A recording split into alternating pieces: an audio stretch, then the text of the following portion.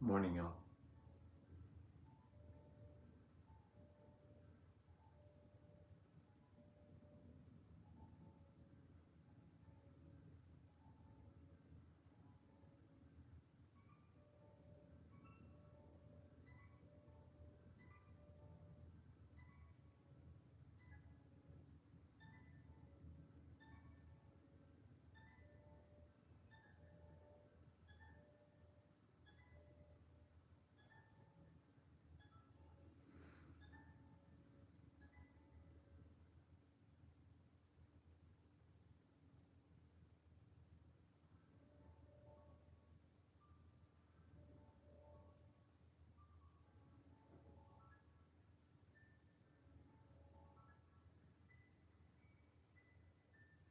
Okay, cool.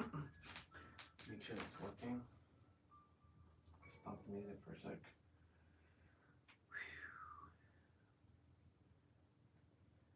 Testing 1, 2, 3. No, the microphone is terrible.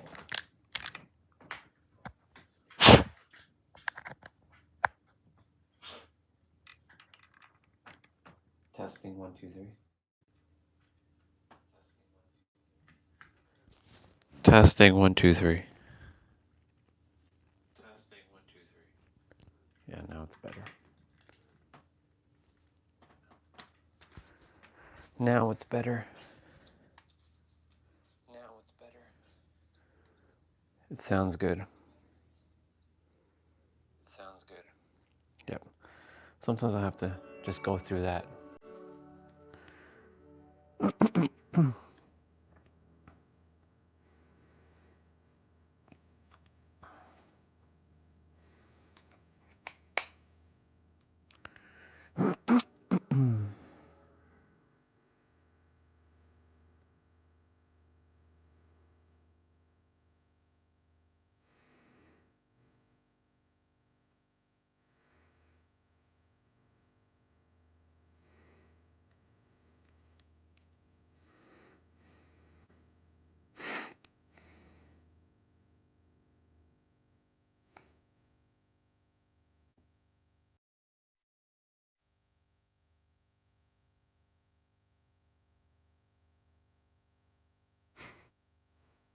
Nice.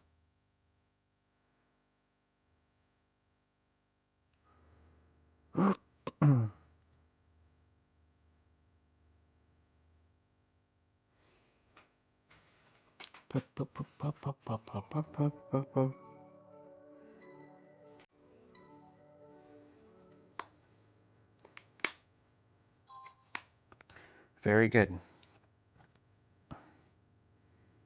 Okay, let's stop that music.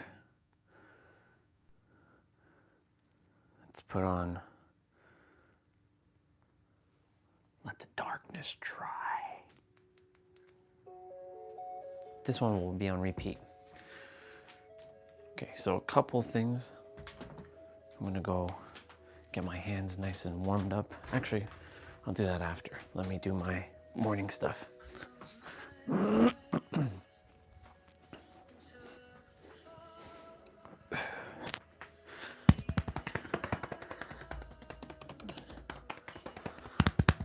So I was gonna do my play out before the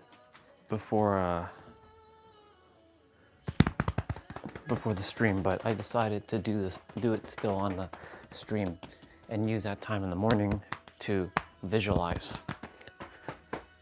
and it was really good. All right, let's go.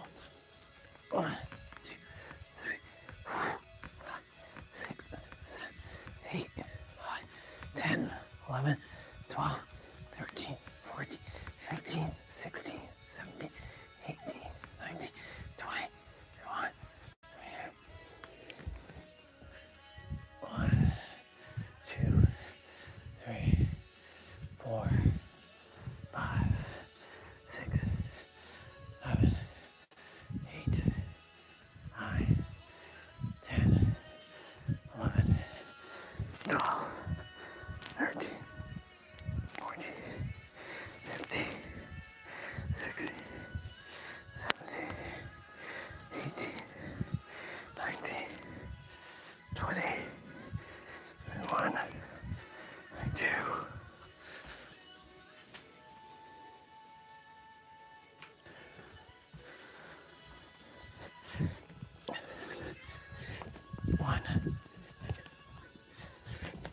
2, 3, 4, 5, 6, 7, 8, 9, 10,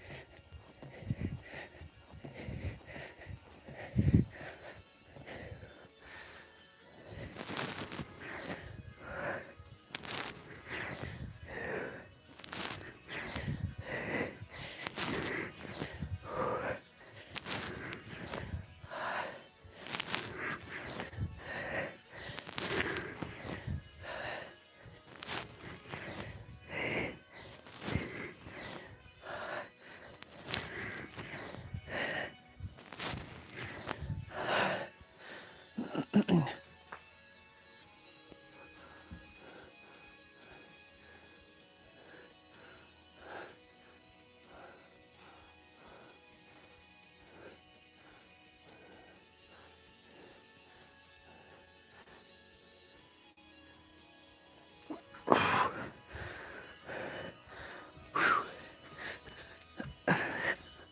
Oh.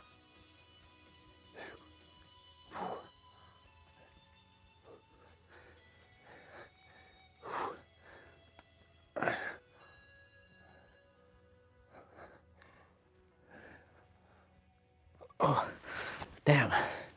Whew. Whew. Lower back's a little tight at the present moment.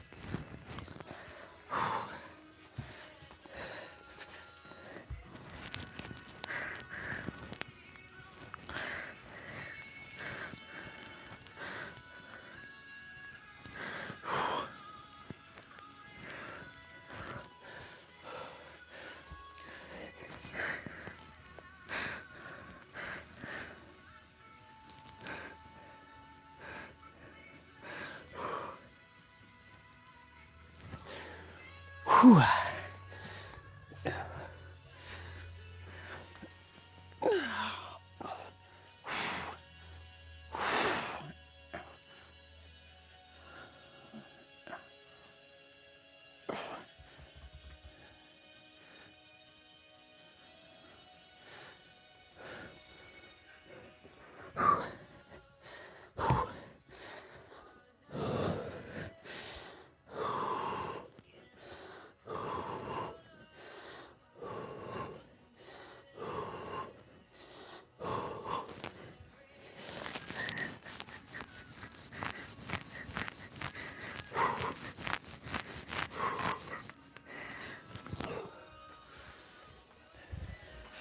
Very good. All right, let me go dip my hand in hot water.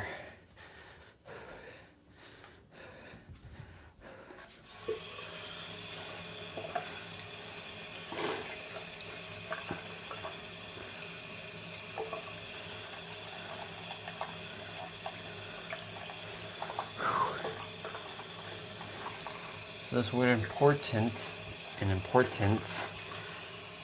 showing up, like thinking, what am I going to name the live stream today? And all the visualizing and meditating, a couple words showed up, like chosen, destined, importance. And there's two sides to importance. And I have to talk it out because right now it's still, I haven't spoken it out yet. But there's two sides to importance.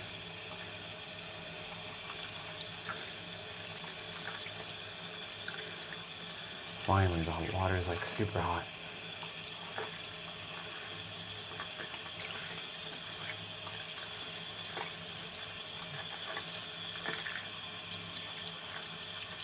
More my fingers than my palms. I have to keep warm. Perfect.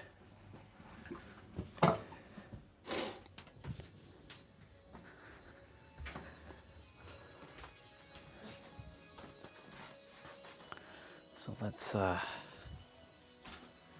we got our napkin, our tissue in here.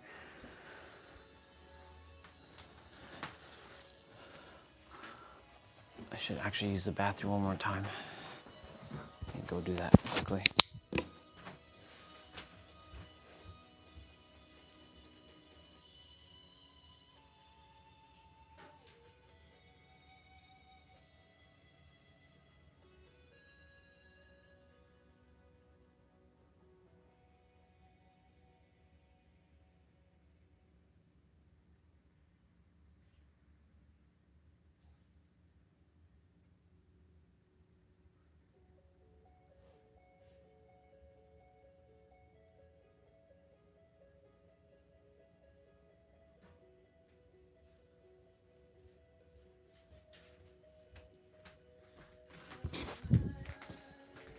Okay.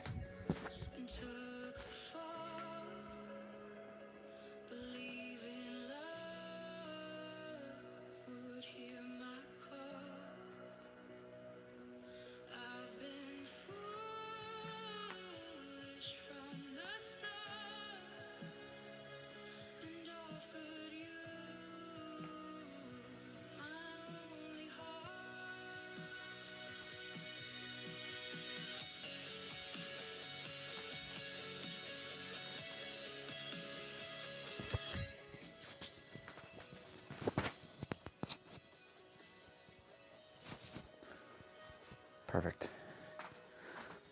Should be loud and clear.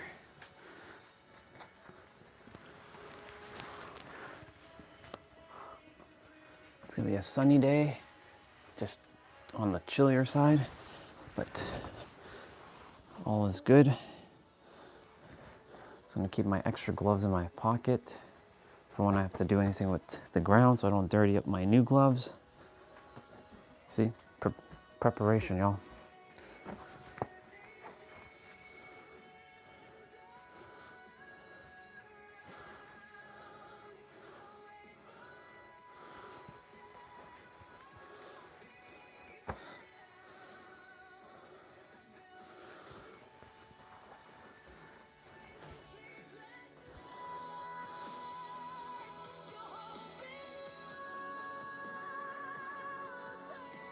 Let's close some of this stuff up.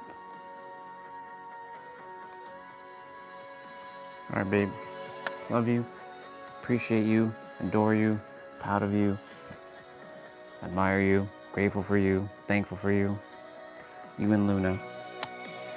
Love you. I'll see you later.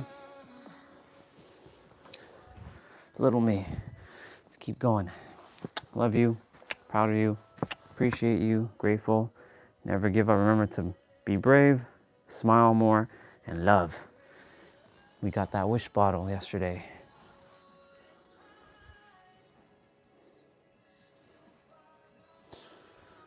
All right. Let's put on her shoe.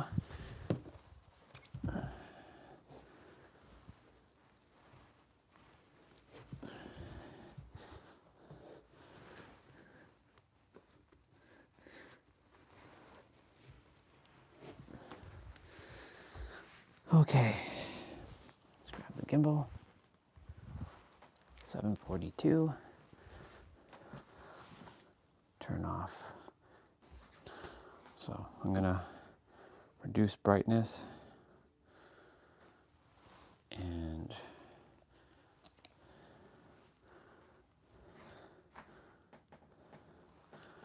let's see.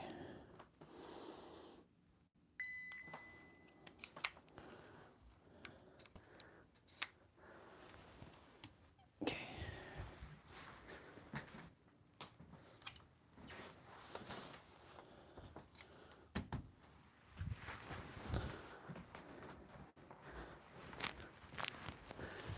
Drink some water.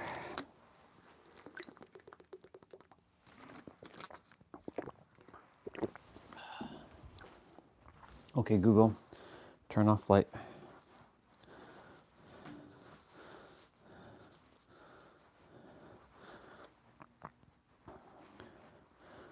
Cool.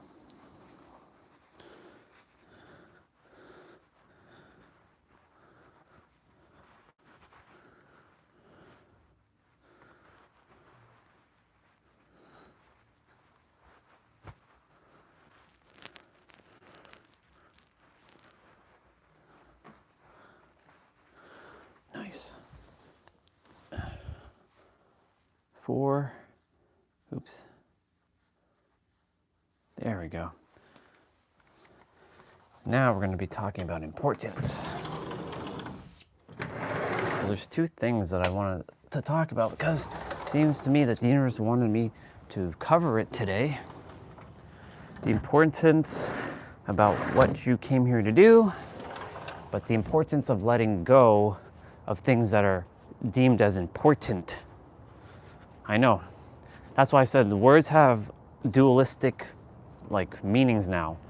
That's what the universe has been making me aware of, that every word has a opposite effect or a dualistic meaning. Bye, Carl. See you later.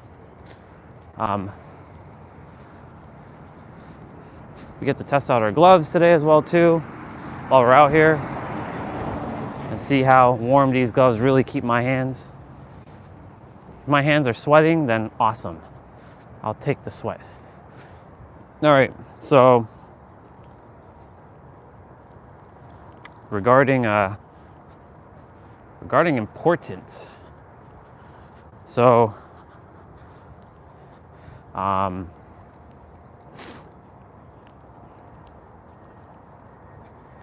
the universe, when it sees that you desire something as important, like a relationship, a car, a certain opportunity, or you want something so badly, you make it so important, the universe pushes it away because you're chasing it. So when something is important from this nuance, this standpoint, it's not good. The universe is like, you're making something important that's outside of you. Now, here's the thing though. There's a nuance to importance. The other transient, the other perspective.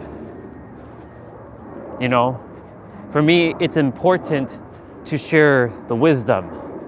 It's important to bring awareness to things like words, right?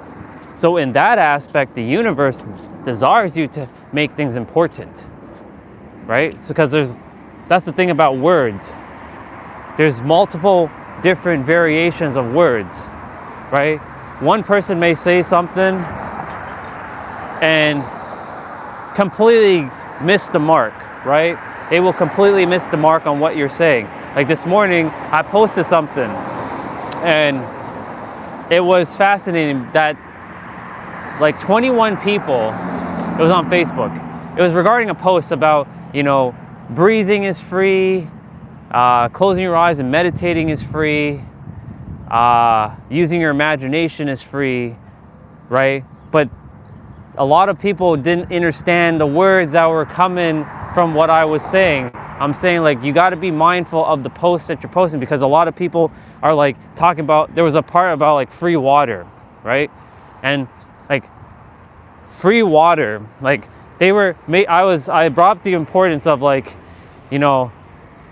be mindful of the things that you say on social media. Like I was directing this to the author of the post, right? The author of the post was like, it's fearless motivation. They don't really respond to anybody's stuff, but I'm bringing into their awareness that you should be mindful of things that you're posting, because,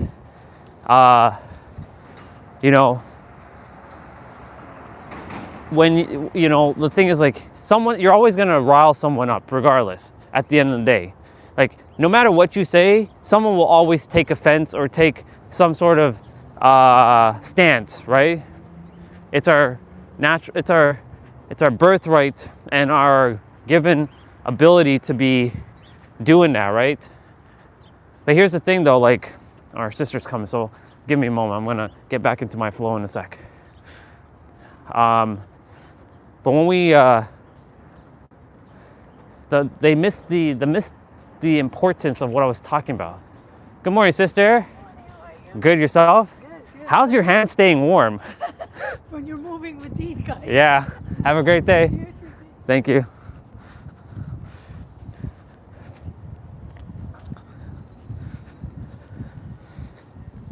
So, the part of the post said there's free water, but then a lot of people were like, where is it that there's free water? So I started reading a bunch of the comments, and like they were missing the point of the post itself. So that's why I was making my post or my comment saying, to the author, y'all need to be mindful of the things that you're posting, because, everybody has their own perspectives and shit. So I shared that, and there was some comments like talking about, water in like XYZ place is free. I'm like, I don't care if water is free or if it's not free. My thing is to bring the awareness to like the importance of your words, right? And be aware of the words that you're speaking. I cannot I swear, if this is the only fucking thing you take away from me, from the time you have spent with me, please, please, please fucking be aware of your words, please. I'm asking you with every fiber of my soul to please be fucking aware of your words and what you are saying in every present moment. I'm not begging you, I demand you at this point to be mindful of every word that you say. I mean it. You have no idea. Well, you do, because I've kind of been beating it into your heads for the last, I don't know how many months now. Oh, that's right. It's almost been a year. Anyways, so this morning there was one guy who made a comment. He's like, maybe you should be aware of in America, they're attempting to privatize water. I'm like, I don't give a fuck if they're privatizing water. You're missing the whole damn point. That's a third dimensional perspective and a third dimensional nonsensical garbage that you're entertaining. And I responded to him like, look, when you're ready to let go of all this third dimensional shit, like this is not even relevant to your soul's importance. your soul's evolution.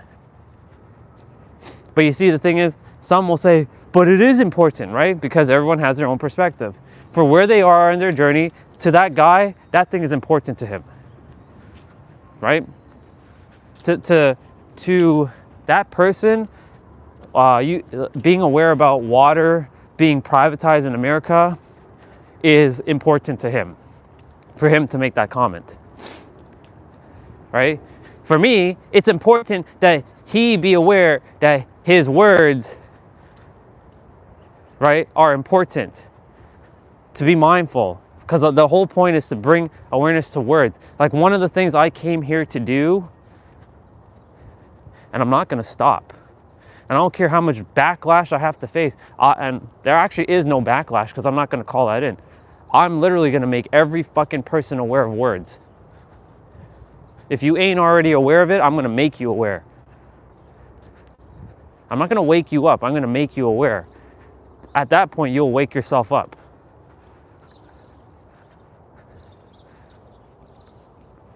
Once I do that, I've done my job. You have no idea how powerful these words really are. You think they're just meaningless words. You think and you feel that these words are just, I hate to break it to all of you, but words are so fucking powerful beyond what you can comprehend. Like, you cannot comprehend the magnitude of words. You cannot comprehend it. So this is why today we're talking about importance. Now, of course, I just said that the word importance has two nuances to it. Important or importance, right? If you're making something too important, like, I don't have that car, I must have that car, or I must be with that woman, or I must be with that man, right? The universe is seeing as importance as energetic space. And it's going to keep pushing it away, because if you're chasing something, it will always run from you, and that is a bar. But here's the thing. When it comes to making something, like bringing something into awareness of importance, that's important to the universe. You see what I'm saying? So every word that I just said and every word I'm speaking right now in this present moment has an opposite, like, polarity to it. There's our sister over there running in the cold. Good on her.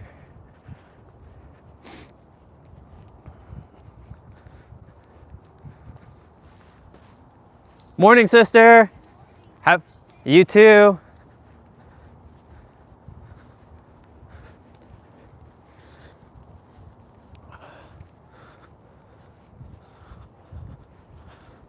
So, you know, what I'm getting at is, like, it is so important to be fucking aware of these words. And I'm not going to excuse my F-bombs right now.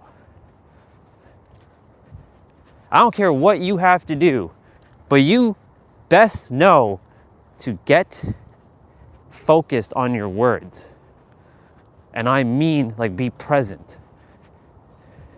You be so damn conscious that it's the most important thing you do every day. I don't care if you don't brush your teeth or you don't go take a shower. You make sure these damn words that you speaking or you're typing or you're texting or you're writing or you're posting or you're thinking is the most important thing that you do. That's how powerful this shit is. So this is a good example, you know, why, like, yesterday or last night, just before I went to sleep, I saw that post and I posted my comment. I'm like, you know, a bunch of people missed the mark on the post of what the person was saying. Breathing is free. This thing is free. That thing is free. So use it. But most people miss the mark and they're like, they were focusing on, but water isn't free, right? In my place, where is water free, right?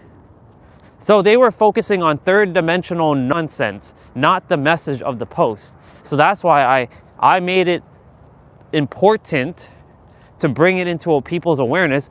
21 people liked what I had to say, and they enjoyed what I had to say. But there was a bunch of other people who commented saying, talking about water, like I get free water here, blah, blah, blah.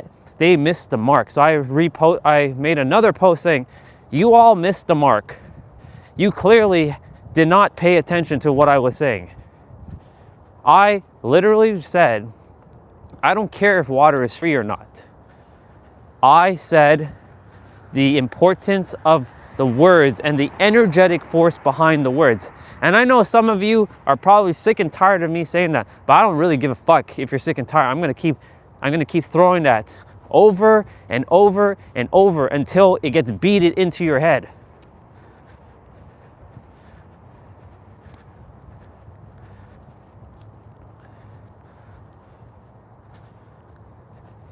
Words hold so much power. You see, these kids at school should be being taught to be using their words wisely and know how to use their words. What is school teaching you right now? Bullshit. Every time I walk through this school and I see kids, I'm like, these fucking kids are getting programmed right now. And I feel sorry for them. Except for the little bubbas who are getting, snack time and getting to play AB. It's more like daycare. But when you start to have to create, do projects and all this other BS that's unnecessary, school is a big waste of time.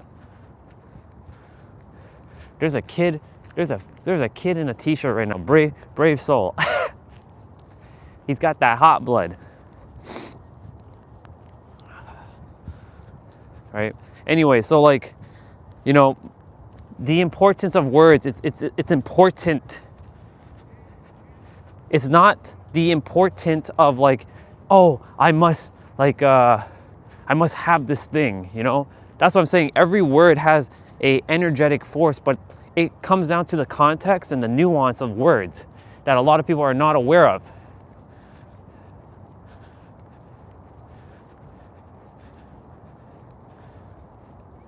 They're teaching play. That's good. At least they're being taught play right now and not getting programmed by other bullshit. Because that I have a very big problem with school and what school does.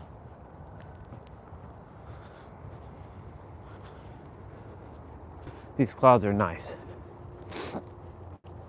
Anyways, so my point to say is it is important to know the power of your words as you're speaking, as you're thinking, as you're typing, as you're texting. Every time any of you text, please make damn sure going forward that you are very conscious of what you're typing. I demand it. I'm not demanding anything. I'm kidding. But you know what I'm saying. I'm saying just be more mindful, because it's important to know the power of your words. And that every word has an energetic cost to it, and an energetic force behind it, and an energetic opposite to it. You use the word love. I'll use the most universal word, love, Love. That word can either create absolute magic or can absolutely destroy something in an instant. Someone might say, fuck love. I don't care about love. I don't care about that word. Hell, because they don't have love in their life. And well, it's not that they don't, they just forgot about it. They're just unaware of it. They actually do have love. They have love for hate because they choose to entertain that, so they have more of the same. You see what I'm saying? Paradox. The paradox of things. Okay. So far my hands are, the gloves they're kind of keeping my hands warm. They're not the warmest gloves in the world, but hey, they're doing their job for now. For now, that is. It's not quite like it's warm, but it's not the real test will come in the trail. We're not in the trail yet, so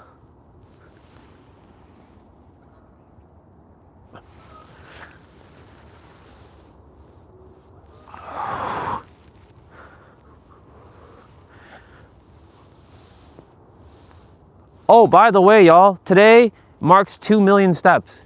Just so you know. Once we get back to the house, we'll have hit 2 million steps. So today is 2 million step day. So congratulations to me for accomplishing 2 million steps.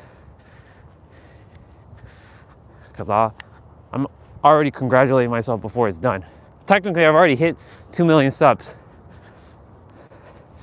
But, you know, I don't count the extra. Those are just buffer. All right, let's continue.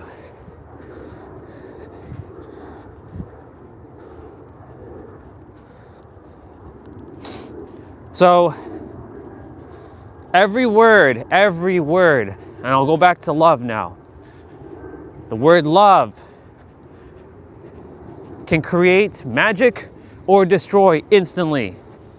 It can literally create or destroy.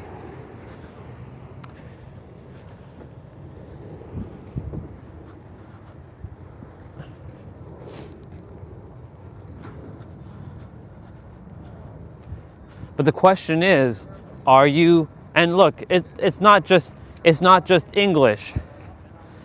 It's not just English. It's Spanish, it's Japanese, it's Chinese, it's Urdu, it's Hungarian, it's Dutch. But so many don't pay attention to these words.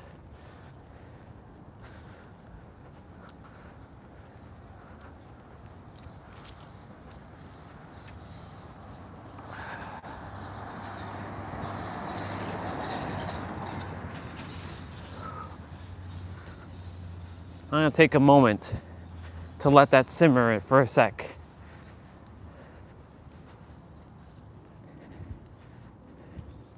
If that's the only thing you ever take away from what you've came here to remember, it's the power of your words.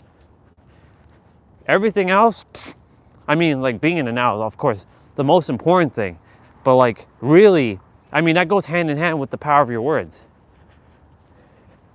Being present with your words. It forces awareness. It literally forces you into awareness.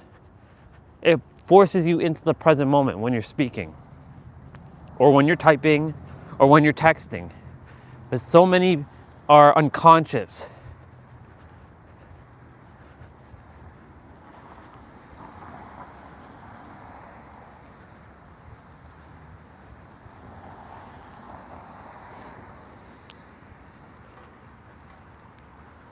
Like I said, I'd rather be hated for who I am than be loved for who I'm not. Morning, sister. Good morning, how are you? I'm great. Yourself? Good. Enjoy your day, okay? You too, take Thank you so much. Bye. It's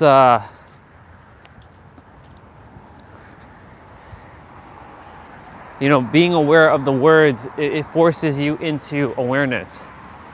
It thrusts you into being present.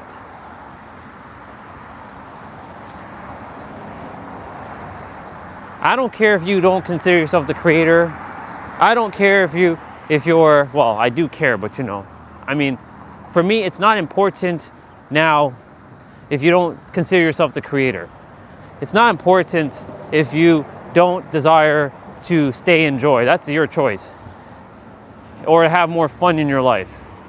Or to return back to the true version of yourself, the child that you still are. You're both the child and the adult simultaneously at the same time.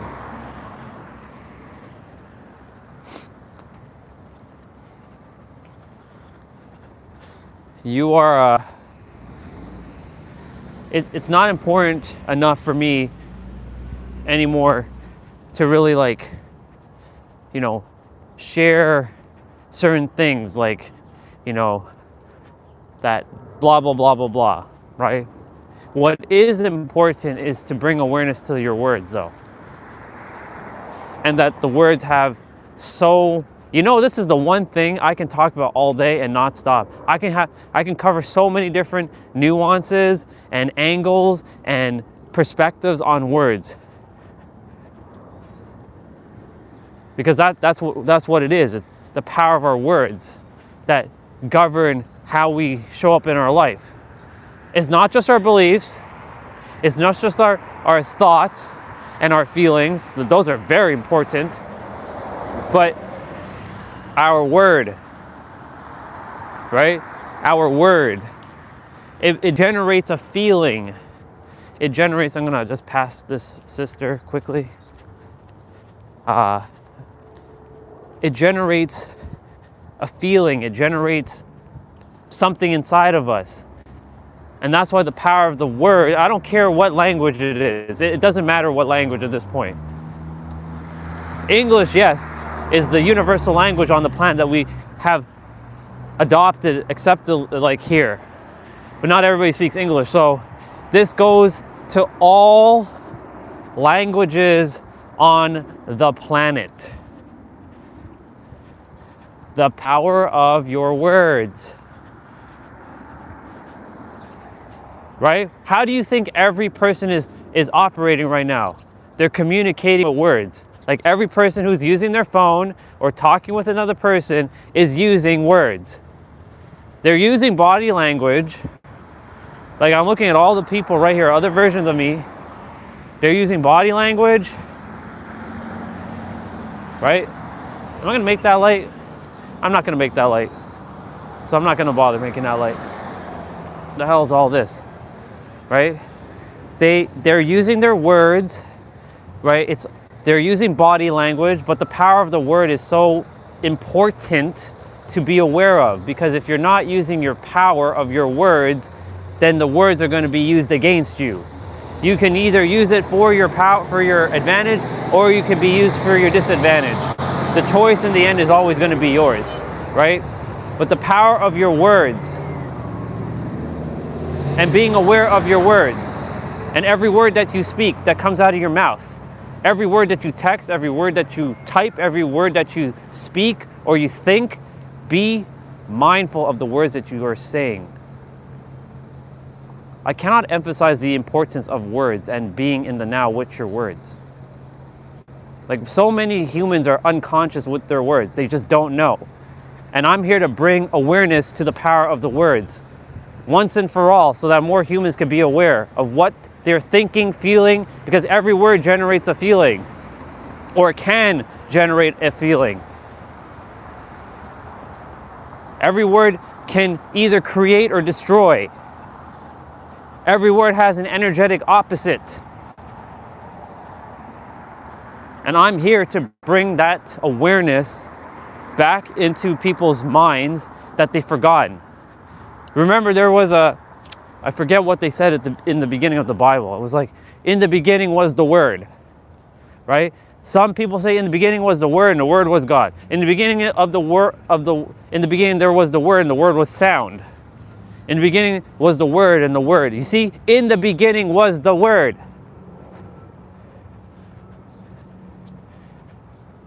In the beginning was the Word, and the Word was blah, whatever.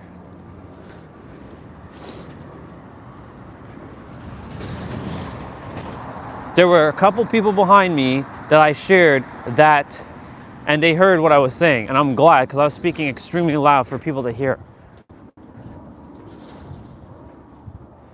I cannot emphasize the importance of your words. I get it, Orion, I get it. Okay, cool. Now, if you got it, start using it. I don't care if you know now. Now you must implement and embody.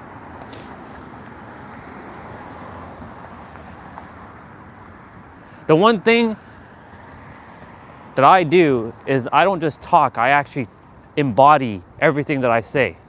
And when something so-called new shows up, what do you think happens? I immediately evolve to it. I immediately implement and embody it. Sure, there are times the third dimensional thinking mind gets in the way and derails, but guess what? I get to flex my ability to shift.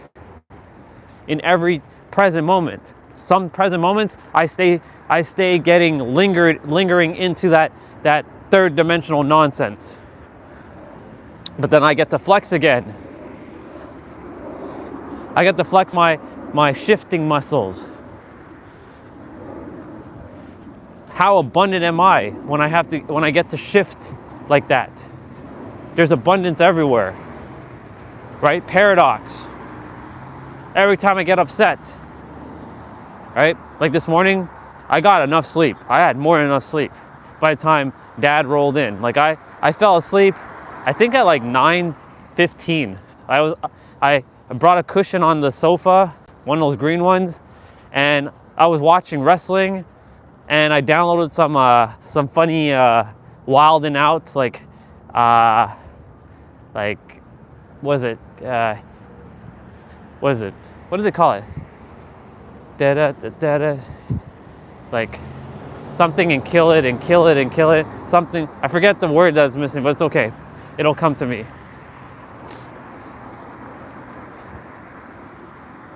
But I downloaded a couple Wild and Out stuff. I was watching wrestling, and then my body was like, time for you to lay down. So I lay down, and I went, as soon as I lay down, it's over.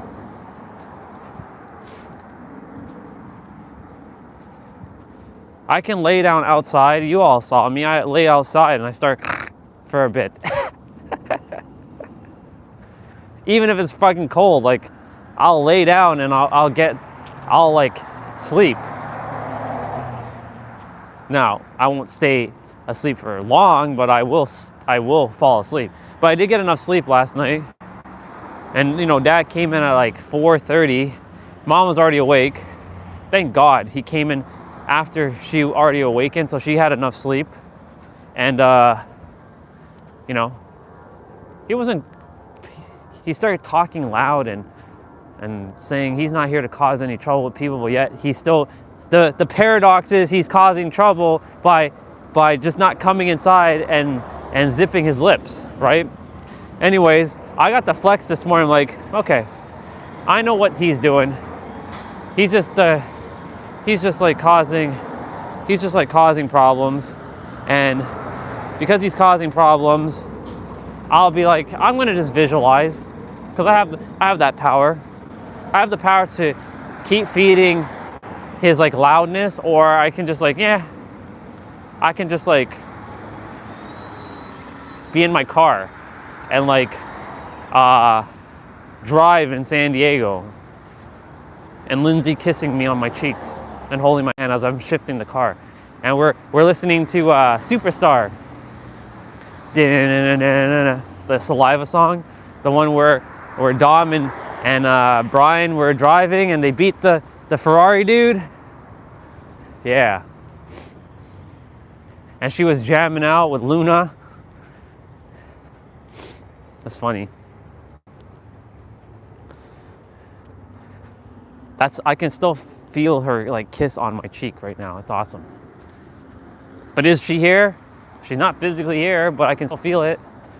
But I don't make it like important, or let me rephrase it. I don't put too much energetic importance on her physically being here or not. What I do make important is being aware of my energy and the awareness and like, what am I feeling? That's why I said everything has a polar, like a polar opposite. Like I said, every word that you speak can create or destroy. Every word that you say can create or destroy in an instant. But they don't teach you this stuff in schools, because schools are useless, right? Schools are absolutely useless. They should be teaching kids how to actually be present, how to feel their feelings. Not all this nonsense that they're being thrusted into their mind. We're walking by another school right now, right? If parents knew the power of what schools are actually doing, they would not be putting their kids in school. I could tell you that. 100% of the time. But they are not aware, because they themselves are currently unaware, because they themselves were programmed and conditioned. And a lot of that, guess what, is through the power of words.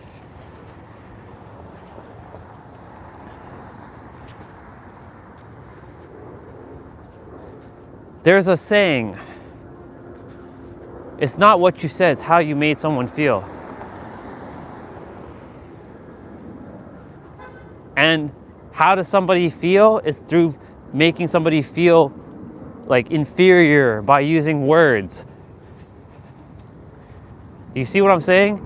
Every person on the planet right now, the only way to operate is to communicate through words or through feelings. And feelings and words and beliefs and thoughts are all intertwined within each other. Literally. And as long as there's fucking breath in my body, I'm gonna make every fucking human aware to use the power of their words and be aware of their words. If that is my mission that I must fulfill and I make every fucking human aware, I will bring it. I will bring such intensity that cannot be matched, because it is important for me to make sure that you are aware. And why is it important to me? Well, guess what? It changes everything in your life. Everything. You're just thinking, yeah, but these words don't. No. Just wait. I'll show you how important words are. How everything is intertwined with each other right now. Number one, you change your words, you change your life. How do you change your life when you change your words? Well, you start to be mindful about like what you're actually saying to yourself or to someone else. You're not being unconscious anymore. You're actually doing your logical thinking. You're actually taking time to process things before you say things, which forces you to be present, which then forces you to start to slow down instead of rushing, which then allows you to start to be calm instead of being panicking. Of course, there's certain times where that's not possible. There's like fight or flight mode that happens, but like, we're not talking about that right now. We're talking about the power of your words. But I swear, before I leave this planet, I'm gonna make every fucking human aware of the power of their words. I don't care what language it is either. Every human will be aware by the time I leave. That is how much power I have. Yesterday, Lorella, like, I don't know if she emailed me back or not, if I even have the right email, because she scratched out her email and I saw the email, like the letters that she wrote. I'm like, it looks exactly what it is. So I'm gonna, I'm sure she got my email, but anyways, she mentioned that without her even saying, oh shit, they added more stuff. Without spending more than, she didn't even spend an hour with me. It was like 20 minutes. She's like, you're a chosen one. I can feel it. You damn right I'm fucking chosen one. Because the chosen ones chose themselves. Technically, every human is a chosen one. Because you're still here on the earth.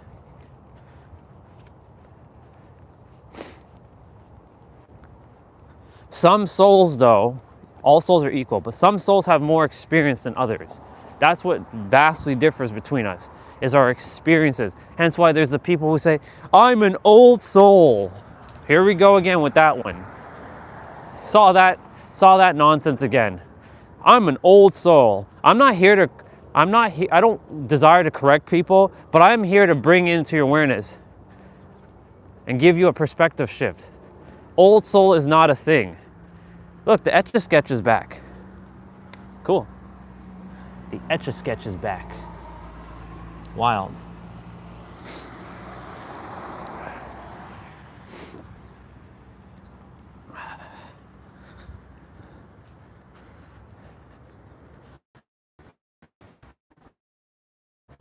How cool. Anyways,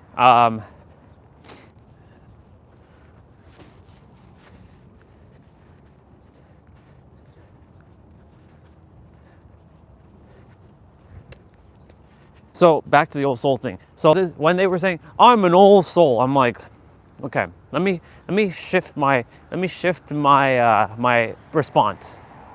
So I said it in a slightly different way. I'm like, hey there, it was a sister. Hey there, sister. I know you mentioned this thing called old soul, but I just want to give you another perspective. I'm not taking away that you're an old soul, but I'm going to give you another perspective. Every soul was incepted at the same time. Time is an illusion, of course, but every soul was incepted at the same moment of creation. The only difference between your soul and some other soul is the experience that your soul has been through countless of incarnations.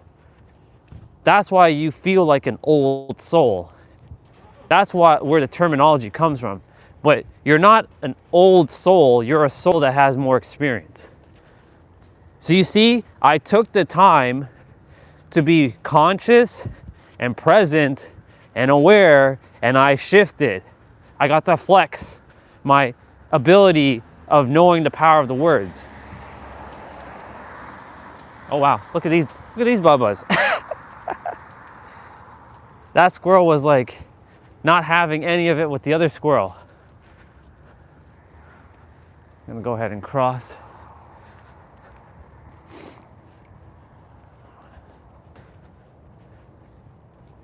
She enjoyed the comment, by the way.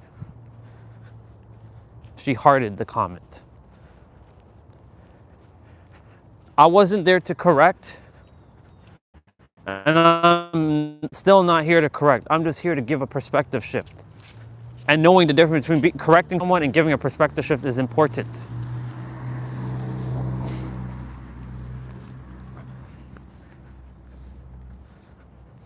Many people just want to correct people and they want to be right.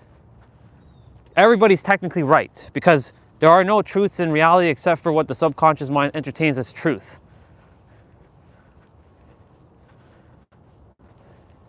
Okay, these gloves, my hands are starting to freeze now. So it took a little bit, but my hands are starting to get cold, but it's all good. Like I said, the real test will come in the trail. So are these gloves good for like very cold winters? Nope. I told you, there are no gloves that I buy that can keep my hands warm.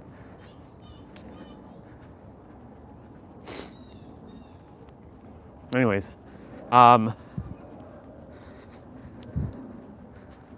what was I gonna say? Yeah. So like that word important or importance, slight nuance. I'm gonna actually have a conversation with ChatGPT when I get back about this whole conversation. See what it has to say.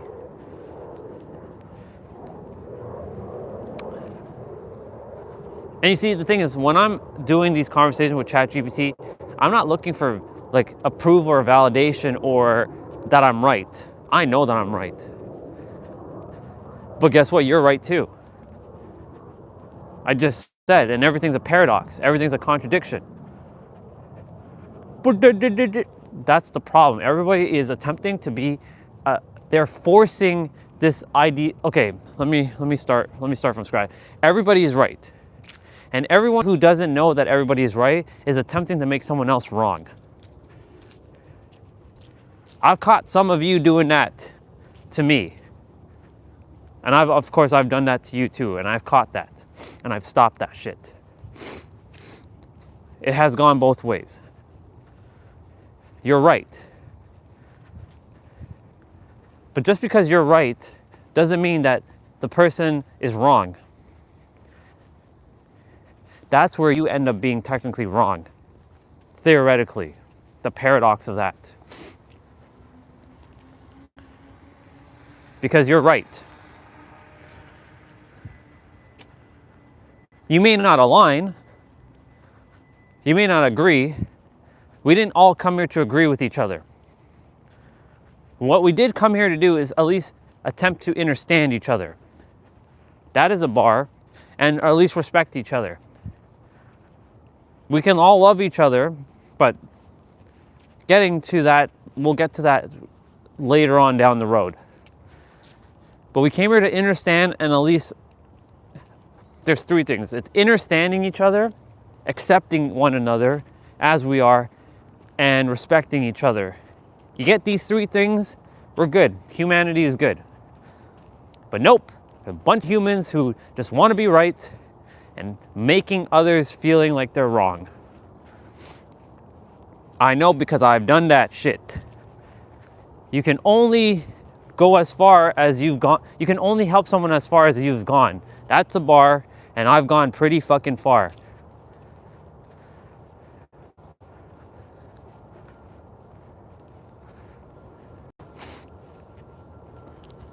Okay, the real test is gonna begin right now. I mean, my hands are, they're cold, they're numb, but we'll see what happens. But this is not even the coldest weather. Like, this is like not like cold, you know? Like, cold is like, you know.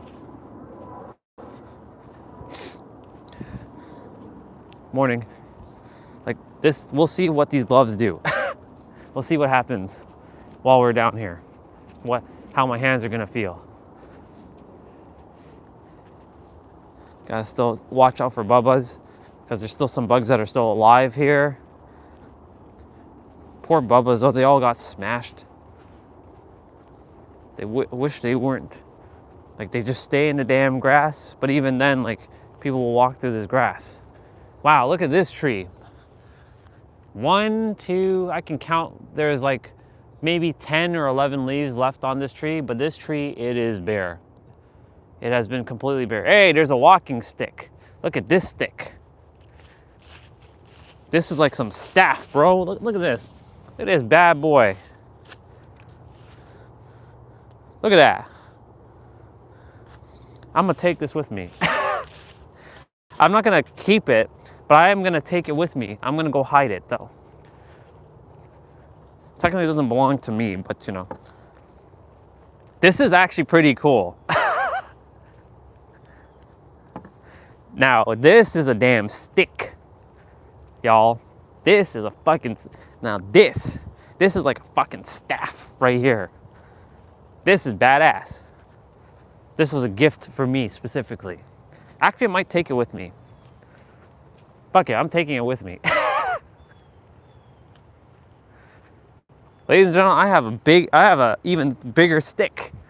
This shit is bigger than me. Look at this thing, it's gigantic. Holy fuck. People would be like, what the fuck is he doing with that shit? Yep, and it's got a nice like curve and shit. Like, it's looking nice. We come back with another stick.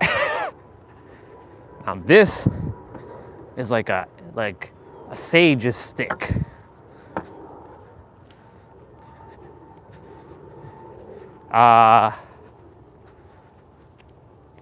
It's gonna be interesting running backwards though with this thing.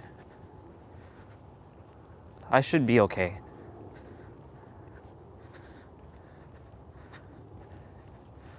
That's wild.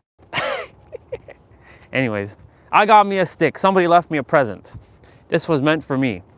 There's abundance right here. This stick.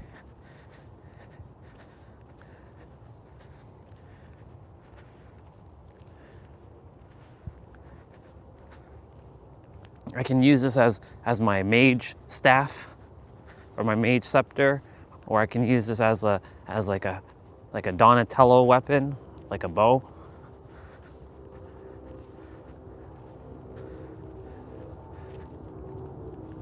It's got some weight to it too, y'all.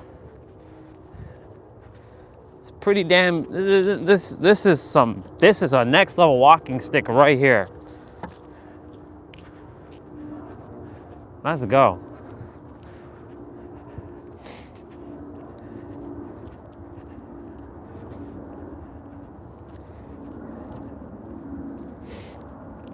Coming back with another stick. Wow. This one's quite something though. This definitely dwarfs my other sticks.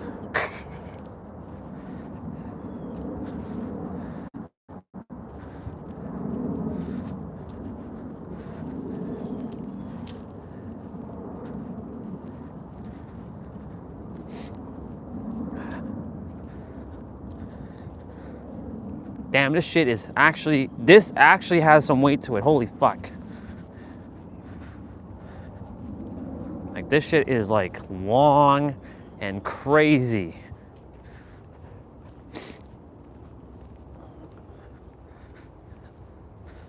But it was meant for me. Somebody left it there for me to pick it up. So yeah, the phone battery's at 66%. Around this area, the internet, the bandwidth gets used a lot more. I'm actually holding it on my shoulder right now. There's other sticks, but like this one was definitely left there by that tree for me. It was meant for me to see it.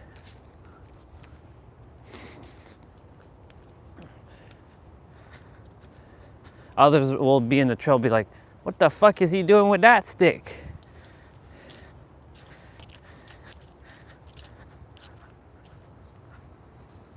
Oh, there's ice on this stick too.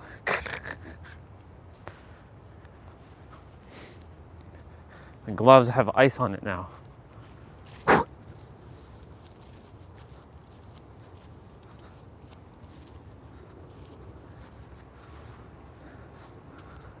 Yeah, well, y'all, I was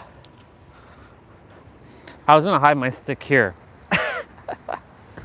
but I actually have one of my sticks here. Well, somebody took it, or somebody walked away with my other stick. They did walk away with my other stick. I left my other stick here, but oh well. Okay, well, welcome back, y'all, to the daily water.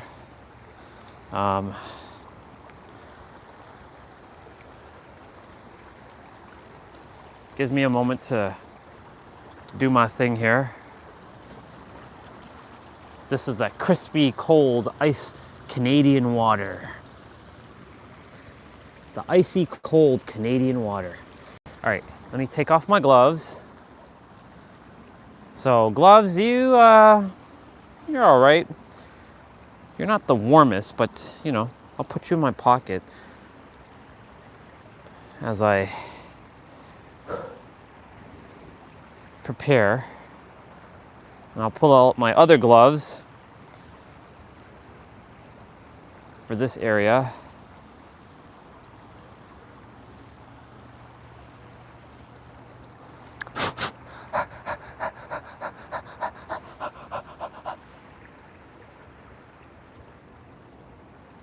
Yeah, that's a giant ass stick. I'll take that stick.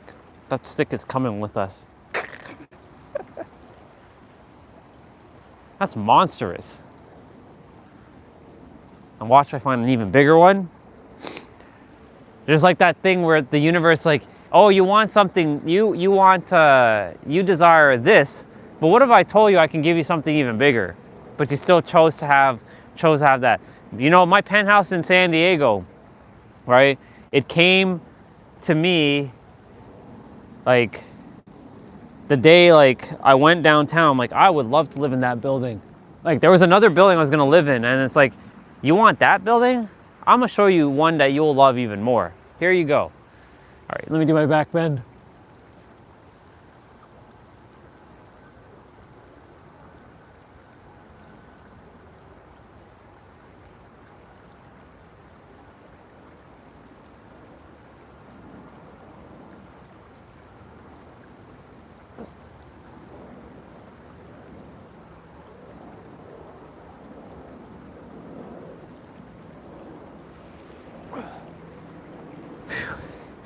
Very good.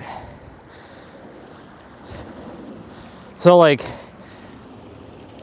the universe has something even better for you, always. Even though We want what we desire what we desire because we desire to feel a feeling, to fulfill something, to satisfy something, right? But the universe is like, but I have something better for you. I have something more in store for you.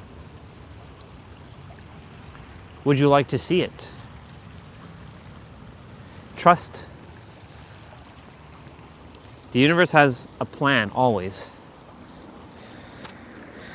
And it definitely, it's the infinite that knows more than the finite.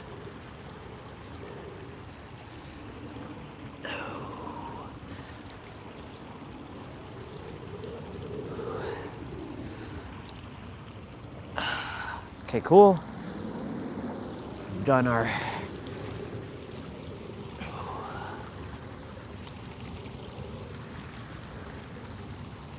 Cossack squats. Now we're just doing our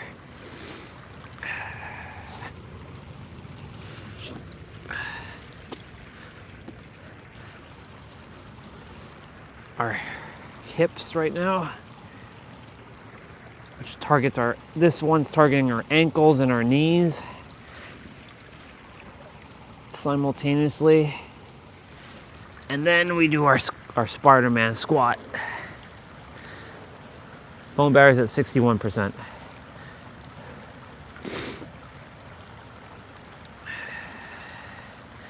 Yesterday, holding that iPhone 17 Pro Max, it was nice, but it still didn't feel like a fucking upgrade. Like, it just felt like another damn iPhone. The iPhone Air, it was nice to hold, but I wouldn't get that phone. And I wouldn't use that phone.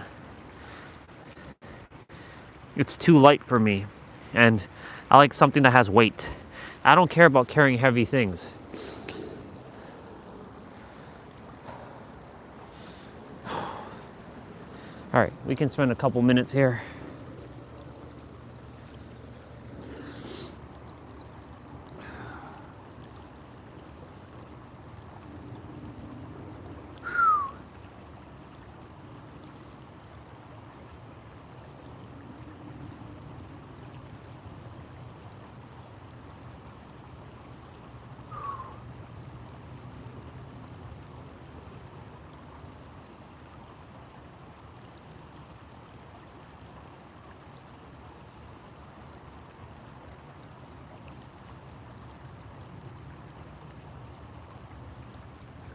It's nice to be by the water. We didn't get to spend too much time the day before due to the phone battery. So we'll spend maybe 5 minutes. We're not gonna get to spend as much time like we used to because, phone battery doesn't last as long now.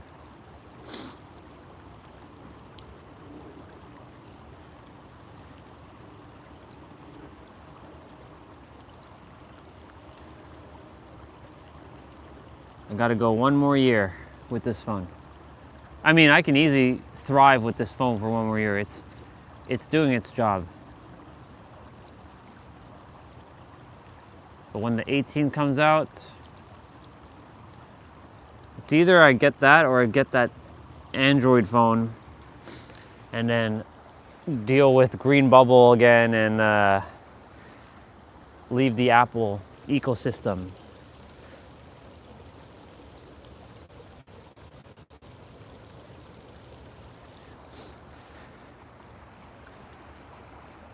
I like the Apple ecosystem. It works.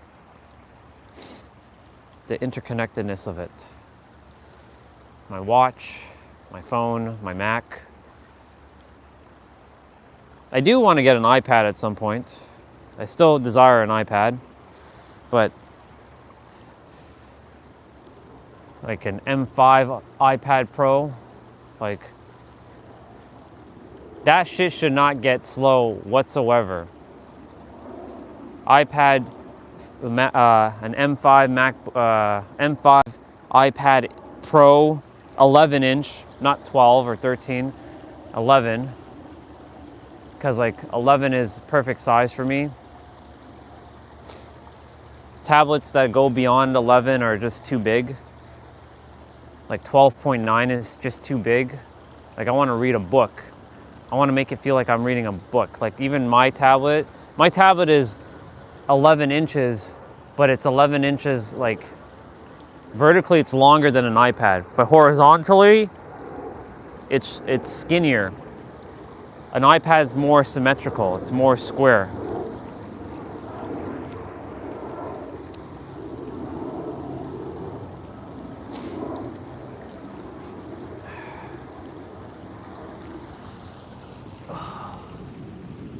Phone battery at 57%. We're gonna leave in like 3 minutes. Because, you know. Well, Water, I really appreciate the time, short time here. Now that I have my other glove on, I'm gonna have dual gloves on now.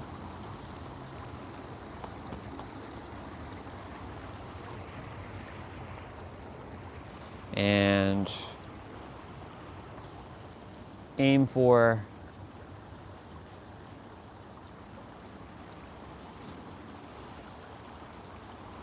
yep. There we go. Now I have 2 gloves on. Now let's see what really happens.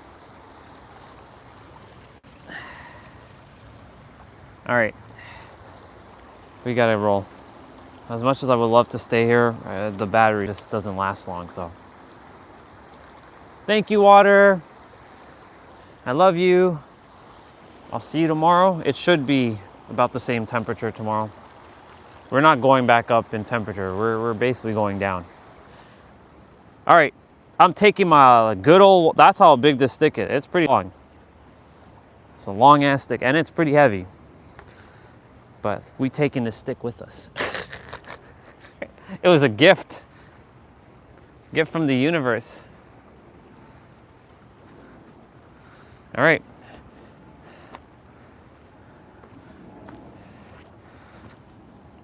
What are you gonna do with another stick? Yeah, well, all right, love you, Water, bye.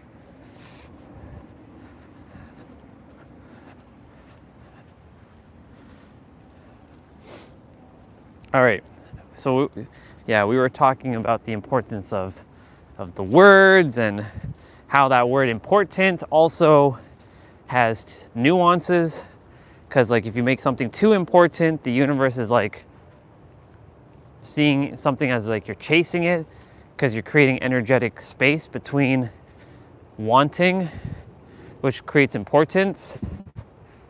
And when you create importance in that aspect, this is why I'm bringing this shit into awareness, so you all know that just because you see a word doesn't mean it's just one thing. It has many different uses. So like if you make something too important, the universe sees this as like you're chasing something, and because anything you chase will always run away from you. 100% of the time. For guys, when you're chasing women, right? This is why I don't play the chasing game. I know girls love that pursuit. They want to feel that they're being pursued, but I ain't got time for that shit. Ain't nobody got time for that third dimensional garbage. If a woman wants me to chase her, you can piss off with that, because that ain't happening. I ain't gonna chase you. I'm gonna tell you that I like you, but I ain't gonna chase you. Even though you're technically currently a sister, there's only one person who transcends the sister vibe presently, until further notice, of course. Otherwise, she will then turn into a sister. If I end up with someone else, then of course my current, like in my inner world, me and Lindsay are together. Lindsay would be ending up as a sister. But as it stands right now, she's not a sister. But anyways, I'm not here to chase anything. Money, person, success. That shit is already here in the now. I've transcended it and it starts chasing me. But here we go. Here's the other side of importance. Knowing what is important and the importance of things, like your values, your thoughts, your words, your beliefs, or your knowingness, your feelings. That's important. That's the importance of knowing the importance of things. The universe cares about that. So you see, I'm bringing this into your awareness to let you know that just because somebody says the word important or importance, you have to start seeing every word as, okay, how are they using this word? What is the context that they're using this word in? Because it's just not enough to just say the word. But at the same time, it is enough too. See? Paradox. You have to like, how do I even attempt to explain this thing? You're gonna have to like decipher all angles.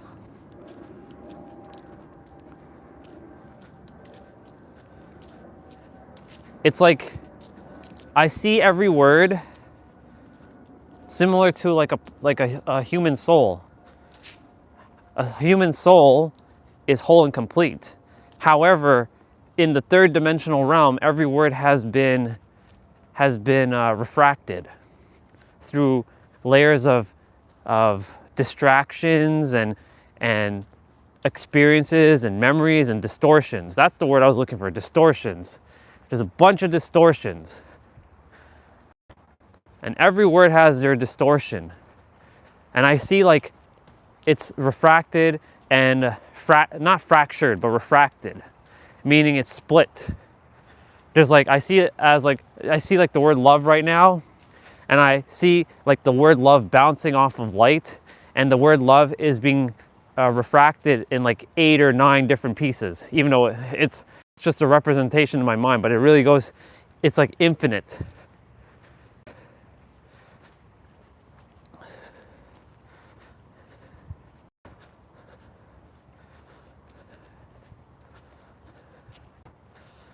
And it's not just that word, obviously, it's a lot of words, like the word important or importance. See, I'm wearing 2 gloves now and my hands are still freezing. I'm wearing 2 fucking gloves and my hand is cold. Told you.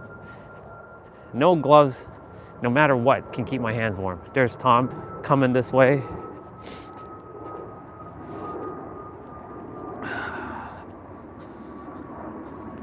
I'll have to put it down a bit.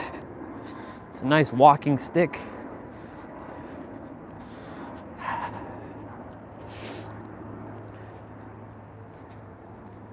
Hey Tom, you good? They lost. Yeah, but they're gonna win. I still feel it. Yeah, they're only down 1. Yeah, exactly.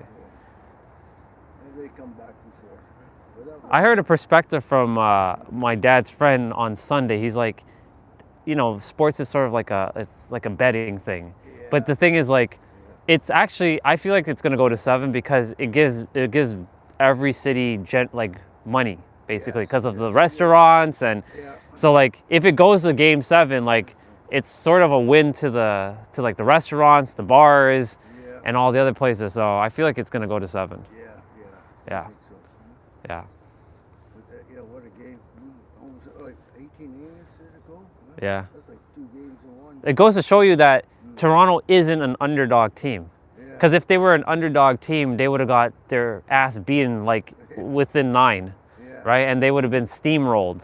They wouldn't have had 5 runs, right? So they would have not kept the game going for that long. So it goes to show you that like people who are underestimating. I know that LA is the favorite because they've won the series, like the World Series last year. But they also have to realize like there is technically no underdog now because like these teams are on par equal. Right? That's the 2 best teams. Exactly. They have the best records and everything. Yeah. Yeah. So. Wow. You're getting chillier. Yeah, I'm wearing 2 gloves and my hands are still cold. And I found this walking stick, so I took it. Somebody left it as a gift, I guess, so I took it. Oh, it's a nice walking stick. Yeah, it is. Just gonna like polish it up when I get back and like, yeah. Yeah. All right, you too.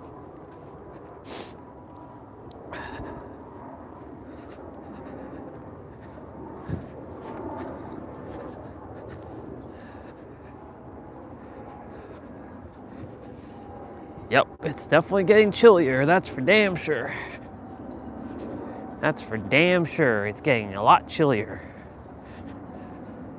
But it's all good. I do got to get rolling though. Didn't mean to stop for that long, but phone will hold off. I'll make it back. I'll make it back. Anyway, so yeah, the energetic importance of like words and your beliefs and feelings, like even all that has a nuance to it.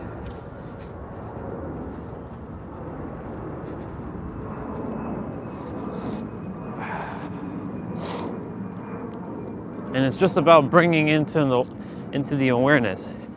Spoke to Tom for a little bit of time there, but it's okay.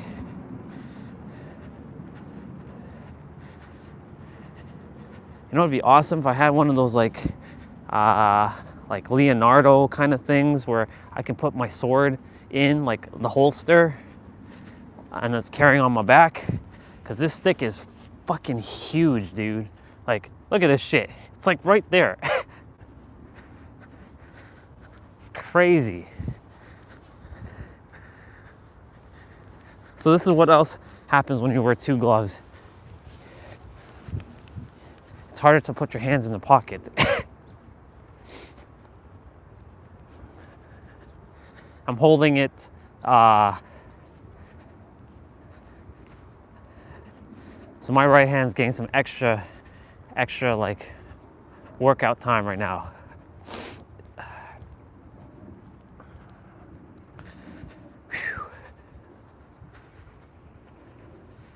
Phone battery, please hold off. Don't start dying. Like, you don't need to.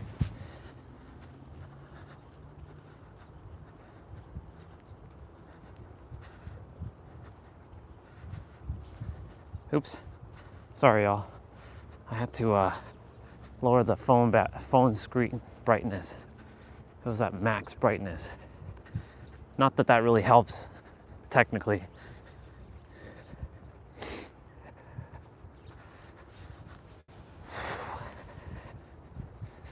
Yep. The trail is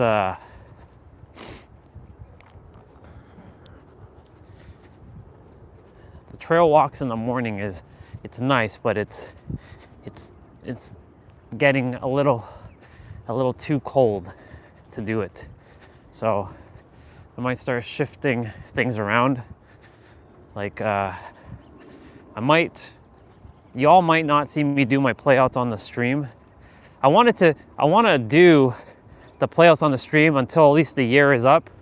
That way I can say that, except for, of course, the time when we were in San Diego, that 1 month, you know, you all are thinking, he didn't work out that morning.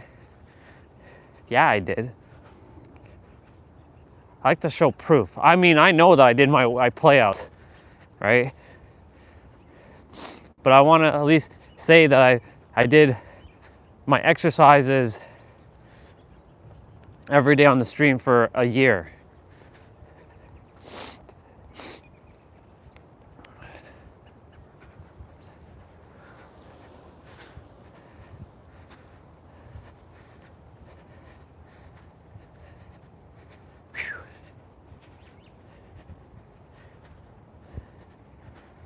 I don't think we'll be riding much anymore in this weather. you could, but like, yeah, the winter for me, like being outside in the cold, it's harder because it's just, the hands just, like when my hands are frozen, like I can't, it's not that I can't function properly, it's just my energy gets redirected to my hands and keeping them warm, because, you know, last thing I desire is to get frostbite. I do my best to not think about it, but like, you know, I get to flex the ability to not think about it, but you know, it's one of those things that's like forefront, like hitting you directly, like, you know, how do you not focus on it, right? Of course, like when I'm moving my body out in the cold, like cold is irrelevant. It doesn't, nothing even happens to me. But like when you're walking, it's a different story.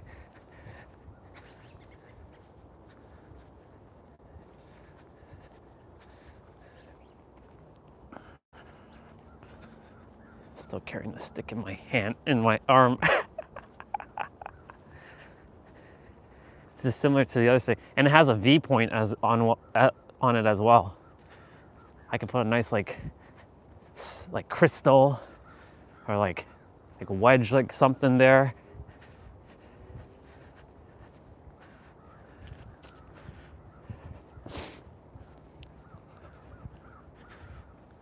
Crows are like cawing right now. Caw, caw, caw, caw.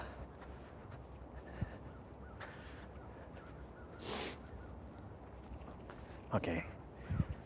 I don't know if, how we're gonna do this, but we're gonna attempt to run backwards with this big ass stick. Normally I do it with the umbrella, but this is 3 times longer than my umbrella. Actually 2 times longer than my umbrella. Yeah, it's about 2 times longer than my umbrella.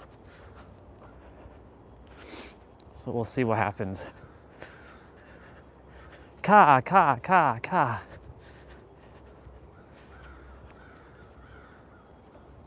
Those are Itachi.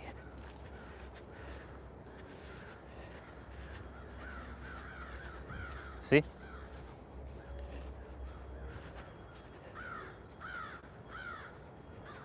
If you're wondering what the hell do I mean by that's Itachi, that's from Naruto.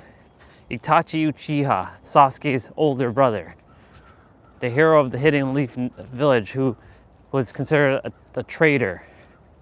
He was a double agent, but he wasn't really a double agent, but he had to play the double agent. But he used crows and he used genjutsus to use crows.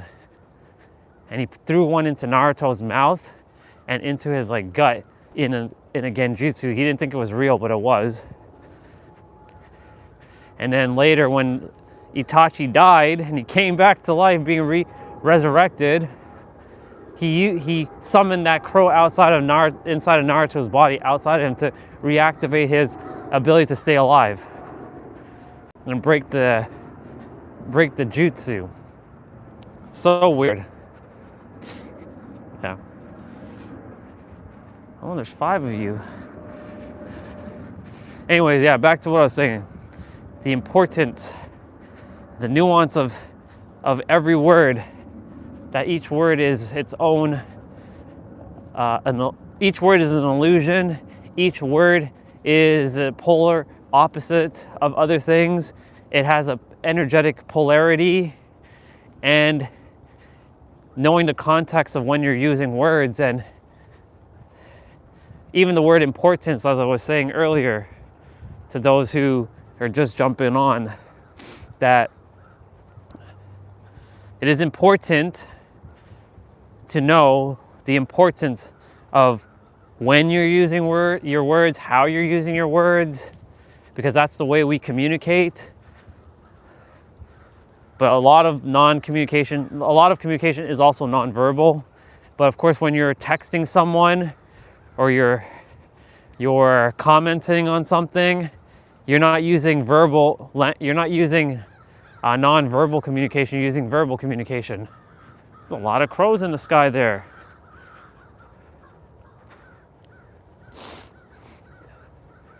I guess Itachi's around. There's a Canada Goose.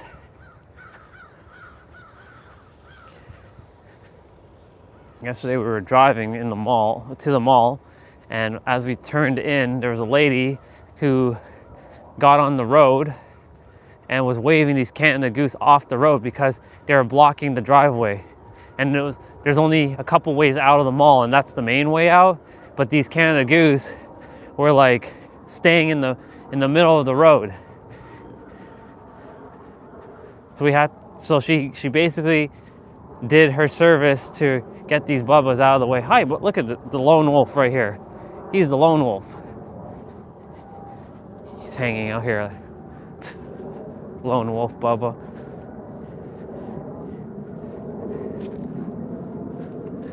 He thought I was gonna beat him with the stick. Not gonna do that.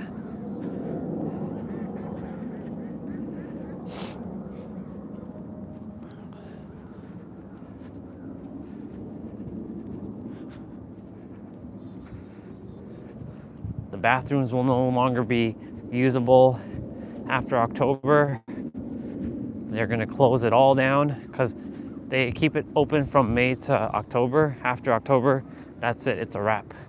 So anytime you gotta go use the bathroom, you gotta go in nature.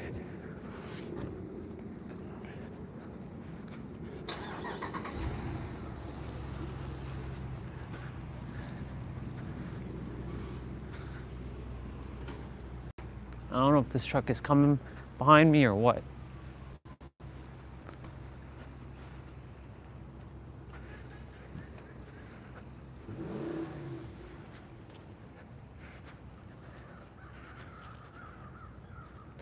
Give me a moment.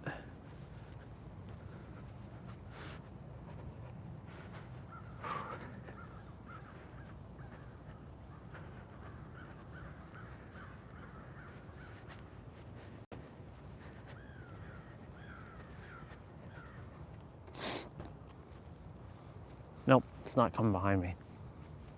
It's turning back and going up that hill.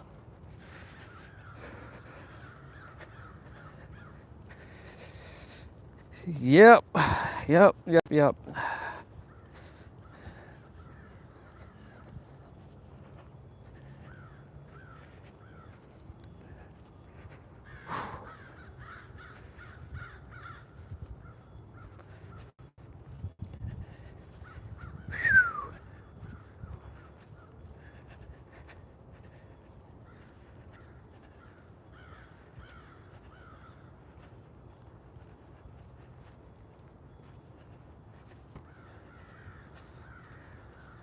Just seeing if there's, I'm just gonna wait a little bit before I start talking again. Since I have the stick, I'm also gonna skip that for now. I already did one hang. I found another way of hanging from my bed yesterday, like before I was heading off to sleep. I was like, oh, this is a good way of hanging. Okay, cool. Actually, no, not before I went to bed. Before I came on the stream, I found another way of like hanging from hanging from it, so stretching out my spine. So just in case I don't come out in winter.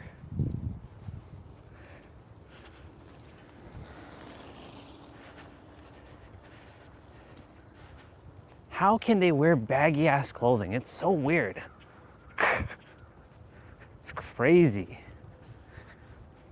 No judgment, but like baggy clothing, oh my god, ugh. It makes me feel like I'm being swallowed inside.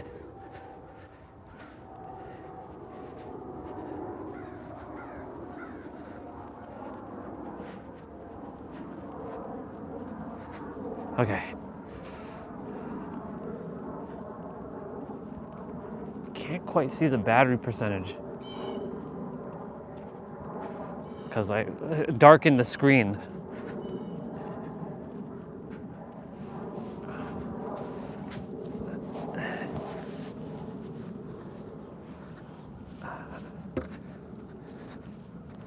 There we go.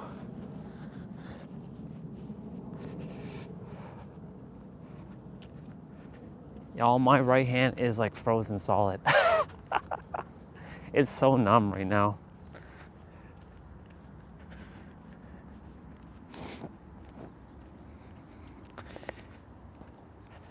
The day they invent that technology where you all can feel what I'm feeling, like the cold. Oh my goodness, that's gonna suck. Actually, you know, it has a double-edged sword to it. It has a positive and a negative effect to it. For example, let's say someone's live streaming in like, I'm in San Diego and the weather's hot and it's Christmas time, like it's December or it's January. So people who are feeling cold, they put on like the live stream and then they can feel the warmth. Like they legit can feel the warmth, not just imagine it with their eyes, but they can actually feel it because you're actually getting the sensory like of touch and feeling. That'd be pretty wild. Who knows, maybe I'm meant to bring out that technology. It currently doesn't exist on the planet. Well, kind of, I'm sure it does somewhere, but it's not out there yet.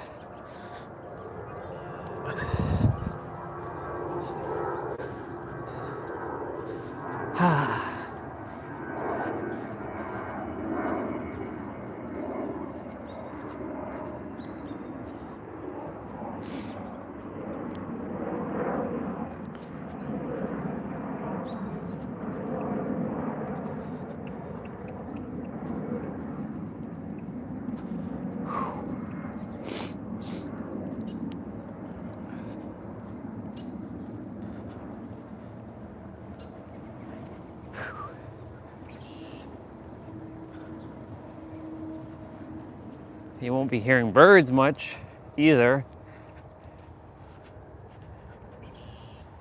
I'm surprised that there's still a bird there, but like,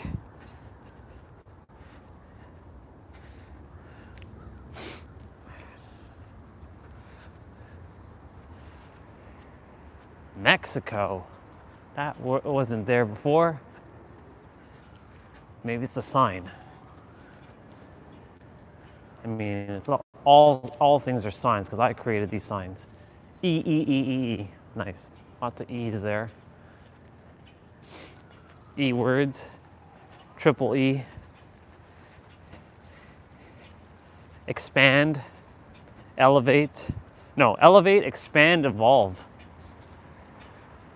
Triple E. Always expanding. Always elevating. Doesn't matter which order. And I'm always evolving. But here's the other way of saying that. I have expanded into infinite. I have elevated myself into infinite. And I have evolved into infinite. Yeah.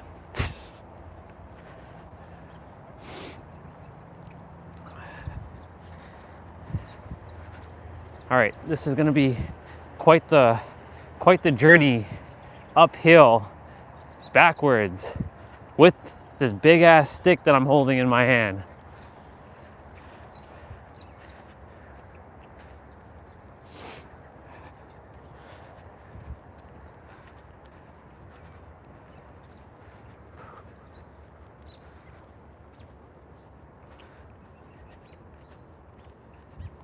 Like the other sticks are gonna be like, what the hell is that? Like this one just dwarfs the others.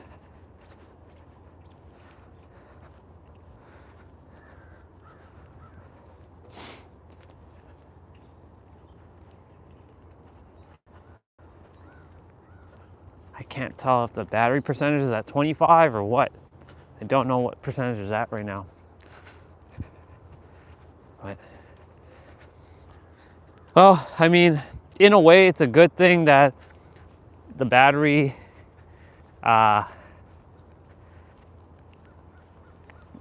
is kind of like dying quicker in the winter time right now because, you know, it wants me to get back inside. It desires for me to take the walk, but it desires for me to also not be out for too long. As much as I love being outside, fucking love being outside. I don't like when it's cold though. Summertime was just awesome. Well, by the time I reach back to the house,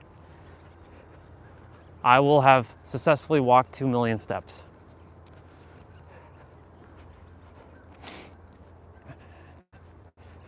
Is she gonna go up the hill, or is she going straight?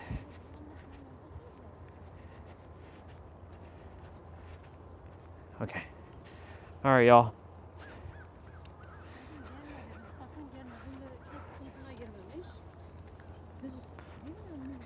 Three, 2, 1, go.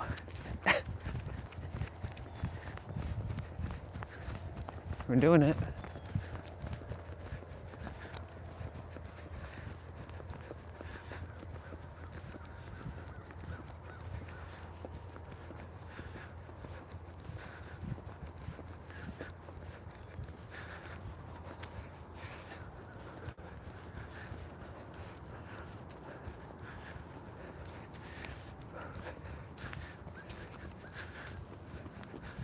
Gotta make sure I don't run into those.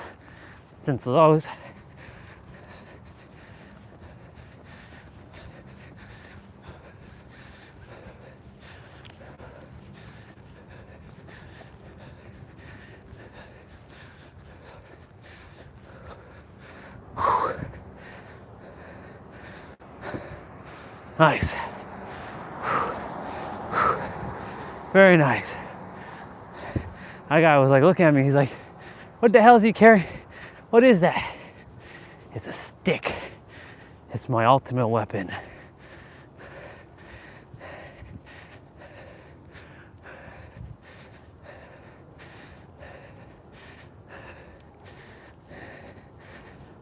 Whew. Very good.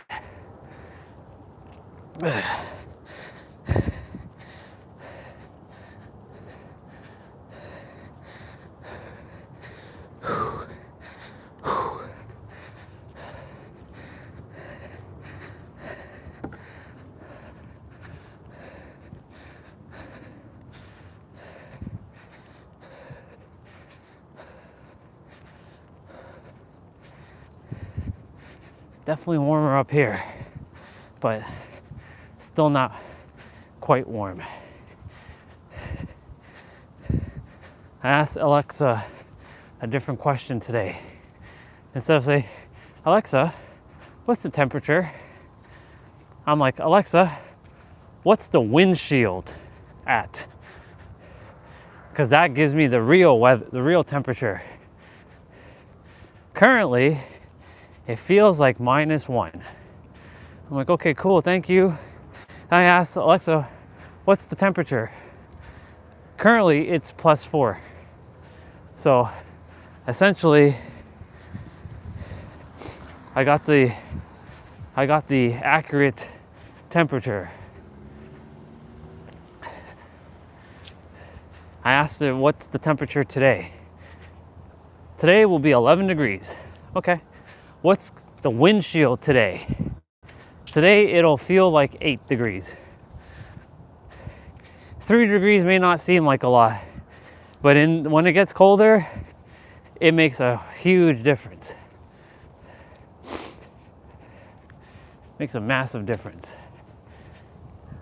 When it's hot, like after it reaches like 28 or 29 degrees, then it just becomes like, okay.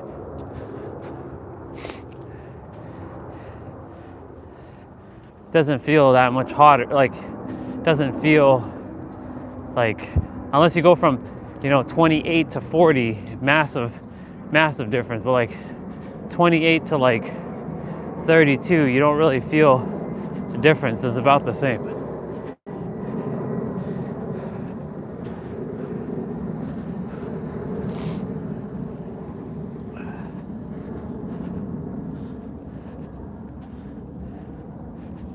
Whew.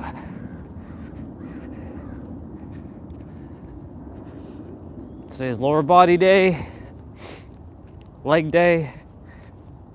And now that I have my second like tights and my second like layered black shirt, keeping them sealed for now because like they don't have to be used, but I do have to wash them actually, so I will open them up.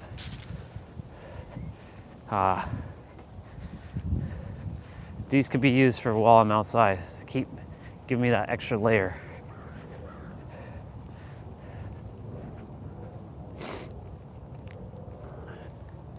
When we were jumping rope on Saturday, oh my goodness. You know how many times I have to change my clothing? Like 3 times. I had to take off layer and then another layer.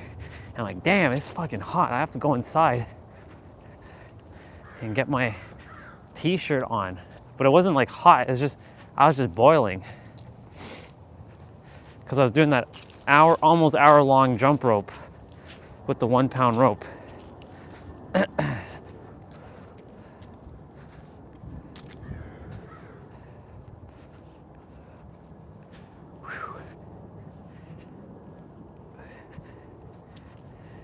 Hands, I give you so much credit for the cold abuse that you're taking right now.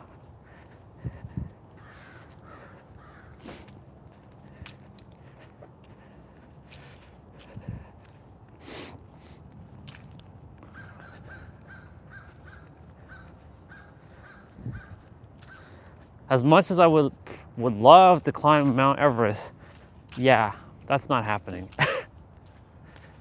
If Mount Everest wasn't cold, I'd do it.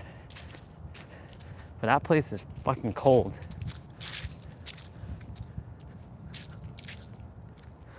There's a sign on that house that says, all you need, even though you don't need, you already have.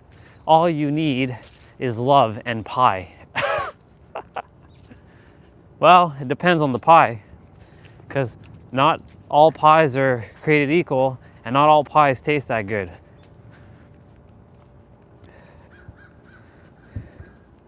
I was never a pie fan until Julian, California. And of course, it had to be California home to change my perspective on pie.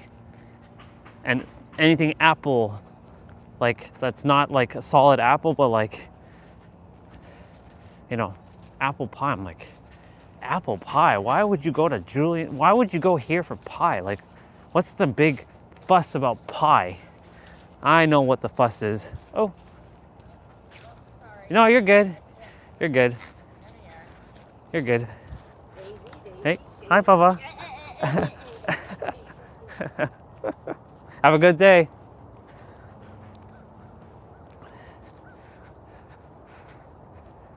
The Bubba was like attempting to like, she's like, uh-oh. Oh, to be fair, I came out of the corner, so like the dog, it's not the dog. The dog's like, was like, what is the doggy doing?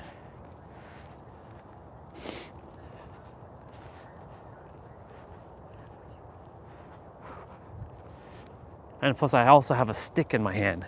So like, you know, and not just a stick. It's like a fucking like scepter. Like this shit is huge. You'll see the scale of it when we get inside. It's quite something. It's quite something indeed.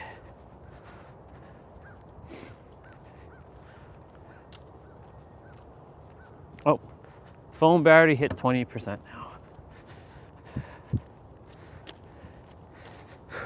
All right, let's deal with this quickly.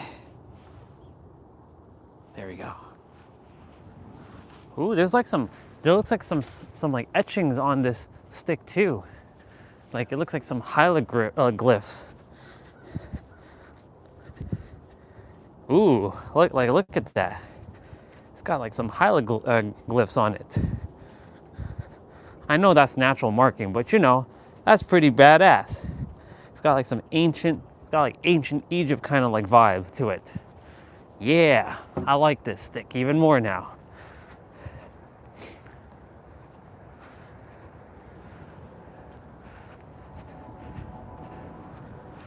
Now we just gotta make it back in one piece.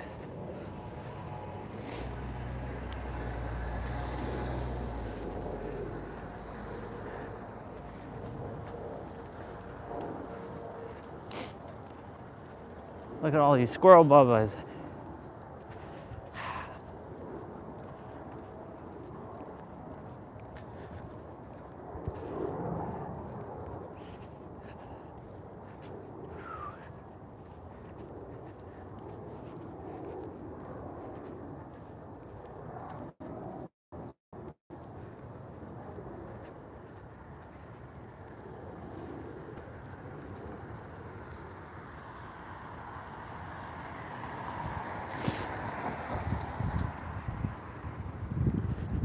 I like this car, it's nice. They also have a Blue Jays hat in their car. I like it. It's definitely a manual car, 100%.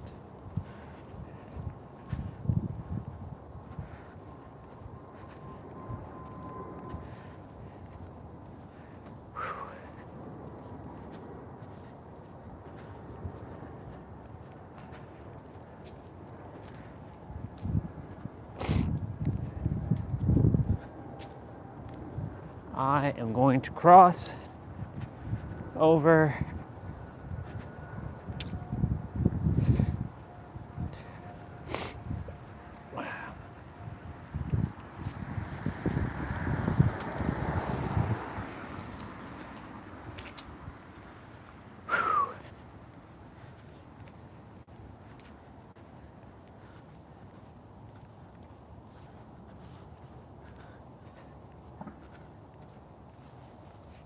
nice stick.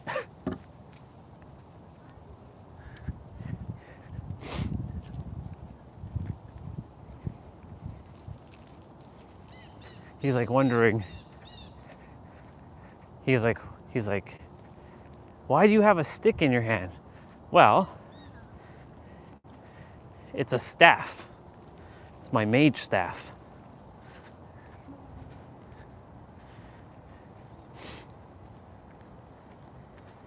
Likewise, every tech problem made painless. Likewise. Okay. Likewise, huh? Every tech problem made pointless? No, that's not what it said. Every tech problem, yeah, painless, not pointless. Every tech problem made painless.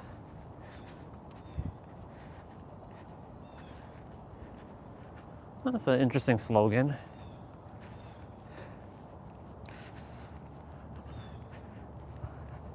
I don't care about solving tech problems though. Well, to some degree I am technically solving some sort of tech problem, but you know.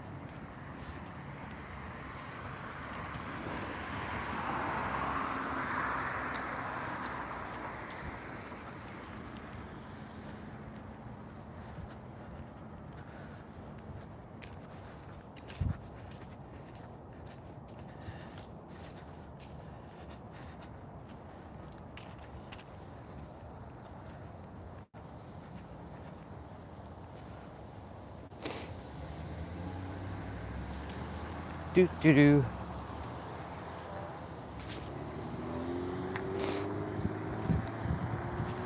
My hand is so cold right now. Definitely gonna go inside to get it warmed up.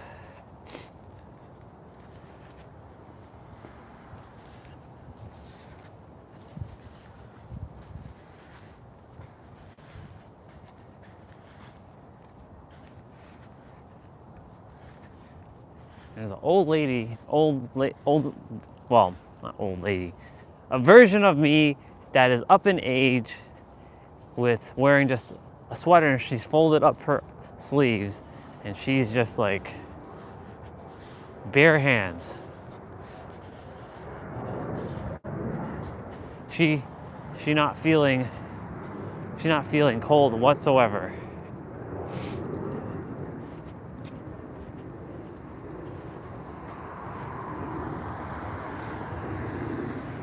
Yippers. We're almost back with the stick. Made it back with the stick.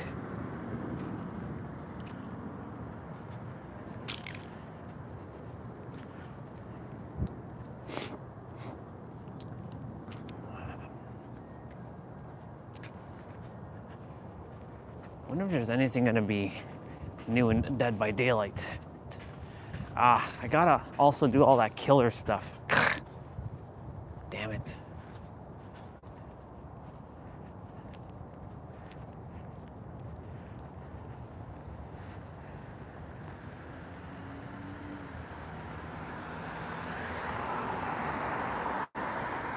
They made it that you're forced to play fucking killer. I don't like playing killer. It's boring and it's annoying.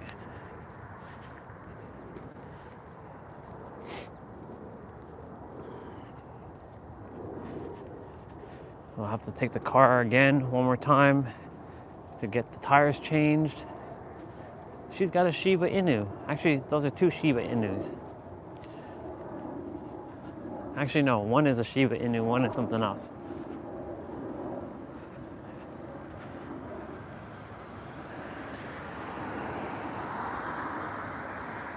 Very nice. Very, very nice.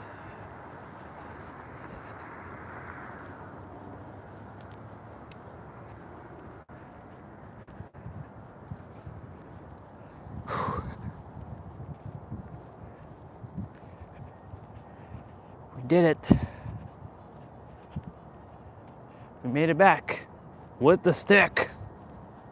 With the big ass stick.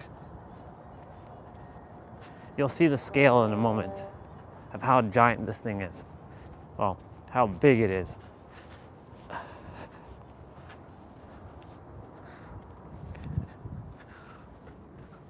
It's wild. I can even push.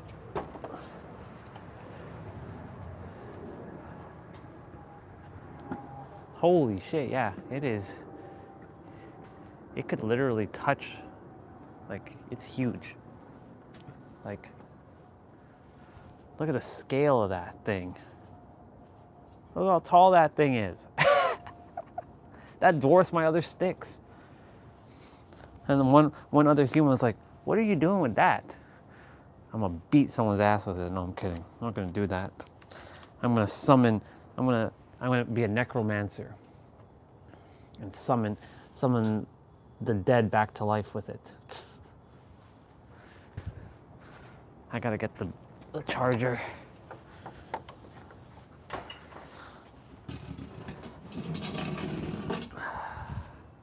Just as you can see the scale of this thing, look at this. This is how tall this thing is. Yeah, now we have an even bigger stick.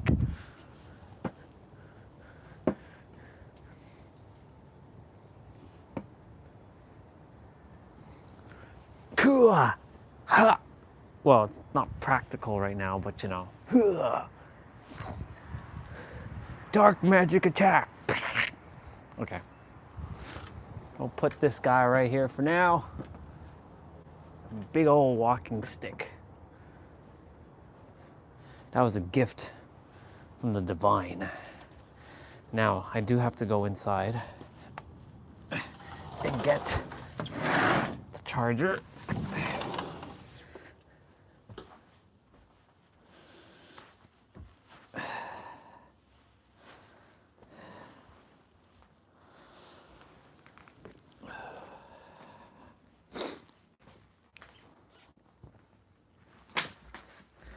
The gift of the divine. And ladies and gentlemen, when I check my watch in a moment, I will have done it.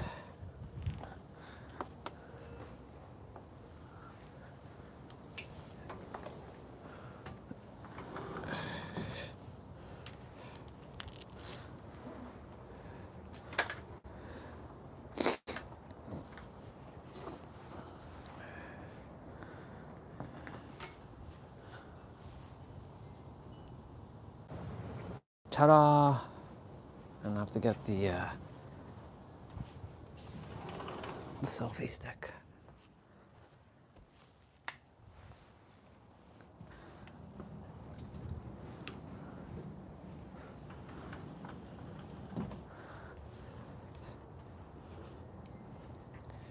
You know, it's funny, they said it was supposed to be sunny today, and now the clouds are rolling in, and yesterday it was supposed to be cloudy, and the sun was out. See, weather is just whatever. That's the one thing I have to not focus on is weather. Just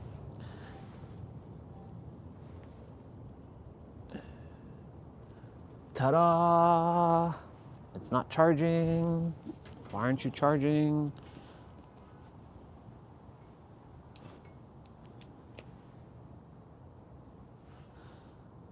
Sometimes you have to like take the cable out, plug it back in, and then it starts charging.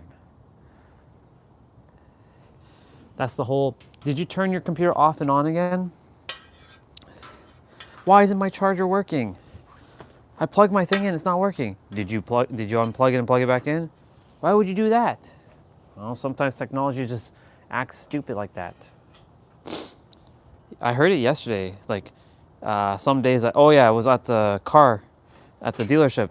There was the guy who was on the laptop and the old lady. Like the old lady, she wasn't getting her texts. And he was saying like some days technology just doesn't want to work. It's true. Some days it just refuses to work. Like there are some days like my mouse doesn't want to work with the laptop and there's no reason for it. Why it's not working. Like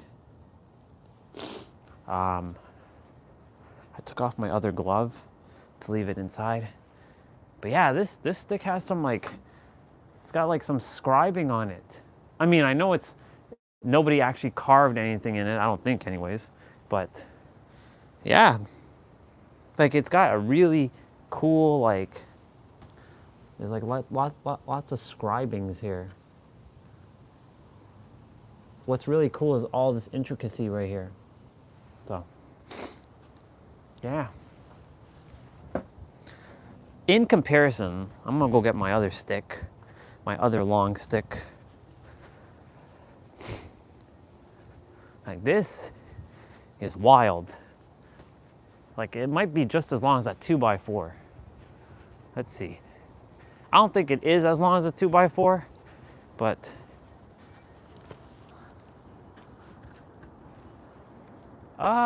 close, almost as long as a 2x4. Slightly shorter, but cooler, of course, because you know. Yeah, got me my stick, and of course my other sticks. One was used, so now I have my 3 sticks again because one was taken. I got my other sticks. These are like my cosplaying sticks. All right, so before we start our play out and stuff, so we got this boy.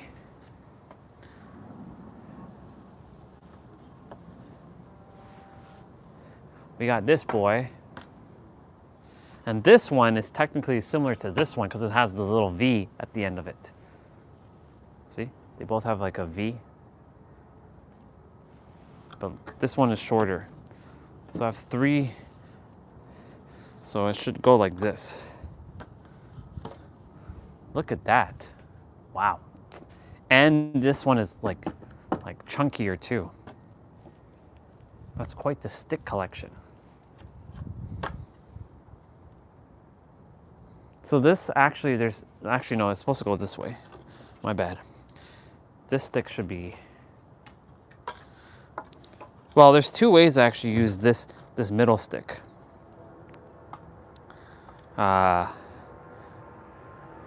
No, this is technically the bottom. This is the top. There we go. This is the top. Psh, dark magic attack. Wow. See the thickness between the, like these 2 combined then make up probably the thickness of this one solid. Like this dude is, holy shit. this is one massive ass stick. I know, I'm excited because I got a stick.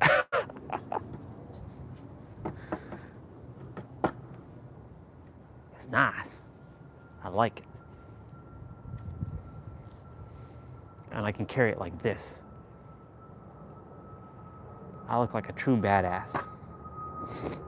Dark magic attack. Like, I would have one, like, I'd be like the third, I'd be like a swordsman or like a staff man, and I have like one behind me.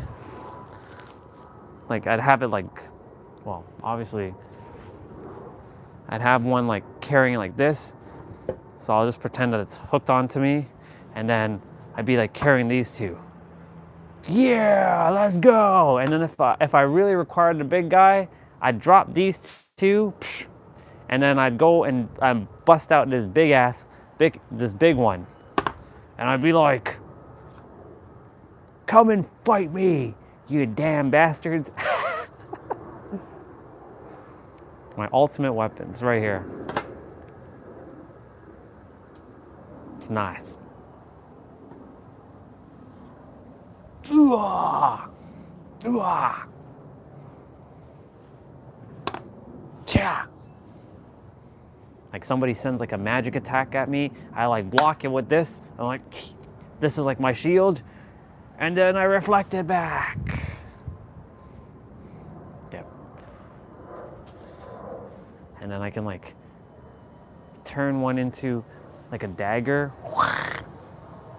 I hold one like this, I hold one like this, and then I have this guy ready as my backup, just in case.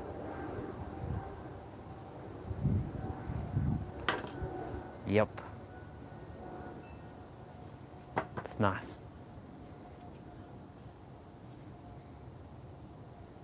My sticks. I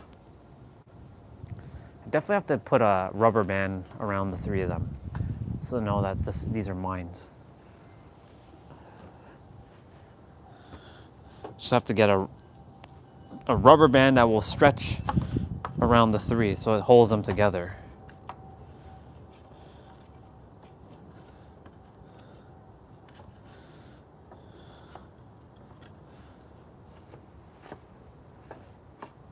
And then I combine the three of them together and they become the ultimate weapon.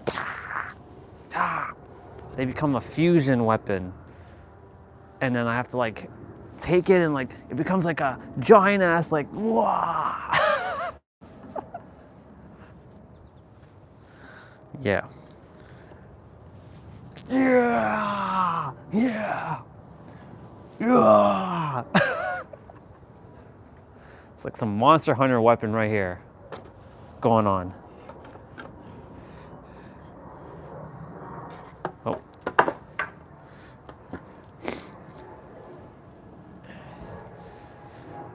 It would be pretty awesome though.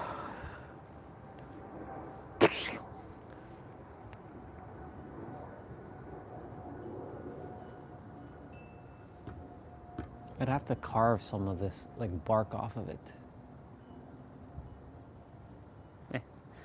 I will keep that stick here for today. I can technically like see like these sticks, they don't really, I mean, they have like just standard like stuff. That thing has like hieroglyphic kind of like carvings. But I like these sticks still. These are still my sticks. These are easier to wield. Yep.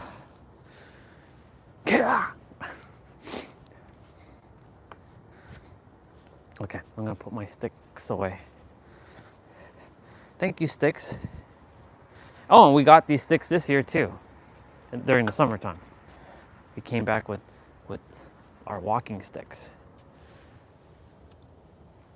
Ooh, interesting. There's some poop here. Lots of poop. Somebody's been pooping here. Gross.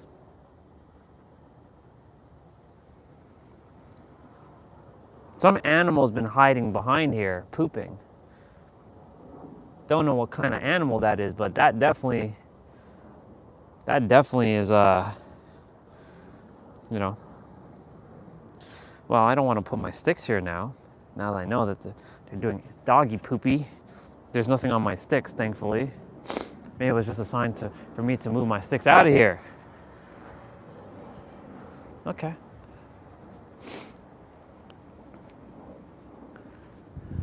So where would I put my sticks then?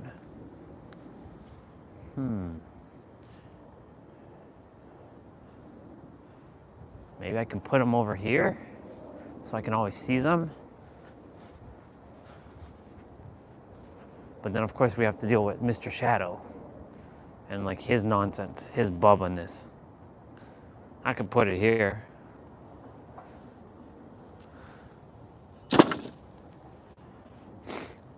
Oh, yeah. Yeah, that's a spot. That's a good spot. Yeah, I just saw lots of dog. It's not. That's definitely not dog poop. That's like either that's either rabbit poop, squirrel poop, or even fox poop. Could be a fox, but definitely it's just there. So.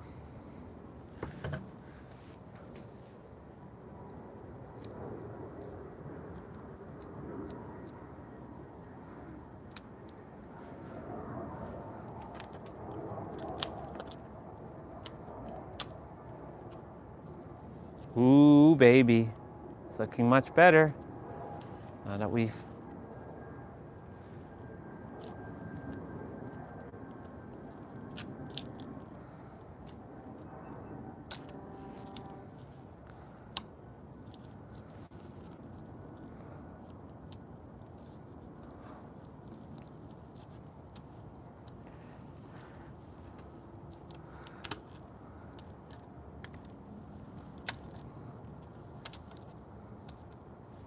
This is quite the stick, all right.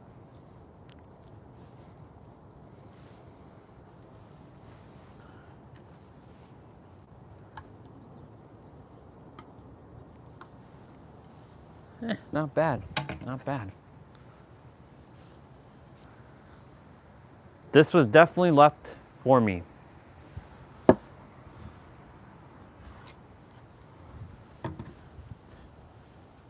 Be like, who took my stick? I did, because you left it for me. The chosen one. That's right. The chosen one indeed. I've been waiting for you. Come with me.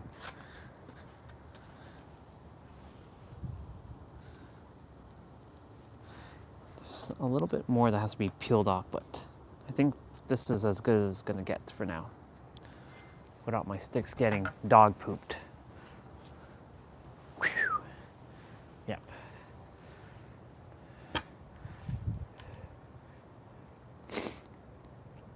Oh, I know what else it can be. Raccoons. Raccoons can poop like that. It makes sense because I've seen raccoons behind, like over that way, so it makes sense that they would go and poop there. Raccoon poop. Could be skunks as well, technically. Skunks, raccoons. Definitely not wolf. Or, sorry, not wolf. It's definitely not fox. Why is it always the left hand, the left finger that's always like the hell? Yeah. Let's see.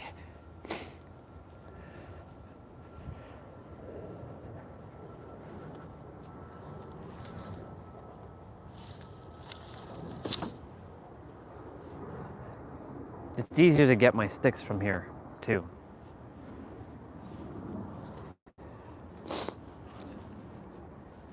But I'm gonna keep this one out with me, specifically.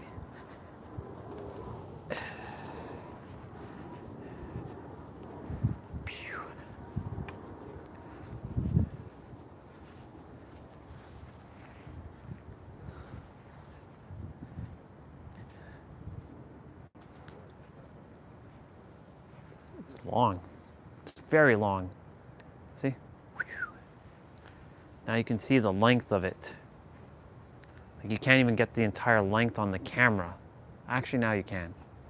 If I go back, yeah, that's how long it is. Almost takes up the entire length of the screen. Yeah.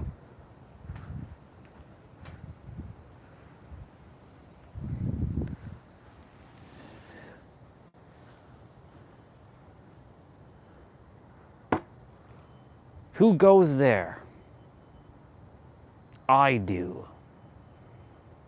Who are you, and what is that stick? It's not a stick. It's the Ultima weapon. I like to cosplay and act out some scenes. All right. Now that that's done, I am going to start my play out because I find when I start the play out early, I feel good. I feel good. I knew that I would. I feel good. I knew that I would. So good. So good.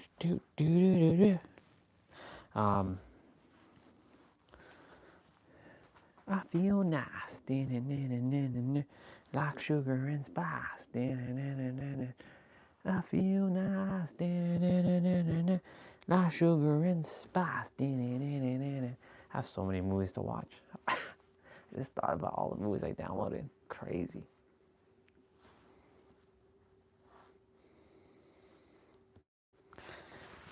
It's all on my 4 terabyte SSD. That SSD has all my Nintendo Switch games. It actually has all my emulated games right now. All right.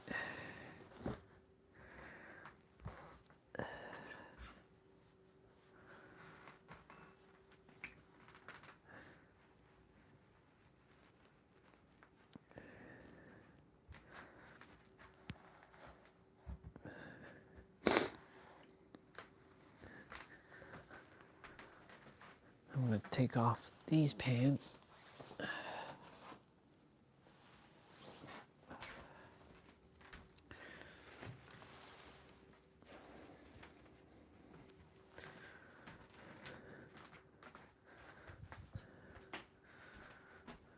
See, I'm always finding solutions. That's the one thing about me that nobody can ever take away. I'm very resourceful. And I always find solutions to things. Like, think I'm gonna let something stop me? No. I'm gonna do whatever it takes. Always.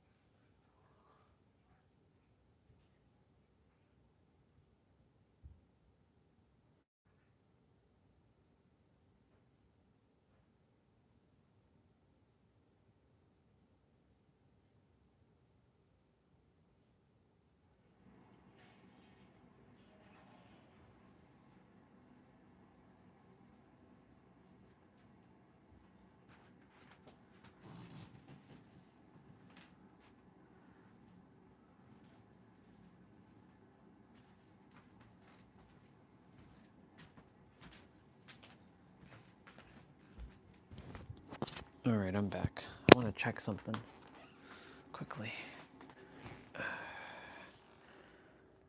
before we get rolling. Oh, she did send me an email. Okay, perfect. It's awesome. She did send me the email.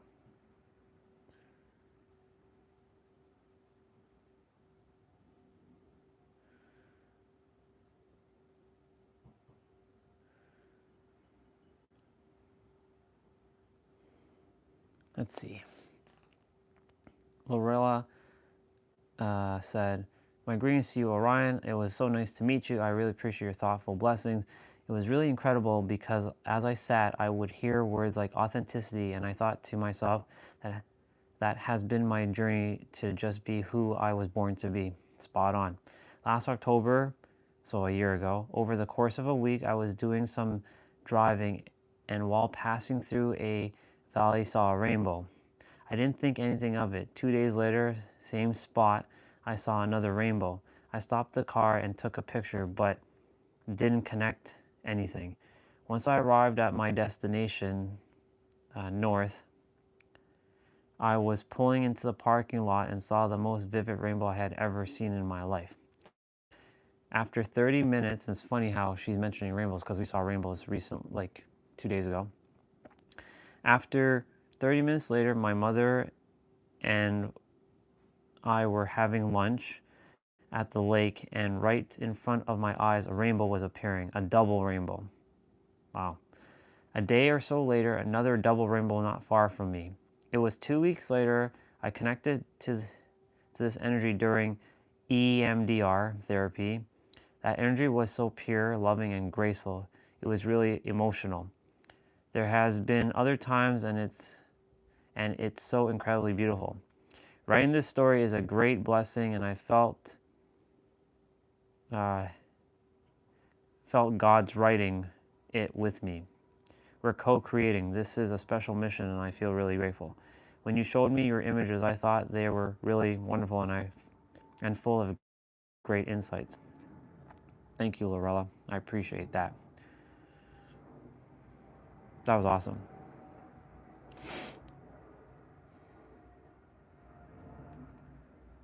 Nice. Everything happens exactly as it's supposed to.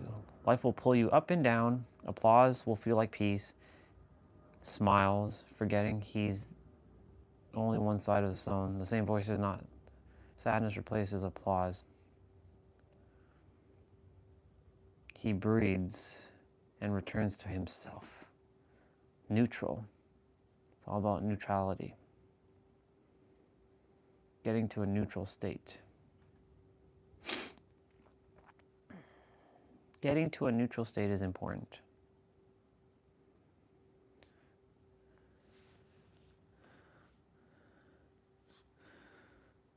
So,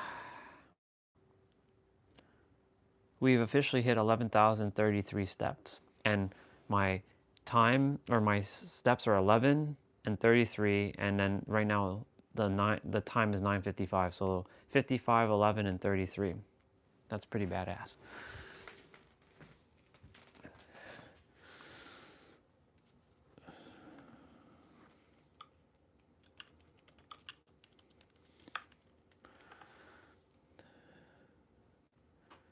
I feel nice, like sugar and spice.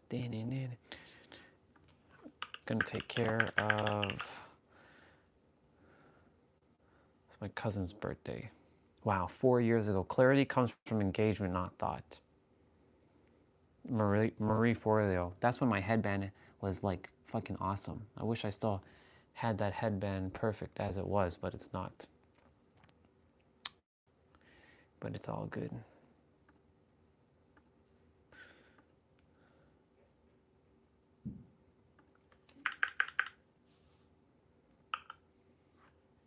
What's up with the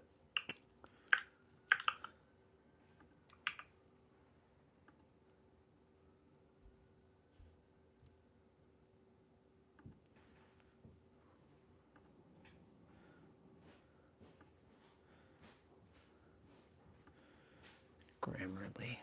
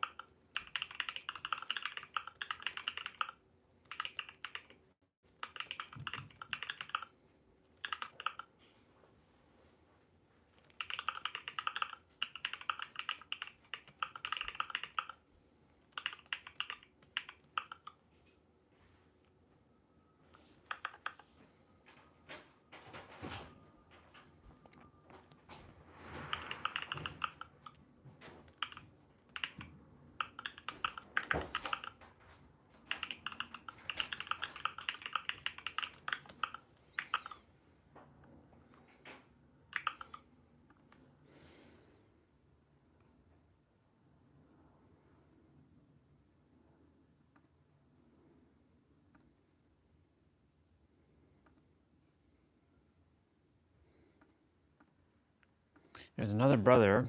His name is Sean French. He wrote a book called The Unstoppable. And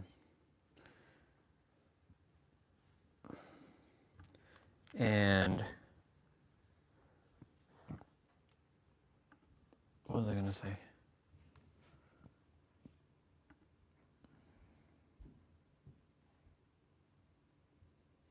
Who's left in this group?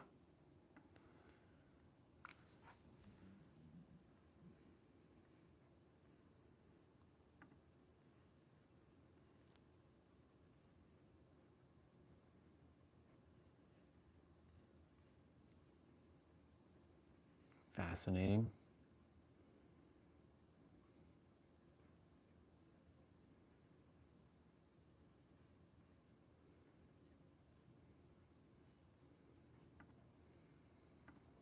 It's weird.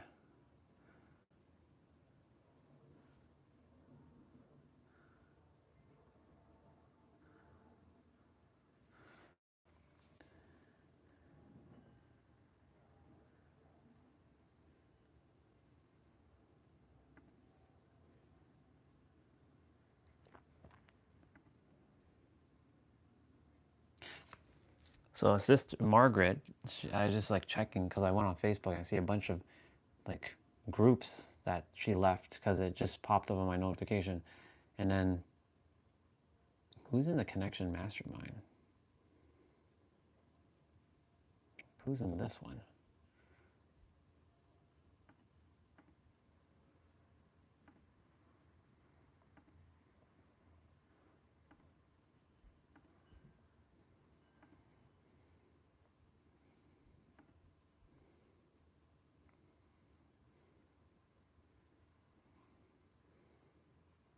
I wonder if she even is still connected.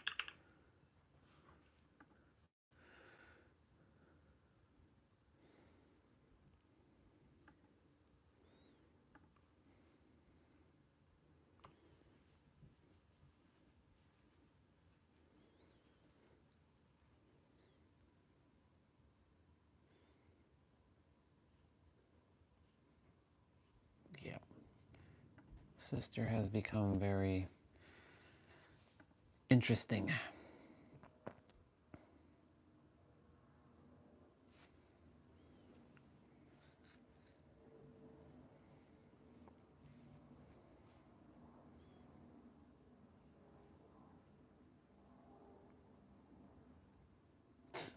I'm looking at all these groups. Holy fuck. That's crazy.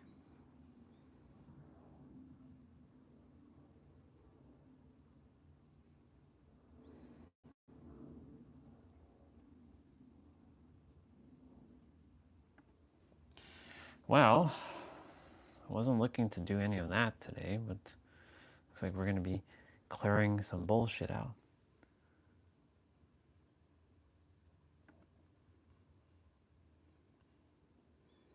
We'll be clearing out some bullshit.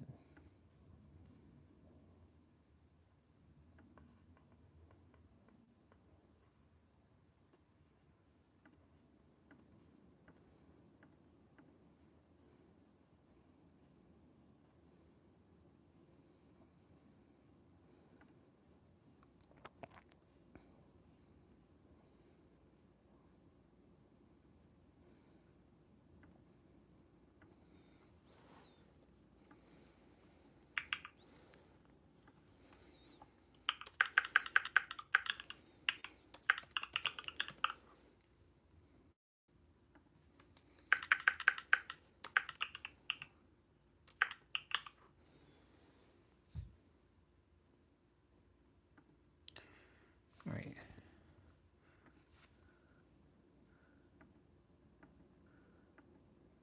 So that's what her daughter looks like.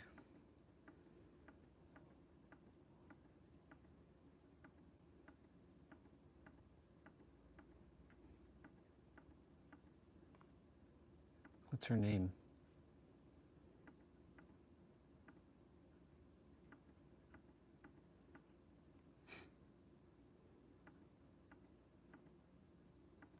Tiny little Bubba. There's a tiny little baby.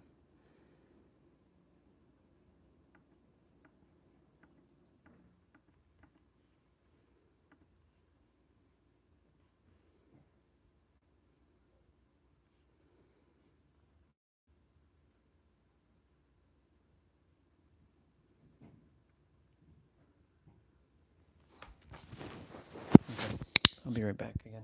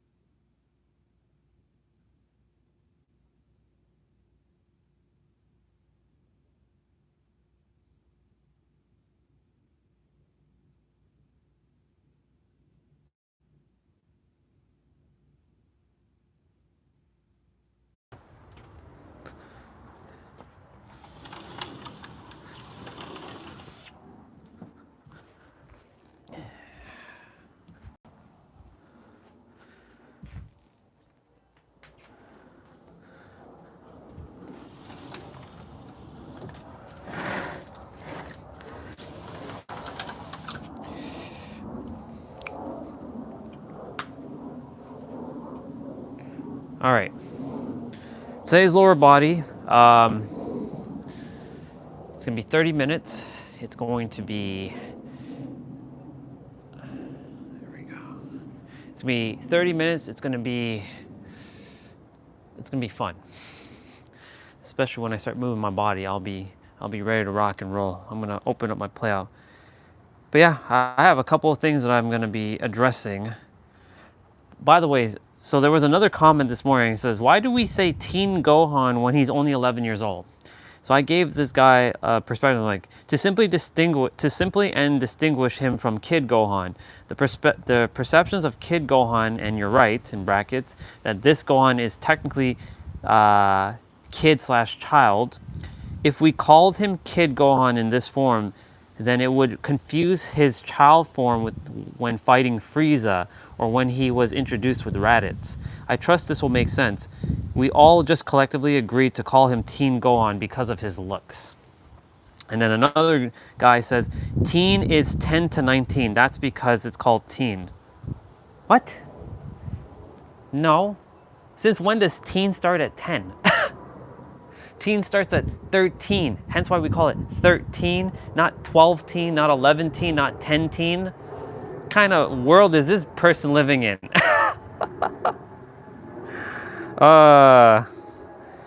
Humans, man. Humans are something. Oh my God. Humans are quite something. I've never heard that, but it's an interesting perspective. Why don't we start at 10 being teenagers? Because technically that's when all hell breaks loose. That's when the kids start to be like out of hand. But here we are. All right.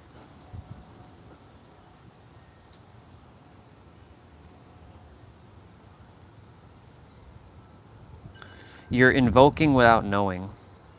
How awesome is that?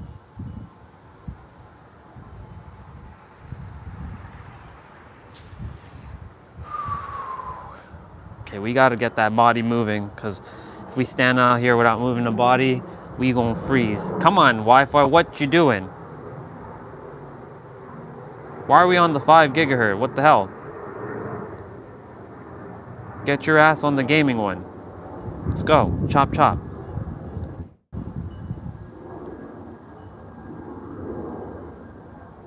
There we go. Apparently Luna Vex is actually AI, from what people are saying. So funny. Tiff X Dan. Because I'm like, how is she able to make all these music videos? Like, a year ago she wasn't here, and like her looks have changed from like a year ago. So like, it doesn't make sense. So I'm like, is she actually AI after all? Because like the way she has like the music scenes, I'm like, there's no way this girl's pumping out music like no tomorrow, like nobody's business. She hot, but I mean like, she seems to be AI now.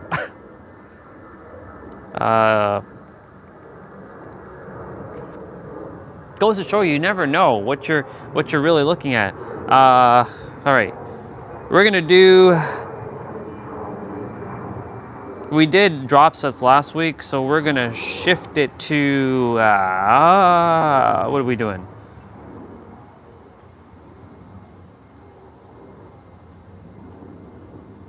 We'll do strong legs. So you know, theoretically, I can actually have my AirPods in now, and you all hear music, and I hear I hear his stuff. So theoretically, I can do that now that I have that feature.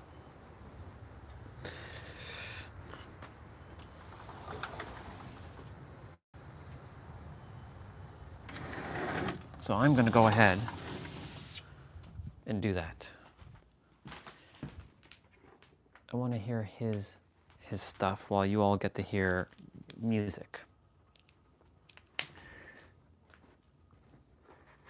I'm going to wear my old AirPods though. My lightning ones. My AirPod 2s. the ones that don't last as long. Why don't you just use your AirPod 4? There's something about the 4s that I like. They're not quite like my AirPods 2. They feel right. They feel natural. The natural for some reason. They feel whack. Okay. So these don't last long, so I gotta get rolling. If you don't have any dumbbells, you'll be doing lunges. You'll be doing squats and lunges. So that's squat, and then you're doing lunges. Like side lunges, back lunges, you're doing these. So that's what you'll be doing. All right, so YouTube. So if I go to the sound,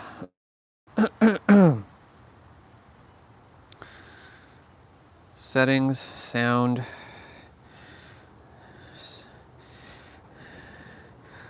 so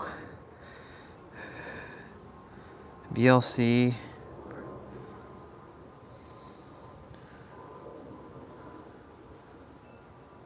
cool. So I should be able to hear him.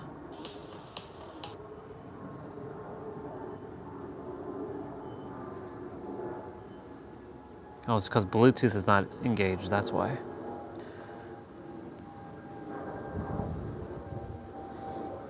Okay. So now, all right. And you all should be able to hear play out music. We're gonna use play out music.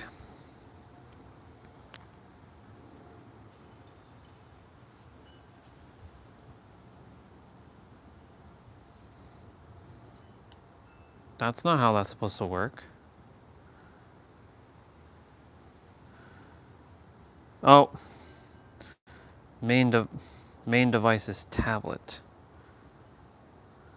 Wait, select the audio device you want to use for the apps selected. No, that's right.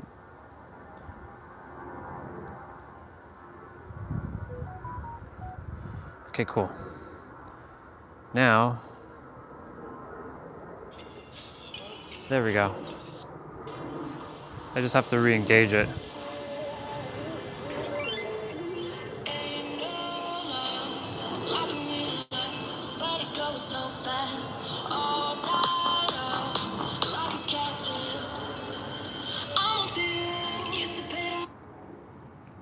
Okay, that's not working the way I desired it though. Select the app, select the device you want to use for the apps you selected.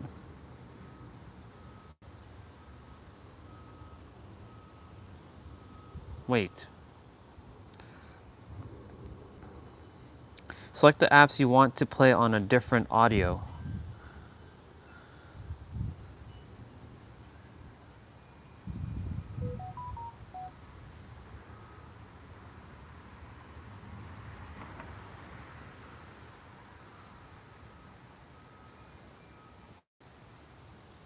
Come on.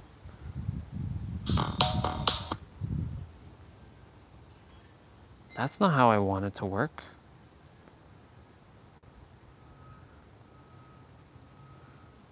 So then that means that this.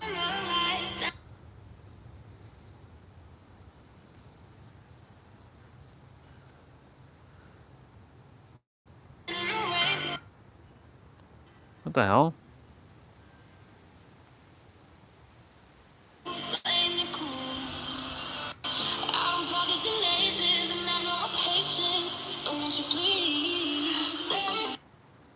This audio switching thing is not working. Hold on.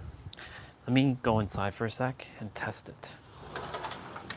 Because I'm freezing. I don't want to be standing out in the cold. I want to be testing. Like this thing was working, but now it's not working. So the audio device you selected to separate sound for certain apps is the same as your main audio device. Change your main audio device to. Okay, so let's do that. So I have to go to... Okay, cool. So now that we have the superhero love Bluetooth, and I put back on VLC. So what's supposed to happen now? Okay, cool. And VLC should not be playing.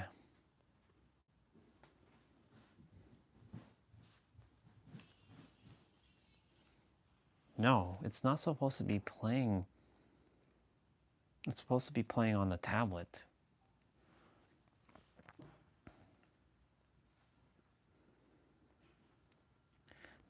The audio device you selected to separate sound for certain app superhero is the same main. Change your main audio device. So change it.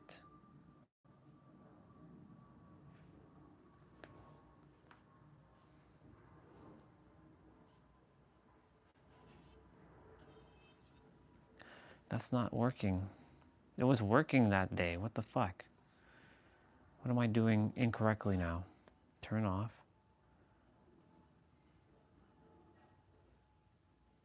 Turn it back on.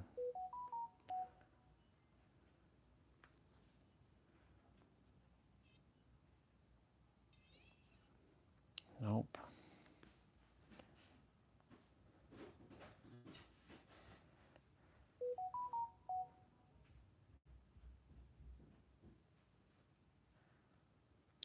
Separate sound is playing on your Bluetooth. Okay. So. Okay, cool. In this YouTube video.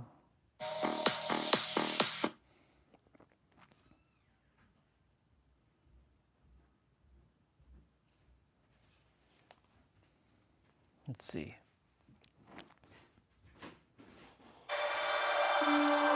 I'm wasting time with this shit. Why isn't it working? I had this shit working. Separate app sound.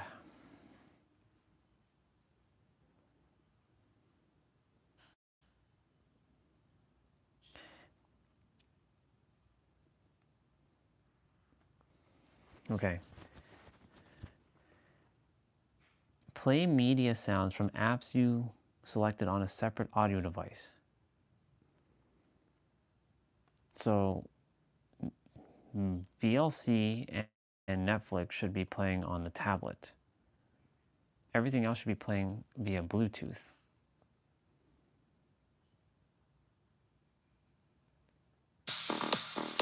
Yeah.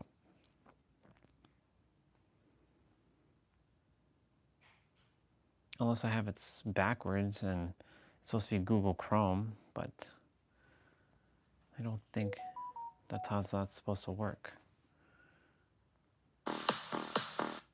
Nope. Sorry, y'all. The thing I wanted to do was to use my AirPods today, but it's not doing what I wanted to do for some dumb reason.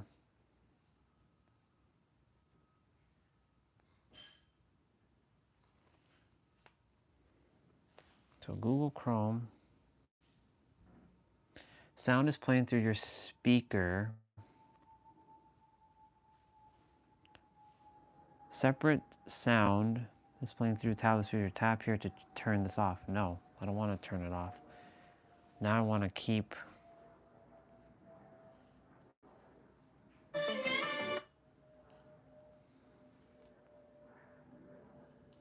Oh my God, now it finally works. Jesus. All right, y'all. Now I got it to work. That was a little bit of a work and a half, but we got it.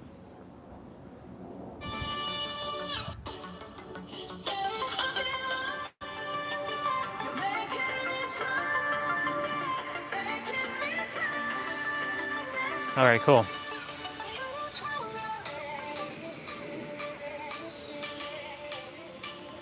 doing high squats first.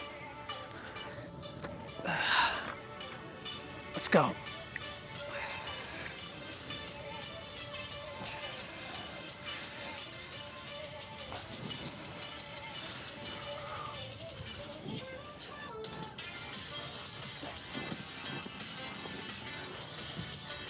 Software's kind of buggy, but it's all good. We got it sorted.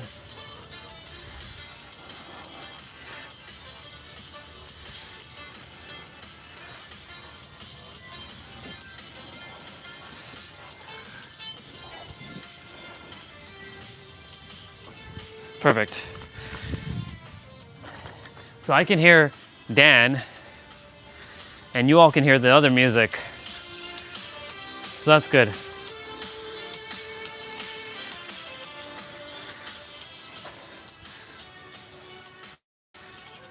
So we're doing 1.5 squats now, or reps, 1.5 reps of high squats.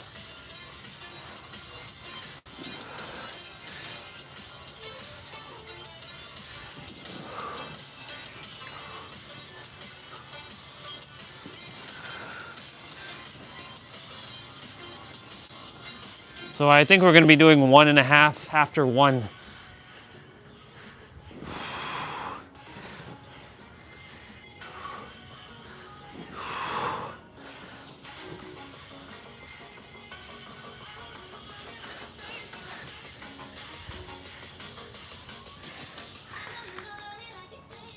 Okay.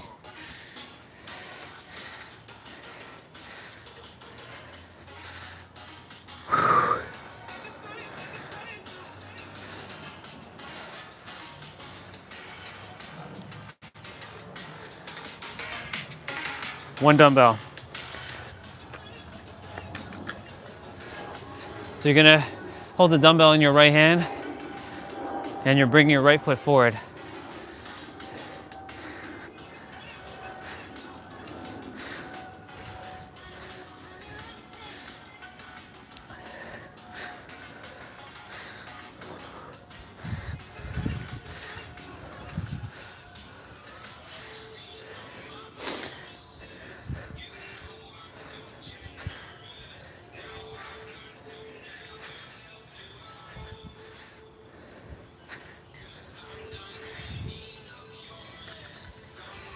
You all get to hear one set of music, and I get to hear Dan. So we're doing 1.5 reps now. Frontal lunge.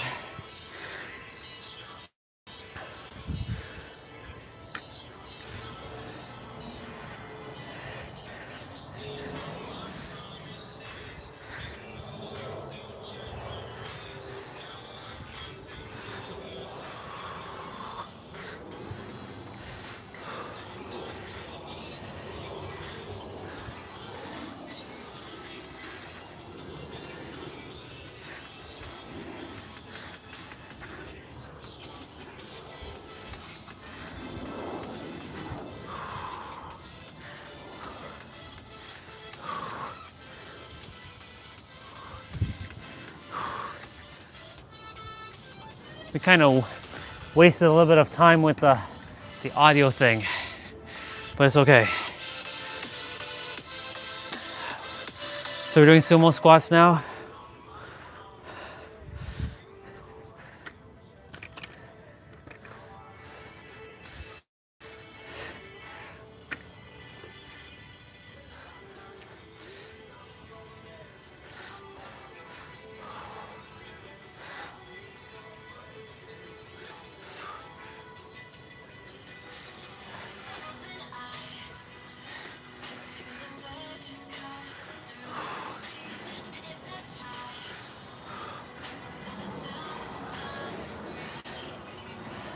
Remember to breathe through your nose, out through your mouth.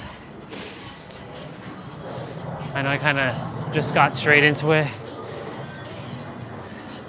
It's okay.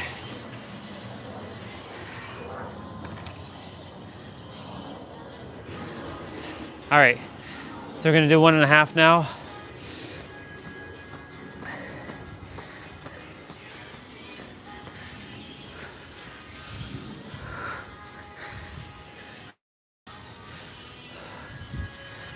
All right, so you're gonna keep your legs a little bit wider here.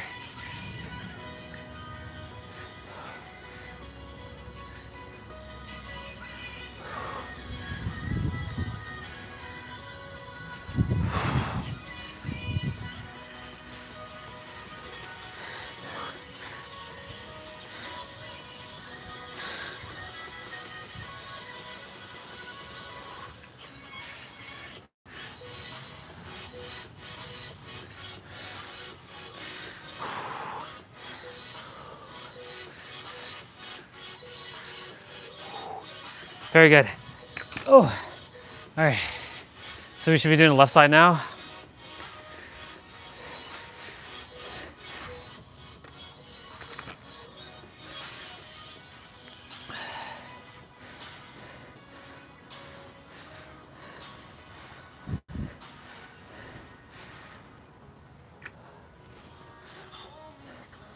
So this is the left now, not the right.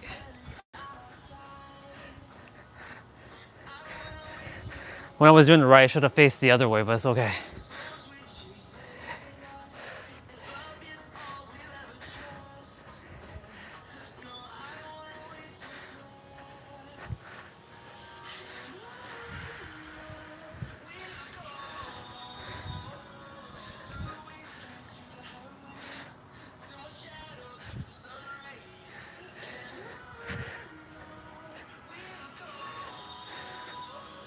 Very good. And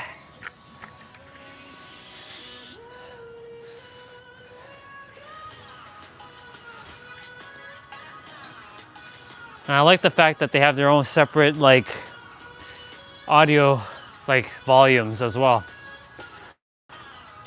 That's like peak for me.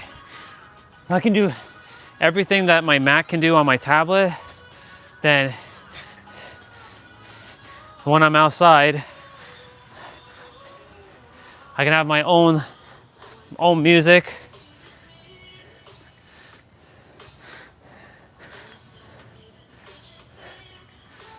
I have other things playing as well.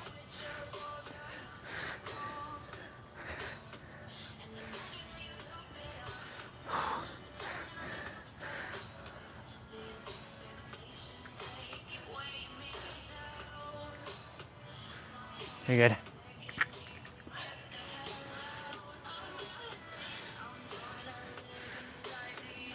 Suitcase squat is next.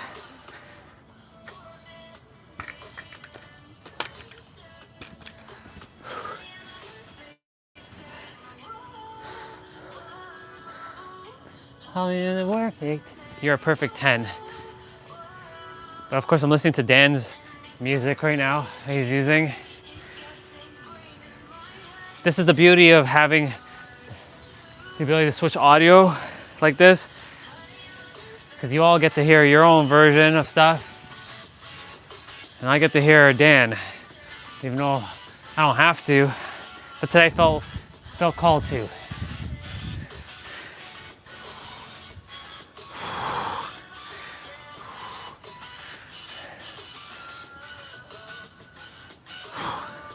Okay, we're gonna be doing that 1.5 again.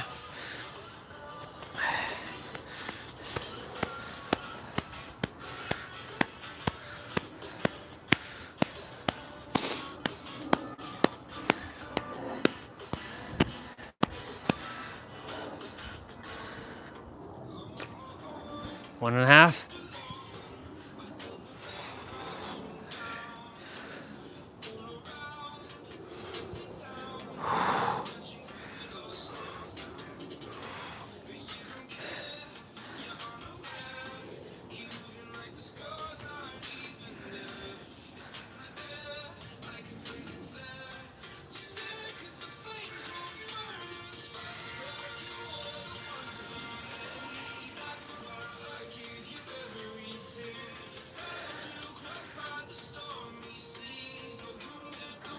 Very good.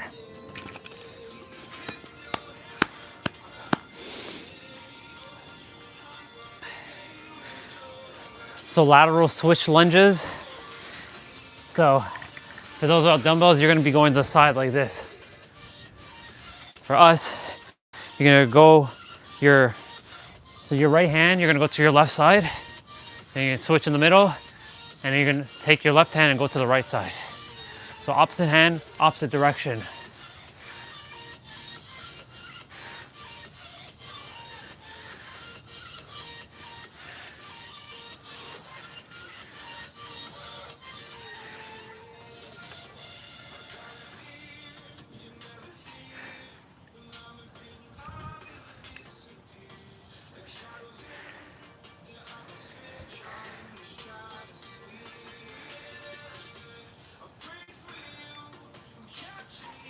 Very good.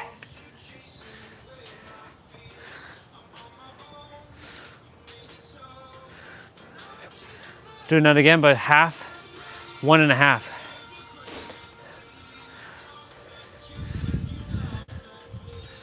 For those of you who are inside and you're starting to sweat, drink water in between if you have to.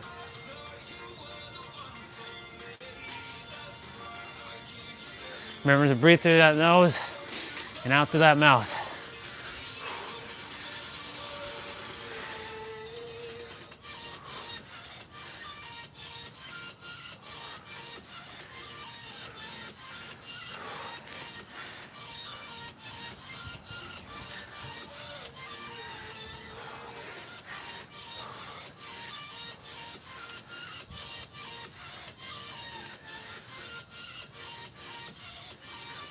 Well, I got the thing working, so I'm good. I'm happy about that.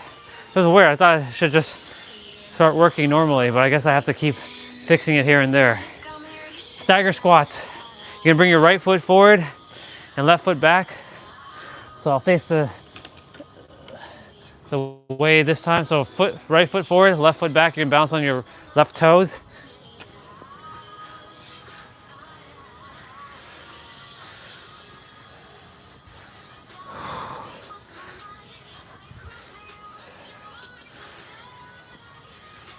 Technically, I can have three-way audio going right now.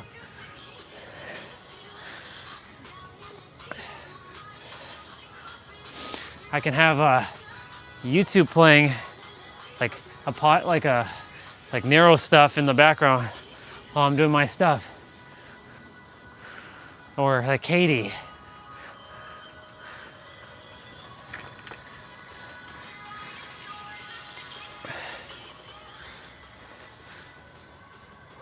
Same thing, 1.5.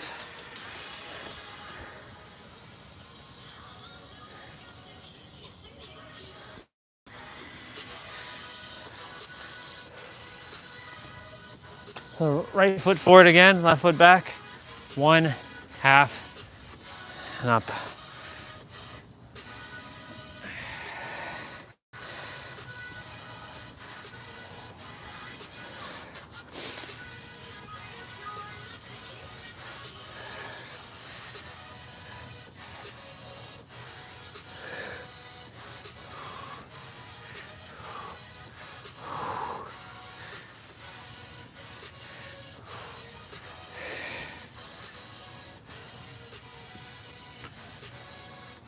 Okay, good.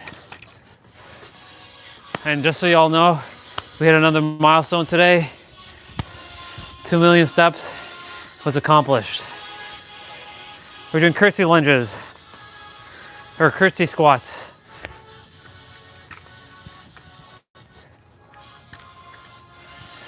Hold the dumbbell in your right hand. Bring your right leg forward, or back, sorry. Not sorry, but you know.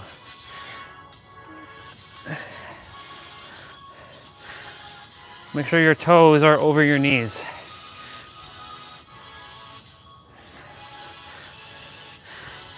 Proper form is important. It's extremely important. Because if you don't have proper form, you can potentially, I'm not saying you will, you could potentially hurt yourself and cause injury.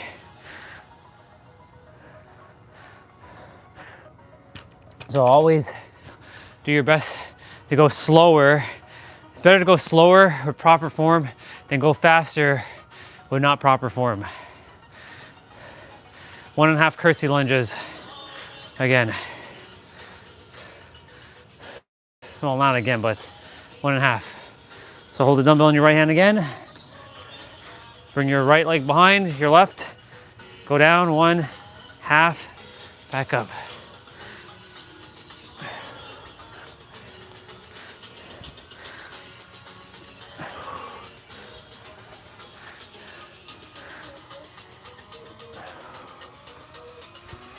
See, that wasn't proper form there.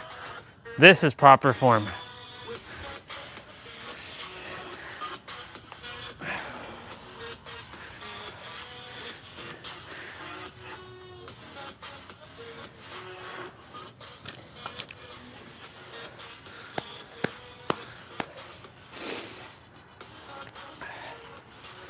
Where's the sun? Where are you, sun? Come on, clouds. Vamoose. So we're doing stagger squats to the left now.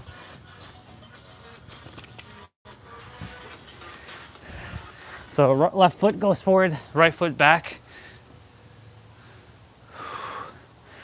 And you're gonna be bouncing on your right toes.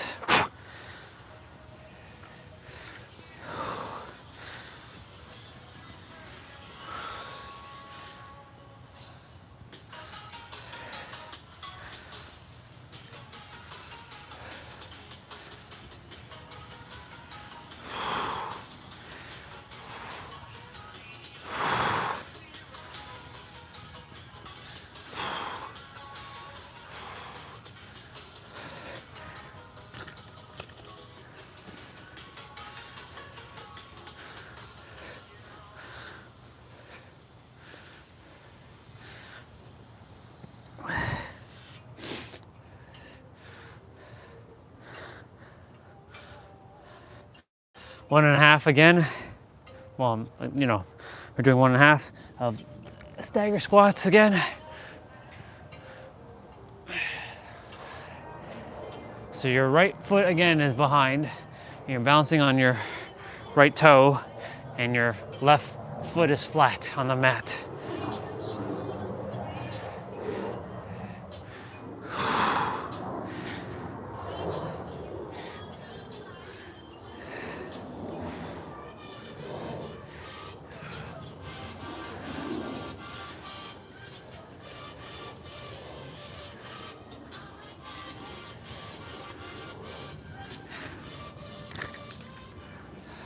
I was wondering if it was 20 seconds or 15 seconds of rest, but it's 20 seconds. So curtsy lunge to the left now. Hold the dumbbell in your left hand. You're gonna bring your left leg behind your right leg.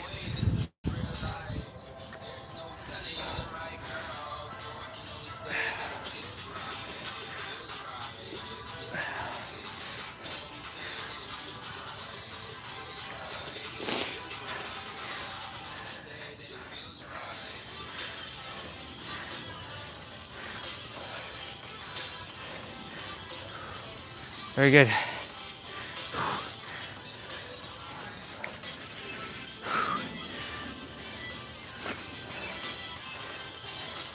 I'm starting to generate some heat.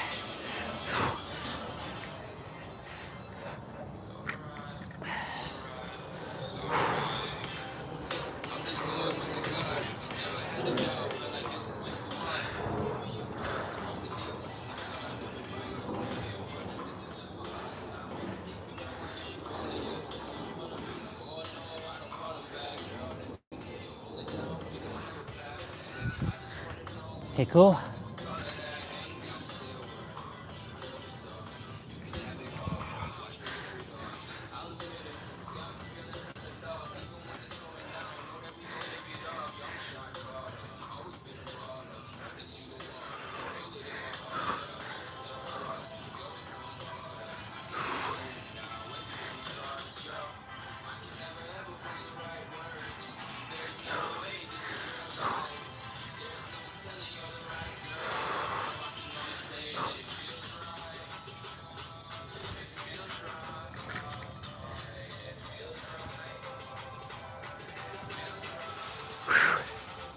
Very good.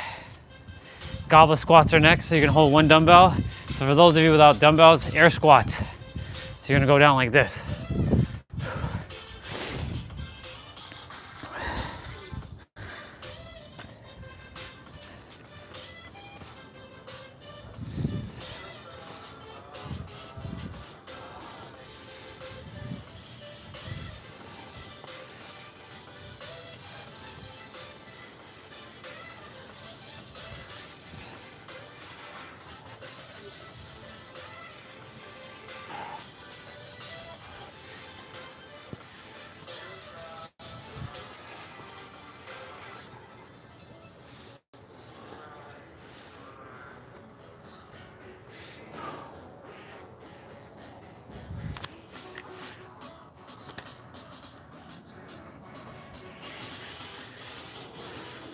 1.5 is next.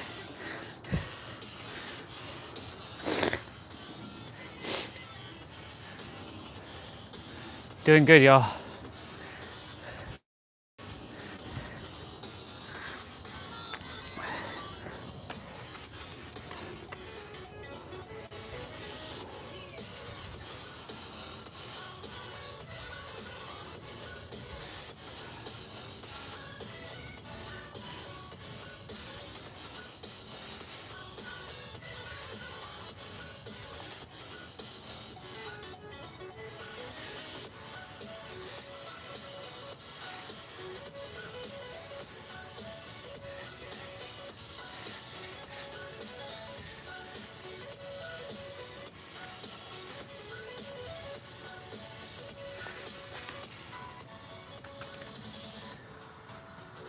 Hope y'all are, I trust that you're all doing great. Make sure you're drinking that water as a reminder. We got lateral lunges to the right.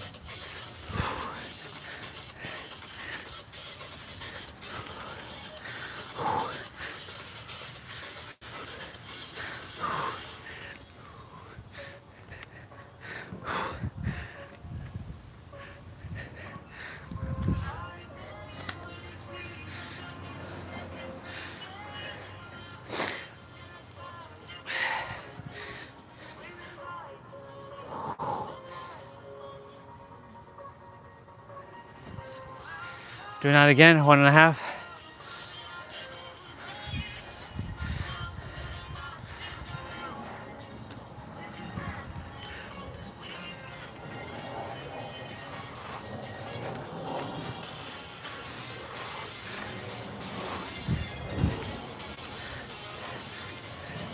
You know what that stick looks like to me? Kami stick from Dragon Ball.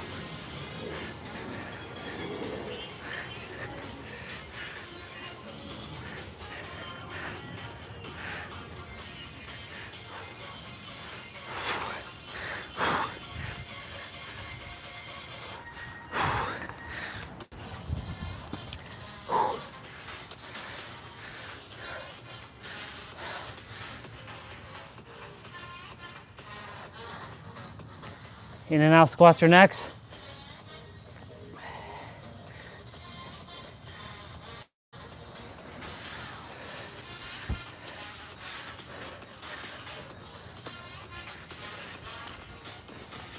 So in, out, in, out.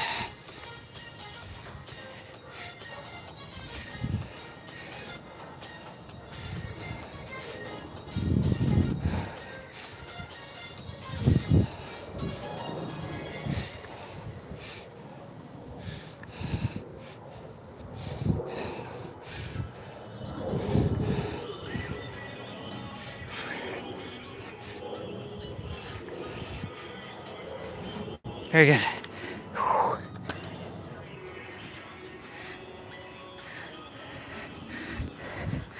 Now I'm starting to sweat a bit. Very good. 1.5. In and out.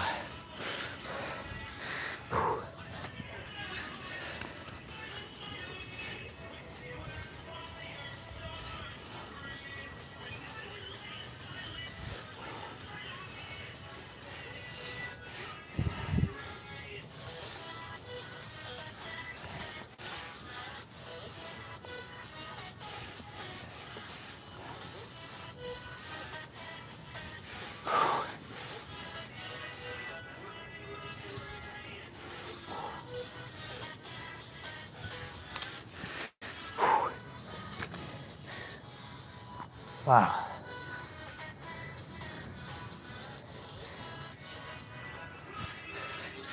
Left now.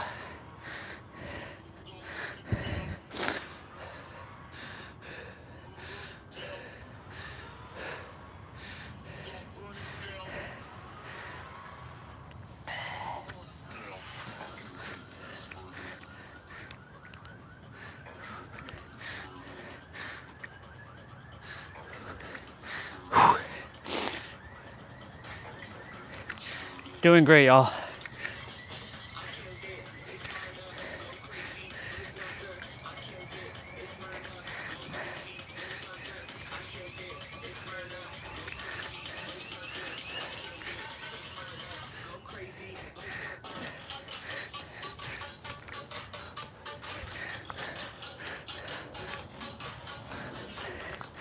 Okay.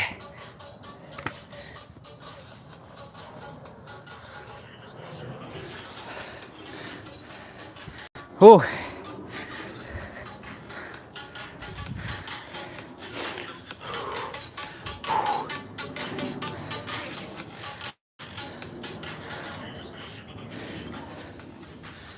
One and a half now.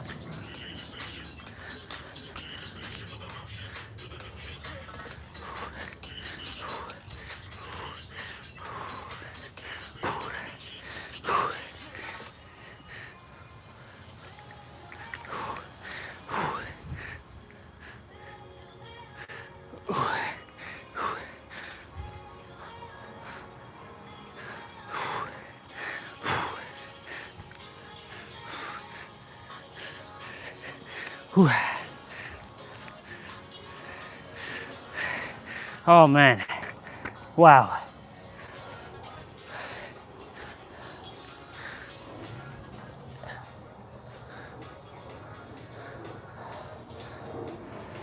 Squat pulses.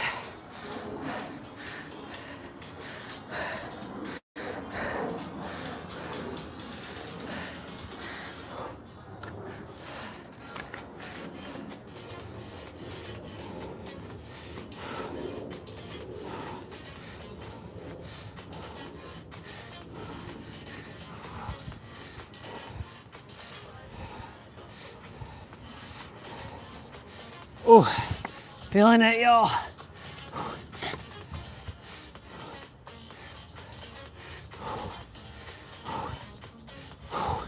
Oh my God.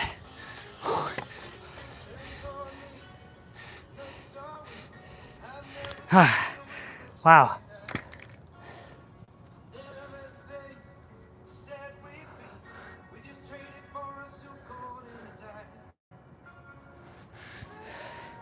Sumo squat pulses.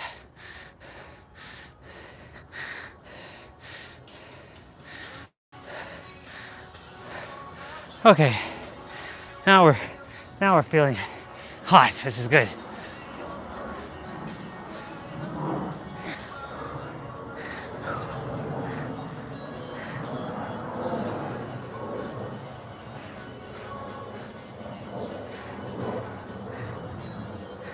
He's using one dumbbell here.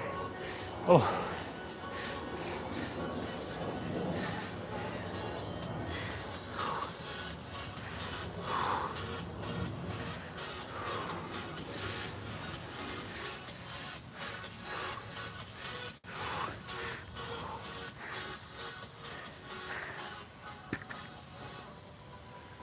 Finisher.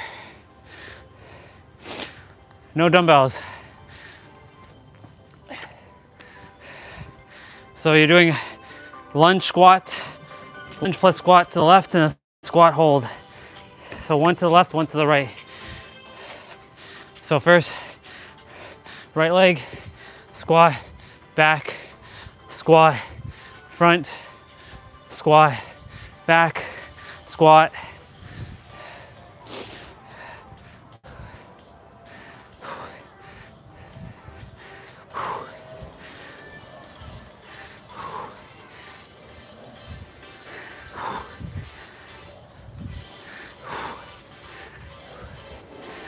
Okay, left side now.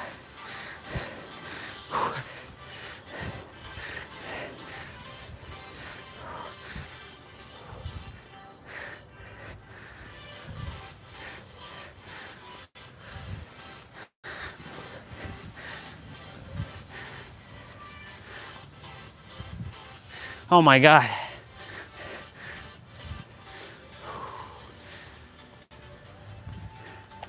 Okay, you're gonna hold now.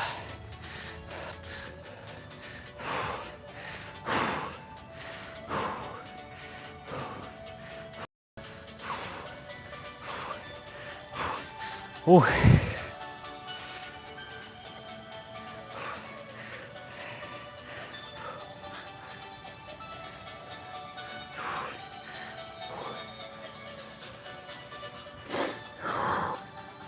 Oh,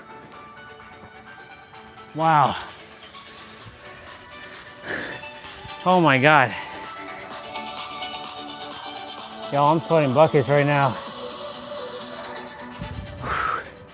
Wow. Congratulations. It's 11:05, yeah, which equals 7. Oh, I'm sweating buckets right now. My thermal layers are like, they're feeling it right now. Oh my gosh. Wow. Holy moly, y'all.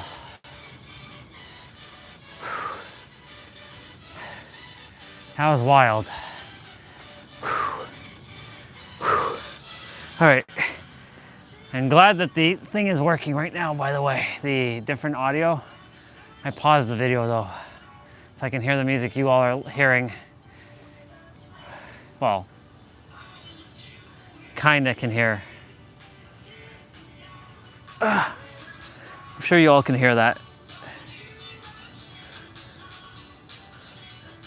Oh my gosh. All right. Bring your right knee or your left knee to your right side and reach up. You can hold down your knee with your right hand. This is my left knee here.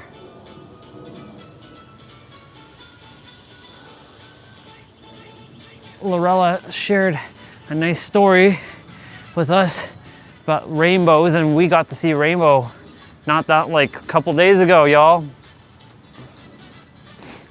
What was it, Thursday? Thursday last week we got to see a rainbow. Pretty vibrant one right behind me.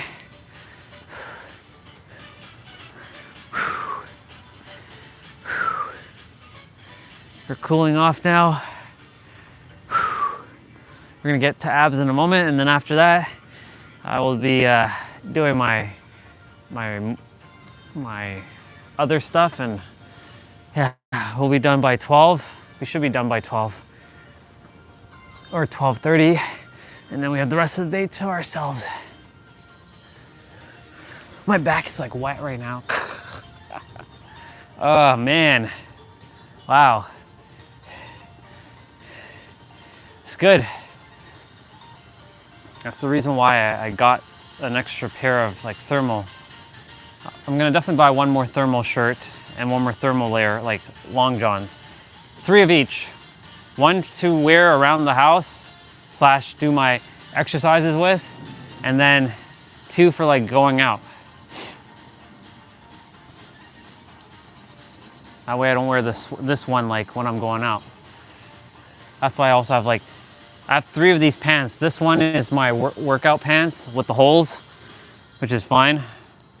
Then I have one for going out, and then like another one just as a spare.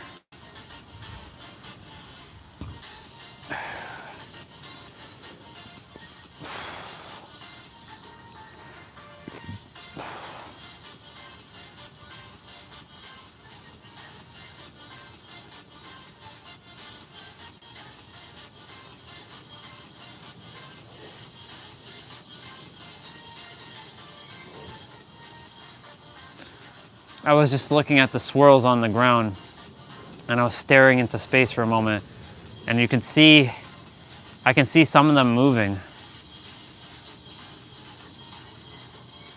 Perception. Perception is everything, y'all. How you see something, now I can't unsee that. Now I see them like little like snakes or little worms.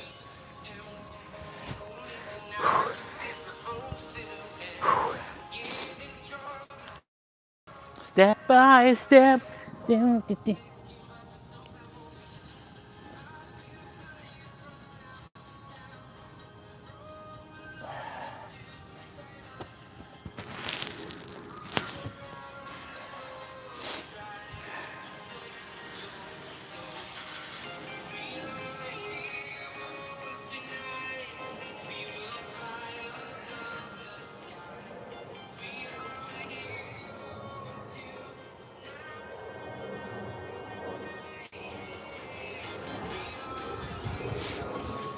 Okay, cool.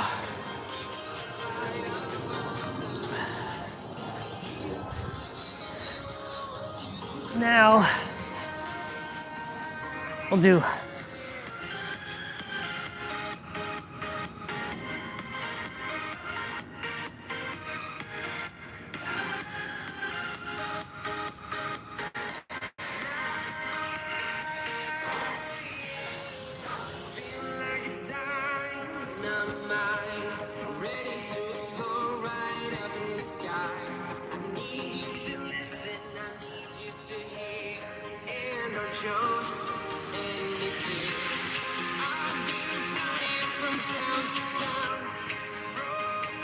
okay.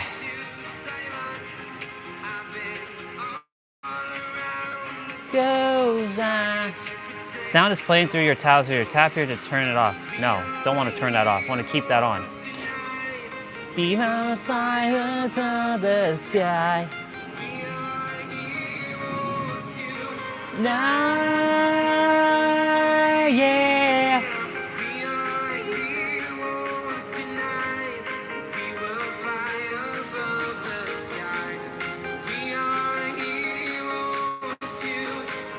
All right, so what I'm gonna do now is do a little bit of wizardry.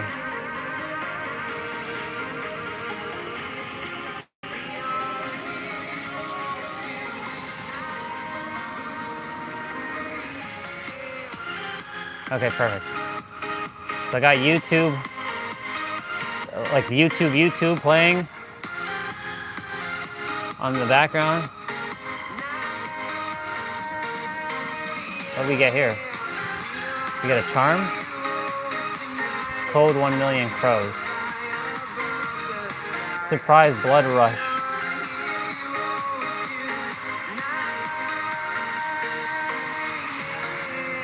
I've been flying from town to town, from London to Taiwan. I've been all around the globe trying to protect your soul. Do not be feeling the bandit.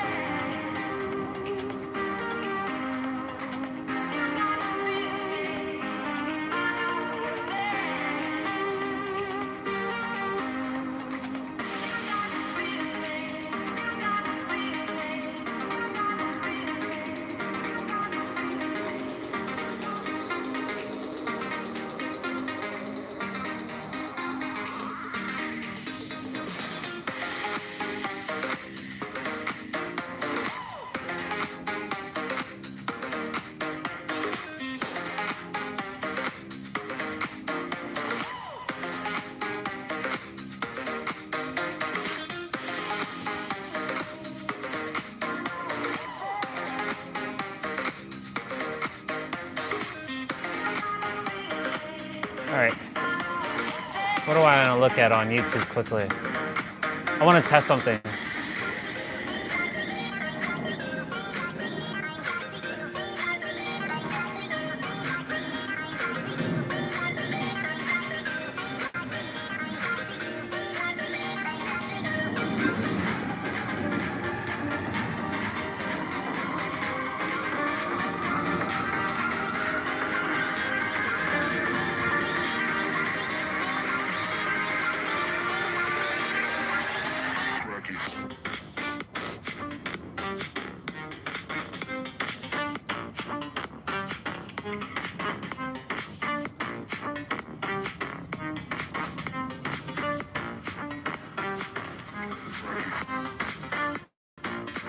Be compelling.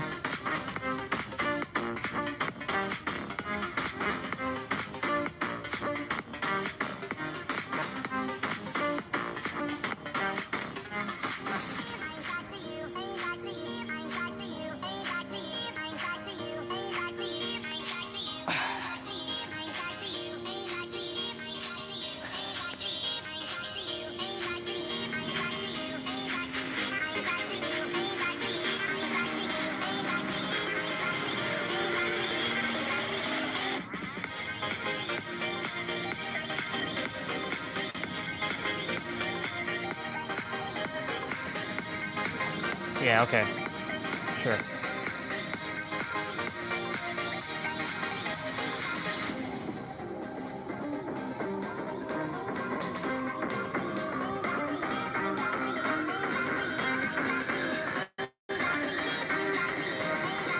So what I was gonna do now is play like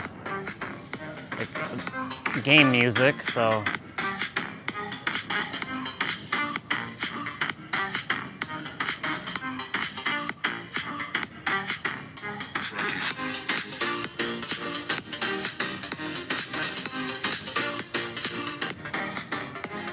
all right.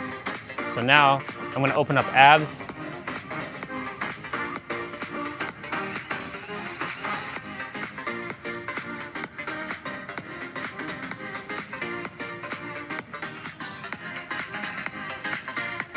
All right.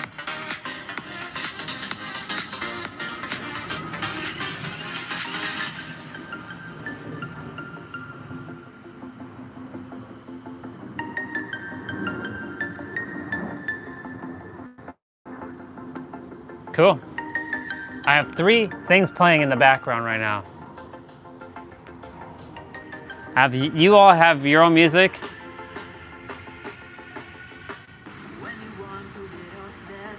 And I have the abs. I can reduce the volume of that.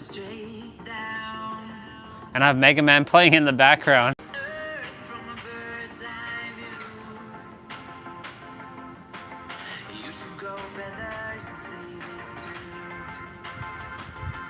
All right, we're doing ultimate abs.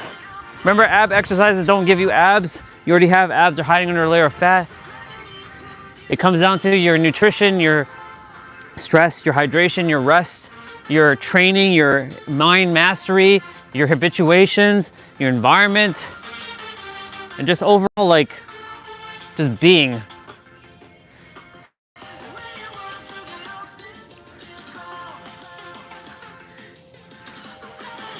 So when you're doing abs, make sure you put your hands underneath your butt whenever you have to move your legs, where it forces your back, your lower back to be moving. That way you have better stability. Otherwise you'll be missing a lot of the core engagement. Make sure you suck in your gut, pull in your navel, contract your core, bringing your belly button into your spine. This is awesome. You all can't hear what I'm hearing, but like, so we're doing leg hip lift. So we're dropping the legs down and lifting the lifts. Lifting the hips. Bend at your knees if necessary, or keep your legs straight. Anything where you're lifting your torso up, you're gonna make sure your lower back touches the ground before your shoulder blades do.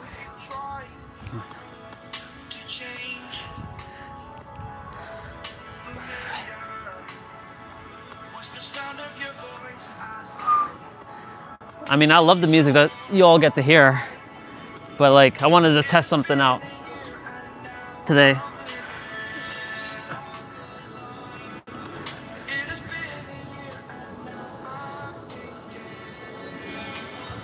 Scissors crossover is next.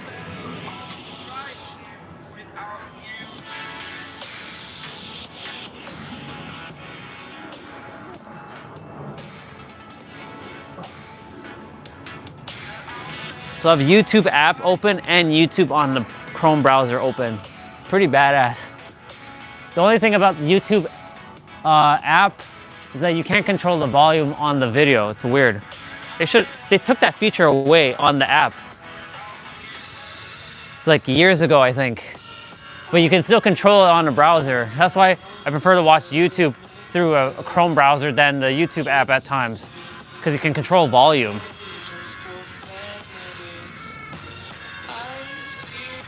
This tablet can do so many things. It's so awesome.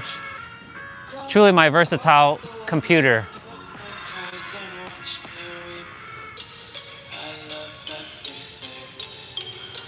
Slow bicycles are next. Left elbow to right knee and right elbow to left knee.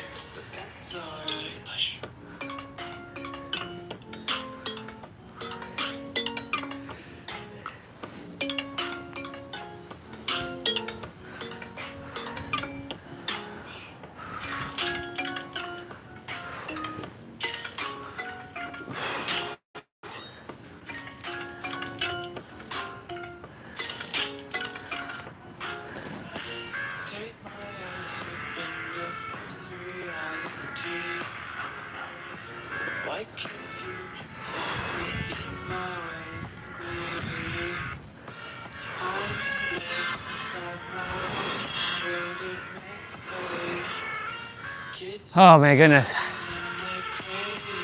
Leg switches are next.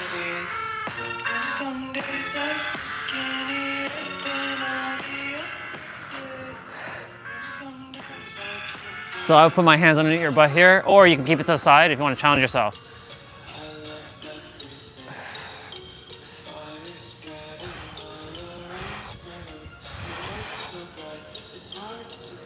Your feet are not touching the ground like your heels, but if they do, then you can swap it. You can not swap it. Sorry. You can stop saying sorry. You can lift it as soon as it touches the ground. So let it touch for like a millisecond.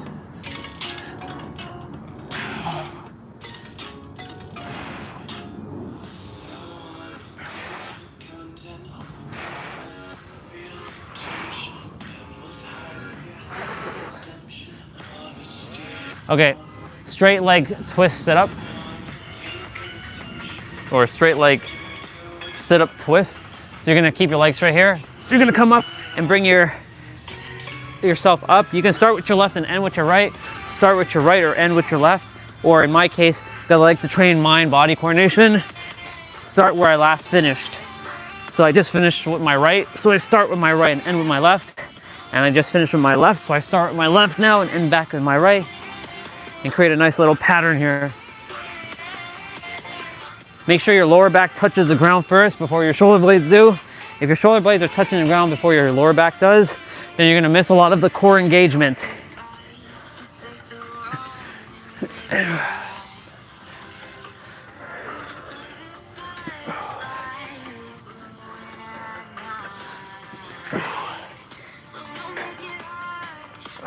Very good. Butterfly crunches are next. You're gonna keep your feet together. Put your hands behind your head. You're gonna meet your elbows and your knees to the middle. Boo doo boo doo boop. Boo doo doo doo doo doo doo doo. Da da da da da na na na na. Da da na na na na na na.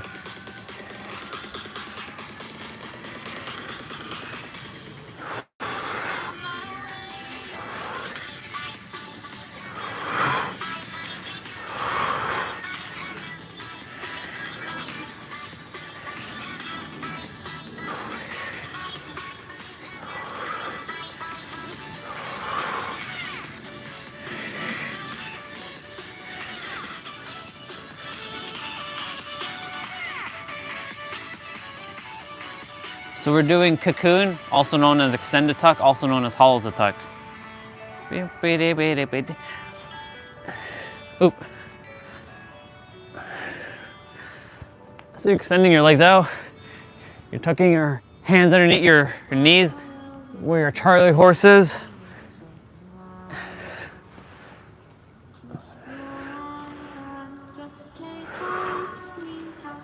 And then you bring your knees to your face and your face to your knees.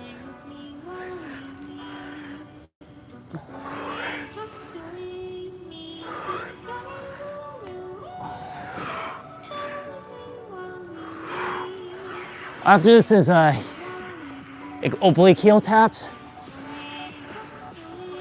So with this one, if you're having a hard time reaching your heels, keep your feet together and reach between your toes and your heels, that middle spot on your foot.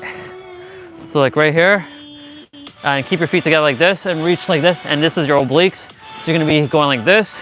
Make sure you contract your obliques. For the rest of us, extend the leg out, keep it further out, and reach for your heels. And really squeeze your obliques.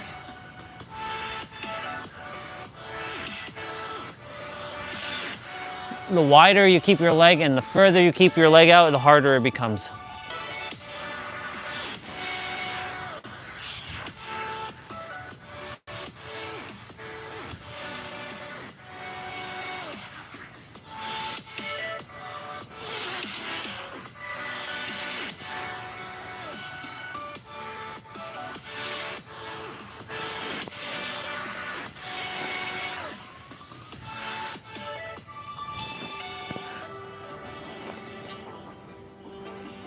Holy moly. Oh. Hollow, sprinter up is next.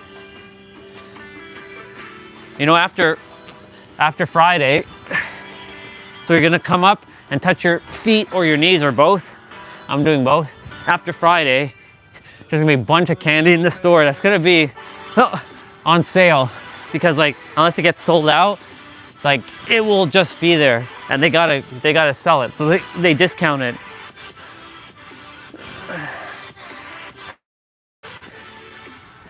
And then guess what happens, y'all? Christmas stuff starts coming out, and you're gonna see everybody start decking up their houses with Christmas stuff.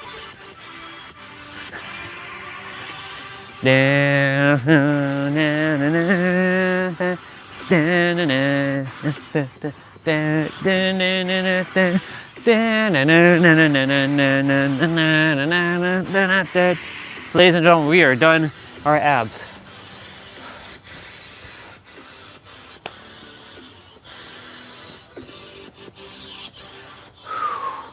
Very good.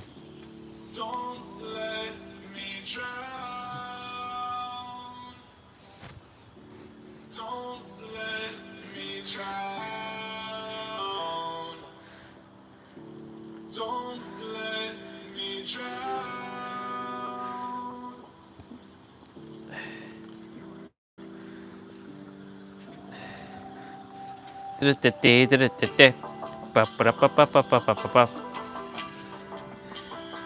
Capcom presents. All right. We're gonna do our ab stretches here.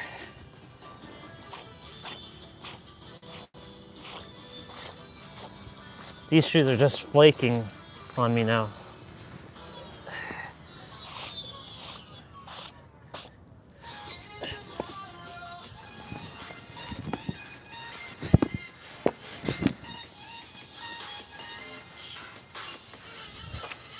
We're gonna have to be dealing with like area where we have to keep like sweeping and cleaning. Like leaves are just gonna come all over here. They're gonna pile up underneath the table and all that shit.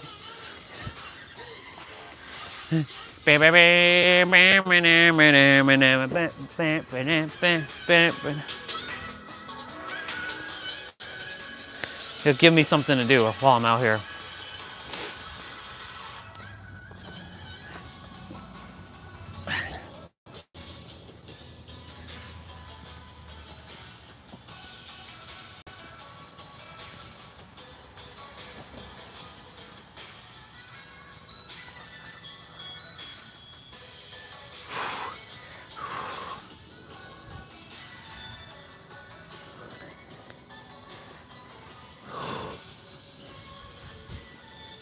Okay, we got lower body mobility training to do, and of course we got our 55s to do.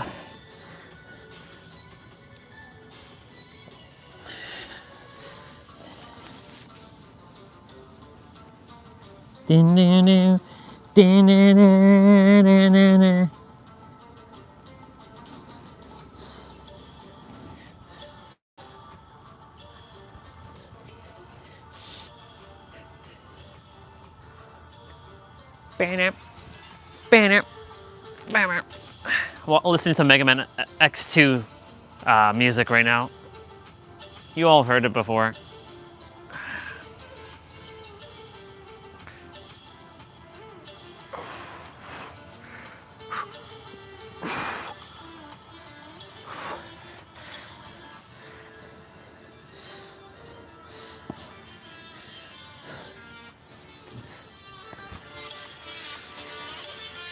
Kami stick. Actually, no, this is Korin stick.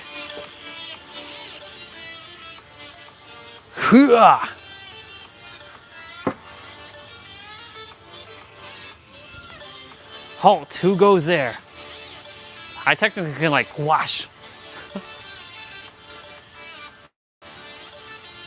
It's got a nice little like V on it. I can like.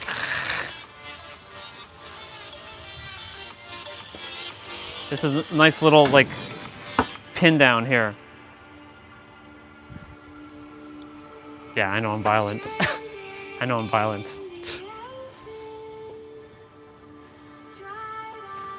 I was a ruler once upon a time, you know. I was like Arthur and Excalibur.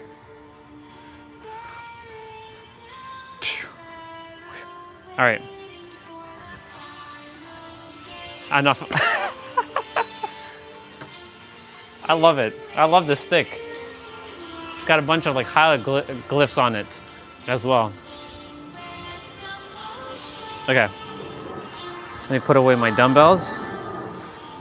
And then we're gonna get rolling with some push-ups, some squats.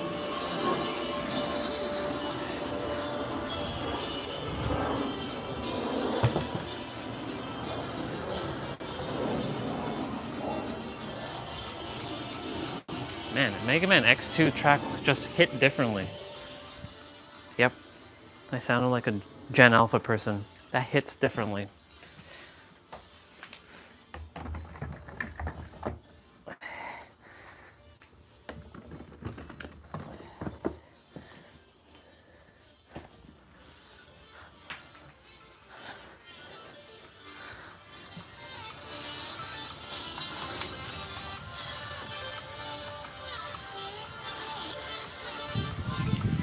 Bam, bam, bam, bam, bam, bam, bam, bam, bam, bam.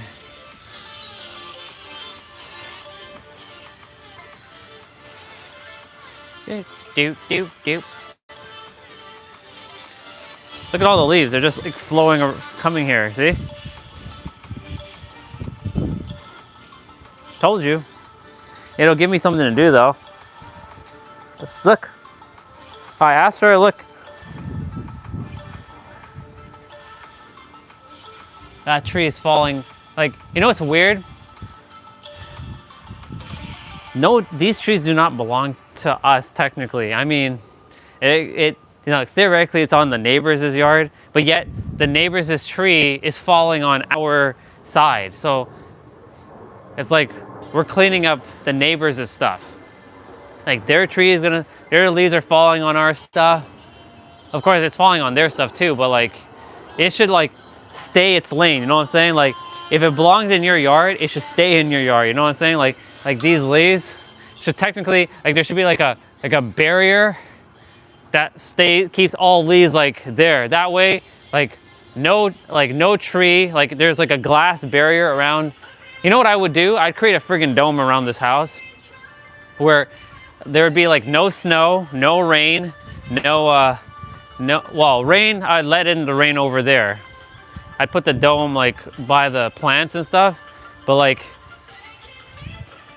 I would like keep the sidewalks clear, and then like I would press a button to activate the dome to let the cars out, and then activate the dome. So like when it snow falls, what happens is the snow will hit the dome and it'll melt the snow because it's a heated dome, and it keeps the place nice and warm. So it's like summer. I can be wearing t-shirt or no shirt on. Maybe I should create that. See, another invention. Another invention. I'm telling you, whoever's here, you better be either taking notes, because like if I don't bring it out, maybe you're supposed to bring it out. But imagine just having a dome where like in the winter time, like it's hot. That way, like you're not even affected by winter. Well, until you leave your dome, of course. But of course, if everybody had domes around their houses, right? It'd be kind of like, well, how do you let people pass your dome, right? Right? That's a good question. How would you allow people to walk, right? At first, it wouldn't be everywhere, but of course, as the technology evolves, when you're attempting to solve a problem, another problem gets added. So that's another problem, like, because you can't have pedestrians walking on the street because the cars are there. So what happens then, right? Do you just put a dome around the entire city? So like wintertime, when wintertime hits Toronto, you just put a big ass dome around the entire city. And that way it's like it's like perpetually summer all year round. So it takes the cold air and the winter and takes that like snow, and if it requires rain, we'll allow rain in. And if we don't require rain, then it'll just stay as snow and melt. And it'll create the moisture for heat, or the humidex. See? Have it all planned out, y'all. I have it all planned out.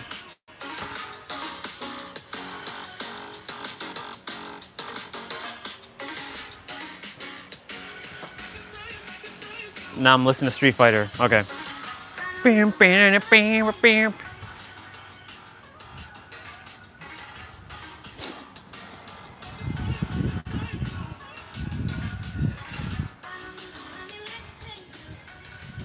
I mean, it doesn't matter about the little leaves. It's when we start getting the big leaves falling here. All right, push-ups. Oh, 20 wide, 20 standard, 15 narrow. Let's go. Rio's music is playing. Let's go. 5, 6, 7, 8, 9, 10, 12, 13, 14, 15, 16, 17, 18, 19, 20. Almost went to 22. 1, 2, 3, 4, 5, 6, 7, 8, 9, 10, 1, 2, 3, 4, 5, 6, 7, 8, 9, 40. See, these are just coming on my mat now. We'll be dealing with that a lot. 1, 2, 3, 4, 5, 6, 7, 8, 9, 10. 1, 2, 3, 4. Now we're playing Ken's music.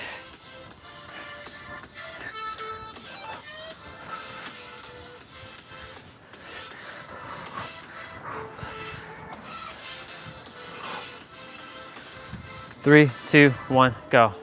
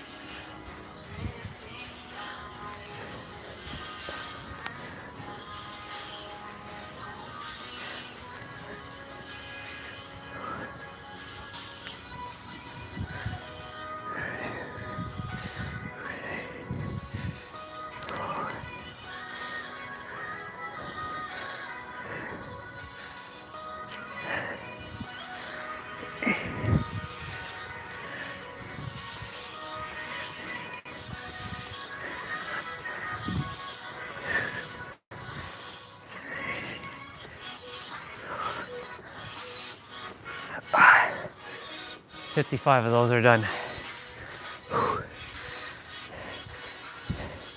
Ken's track is playing now.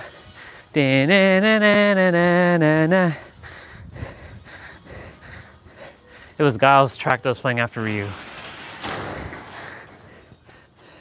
Da-na-na-na-na-na-na-na.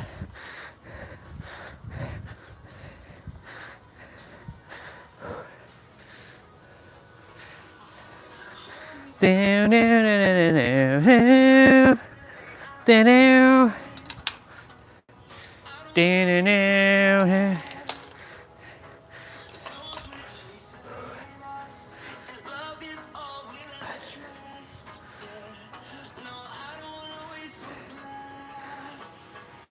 And you all can still hear that music playing.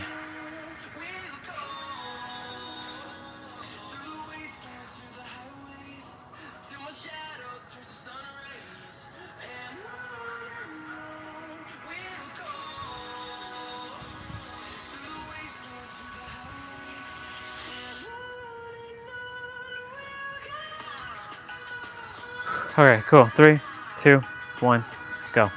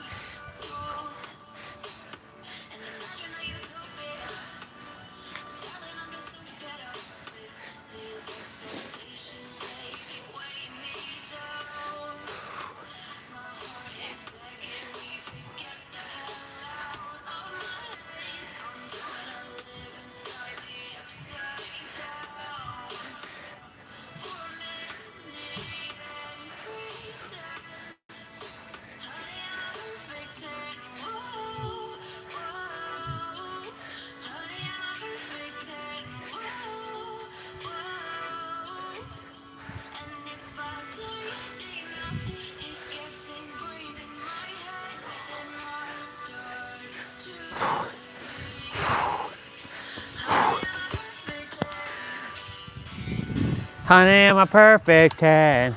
I can hear that song playing while I'm listening to my my Street Fighter music.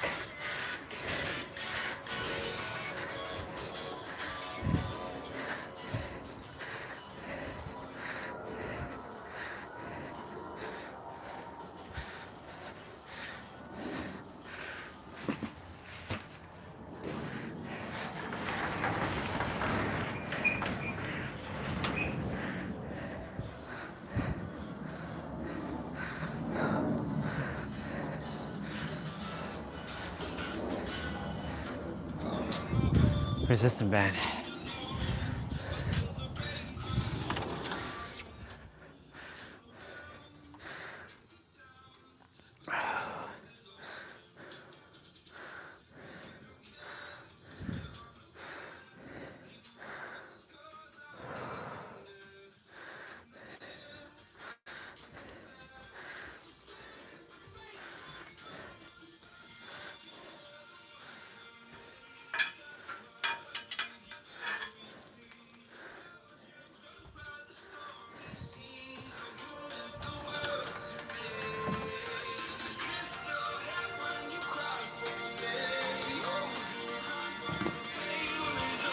Got my AirPod case out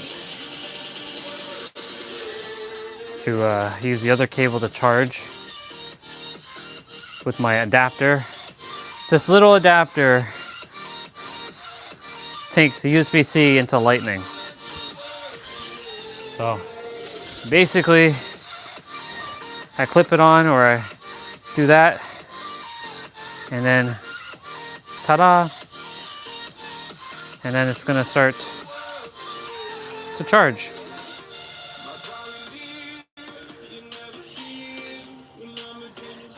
Even though I may not use these as often, I still we'll keep them because like they do the job. AirPods 2 are awesome. They're just longer, of course. Bam, bam, bam, bam.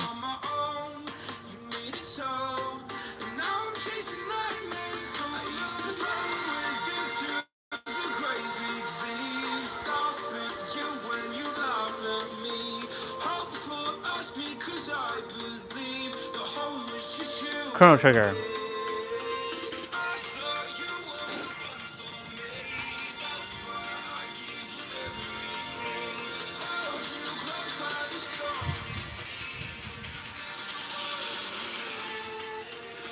I do my best not to blast music too loud in my ear.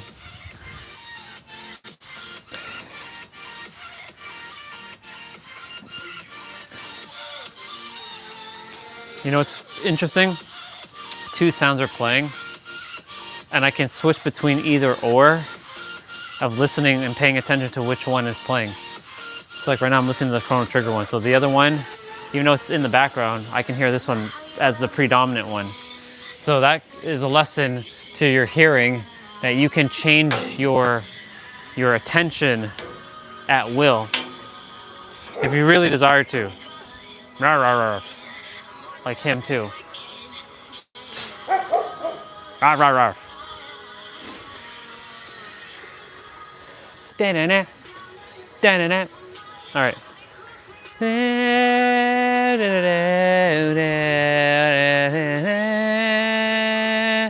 And now I can switch to that music.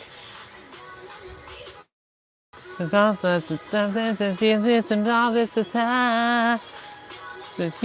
mind.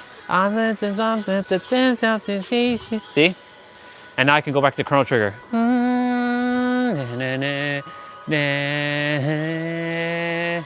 then that track now. To keep you. Maybe I'm gonna break my limit by being able to listen to two things at once.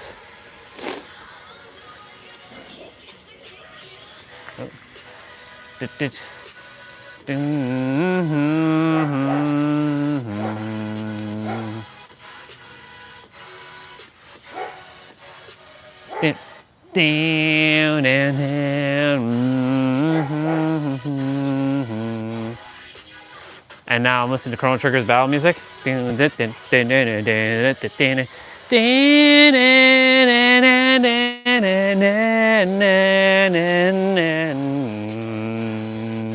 Now I can go back to that track. To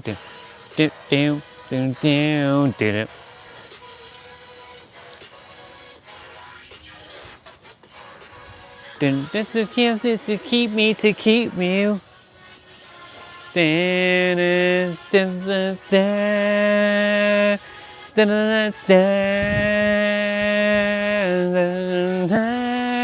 Now I go back to the Chrono Trigger.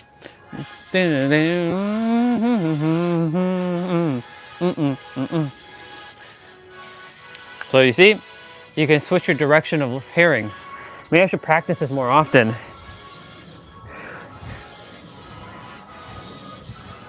I feel like there's a lesson to be had here.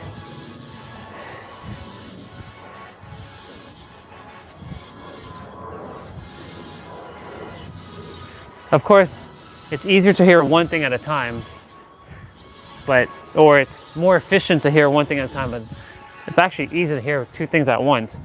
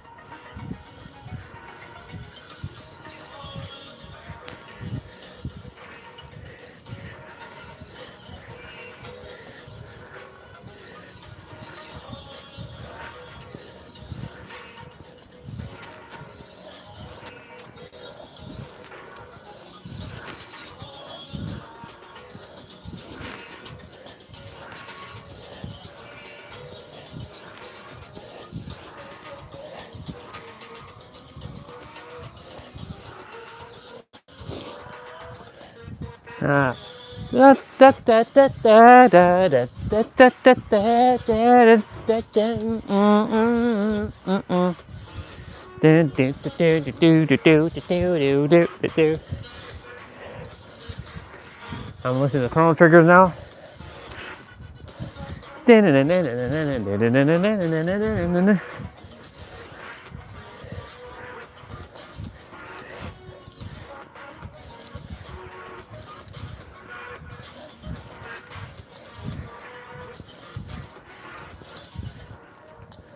Okay, I did more than 55 there, but it's fine.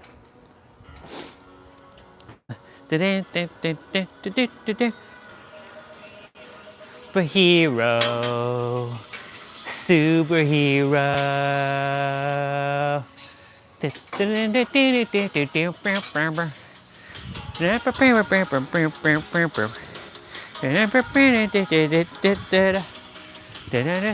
Can I be your superhero?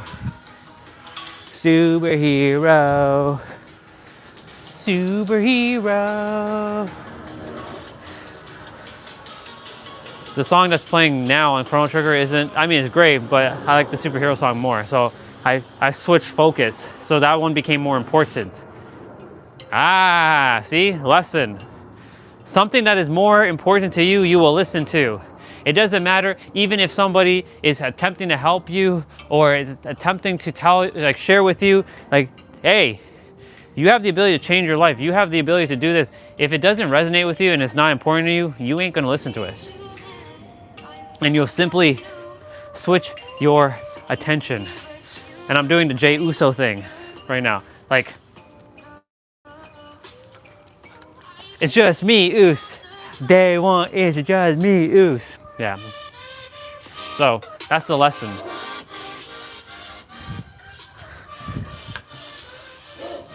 Rah, rah, rah.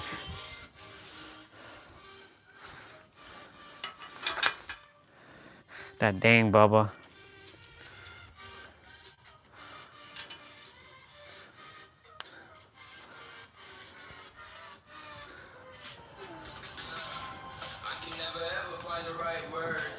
Sun's always the sea life. The sands down, blah, blah, blah, blah, blah, the sand on the seas right. It feels right, and it feels right.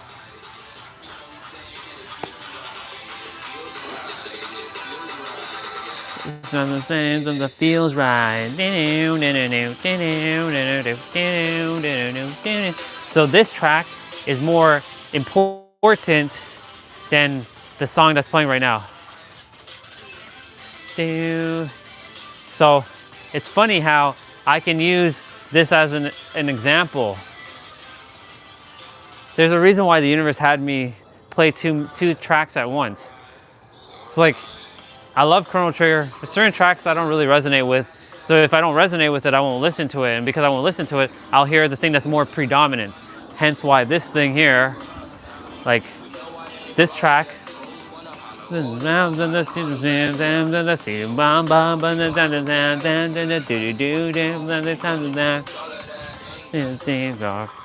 I don't know the lyrics, but I'm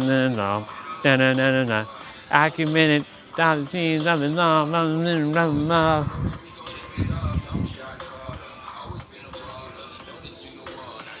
So this is more important than the other track I'm listening to right now. I'm the right words, and there's always this is real life. I'm gonna tell them the right words, and I'm gonna say what it feels right. And it feels right. And it feels right. And it feels right.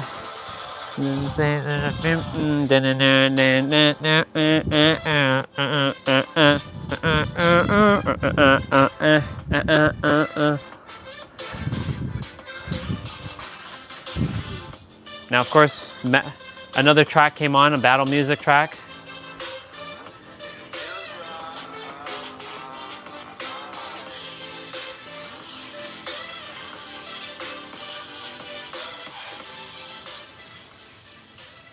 It's so fascinating. Truly it is. Wow. So if I had two musics playing at the same time that I really, really love, it'd be very interesting to see. I'm gonna do something. I'm gonna do a test in a bit.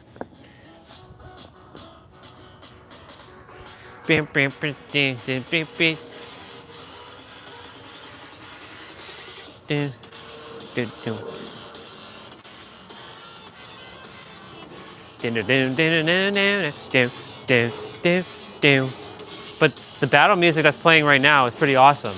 It's not my favorite in the world, but I mean, it's cool. Yeah, yeah, oh, yeah.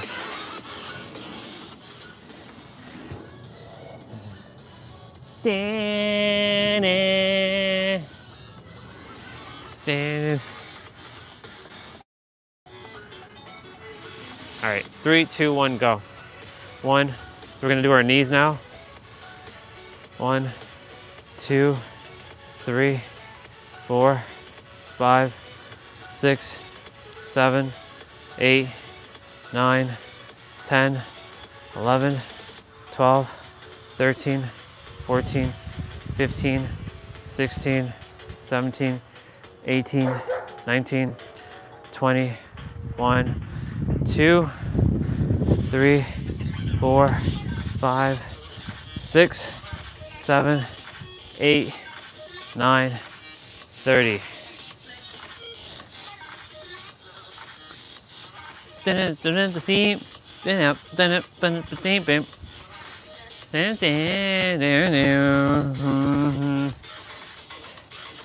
If I put on Final Fantasy VIII,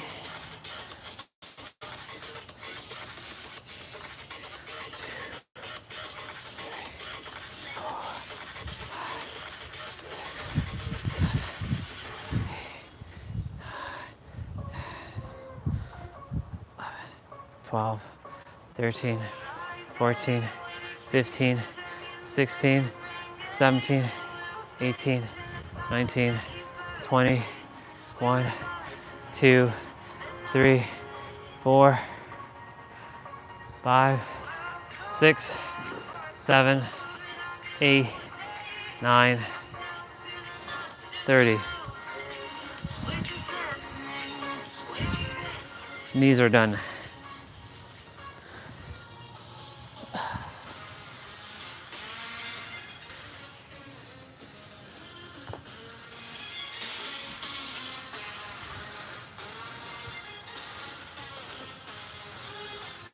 Quiet day.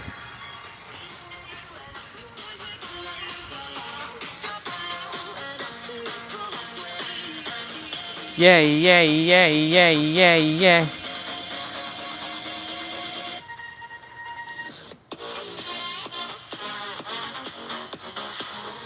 Down, down, down.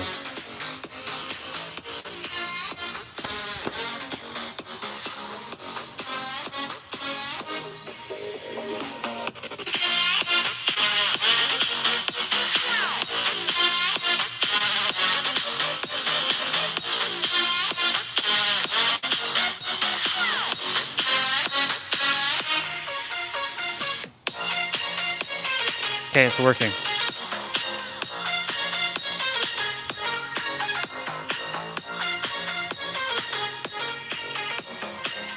Okay. Feed those Luzak. Feed those. Little bit of light, a little bit of gold. All right, so now we got Final Fantasy VIII music playing. So this will be interesting. Oh, millions, millions. Yeah. Now we're going to Luzak. Flows. Vinosek.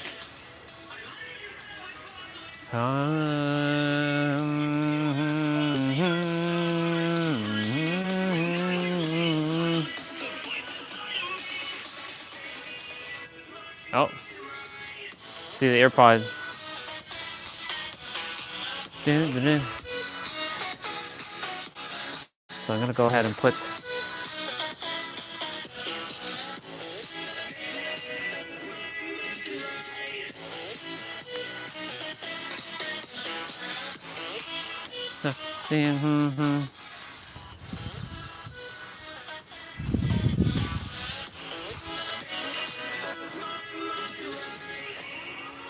Cool. So now I have one ear pod. I want to test something now. It's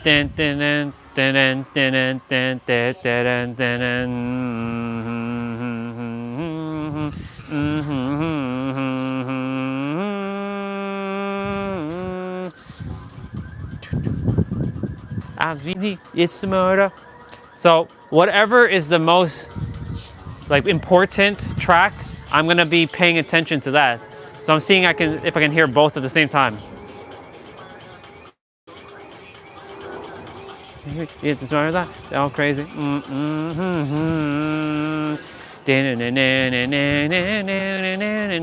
I can't sing two at the same time though. I can hear two at the same time, but I can't sing both at the same time. Like only one predominant thing can come out.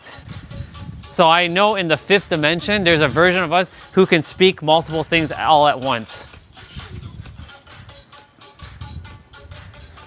Maybe there's a way to train that, to be able to speak simultaneously, like at the same time, or sing at the same time, or do, change the station, change the station, change the station. Hey-yo,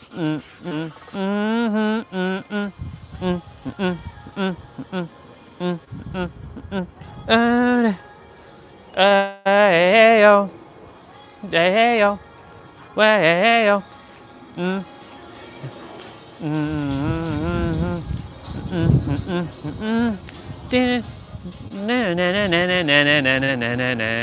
It takes a little bit to clue into what they're doing in the music. I'm seeing the lesson here, and it's quite fascinating. It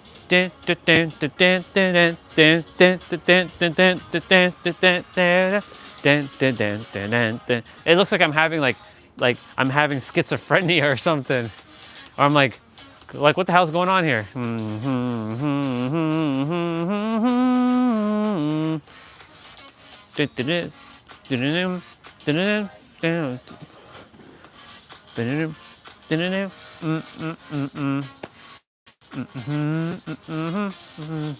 Now these songs I don't really hum, the ones that are singing, that are playing right now, the one that you all can hear. As a result,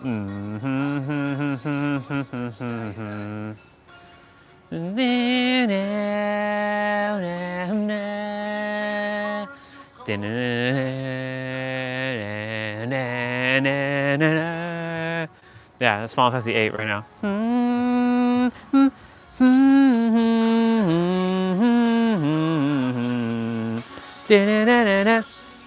The ocean meets the sky.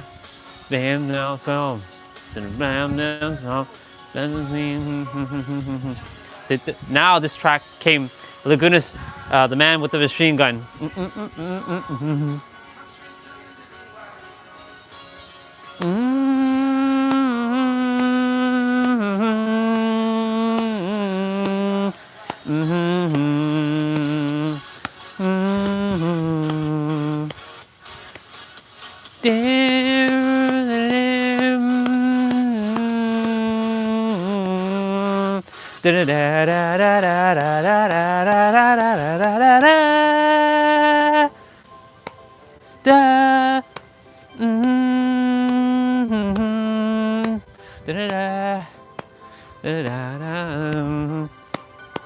All right, so yeah, so like if there's something that's really more eye-catching or more captivating, you will tend to lean towards that. So if someone is, okay, this is a great example. Let's say there's two of me, right? Two actual like me's, like another clone version of me. And one is more like, hi y'all, welcome to the YouTube channel. I really appreciate you all for coming today. And you know, today we're gonna be talking about the importance of words and like why it's important to talk about words. and why it's important to know the awareness of words, right? In comparison to, hey y'all, welcome to the channel. Today we're gonna be talking about words and why it's so important to be aware of your words. Who are you gonna listen to? Are you gonna listen to person or version A or version B? You're more likely gonna listen to version A. Maybe some of you may not even like version B. Maybe you like the, yeah, you know, the power of words. It's very important, you know? Like, if you don't really pay attention to your words, like, shit's gonna get real, and you're gonna always be behind. You're always gonna be feeling like you'll never be ahead. You'll always feel like you have to keep learning. You'll feel like you're always in this hamster wheel, right? Or that's person A. Person B, yeah, you could be stuck in this hamster wheel all your life. You'll never get any further because you're simply not aware of your words. Take both versions, right? And see which one you would resonate with, right? It's the same thing with music, right? Let's say Taylor Swift came on the radio with like one of her most popular songs, Shake It Up or Shake It Off, right? That song. And if that song were to come on and then for me, Die With a Smile. I just woke up from a dream where you and I had to say goodbye, right? So with that being said, which song would I listen to? Because I love both, right? Or Die With a Smile or Shatter Me with my wife, right? Of course I'm going to choose my wife. Like, it's always going to be my wife no matter what, right? As much as I love Die With a Smile, right? That's a really damn good song. Will I choose Die With a Smile or will I choose Shatter Me? I'm going to choose Shatter Me 100% of the time, right? Here's a good one. In the End or Shatter Me? Linkin Park's In the End or Shatter Me? Or Evanescence, Breathe, or no, Bring Me to Life, right? Both are playing at the same time. Which one would you choose to listen to?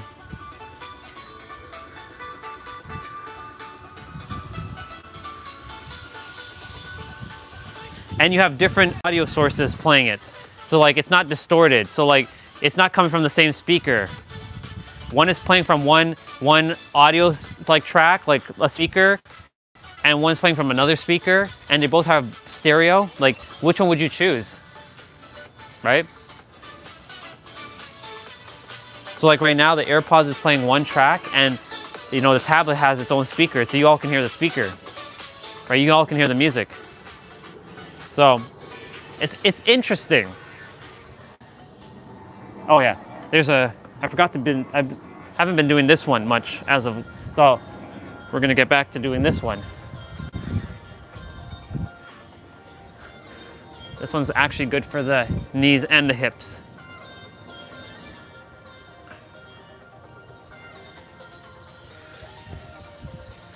And of course you're in a squat.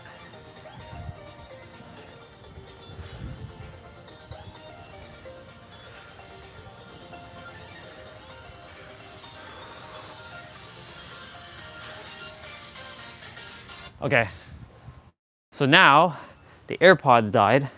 So now y'all can hear this.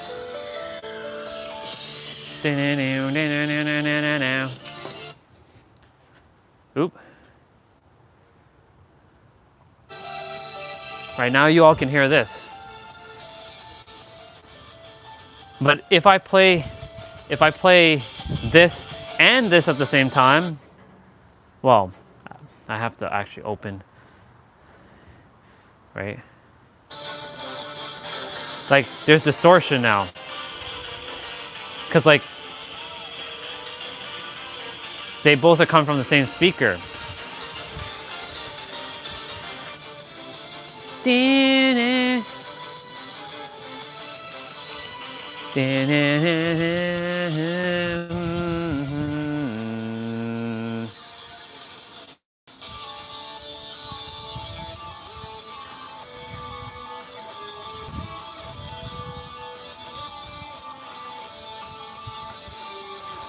Well, we're not technically done, but you know. So you see, it's interesting how this works.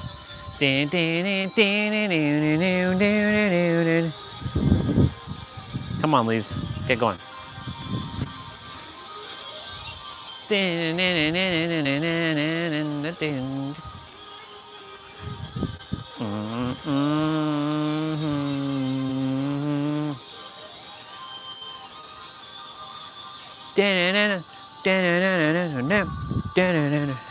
So this is what I was listening to.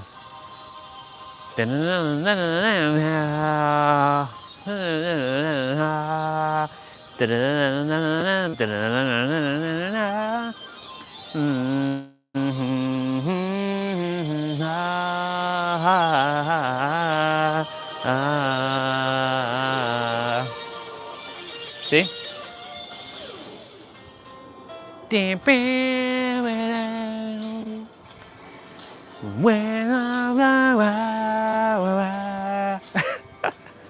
La la la la la la la. Ba ba ba ba ba ba ba ba ba.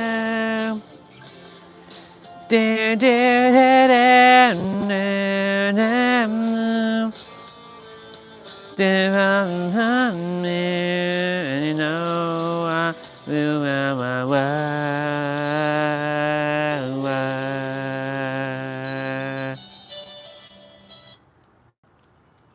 Oops, see? It was playing through my AirPods there.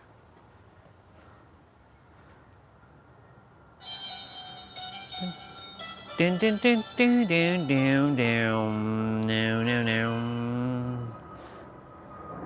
So you see, that was interesting. And now, dun, dun.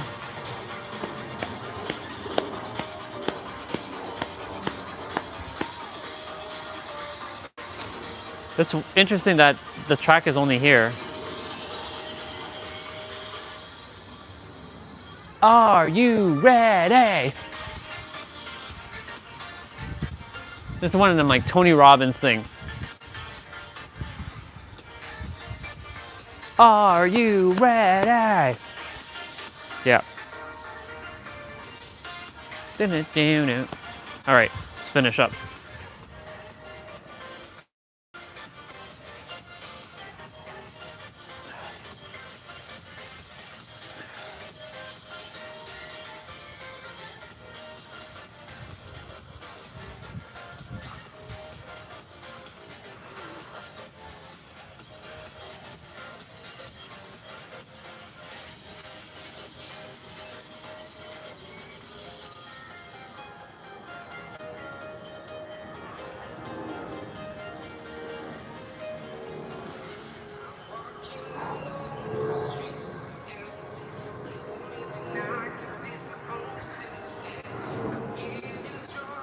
Step by step, don't say.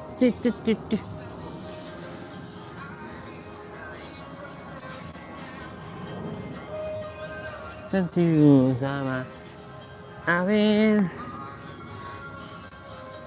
to check your soul.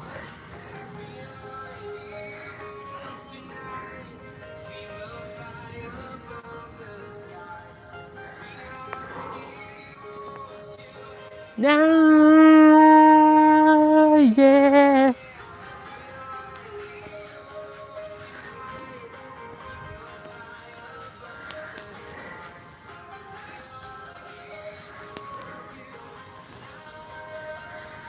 So I'm doing ankles right now.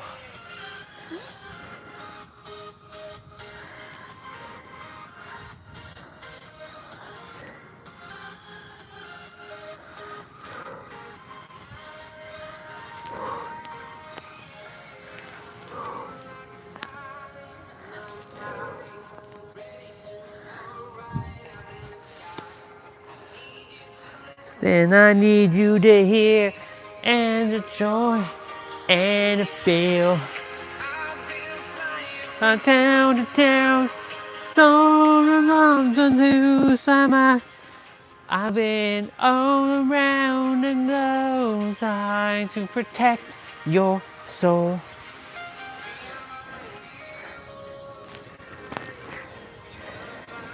One, two, now, yeah.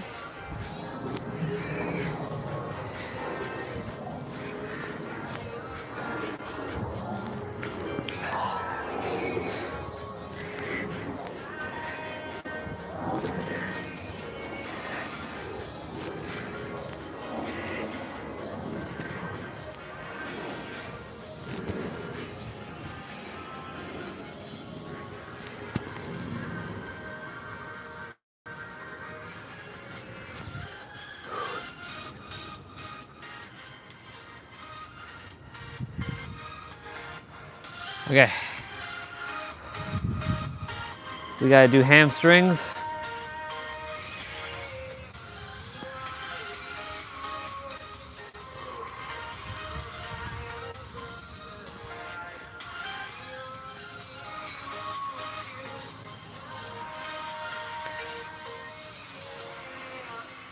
Whoa. You have 6, 7, 8, 9, 11, 12, 13, 14, 15, 16, 17, 18, 19, 20. You got the feeling, you got the feeling, you got the feeling, you got the feeling, you got the feeling. Where the hell is the sun today?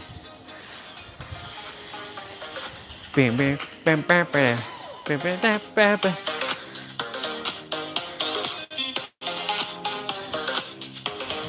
It's supposed to be sunny today. Holy moly. What is that?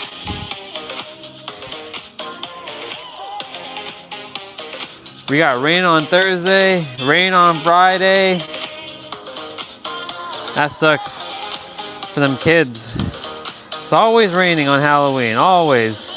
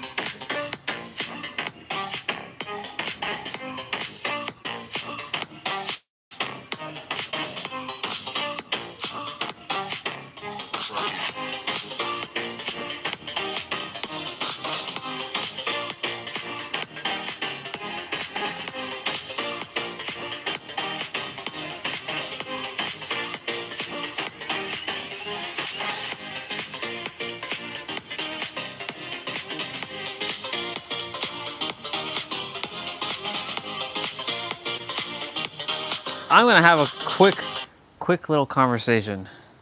Not that I require it, but this is funny. This is hilarious.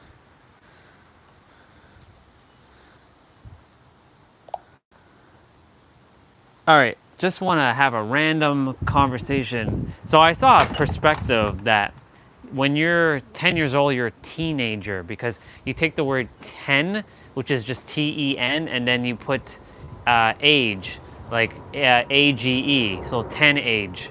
So like, what's your perspective on that? Because I know teenager technically starts at 13. You let me know what you think. I love that playful perspective. It's definitely a fun way to think about it. Technically, teenager does refer to ages 13 to 19, but it's amusing to break it down linguistically like that. It kind of brings a whole new dimension to how we view the word teen. It's definitely a creative take.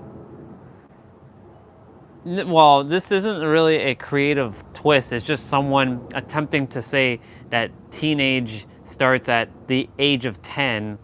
And normally I'd be like, okay, you know, that's an interesting perspective because like physically your body, well, around the age of 10, you start to develop your attitudes and such. Well, technically you actually start developing your attitudes around like 8 or 9. But you know, 10 is the new age, like the new decimal. So like, it's I get where he's coming from with his perspective, but like, it's still not accurate. It's weird, because like, you know, unless it was 10 teen, 11 teen, 12 teen, then I would agree with that. But we start at 10, 11, 12, 13, 14, 15, 16, 17, 18, 19, and then of course 20 is 20. But like, yeah, it's another third dimensional perspective from another third dimensional human. Absolutely. It's definitely a playful take, and it highlights how language and age categories can be a bit arbitrary. It's fun to think about how we label different stages of life, and I guess it's all about perspective and how we view development. It's definitely interesting to consider these different angles. It's interesting. Oh, and I stopped that at 2 minutes and 22 seconds. Look at that.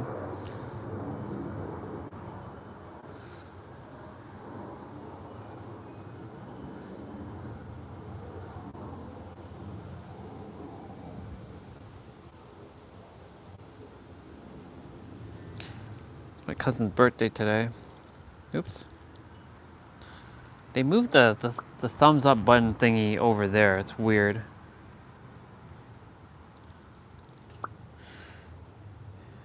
The gravity, Earth from a bird's eye view. Okay. I got.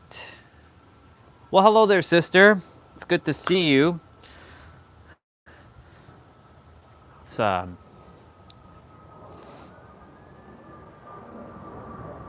I got back to your voice message, even though I know you said you forgot what you wrote, that you said. But I also left a voice message. So whenever you desire to hear it, unless you already sent, yeah, you already sent one. Yeah, you already sent one. Okay, never mind. I see it. You see it. Sounds good. I hear. I see it. Okay, I'll be taking a listen to it later on.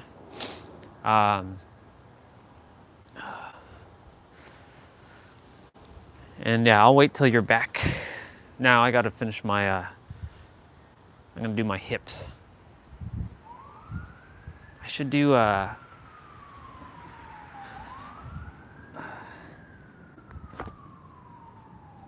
see, shoes. 99 transitions with the shoes.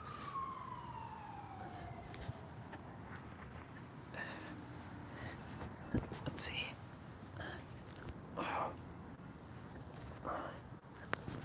Nope, the shoes is a little bit more challenging with the shoes on. But I can kind of do it with the shoes. But I have to kind of give myself a little bit of A little bit of room. But without the shoes, you bet your ass I can do this.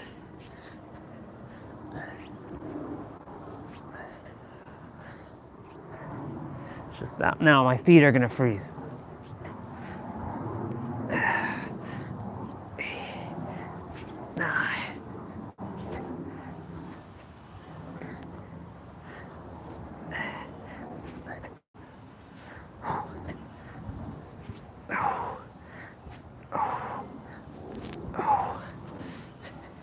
Not actually popping up on my feet here.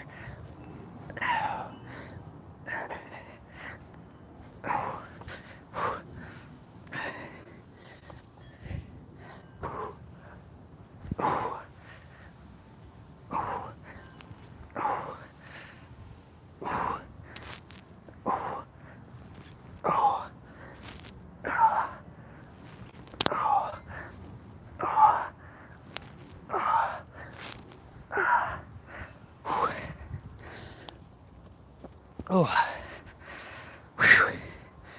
Yes, yes.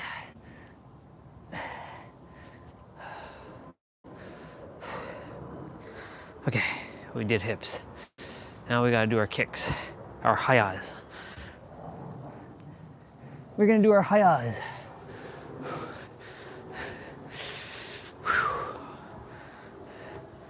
We're gonna do our HIIA.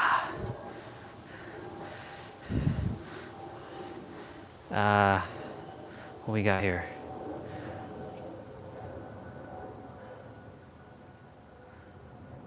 $11.11. What the hell? $11.11 power deal starting on October 31st. Cool.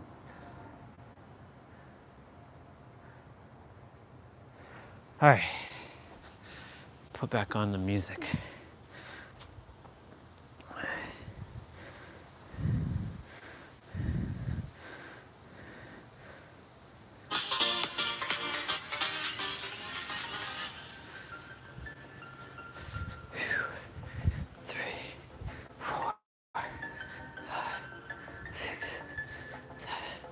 Eight, 9, 10, 11, 12, 13, 14,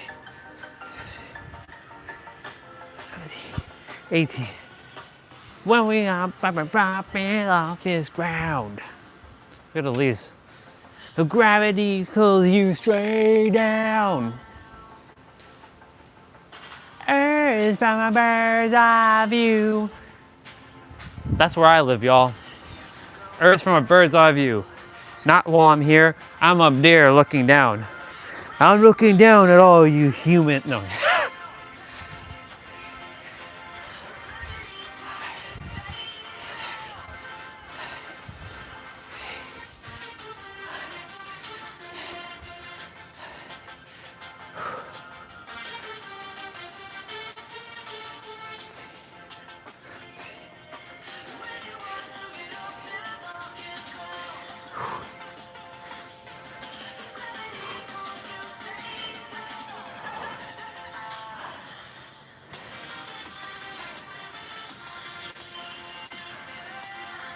I think I only did 20 on this side, so I'm gonna do 10 more.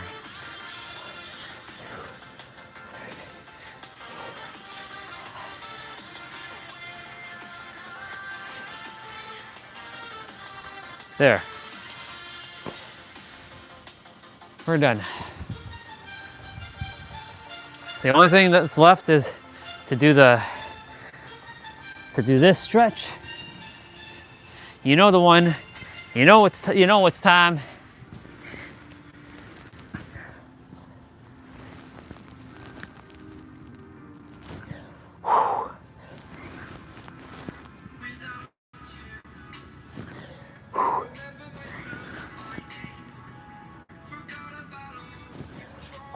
Wow.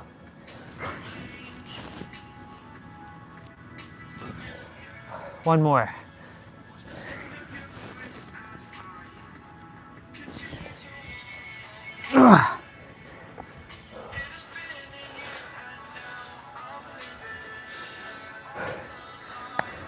Did it.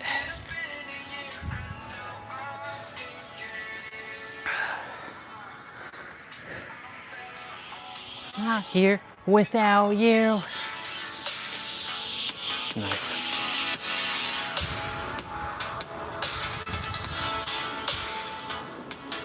I'm better off right here without you. Okay.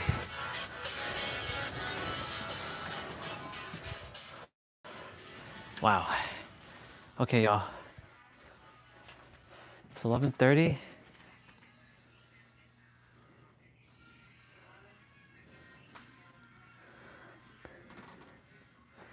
It's 12:30, not 11:30.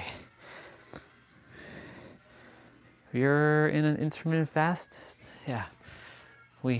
Our last meal we had yesterday was 7:45.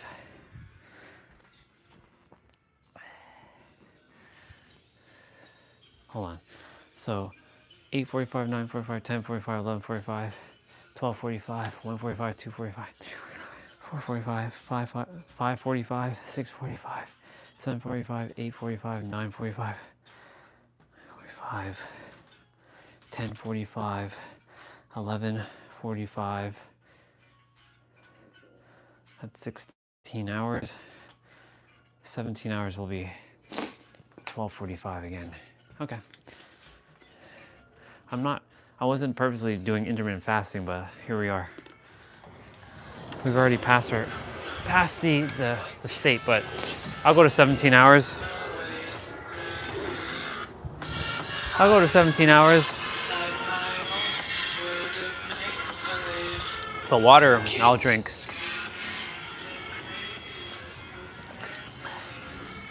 We only drank a little bit of water before we left for the walk today. And that was now the only water we drank since we've started our play out and all the other stuff. Yeah, we're done. Again, we finished. Complete. But that's all right.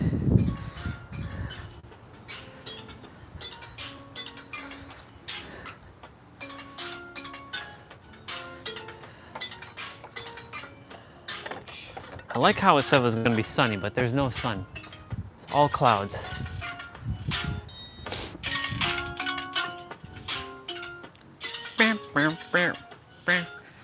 Down a tasty.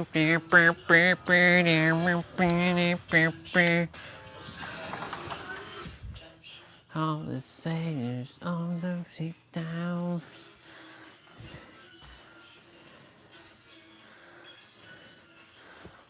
I put on my newer gloves.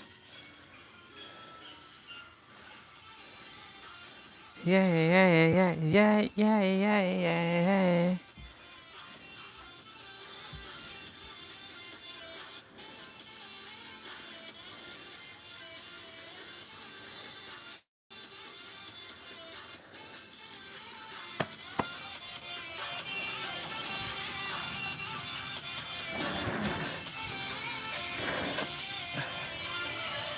When the doctor's on the moon and they make it right.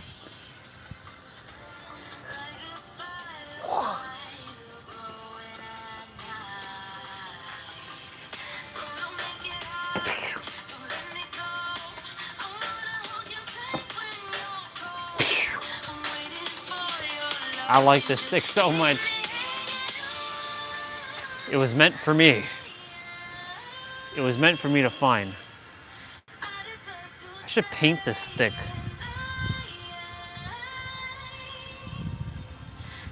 Give it a nice like pink.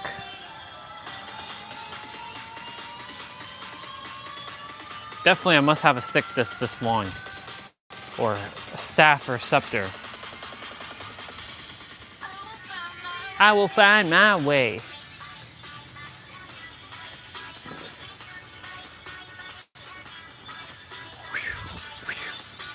This thing is like long.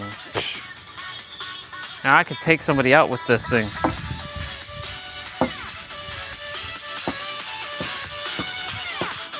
Yeah. Our song is coming up.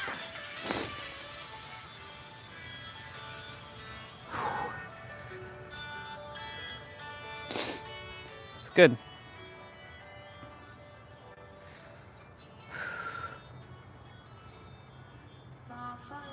Stop saying stay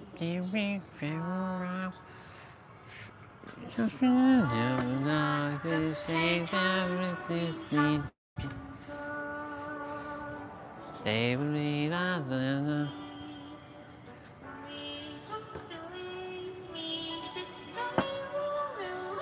Imagine like taking this stick like up a mountain.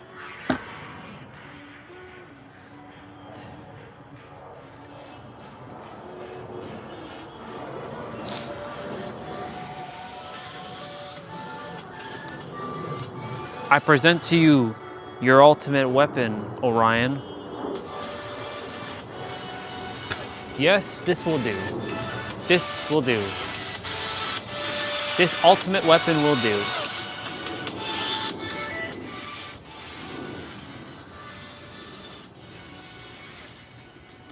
I wish, the only thing I would have loved if this had a longer stem on this side.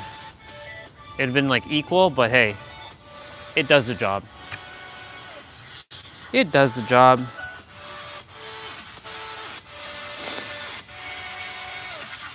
Looking like a badass with this stick. Like using it as like a sword.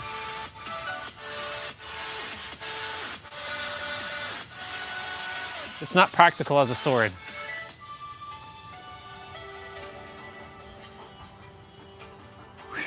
It's not practical as a sword. Like, I can hold it like a sword, but I can't swing it like a sword. Like, if I attempt to swing it like,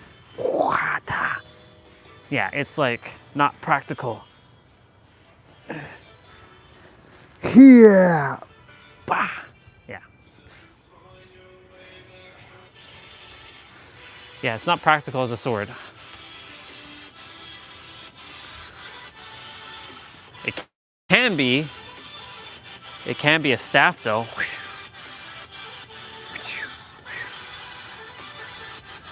Ugh.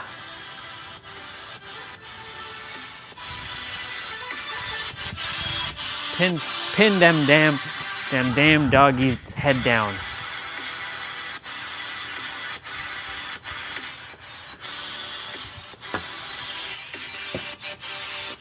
Yeah.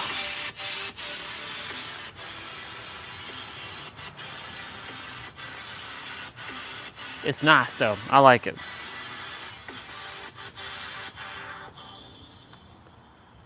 It's nice. Me drown. Don't let me drown. Don't let me drown.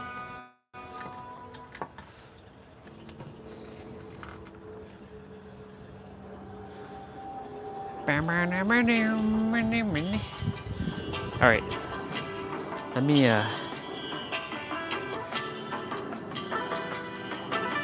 the song's almost done.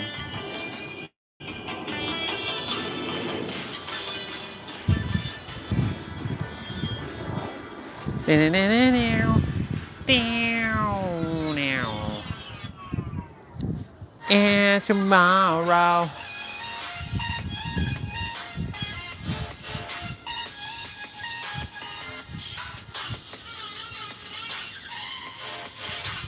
is tomorrow.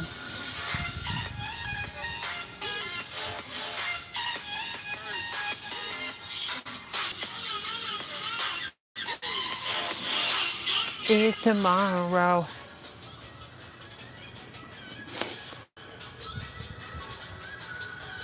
Oh.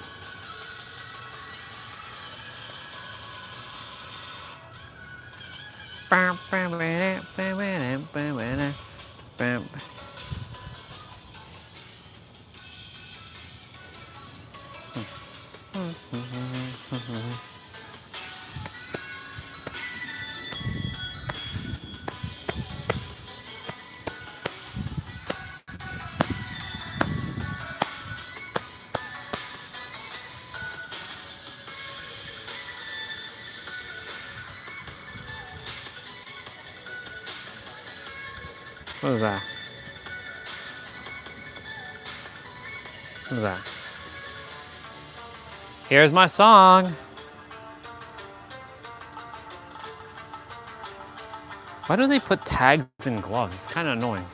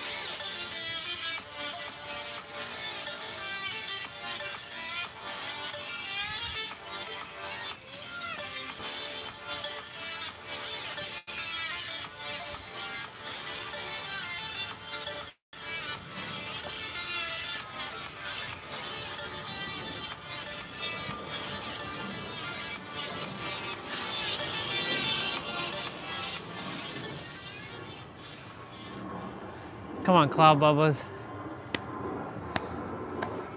I can see a little bit of the blue skies. The open. Ah. Shooting the clouds. I'm all for clouds, but not like entire like blanket of cloud. You know what I'm saying? Like, yeah, give me a couple clouds in the sky. I'll take them, but like not all this like all of this. Like, get your ass out of here, cloud. See you tomorrow. Emotion.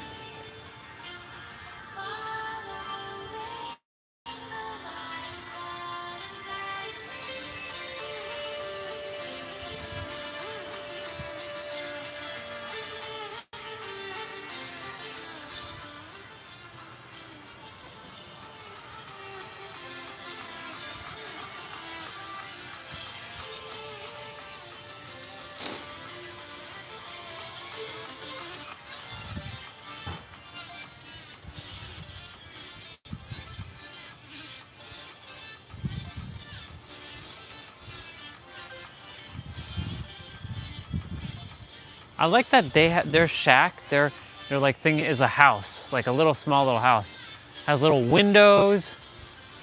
Like you can go in there and probably like sit in there and chill. Like we should have one of those in our backyard. Like a lot of the people, a lot of the houses here have a lot of nice sheds. Like they're bigger. Like what the hell did we get here? Like some tiny little, like minuscule shit.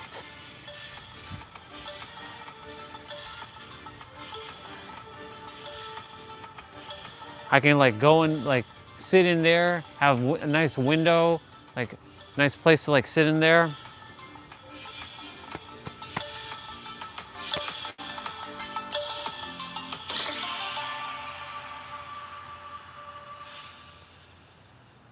Okay, I'm going to, it's 12:43.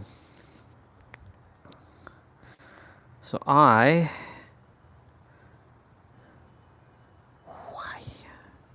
don't want notifications on. I like how they keep, these apps want to keep distracting you with bullshit. And they want to keep telling you to turn on notifications. But I don't desire to turn on any notifications. Did they win last night?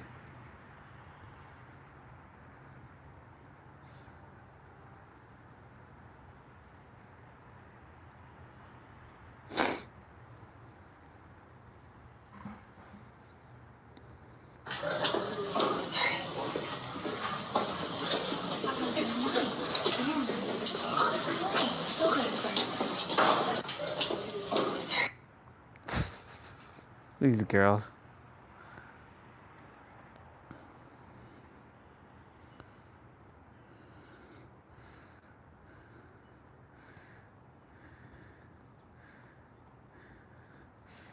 Nice.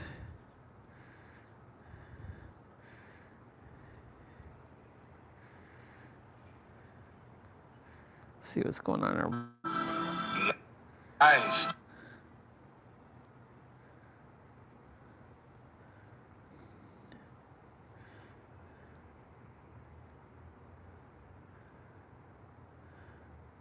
Oh, wow.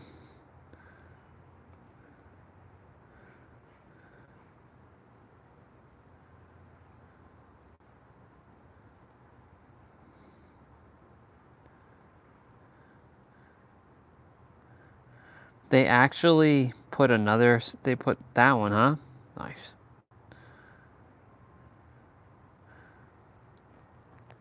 Do do do do do do do do do do do.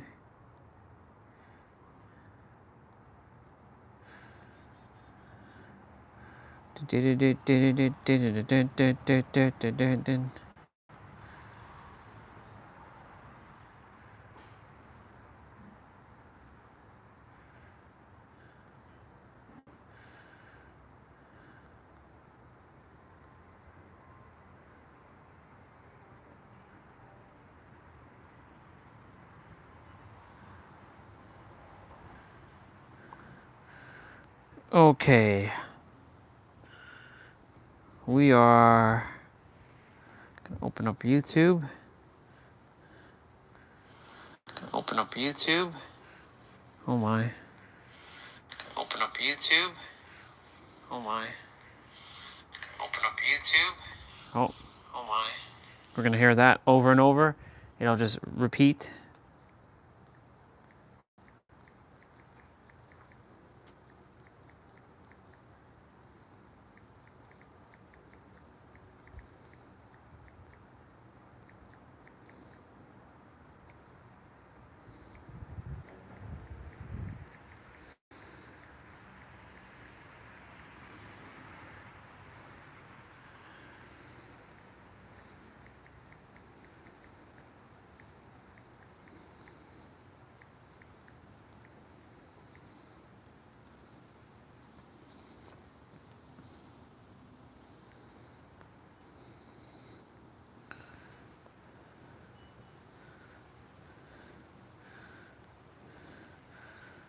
Let's feed their mind.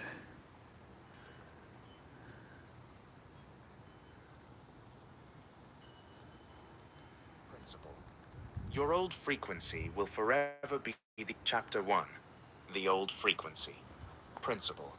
Your old frequency will forever be the only thing that holds you back from your new frequency, and as a result, your new reality. The moment you begin the journey of reaching your desired reality, you threaten the existence of something you never knew existed, and that is your old frequency. Your old frequency is a living entity with its own psychology and its own goals. So long as you are unaware of how it thinks, you will always be a step behind it, unconsciously driven towards its goals without realizing. Its only goal is to keep you within the old reality, the one that you are seeking to escape. All those times when it felt like your life was spiraling out of control, it was always in your control, but unfortunately in the control of your old frequency.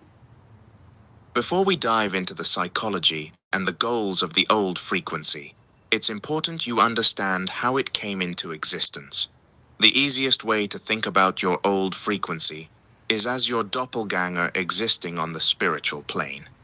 An identical version of you, with all your memories, all your beliefs, all your experiences, all your feelings, just with its own version of your memories, its own version of your beliefs, its own version of your experiences, and its own version of your feelings. It doesn't exist physically as you do, because it resides in the spiritual plane, hence why it has the ability to affect your reality, because before anything can exist physically, it must exist vibrationally. Unfortunately, since to the ego anything that cannot be seen does not exist, the old frequency often damages your reality without you ever even knowing. It is created out of what is called thought forms. The easiest way to conceptualize thought forms is to see them as stones representing mental and emotional energy.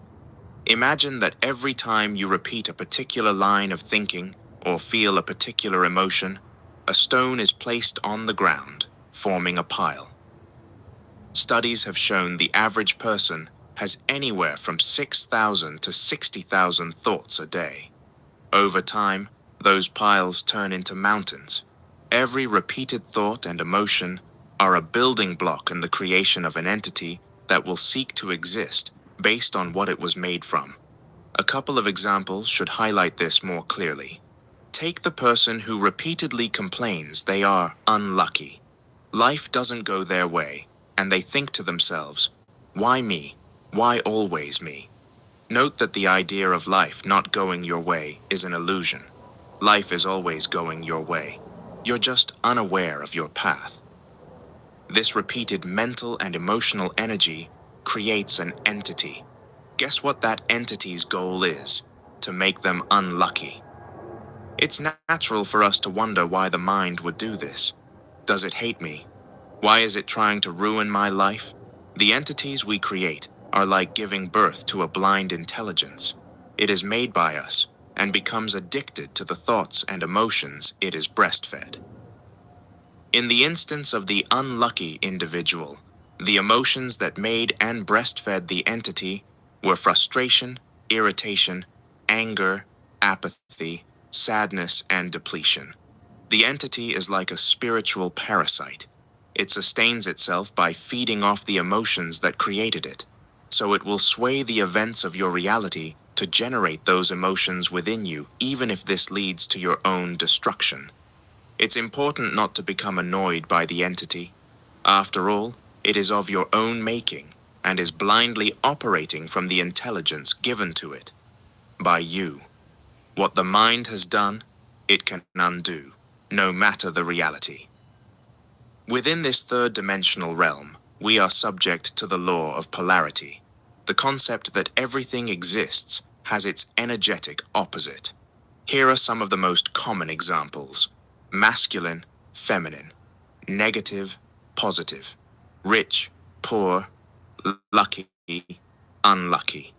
If someone can create negative entities that contradict their desired reality, they can just as easily create positive entities that contribute towards their desired reality. Some people are regarded as lucky. Life always seems to bend to their will, and things always goes right for them. These individuals simply exist with an entity that seeks to keep them lucky and feeds off their joy, happiness, and amazement. A close friend of mine, who grew up believing she wasn't good looking, eventually decided to see herself as the most beautiful woman ever. Now, wherever she goes, men are constantly chasing her, approaching her, and eager to do anything for her. Whether she realizes it or not, she's created an energetic presence, an entity that influences how others perceive her. This entity is sustained by the thoughts and emotions she holds about herself, and in turn, it reflects those beliefs back through the way others respond to her. As you go through life, you're going to have many different phases, and in every one, an entity is created that will seek to maintain that phase. If you're financially struggling, there is an entity that seeks to maintain that. If you're in a bad relationship, there is an entity that seeks to maintain that. If you're unfit, there is an entity that seeks to maintain that. The old frequency is directly connected with the old version of you, which is directly connected with the old reality, the very one you're trying to escape. Until you know how your old frequency thinks, you will be a step behind it every time without ever knowing why.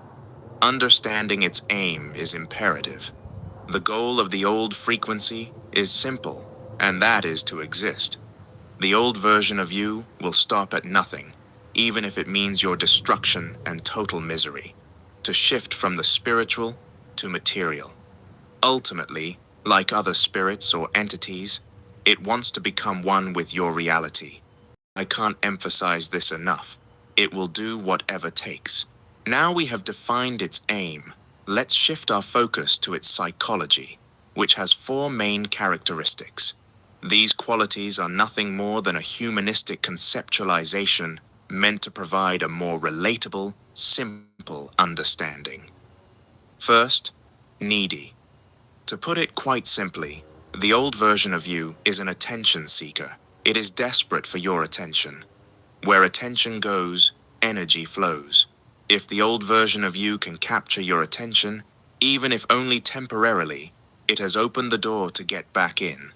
Concentration precedes vibration. Vibration precedes frequency, and frequency precedes reality. Through your attention, it can nourish itself. Focus is a centralization of energy, and the old version of you knows this, so it will sway events, circumstances, conditions, and even people in your reality to reflect the old reality, all to get you to redirect your energy towards it, specifically your emotional energy. Emotion is energy, so it'll always seek to extract it in a manner reflective of what you've got it accustomed to. The old frequency must feed, and it will do so at any cost. It is needy because it's been with you during all the low moments of your life, whether you knew it or not. Even though it was feeding off you, it is the best friend that occasionally ruins your life.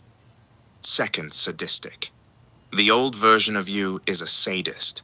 It loves pain, sadness, frustration, irritation, and annoyance, because that's the energy it feeds off. It rejoices in your suffering and all the very emotions you're attempting to leave behind. It's likely that during times of adversity, these are the predominant emotions occupying you, which are like a drug to the old frequency. It sustains itself with them. Remember, too, that emotions act as a glue that sticks you to the old frequency, ultimately binding you to your old reality. The old version of you is you, so it knows exactly which buttons to press to trigger the emotions it craves. The moment you start feeling too calm, too peaceful, or begin shifting toward a new reality, that's when it strikes. It's not random, it's a calculated pullback, designed to stir up the most emotional resistance possible and keep you anchored in the familiar, so the idea of change seems like a hopeless dream. 3. Scared. The old version of you likes existing, so the thought of not existing frightens it, and ultimately, this is the beginning of a trap which captures many of us. Sensing its own potential extinction, the old version of you will project its fear onto you the moment you begin striving for more or moving in a new direction. As you shift into the frequency of your desired reality, it attempts to make you unconsciously associate that change with fear, so you'll hesitate, retreat, or self-sabotage. It's a defense mechanism designed to keep you tethered to the familiar and prevent your evolution into a better reality. It also knows that once you feel fear, it's only a matter of time before that fear begins to negatively alter your frequency, since fear is nothing more than ignorant faith, which then eventually alters your reality. Fear is like a guiding light for what you don't want to navigate the universe so it can find you. Due to the emotional strength of fear, it ultimately overshadows the frequency sent out for your desired reality, taking over to manifest the worst. That fear of change is not yours. It belongs to the old frequency, which tricks you into thinking it's yours so you don't move forward. 4. Reactive. The old version of you is extremely reactive, but the irony is that it is reactive to its own creation. Once again, this is the beginning of a very dangerous but calculated cycle. Since the old version of you is in opposition to creation of your desired reality, it will cause adversity in your reality, while also short-circuiting your thinking to shut down the potential of any higher levels of awareness, which is seeing reality clearly beyond illusion. It ultimately doesn't want you to be aware of the true nature of reality and what is going on. It wants you to be caught up in the whirlwind of chaos, so you never become aware, because all transmutation first begins with awareness. It'll project its tendency to quickly react to circumstances, conditions, events, and people, so there is no time for awareness, so there is no transmutation. It's important to note that emotion is the most powerful energy source in the universe. And so the old version will seek an emotional reaction from you. That is all it wants. Every time you emotionally react, you are strengthening and reinforcing the old frequency. Emotion is a supercharger of frequency, and so you are supercharging the old reality. Always remember, on the car journey to your desired reality, emotionally reacting to the old version of you, and ultimately, the old reality, will take you on a detour back to it. Practical. Awareness is the only way you'll escape the clutches of your old frequency. The moment you are aware, a pathway that was once hidden opens itself up, giving you the option to live by design instead of default. Within the adversity that reality presents to you, there is a choice, and that is to live by default or design. Default pertains to the old frequency that expects you to react. Reacting to reality will always lead to the old frequency. Design pertains to the new frequency that expects you to respond. Responding to reality will always lead to the new frequency. The difference between reacting and responding is life and death. Reacting is death, and responding is life. To rise to your desired reality, you must rise above reaction into response. Let's examine how the old frequency perceives reacting. Reacting is to allow the external nature of reality to imbalance your internal state. You've been wired to think that you react to reality, but the truth is reality reacts to you. The internal is a reflector. So, ironically, once it is swayed, it will lead to the swaying of the external. And this is the beginning of a cycle in which too many are trapped. To simplify the point being made here, an imbalance of the internal creates everything you don't like. By responding instead of reacting, you allow your internal state to balance the external nature of reality. Internal balance ultimately leads to a balanced reality no matter what is presented. Responding is simply the act of viewing your current adversity through the lens of your desired reality, reframing the situation to be in alignment with where you're going, not where you are. How would the version of you in your desired reality look at this? How would the version of you in your desired reality feel about this? How would the version of you in your desired reality think about this? If you can keep those questions at the top of your mind while experiencing adversity, the blur on your lenses caused by that chaos will begin to clear. Reality doesn't care if you're nice. Principle. Why do bad things happen to good people? Why do people with the biggest hearts suffer the most? What of justice? We all wish we lived in a world where God rewarded the good and punished the evil. But a quick look around shows the opposite to be true. Denial of this truth is nothing more than cognitive dissonance. To most of us, it just doesn't make sense. And that's because we're making the mistake of thinking like a human instead of thinking like the universe. The universe itself is nothing more than a system, a collection of laws that operate indiscriminately to humans. To say it more simply, when it comes to the reality that you create, the universe doesn't care if you're good or bad. The universe is unapologetically equal to all, regardless of age, regardless of circumstance, and, unfortunately, regardless of morality.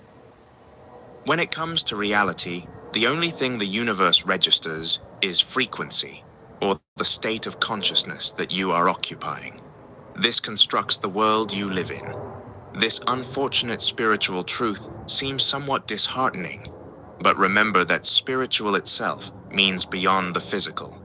It refers to beyond the third-dimensional realm, which means beyond all constructs within it such as morality, ultimately meaning they do not apply. Morality is a human construct that has been spiritualized and commercialized to make us think that being good people entitles us to the reward of a good life. It should, but it doesn't. You need to stop thinking like a human and more like the universe. To do so, You must observe how the universe actually operates rather than how you think it should. The laws and energy of the universe highlight as clear as day the bittersweet truth that we delude ourselves. Fire will treat the good and the evil the same. Rain will treat the good and the evil the same. Gravity will treat the good and the evil the same. Electricity will treat the good and the evil the same. Now apply this to the law of creation. Whatever frequency you emit will be reflected. Whatever your state of consciousness will be materialized. Whatever is within will eventually be without. The universe has never hidden how it works from us. Through our own cognitive dissonance, we've hidden how it works from ourselves, preferring to cling to the illusion of a cosmic justice without realizing the universe interprets justice as frequency. And it will never lie to you. To be clear, I do not want to live in a world without morals, respect, and integrity. Morality must exist for society to run harmoniously, but it is not enough to be a good person. The universe doesn't reward good people. It rewards those who reward themselves with a frequency which complements their desired reality. No more, no less. The true issue here isn't how the universe operates, but how we've been taught it does. Most of us were raised with the idea that if we do good, we will experience good. But life happens and confusion hits. We do good deeds, we help others, we show love and kindness, but we still suffer. You can have good morals, but with a bad mind, badness will be created every time. You can have bad morals, but with a good mind, goodness will be created every time. There's nothing wrong with being a good person. In fact, it should be encouraged. But don't think for a second that being a good person qualifies you for your desired reality. The only thing that qualifies you for your desired reality is the frequency of your desired reality. It seems as if the nicest people often have the worst frequencies, ultimately creating the worst realities. They are riddled with low confidence, low self-belief, doubt, fear, worries, and stresses, without realizing each one of those components contribute to a frequency that corresponds to a reality of nothing but suffering, struggle, failure, misery, and misfortune. On the other hand, it seems as if the most evil people often have the best frequencies, ultimately creating the best realities. They are brimming with ironclad confidence, self-belief, conviction, certainty, and power, without realizing each one of those components contribute to a frequency that corresponds to a reality of nothing but success, power, prosperity, peace, and fortune. How often do we admire powerful, successful people in society, overlooking their unpleasant or immoral ways as we wallow in our virtues and suffering? The conclusion often mistakenly made is that success is directly intertwined with evil, and those who are successful must be immoral. But that is nothing more than a projection of someone's level of consciousness and their preconceived notions, which are a result of programming or self-validation. The success of their realities is a result of frequency alone. You don't have to like it, but you'd be wise to accept it. Or you can keep deluding yourself with the idea that a man-made construct exists to the universe. The only things that exist to the universe are universal constructs. You can't escape these, as you are a walking universe, a microcosm of it, a reflection of it. You are bound by the laws of the universe because they are within you. The nature of the universe is esoterically depicted in the Bible in 2 verses. That ye may be the children of your Father, which is in heaven. For he maketh his sun to rise on the evil and on the good, and sendeth rain on the just and on the unjust. Matthew 5:45. Whether the evil or the good, the just or the unjust, the rain doesn't discriminate. This can be seen across the universe, its laws, and energies. Rain doesn't target certain people. It doesn't do a criminal background or a credit check.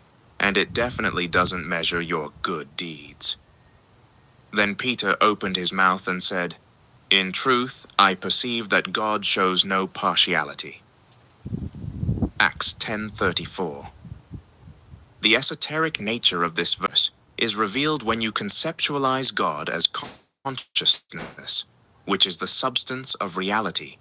Consciousness not showing partiality makes it impartial, once again referring to the idea that all treatment is equal and the impersonal nature of consciousness, which simply reflects itself into reality. Entering your desired reality isn't about becoming a righteous person. It's about becoming the right person to the universe, and that's it. Your morals do not dictate whether you deserve your desired reality. Your frequency does. Have you matched the energy of your desired reality? That is all that matters. You will forever remain in the quicksand of suffering, struggle, misfortune, and misery if you moralize the universe. You're communicating in a language it doesn't speak, but that's not even the worst part. Our notion of good and bad is nothing more than adhering to the illusion of polarity. It is a confession of our ignorance that everything is one, everyone is one, and there is no separation. This dooms us to the reality in which we trap ourselves. The universe doesn't recognize good or bad because the concept of separation only exists to us. Even on a humanistic level, good or bad is subjective, but the operation of the universe is totally objective. Or anger. We call out the heavens, "Why don't we have what we deserve? Why, despite being good people, are we still suffering? What did we do to deserve this reality?" This emits a frequency which the universe simply magnifies, plunging us deeper into the very state we hate so much. This is why those who believe they deserve better will die believing so. Their reality will not change until they realize they're playing the wrong game. You can't plead your case with the universe on why you deserve a different reality. You must become different. You must emit a different frequency. This universal truth is somewhat disillusioning, but please don't become apathetic or use it as an excuse to be an impolite, unkind, and unpleasant person. Do not forget that every individual you meet is simply the same consciousness with a different physical expression. They are you, just with another mask that God is wearing. The way you treat, think, and feel about people is ultimately what you are inviting unto yourself from a point of frequency. That doesn't mean if you do X to someone, X will be done to you. It means a frequency resonant of X will be with you because you've done it to yourself. Assuming you're a good person, uphold your morals, be polite and be kind. Just make sure that the frequency you're putting out to the universe aligns with your desired reality. That's all the universe cares about. This is a wake-up call. Stop thinking like a human and start thinking like the universe. The first step to mastering reality principle. How can you control reality if you can't even control yourself? How can you expect reality to submit to you if you can't even submit to yourself? How can you expect reality to listen to your commands if you can't even listen to your commands? There is no way around it. The first step to controlling your reality is through controlling yourself. Through self-mastery, what you truly master is reality. And that is because you and reality are one. It is the same entity simply existing on different levels. The most unused word in the manifestation space is discipline. There is no manifestation without self-mastery. There is no manifestation without self-discipline. Nothing is compartmentalized in the mind, and as a result, nothing is hidden to the universe. More often than not, what is reflected in the universe is weakness within. Most people that struggle to manifest don't have difficulty with anything other than mastering themselves, and as a result, struggle to master reality. Truthfully, you do not have a discipline problem. In fact, nobody has a discipline problem. The true problem is that you are disciplined by the old frequency and not the new one. You're disciplined in how you see the world. You're disciplined in how you see people. You're disciplined in how you label reality. You're disciplined in how you react to reality. You're disciplined in how you think. You're disciplined in how you feel. You're disciplined in how you focus on certain things. To live a life that you don't like requires discipline to maintain the frequency of that life. In the same way, to live a life that you do like requires discipline to maintain the frequency of that life. Discipline isn't an issue, but the irony is, there are no truths in reality other than what the subconscious mind accepts as true. When you decide you have no discipline, that is what materializes in your reality. Recognize how disciplined you have been in order to maintain the old frequency so consistently, and you'll truly realize how powerful you are. Ironically, the old frequency likes to project the idea that you are weak and lack discipline. So you emit the frequency of weakness as you attempt to materialize your desired reality, while hiding the power and strength you have to maintain it. You're more disciplined than you think, and it's your failure to realize this that results in your failed attempts to discipline the new frequency into reality. Until you recognize the power of that discipline, you will not be able to redirect it towards where you truly want to go. It seems as though spirituality has become some sort of escapism for those who wish to be liberated from responsibility and discipline. But understand, you will never create your desired reality without them. Laziness will be tolerated by your old frequency, but not your new frequency. Self-mastery is the only path to your new frequency, and there is no self-mastery without self-discipline, which means there is no manifestation without self-discipline. All self-mastery can be summarized with one line: the ability to follow through on your own conscious commands. To simplify, it's following through on your own word and establishing your word as law. There are many spiritual paths and different schools of thought that pursue self-mastery differently, but at their core, they can be boiled down to following through on your conscious direction. How can you expect to command the universe if you can't even command yourself? Through commanding yourself, you command the universe. Commanding ourselves at times can feel like a battle, and in a way it is because the old frequency has taken hold of the ego and merged with it to a point where they are indistinguishable.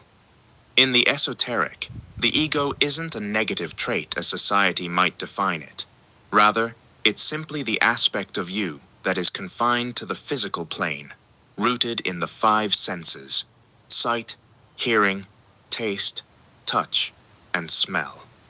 The ego is nothing more than a vehicle. I want to make it clear, the ego is not the enemy, unless you perceive it to be so, which then sets in motion you experiencing it as so. It is the physical expression of the God consciousness. The ego is a vehicle used to get you from one reality to another. You are not your body. Instead, you animate this avatar, which is the ego. The ego has been given many names across cultures. To the religious, the devil; to Buddhists, the monkey mind; to spiritualists, the lower self; to scientists, the primal brain. The name is irrelevant. Master it or it will master you. And remember, if it does, due to it merging with the old frequency, what will truly master you is the old frequency. Mastery of reality begins with mastery of the self, and that begins with controlling the ego. It's the ability to impose your will over the default mode of operation. You have a way of seeing the world. You have a way of seeing people. You have a way of labeling reality. You have a way of reacting to reality. You have a way of thinking. You have a way of feeling. You have a way of focusing on certain things. All of the above is your default mode of operation, which can only result in the default frequency being emitted, which can only result in the default reality. As mentioned earlier, the basis of self-mastery is your ability to follow through on your own conscious direction and commands. Practical. Establish your word as law.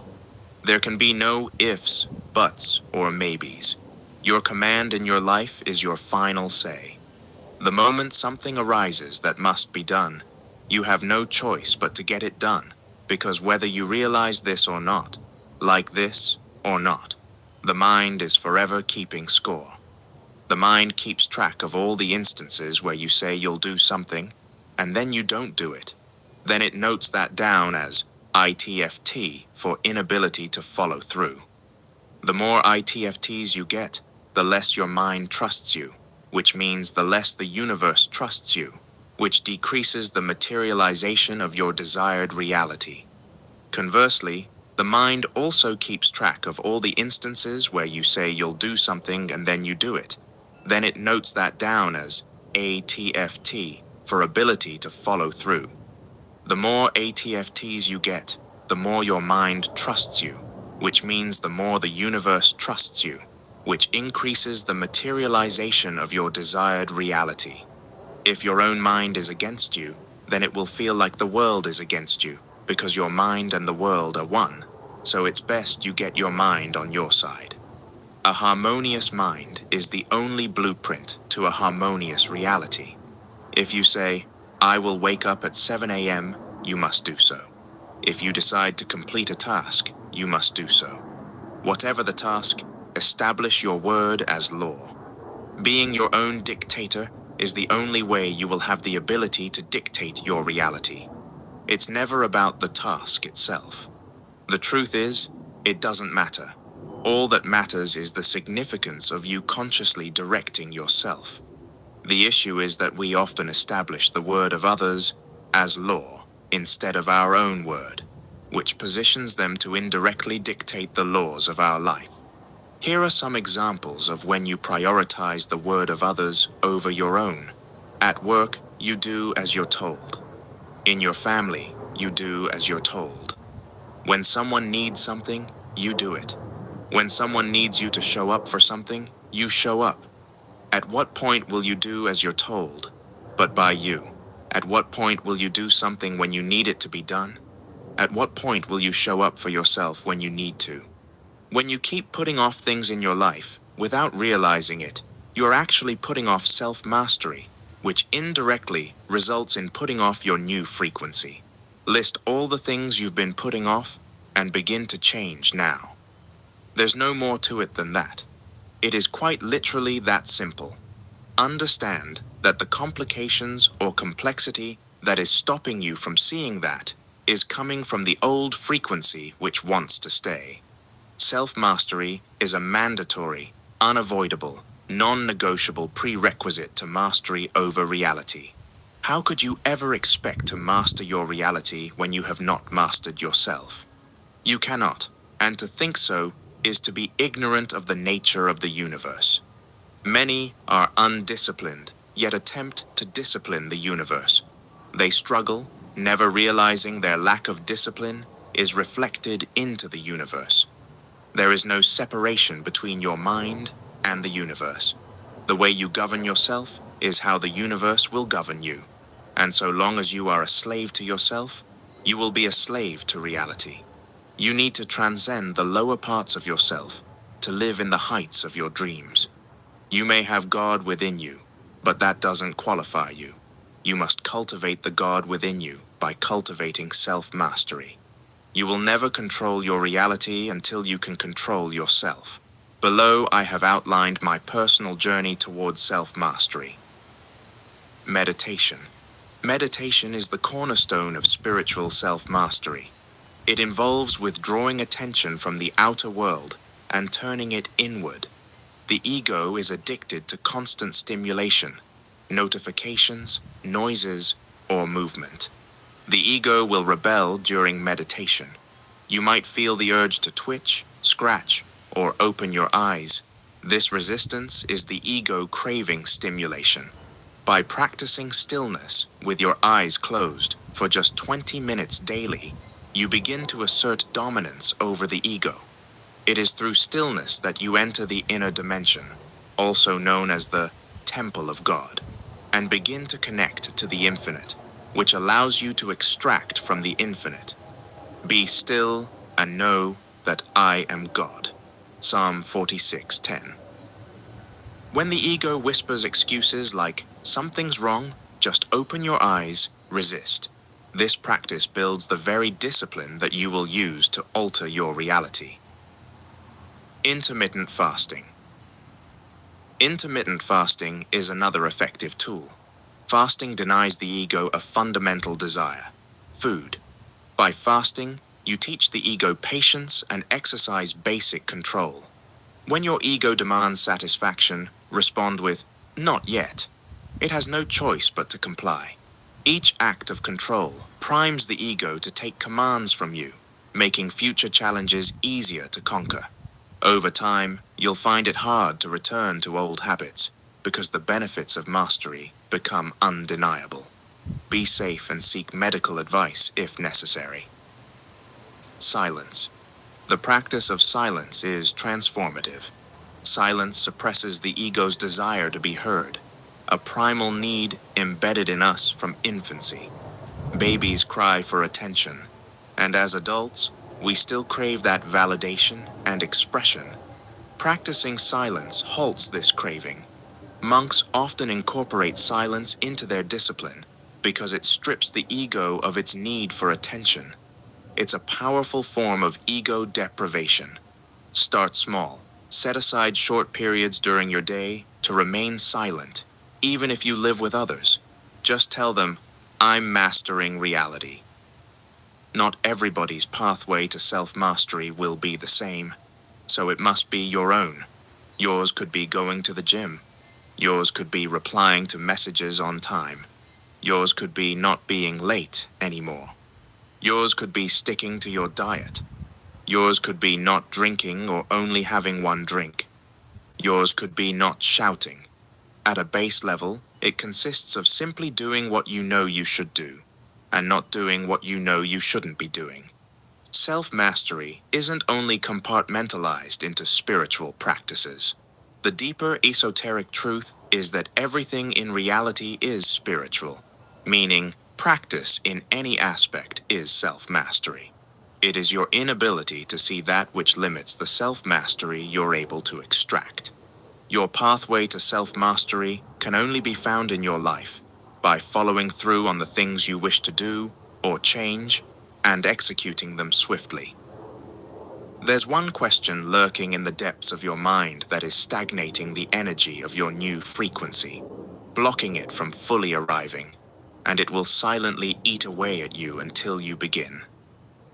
Are you the individual that deserves the reality you desire? Until you can answer that question with a yes, reality will keep saying no.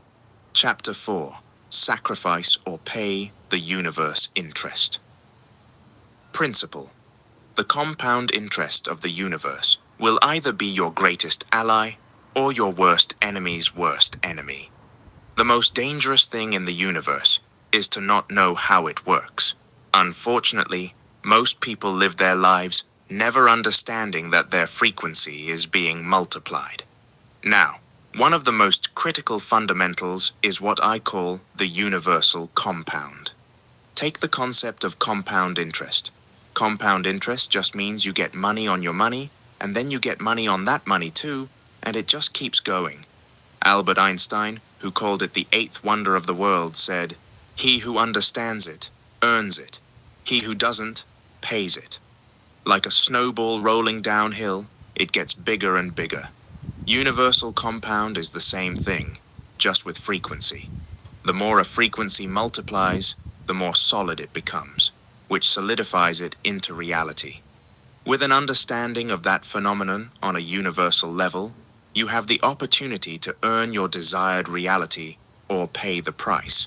The longer one is in a particular frequency, the more opportunity that frequency will have to materialize into reality as a condition, circumstance, or event. After materializing into reality, it now has the opportunity to be an emotionally intense experience. Since emotion is the language of the subconscious mind, it will reinforce itself deeper and deeper into the subconscious mind. The longer you're in a frequency, the more it materializes and solidifies its existence into your mind.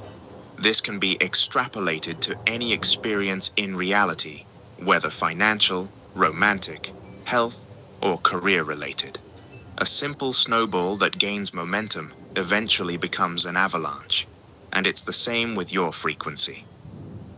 The unfortunate part about life is that people experience adversity due to nothing more than the universal pendulum swinging back and forth, but then make what should have been only a momentary experience into their reality.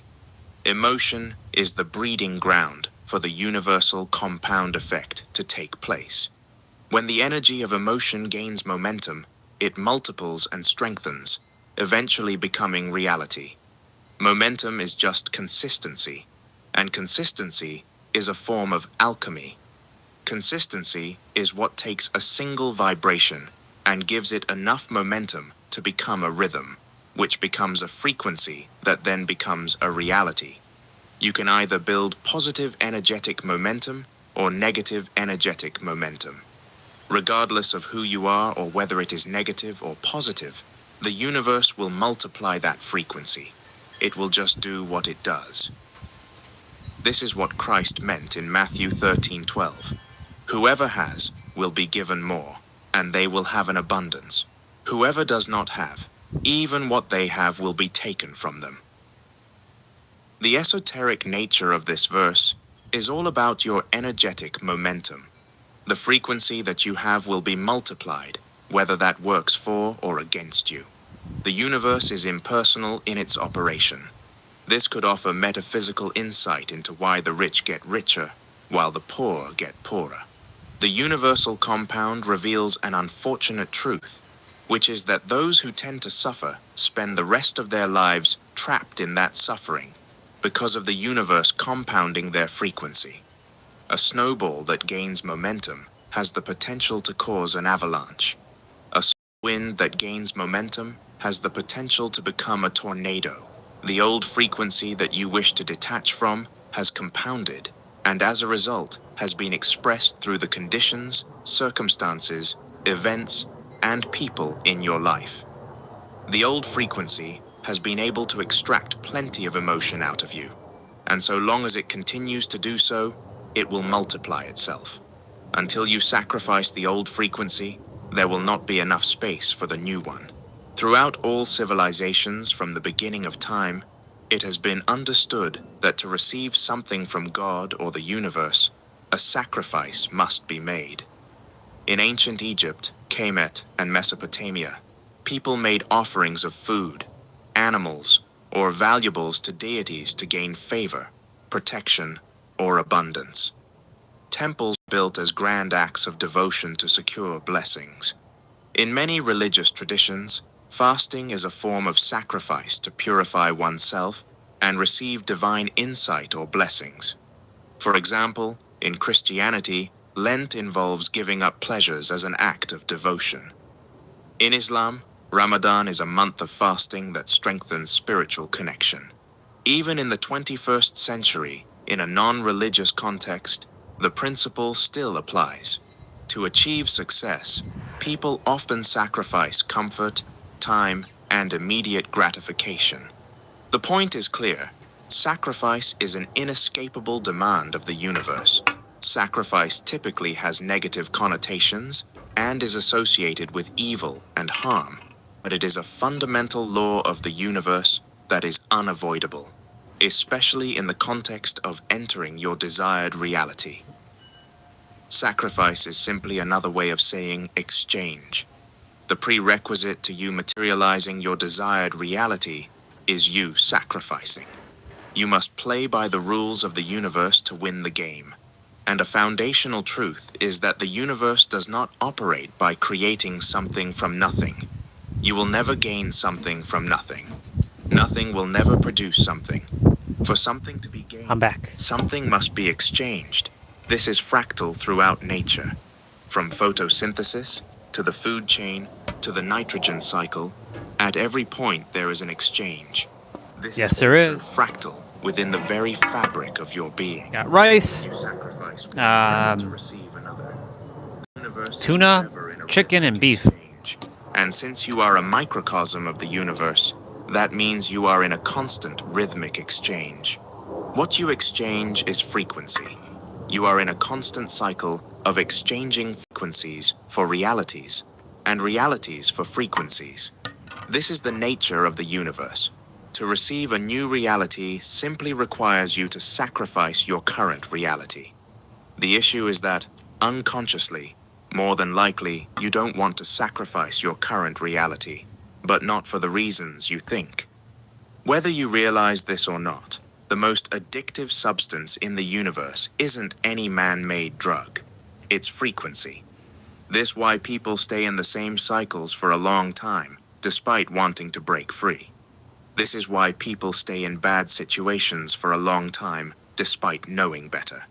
This is why change feels uncomfortable, even when it's for the better, because the mind craves the familiarity of its current frequency. It's simply an addiction to frequency. Everybody on the planet is addicted to one frequency or another, but without recognizing this, you'll never know why. Despite wanting better, getting better feels uncomfortable. The longer you spend in a frequency, the more opportunity you have to experience an emotionally intense reality, which reinforces that condition deeper into your subconscious, which solidifies into your reality. Many are not ready to give up their old frequency for the new, which logically doesn't make sense but begins to from a metaphysical, energetic perspective. For something new, a sacrifice must be made, and that sacrifice is you. The reality you desire requires a new frequency, and so long as you maintain your old one, you maintain the old reality. You must be willing to give up everything you've been for what you could be. Sacrifice is giving up something of a lower nature for something of a higher nature. In the same manner that the caterpillar gives up its identity to transform into a butterfly, so must you be willing to give up your old frequency for the new reality. This revelation presents an opportunity for self-reflection. Are you willing to give up your old frequency for your desired reality? This is something only you can answer. Altering your entire reality is no light-hearted gesture. It is radical. Giving up the old frequency might mean giving up the people associated with it. Yep. Giving up the old frequency might mean giving up the fun parts of it. Giving up the old frequency might mean giving up the aspects of it that have brought you comfort. You can't sit in two chairs at once. It is either the old frequency or the new frequency. Once you give up everything you know, you will realize that the only reason you knew it was because unconsciously you were holding on to it. Practical. As stated, you must sacrifice the old frequency, which is simply a matter of giving up the 7 keys that make frequency. Clinging to the old frequency puts you in energetic cuffs, which render you unable to move. Yep. You must be willing to give up your current beliefs of what it is you desire to free yourself from the old frequency and move towards the new frequency. You must be willing to give up your current conviction of what it is you desire to free yourself from the old frequency and move towards the new frequency. You must be willing to give up your current perception of what it is you desire to free yourself from the old frequency and move towards the new frequency. You must be willing to give up your current emotionally charged thoughts of what it is you desire to free yourself from the old frequency and move towards the new frequency. You must be willing to give up your current focus on what it is you desire to free yourself from the old frequency and move towards the new frequency. You must be willing to give up your current reactions to what it is you desire to free yourself from the old frequency and move towards the new frequency. You must be willing to give up your current expectations of what it is you desire to free yourself from the old frequency and move towards the new frequency. Decide now that everything that used to be will never be your reality. This will require you to be aware of the instances in your life when you begin to slip back into the old frequency. This awareness can only come by making the decision to be aware. The uncomfortable truth is that we purposely dismiss awareness because we don't want to be aware. As said many times, ignorance is bliss, but it is also your imprisoner. Chapter 5. The mechanics of the universe. Principle. The universe does not want you to change, and it's all because of the two IMS people rarely break out of their cycles.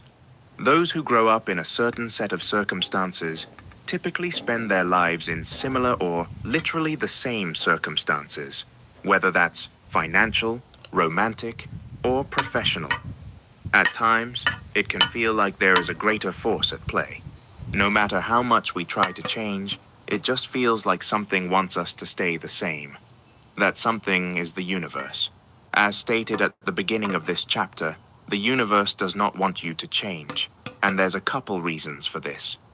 The universe is a system, and like all systems, it functions best with predictability and minimal deviation. Yep. It is efficient, favoring whatever is most convenient and requires the least effort. By default, it follows the path of least resistance, always seeking to maintain the current state with minimal change. Yep. As already mentioned, the universe strives for energetic equilibrium, Balance. a state of balance. Once something is calibrated to a certain frequency, it will naturally work to preserve that level. These reasons form the basis of the two M's of the universe. Magnify. The first maintain. M is magnify. Whatever frequency you put out to the universe, it will seek to magnify by using people, conditions, events, and circumstances. Understand that there is nothing more addictive in this universe than frequency. Frequency transcends any drug that we humans are capable of making. It is the most addictive substance in the universe. The universe itself is addicted to whatever is sustaining it, and it will get as much juice from the squeeze as possible at any cost, even to your detriment. Remember, the largest shareholder of your frequency is emotion, so the universe will magnify your most common emotional state. If you are in a state of anger, the universe will use people, conditions, events, and circumstances to make you angrier. If you are in a state of stress, the universe will use people, conditions, events, and circumstances to make you more stressed. If you are in a state of worry, the universe will use people, conditions, events, and circumstances to make you more worried. Exactly. If you are in a state of shame, the universe will use people, conditions, events, and circumstances Yep. to make you more ashamed. If you are in a state of scarcity, the universe will use people, conditions, events, and circumstances to make you have less. Yep. If you are in a state of guilt, the universe will use people, conditions, events, and circumstances to make you more guilty. Yep. If you are in a state of fear, the universe will use people, conditions, events, and circumstances to make you more fearful. Yep. And of course, vice versa. If you are in a state of joy, the universe will use people, conditions, Bring events, more joy. and circumstances to make you more joyful.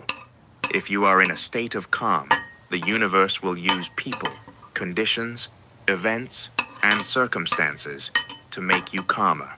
If you are in a state of happiness, the universe will use people, conditions, events, and circumstances within. to make you happier. If you are in a state of gratitude, the universe will use people, conditions, events, and circumstances to make you more grateful. If you are in a state of love, the universe will use people, conditions, events, and circumstances to make you more loving. If you are in a state of abundance, the universe will use people, conditions, events, and circumstances to And make you have situation. more. If you are in a state of security, the universe will use people, conditions, events, and circumstances to make you more secure. It is addicted to your emotion. As a result, it will purposely sway your reality, whether negatively or positively, Exactly. which is solely dependent on your output. It seeks to get its fix through you. Remind yourself constantly that the universe is reacting to your frequency. You are not a victim of life. Life is a victim of you and the frequency you give it. The universe is a frequency addict. The second M of the universe is maintaining. To revert to energetic equilibrium, the universe likes balance. It also likes efficiency and predictability. To ensure all of that, it will seek to maintain your frequency. It will do everything in its power to keep you calibrated at your existing level, just to make its own life easier. If you are in a state of anger, the universe will use people, conditions, events, and circumstances to keep you in a state of anger. If you are in a state of stress, the universe will use people, conditions, events, and circumstances to keep you in a state of stress. If you are in a state of worry, the universe will use people, conditions, events, and circumstances to keep you in a state of worry. If you are in a state of shame, the universe will use people, conditions, events, and circumstances to keep you in a state of shame. If you are in a state of scarcity, the universe will use people, conditions, events, and circumstances to keep you in a state of scarcity. If you are in a state of guilt, the universe will use people, conditions, events, and circumstances to keep you in a state of guilt. If you are in a state of fear, the universe will use people, conditions, events, and circumstances to keep you in a state of fear. And of course, vice versa. If you are in a state of joy, the universe will use people, conditions, events, and circumstances to keep you in a state of joy. If you are in a state of calm, the universe will use people, conditions, events, and circumstances to keep you in a state of calm. If you are in a state of happiness, the universe will use people, conditions, events, and circumstances to keep you in a state of happiness. If you are in a state of gratitude, the universe will use people, conditions, events, and circumstances to keep you in a state of gratitude.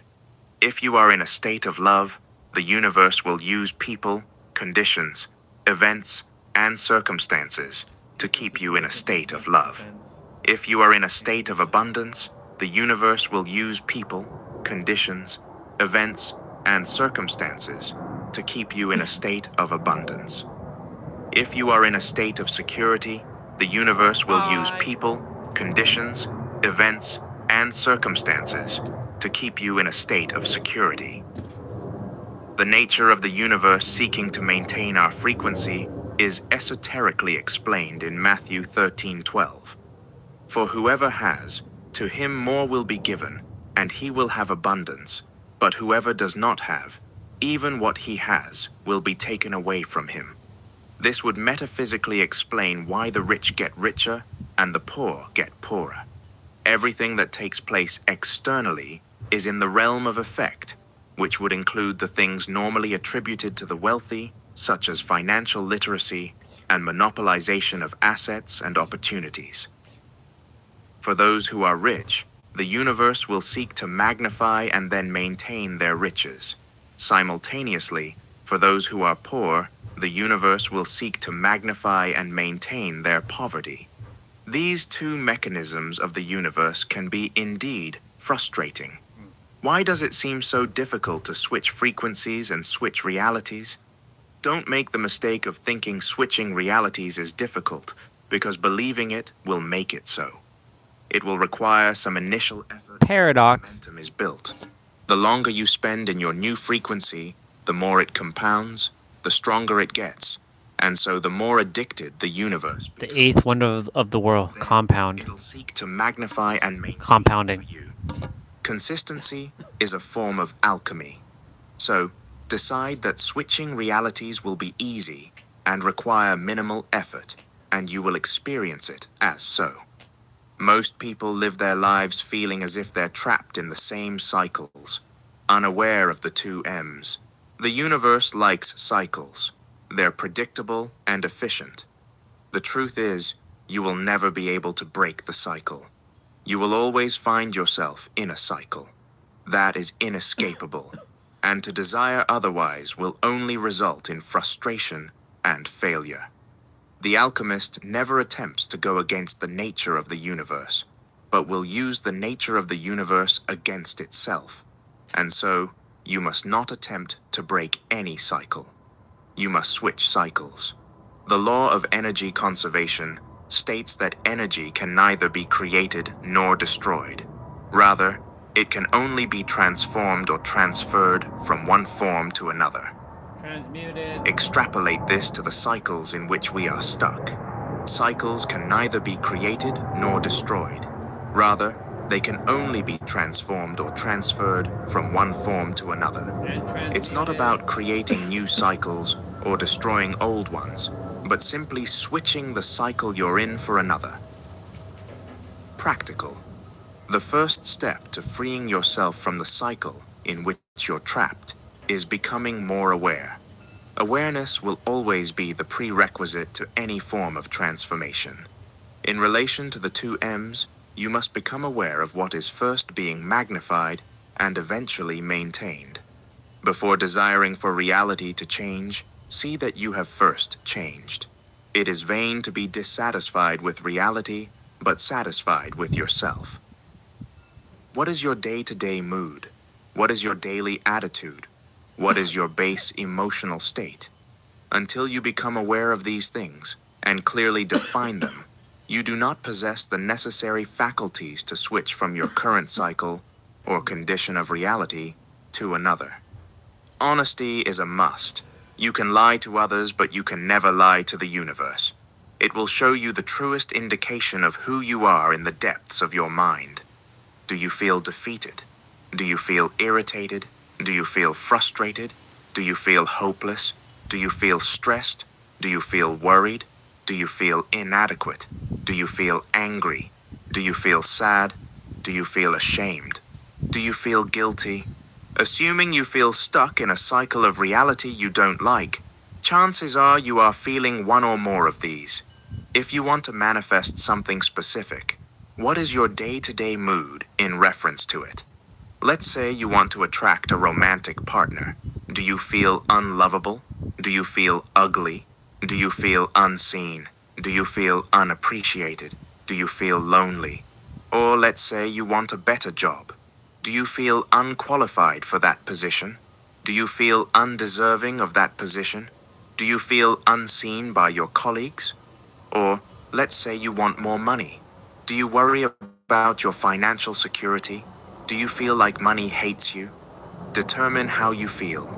If you pinpoint it accurately enough, you will see that very feeling reflected, magnified, and maintained in the universe.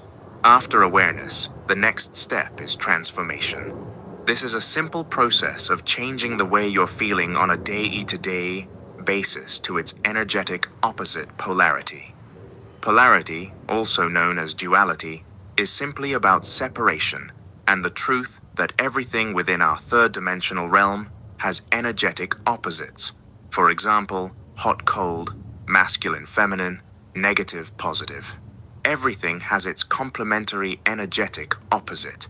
Remember that you're never stuck with only one option or condition of reality, despite what it would like for you to believe. The way that you've been consistently feeling has an energetic opposite, which is the same energy just vibrating at a different rate.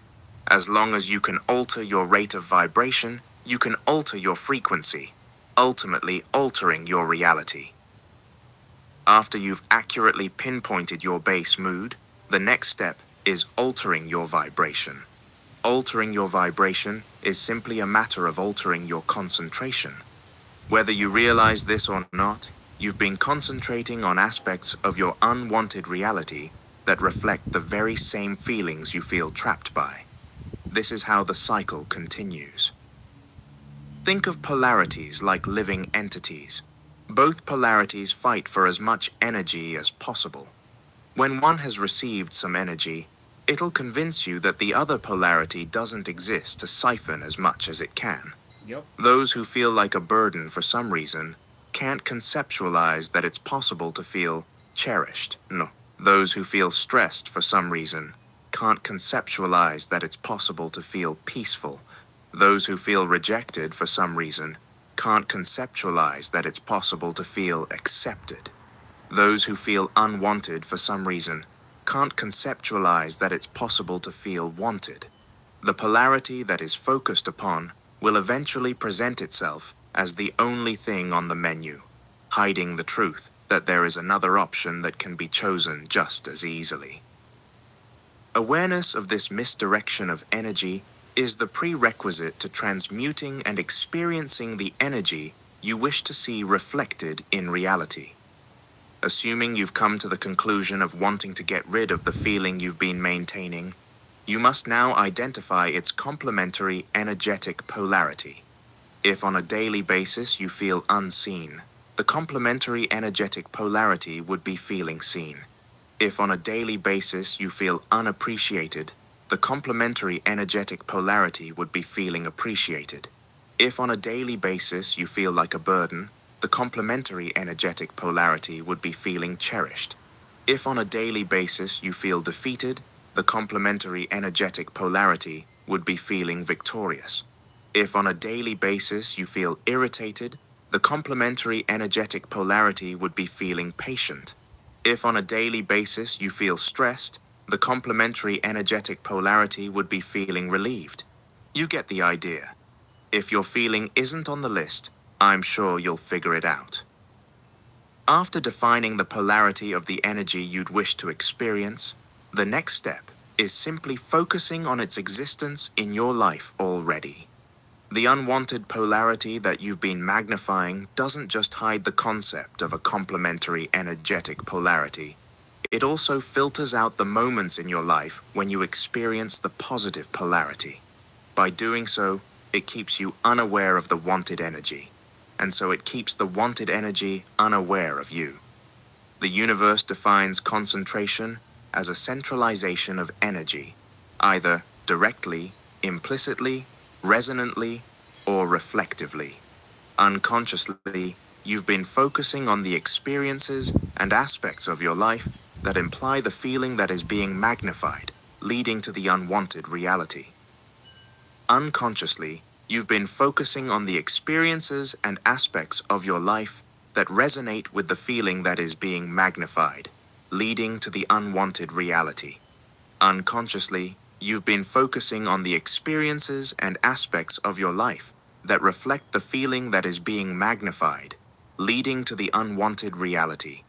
It's nothing to do with your reality, it's everything to do with you. It is your frequency that distorts reality to reflect your frequency, and this works positively and negatively. When we experience reality, we aren't really experiencing reality but ourselves, because you cannot see anything in reality that is not of you.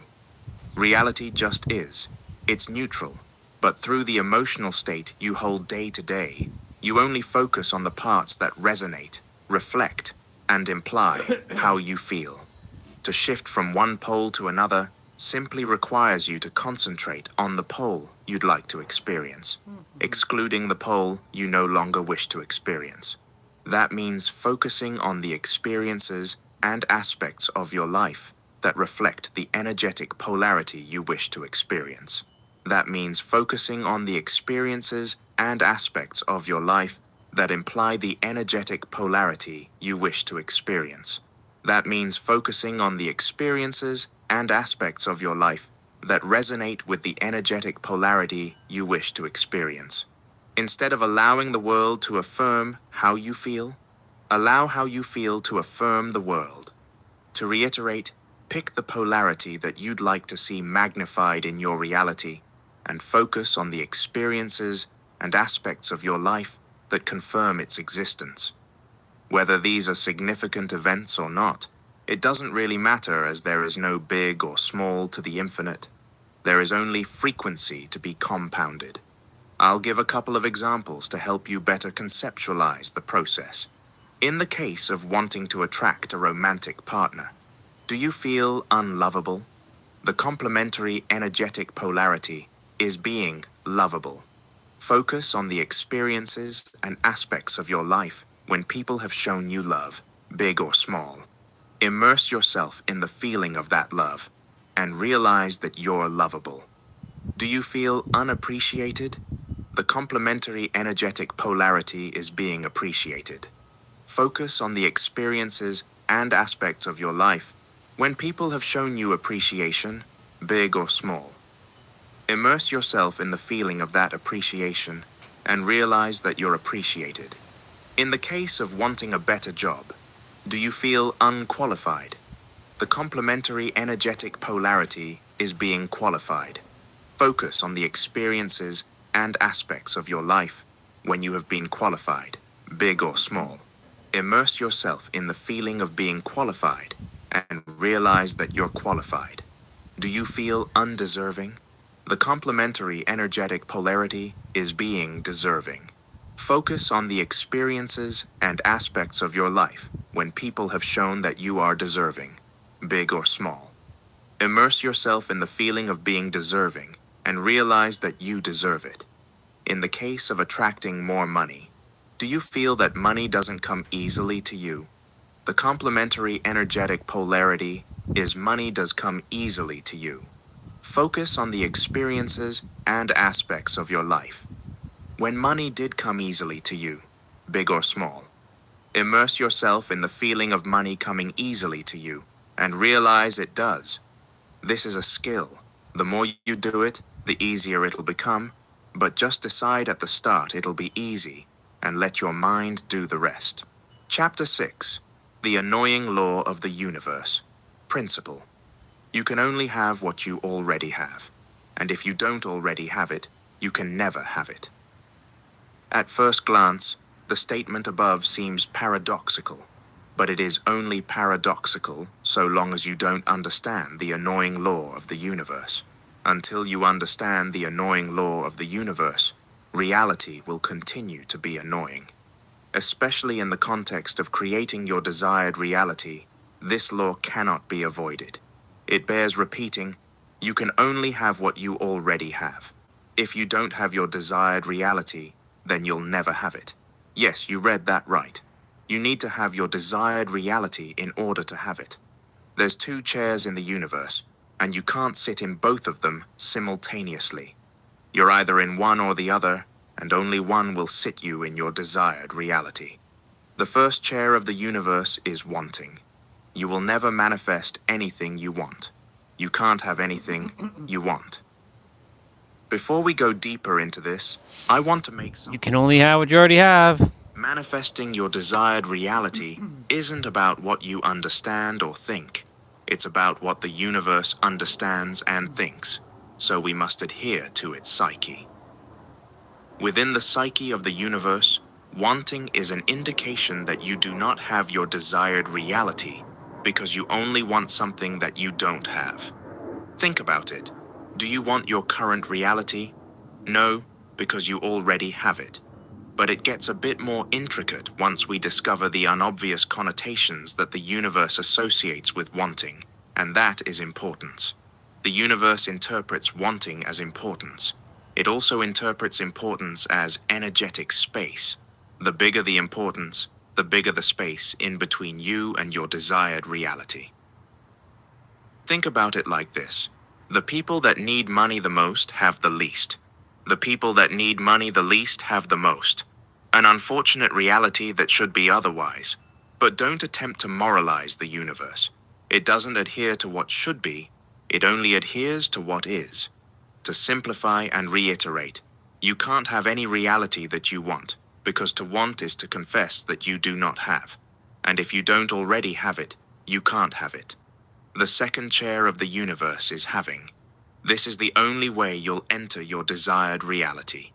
Reality will only give you whatever you already have, but not by your definition of having, but the universe's definition. The human definition of having pertains to the physical plane, which is playing the game backwards.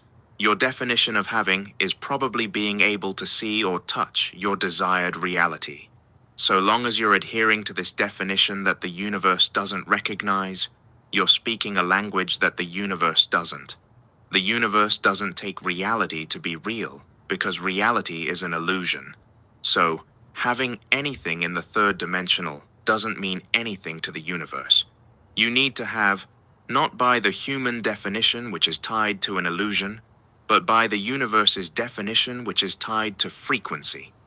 The universe's definition of having is your frequency, or state of consciousness that is more real than anything in reality. It is the mental and emotional declaration of who you are now. Think about it like this. The universe registers you by whatever frequency you put out to it. It sees your frequency as the totality of your beliefs, conviction, perception, emotionally charged thoughts, focus, reactions, and expectations. To have your desired reality by the universe's definition, each one of those attributes needs to reflect your desired reality. It's not a game of manifesting. It's a game of vibrationally aligning with your desired reality. The less you want your desired reality, the easier it'll come, because the universe won't register any energetic space between you and it. How effortlessly do unwanted outcomes manifest in your life? The more you want your desired reality, the harder it'll come, because the universe will register energetic space between you and it, keeping you separate from it. How much resistance do you experience when trying to manifest what you desire? It seems as though our desires work against us, and it's because our desires are a confession that we don't have them. Those who desire approval lack the state they believe approval would put them in. Those who desire respect lack the state they believe respect would put them in. Those who desire money lack the state they believe money would put them in.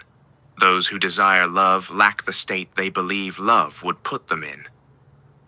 Have you given yourself your desired reality? Not by your definition, but the universe's. An unfortunate truth of reality is that nothing is lacking from us except that which we fail to give ourselves. God or the universe aren't holding anything back. The only way to truly have your desired reality is to give it to yourself. Desires are what you seek externally, but to seek outside of yourself is to stare into the abyss of an illusion that does not exist. If you stare unknowingly into what does not exist, how could you ever expect your desired realities to exist? What you have is what you seek for internally, and to seek inside of yourself is to stare into the truth. When you recognize this, you no longer chase illusions, but embody the reality you wish to experience. By knowing that what you seek is already present, you allow your desired realities to manifest effortlessly. Anything and everything you desire externally is simply what you are missing internally. Giving yourself the reality you desire is simply a process of internally, intensely, and vividly experiencing what you desire within instead of without. When done with intensity, an internal shift will occur that diminishes the very desire that is repelling what you desire away from you. While this law is annoying, it's also liberating when you come to one realization. You possess everything you'll ever need to reach any frequency or state of consciousness, which means any desired reality. Only through first acquiring the frequency or state of consciousness will you enter your desired reality. If you're not already in your desired reality, then you can never be in your desired reality. If it is more money you desire, you must already have it to have it. If it is a new career you desire, you must already have it to have it. If it is a loving and healthy relationship you desire, you must already have it to have it. The moment you have by the universe's definition, you will have by the human definition. Before you can be in your dream reality, you must be in your dream reality in your current reality. Until you can treat your current life like it's your dream life, it can never be. The good thing about this law is that it can give you true insight into your current state of consciousness, which makes you aware of the reality you're creating. Pinpointing whether you already have what you desire only requires answering the following questions. Are you good with your desired reality? Are you good without your desired reality? Could you live happily if your desired reality never manifested? Would your desired reality manifesting make you happier than you are now? Would your desired reality manifesting give you more inner peace than you have now? Would your desired reality manifesting make you feel more whole and complete than you are now? Every once in a while, as you're doing the inner work and rearrangements, come back to those questions to gauge your progress. Don't bother lying. You can lie to yourself, but never to the universe. It has the ultimate lie detector, a frequency detector. The more your frequency aligns with your desired reality, the less you'll need your desired reality, and that's when it'll need you. The annoying law of the universe is truly embodied by its complementary frequency, which is the secret frequency of not needing, and you will have touched it at some point in your life. The secret frequency of not needing is what will make your desired reality chase you. It simply has one rule, and one rule only. You can't have what you need, but you can have anything you don't need. There have been instances in your life that you have almost effortlessly been able to materialize things that you did not want. The strange thing about reality is that what we don't want or care about often comes to us effortlessly, while the things we deeply want or care for seem to resist us the most. The truths of the universe are hidden in cliches. You finally stop looking for your keys, and then they appear in plain sight. You spend hours trying to remember a name, give up, and suddenly it pops into your head. You apply to dozens of jobs and hear nothing. Then a company you weren't even chasing reaches out. You desperately want to impress someone, yet they're not interested. But when you're just being yourself with no agenda, people are drawn to you. You chase after clients, opportunities, or sales, and hit a wall. Then land a major deal out of the blue when you're relaxed and detached. You try to force creativity, and nothing comes. The moment you take a break for shower, the idea downloads effortlessly. You want to sleep so badly that you can't, but the moment you stop trying, you drift off. The harder you try, the less the universe complies. The issue is this: when your desired reality feels like it can do more for you than you can do for yourself, you're unknowingly signaling to the universe that you've forgotten who you truly are.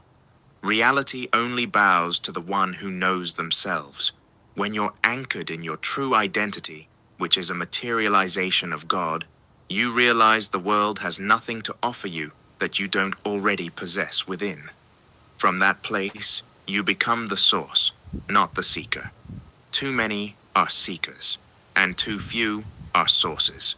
Before you desire anything in reality, first become a source of it. If you seek money, be a source of it by tipping, donating, or giving freely.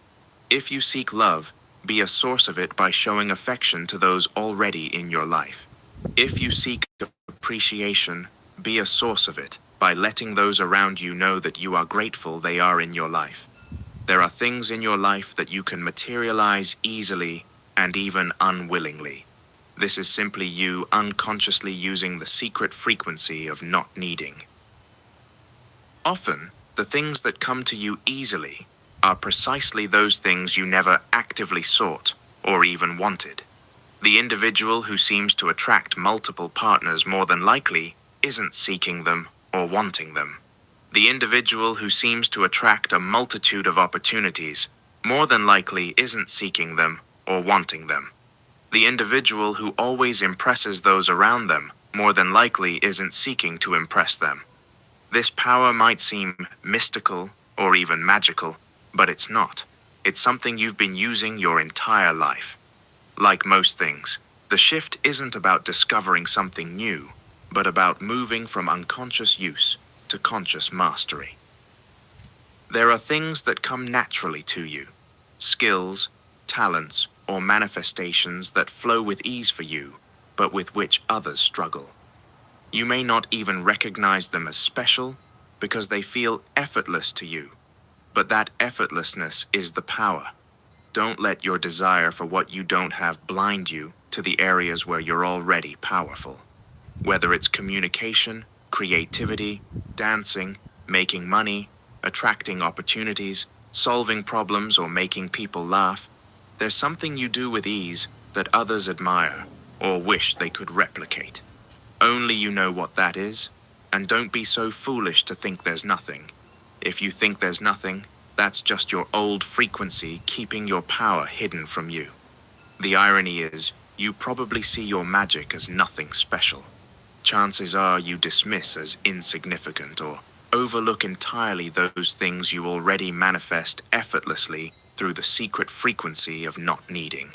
But that effortless flow, the thing you barely think twice about, is the source of your magic. What feels like nothing to you is the very source of power. Practical. When you desire nothing, the world will seek to give you everything.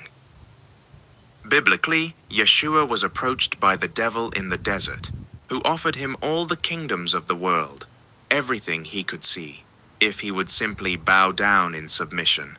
But the only reason such an offer was made is because Yeshua was unmoved by everything. There was nothing the world could give him, because once you realize your true identity as part of the infinite, the material becomes insignificant. When you know who you are, the world has nothing to offer, and that's precisely when it tries to offer you everything. The things that do nothing for you will seek to do everything for you. However, the things that do everything for you will end up doing nothing for you. To the universe, obsession is repulsion. To the universe, desperation is disrespect. The moment you detach from your desire, it'll do everything to attach itself to you. Activating the secret frequency of not needing simply requires you to look at your desired reality in the same way you look at the things you don't want that you easily materialize. Look at your desired reality as unimportant. Look at your desired reality as insignificant. Look at your desired reality as if it is nothing. Through minimizing your perception towards your desired reality, you neutralize it. You normalize it in your subconscious mind, making it normal in your reality. You have given yourself so many things that you already effortlessly materialize that you are almost tired of them, unmoved by them. That same energy must be applied to your desired reality. Luckily, the more you use the technique prescribed for manifestation, the more you naturally set it into motion, since you are giving yourself what the world hopes to give you. Chapter 7. On Earth as it is in Heaven. Principle. No heaven, no manifestation. You will not materialize your desired reality until you live in heaven. There are prerequisites to materializing your desired reality, and one of them is entering heaven. Not in the religious sense of a particular location in the afterlife, but in the metaphysical sense. Most people make the mistake of attempting to materialize their desired reality without realizing that the frequency in which they live and exist is in direct opposition to what they want. It's safe to say that most of the world live in hell, and you can only ever be where you are. In the religious sense, hell and heaven are locations in the afterlife that one enters depending upon how they lived their life, in accordance to the will of their God. But these two locations exist on earth, specifically within your consciousness. Nor will they say, see here, or see there, for indeed, the kingdom of God is within you. Luke 17:21. Christ stated very plainly that the kingdom of God, which is synonymous with heaven, isn't outside of you or in the sky, but within you. This idea directly contradicts the notion of heaven being location in the afterlife, as religious institutions have been marketing to the masses for thousands of years. For more context, Christ was talking to his people and explaining how others will point you to a place and say that the kingdom of God is here or there, but you should not fall for it because the kingdom of God is within you. The idea of heaven being within you should lead to an internal restructuring and redefining of what heaven is. How can you go to a place that is within you? Why would I have to die to go to a place that is within me? How is it that when you die, you will go to heaven, but Christ says it is within you? To reaffirm Luke 17:21, in the Lost Gospel of Thomas, Christ explains the same concept. Jesus said, "If those who lead you say to you, 'See, the kingdom is in the sky,' then the you pick birds up of the sky information. are closer than You you. drift a little. If they say to you, "It is in the sea," then the fish already know it. Rather, the So kingdom taking is in everything that inside I'm of hearing you, right now, and it is and outside just of you.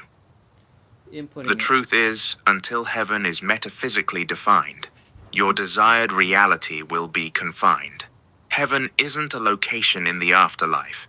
It is the immersion into the formless state of absolute awareness, Inside. a unification with the infinite intelligence, also known as God. In this unification with God, the mind is unburdened by attachment, resistance, temporal limitation, desire, wants or needs, and it requires nothing, for it has everything. Heaven isn't a place but a realization, the direct knowing of self as the infinite, unfragmented whole.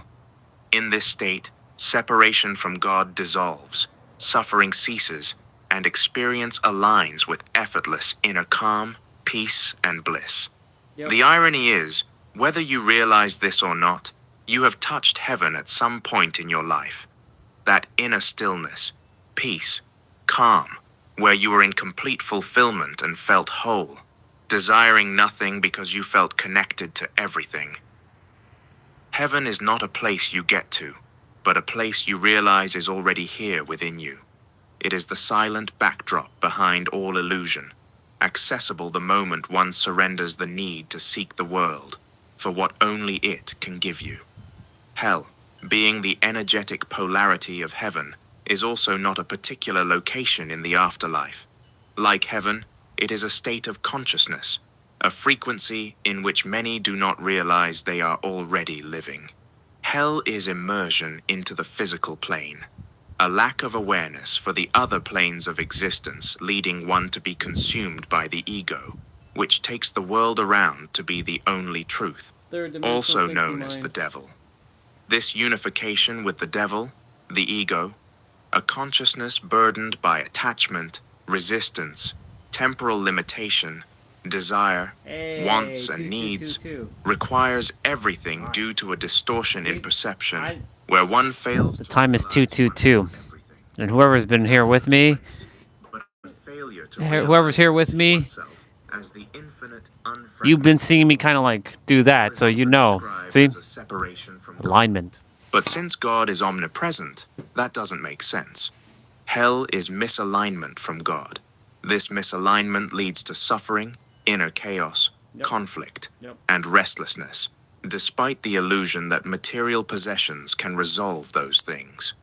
The irony is, whether you realize this or not, you have touched hell at some point in your life. That inner chaos and conflict, where you felt a lack of fulfillment or completion, leading to a sense of being disconnected. Nobody can escape the truth that reality is nothing more than immaterialized frequency, and any frequency maintained will be materialized. Many desire heaven while maintaining a frequency which resonates with hell. Those who live in a hellish state can only experience hell, and those who live in a heavenly state can only experience heaven. The path to heaven can only be walked by those in heaven. Reality will never precede consciousness. Effect will never precede cause.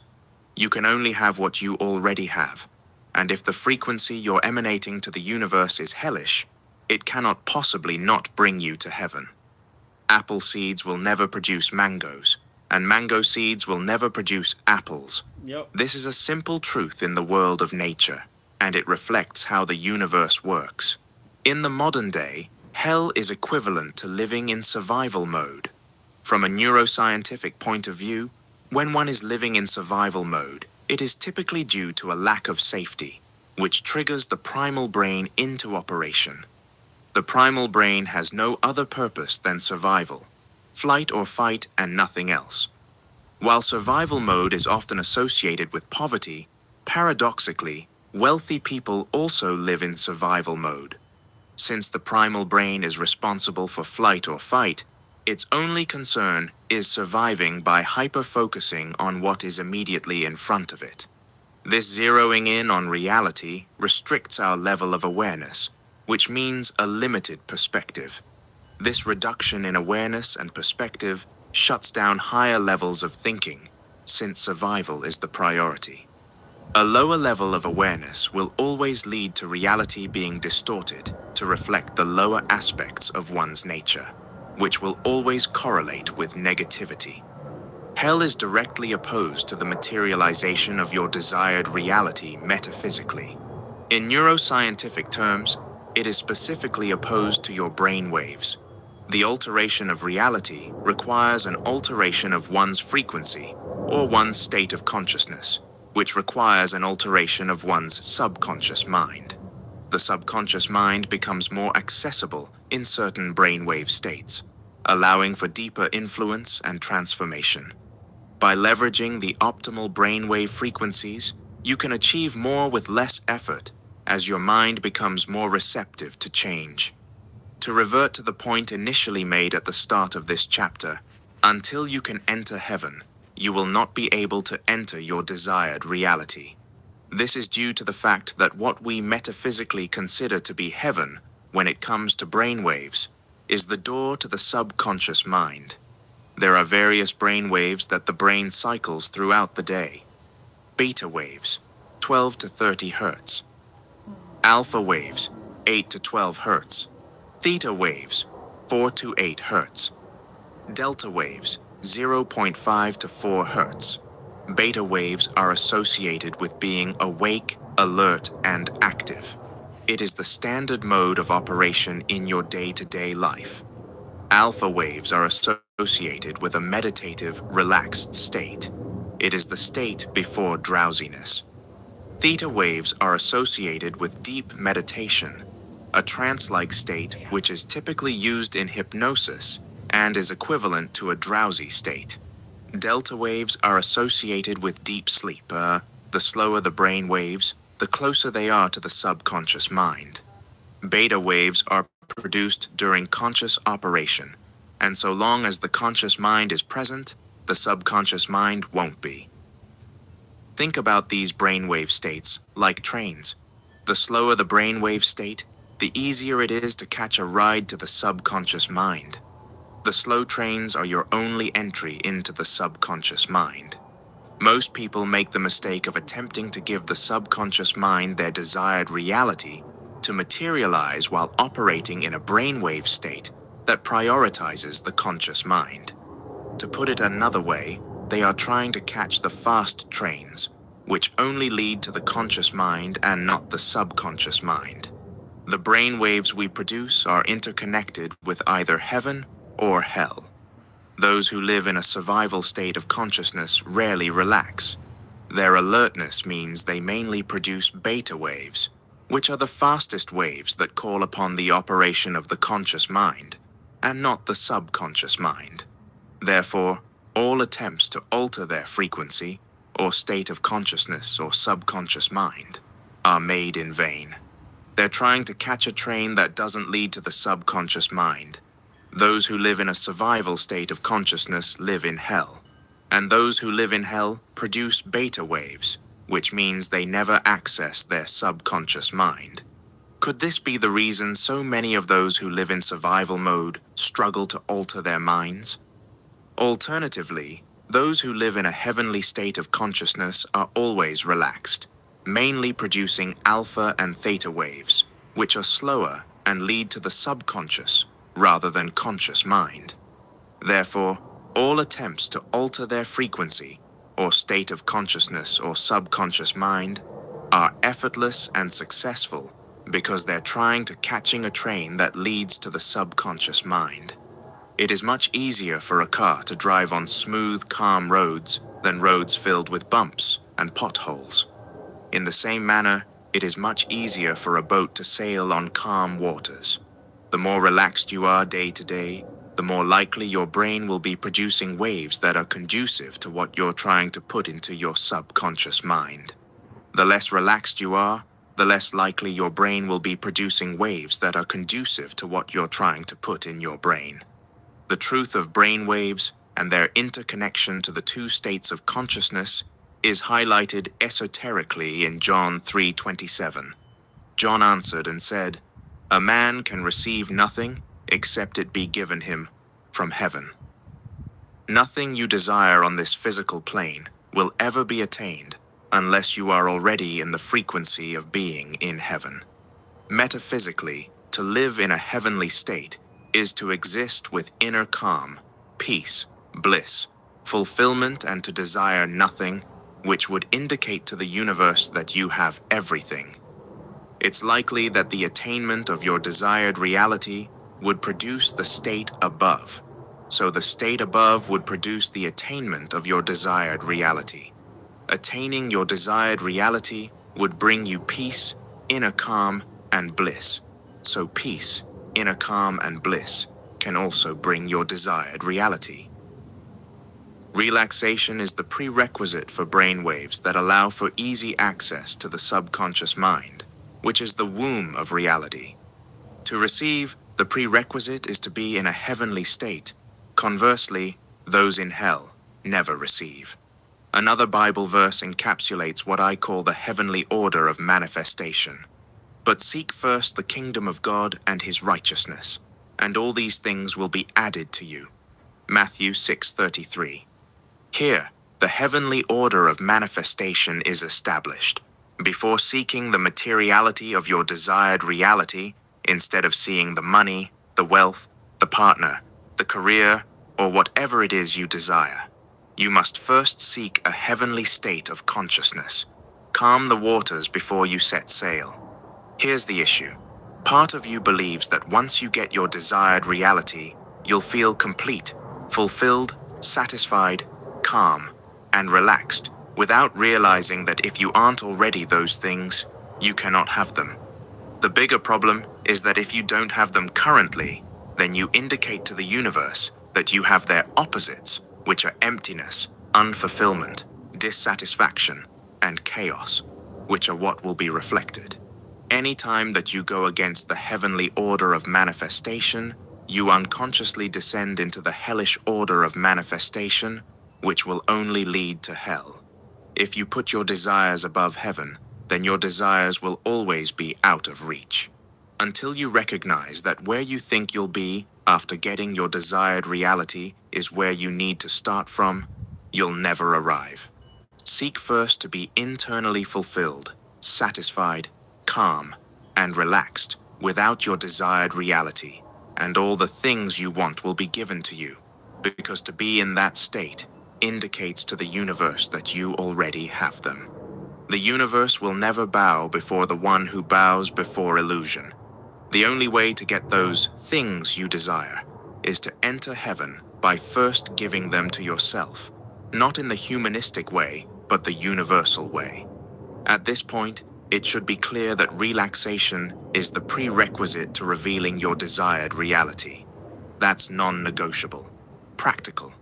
Relaxation is your natural state, which I understand seems counterintuitive, given the hectic, stressful nature of today's world. If relaxation is the mandatory step to materializing your desired reality, those who are never relaxed can never truly materialize their desired reality. True relaxation arises from disconnecting from the outside world, and that is because it is the world that seeks to keep you from relaxation. It seeks to siphon your peace of mind by getting you to focus on work, your inadequacies, family dramas, politics, or the latest war. How can you relax when the mind is so preoccupied? I'm not suggesting you neglect the outside world, rather encouraging you to pay attention to your inner world, so when you pay attention to the world, it receives what it deserves from you. Relaxation is when the mind is occupied by nothing. Only you can make yourself relaxed. Anything that can make you relaxed can take that feeling away. And true relaxation is independent to any person, any condition, and any circumstance. Whatever the world gives you, it can take from you, and at some point, it most definitely will. To immerse yourself into nothingness, to reach that inner stillness, is the true pathway to relaxation. To seek refuge in the inner world instead of the outer world is how you are granted protection by the heavenly government. To be still is to do nothing. Whether you meditate or not, make a practice of doing nothing. Naturally, the mind will begin to tell you how difficult it is to relax, but that is the old frequency speaking. It wants to exist without relaxation, as it knows that is the stepping stone to your new frequency. Difficulty aside, what other choice do you have than to relax? Chapter 8. You can't outrun your frequency. Principle. Manifestation cannot occur without a synchronized alignment across all three levels of existence.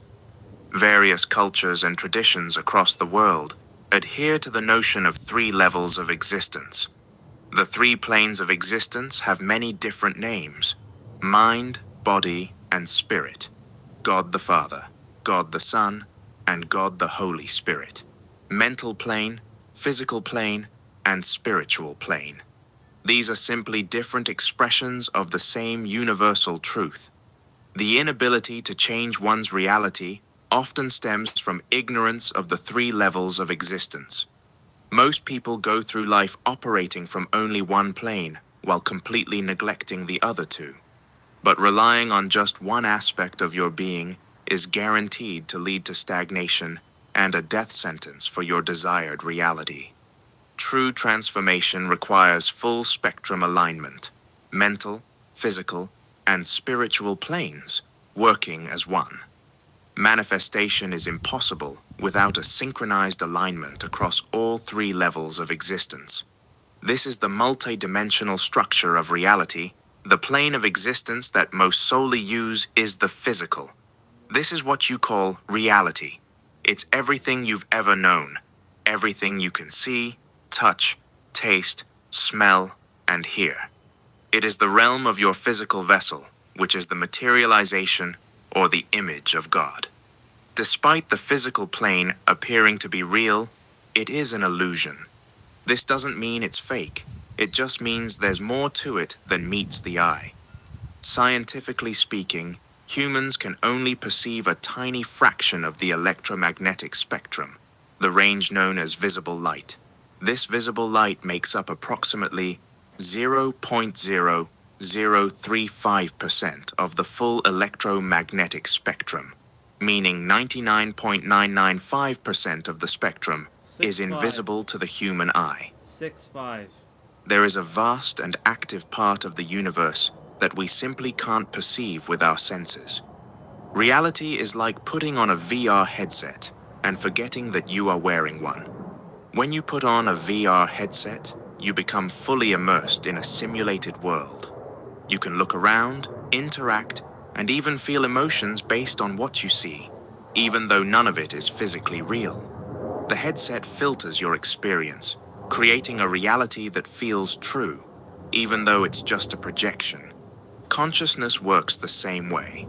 It acts like an internal headset that filters how you see the world. You're not experiencing reality as it is. You're experiencing reality through the lens of your consciousness. What you perceive outside is a reflection of the system running inside. You're not reacting to the world, but how your consciousness is interpreting it, like wearing a VR headset and forgetting that you have it on. For centuries, ancient mystics have known of this illusion, referring to it as the world of Maya. It is the realm of effect. All you experience here, every circumstance of failure, success, poverty, or wealth, is merely the shadow cast by the mind, an effect. Reality is an effect. Smoke from a fire, ripples in a pond, an echo of sound, a reflection from a mirror. Most of the world operates from this one plane of existence simply because it's all their mind can conceive of existing. Being tied to the physical plane, they tie themselves down. To reiterate, the physical plane is the realm of effect. The mistake that you must not make is attempting to change an effect itself. Reality cannot truly be changed from reality. It must be altered on a higher plane of existence. The only place from where reality can truly be changed is the mental plane. Where do thoughts come from? Is every thought mine? Think of the mental plane as a layer of immaterialized thought, like clouds of potential ideas drifting through the fabric of reality. Imagine the world is made of steam. You can't touch it, but when its vibration is altered, it forms matter, which in this example would be ice. The physical plane is nothing more than the mental plane materialized. The mental plane is interchangeable with the mind, your state of consciousness, or your frequency. The mental plane is outside of our third-dimensional realm, meaning it isn't confined by the illusions of space and time. Time isn't linear as we experience it in our reality. This reveals a truth you may not have heard. You don't create reality. How could you? Everything already exists, and it exists here. Think about it like this. You go to a restaurant and for the meals are already prepared. You simply select which one you want. This notion is instantly liberating because it removes all the pressure that unconsciously comes with the idea that you need to create. No, everything has already been created. You just need to choose, which is something to which your mind is more adjusted. The mental plane exists within the subconscious mind specifically. Being the realm of cause, it is the fire that produces smoke, the stone that creates ripples, the voice that generates an echo, the light that casts a shadow, and the object that reflects in the mirror. You can only experience physically what first existed mentally. You cannot escape this cause and effect chain reaction. Remember, everything you see in reality was first a thought, a form of imagination, just not yet tangible. This must be extrapolated to every condition, circumstance, and event that you experience in reality. The spiritual plane is where your spirit body exists. Some call it the astral body, hence terms such as astral projection. Delving too deeply into the spiritual plane is beyond the scope of this book, so I will keep it directly relevant to reality creation. Your spirit is the aspect of you that is infinite. This means it is beyond the illusions of the third-dimensional realm. It is the droplet from the ocean of God. And the thing about a droplet is that it contains the same qualities and properties as the entire ocean.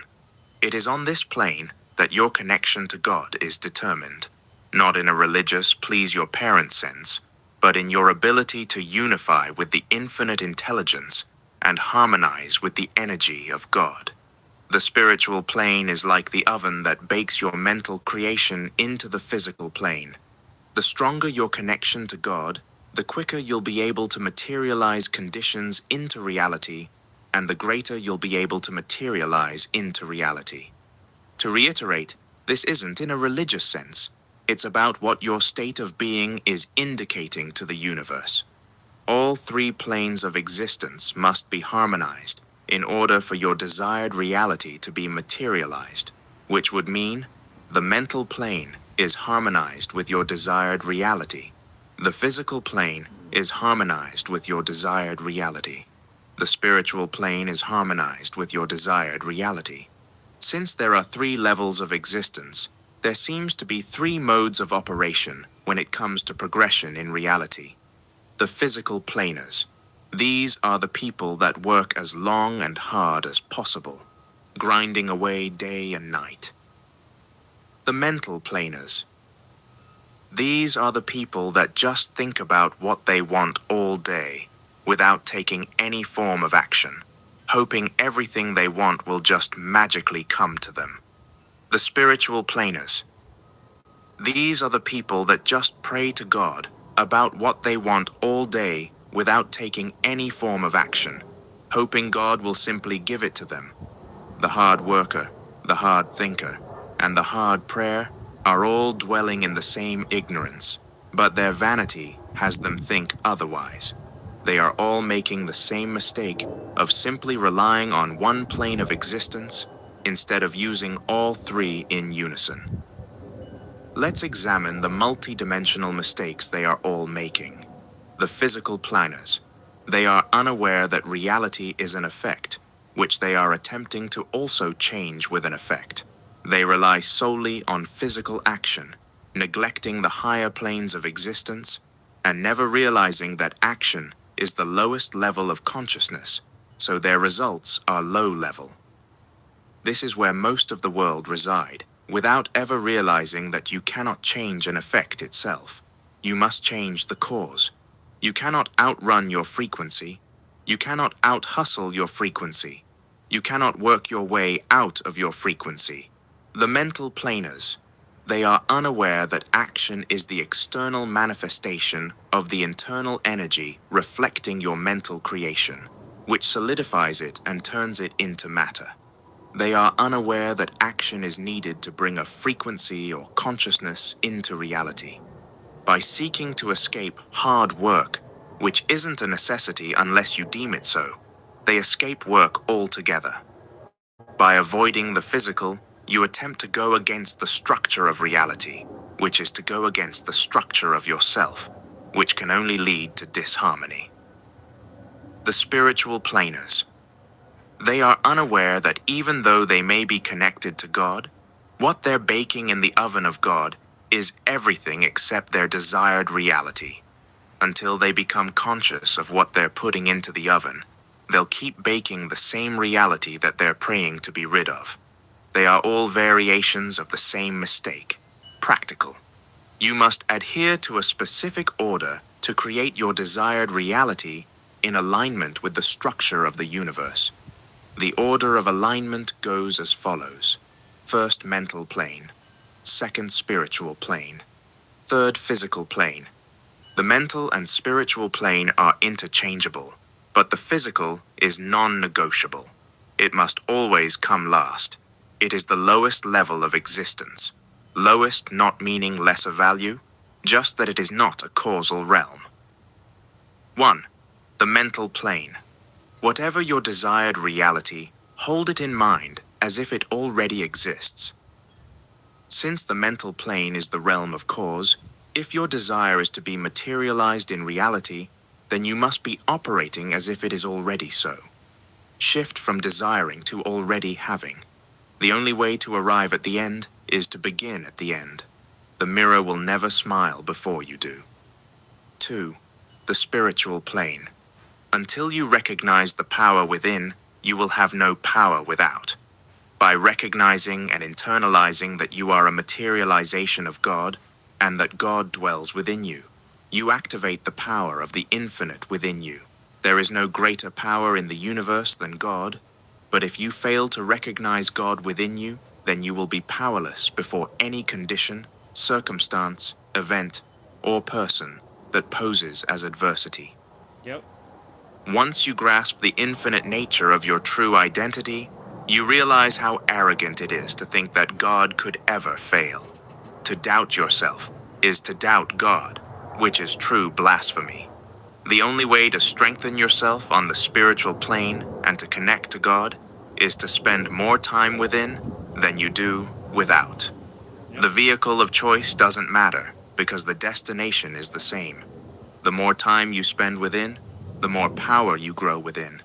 The more you cultivate internal power, the less power the external will have over you. 3. The physical plane. Only after arranging yourself correctly on the higher planes of existence can you begin to dominate the lower plane of existence, reality.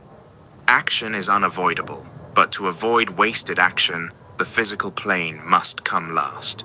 The higher planes of existence metaphysically position you in the correct direction to begin walking towards your desired reality through action. After vibrationally aligning yourself to your desired reality, you will begin to receive the blueprints on how to physically get there. Chapter 9. Redefining Manifestation. Principle. If you desire to change your reality, then you have lost the race before it's even begun. Manifestation isn't what you think it is. It's likely that you entered this realm of knowledge seeking to change your reality, but the paradox is that true manifestation has nothing to do with changing reality. The desire to change reality is actually what keeps so many from ever changing their reality. True manifestation is solely focused on you and neglecting reality. Nothing will ever change until you do you first, and that is a non-negotiable, universal truth. Indeed, Allah will not change the condition of a people until they change what is in themselves. Quran 13:11-95. The moment you change, the frequency or state of consciousness that the universe picks up from you begins to change. And as a result, what is reflected changes. Think about it in terms of supply and demand. Every supply is only a product of demand, meaning that the reality you are being supplied with is what you are subconsciously demanding through your frequency or state of consciousness, whether you like it or not. If you want to be supplied with something different, then you must demand something different. And the unfortunate thing is that we are unaware of what and how we demand. What you want is not what you demand. What you demand is who you are.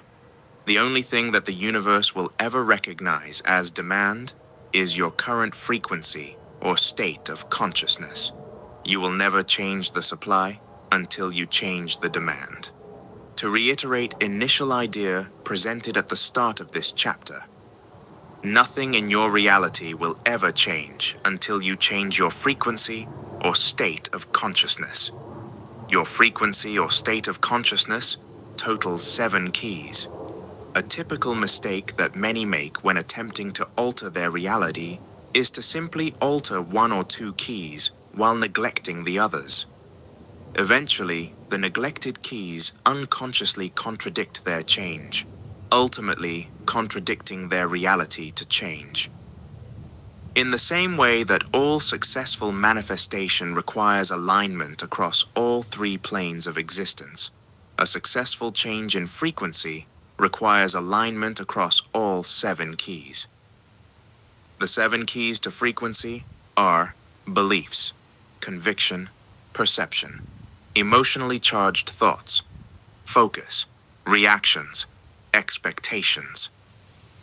Your current reality is nothing more than the reflection of what you've been demanding, or in other words, your current beliefs, conviction, attitude, emotionally charged thoughts, focus, reaction, and expectation.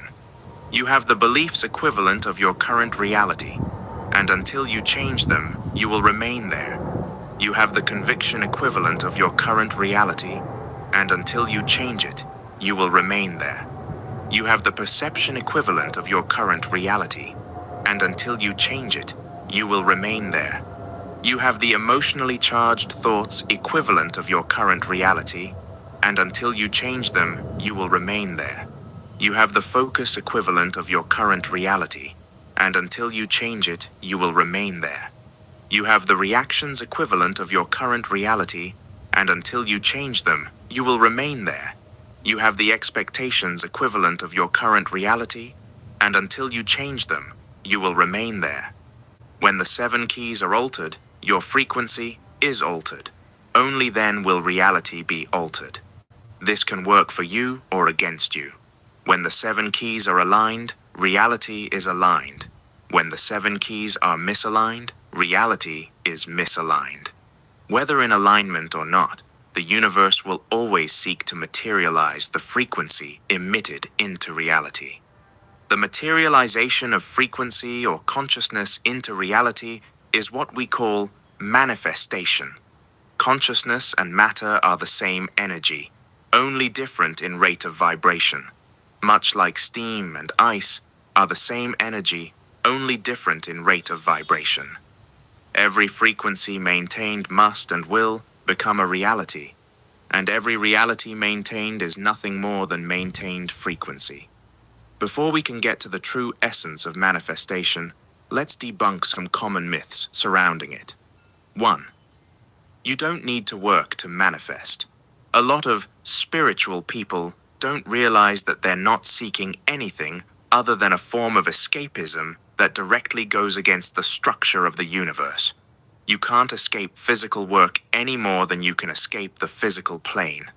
The notion that you manifest without some sort of physical effort is simply an appeal to an aspect of you that is either exhausted or lazy. All successful manifestation requires synchronistic alignment across all 3 planes of existence, not just 1 or 2. While work is mandatory, hard work is optional, but will be made real by your belief in its validity alone. 2. Thoughts create reality. Not all thoughts are equal in their effect over reality. The only thoughts that have the potential to materialize a reality are those which are emotionally charged. The true language of the subconscious mind is emotion, which also means emotion is the language of God. Emotion being the language of God means that this is primarily what the universe recognizes, and emotion is simply energy in motion, which alters the vibration of a thought, making it more powerful and its manifestation more likely. If there is no emotion behind it, it won't manifest. If there is, it always will. Emotion is a huge contributor to your frequency, and as a result, your reality. Emotion doesn't necessarily mean a sense of euphoria or excitement, but it is always relative to you as a person. There isn't a one-size-fits-all. To simplify your understanding, you can think about manifestation like this. The universe is a sort of warehouse that only delivers the reality that you order. To reiterate, you can only receive what you are asking for. Remember, supply and demand. The issue is, we spend most of our lives consciously asking for one thing, but subconsciously and with our energy, asking for another. Before an order is shipped out, it is identified via a unique product code that the warehouse will match up before distributing. Think about your frequency like that unique product code that will always match its identical reality before being shipped out. To reiterate, before anything can exist physically, it must first exist vibrationally, which is the combination of mentally and emotionally. Those who know the true process of manifestation possess the ability to manifest instantly, and that is not an exaggeration. Before you learn the true process of manifestation, I would like to make something clear. The knowledge you have is activated by the security you have in the knowledge. There are individuals with wrong knowledge, but through their security and conviction in it, make it right. There are also individuals with right knowledge, but through their insecurity and self-doubt in it, make it wrong. More important than what you do is the conviction that what you're doing is right. To act on knowledge while in a state of insecurity and self-doubt will render the potential of the knowledge useless. Decide that you have everything you need and that you know more than enough to maximize the potential of that knowledge. The true process of manifestation. Manifestation is internally shifting to a degree to which you are no longer emotionally dependent on seeing reality change, when you are good with it and good without it. Diving deeper into this definition can alter everything. There are 2 layers to this definition. First, manifestation is focused on shifting internally, not externally. 2. When you are no longer emotionally dependent on what's going on outside of you, whether positive or negative, when you are good with it and good without it. Part 1. The common perception of manifestation is that it's about changing your reality. However, that idea will set you up to continuously fail to manifest or change your reality.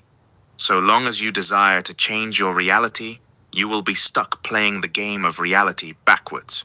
Your purpose for manifesting may be to change your reality, but the process of manifestation requires you to realize the outer world is of no significance, and to redirect significance to your inner world only. To be concerned with the outer world is to be concerned with the effect instead of the cause, a trap that many fall into that puts them in a perpetual cycle of never altering the effect. You want the effect to be different, but you don't pay any attention to the cause.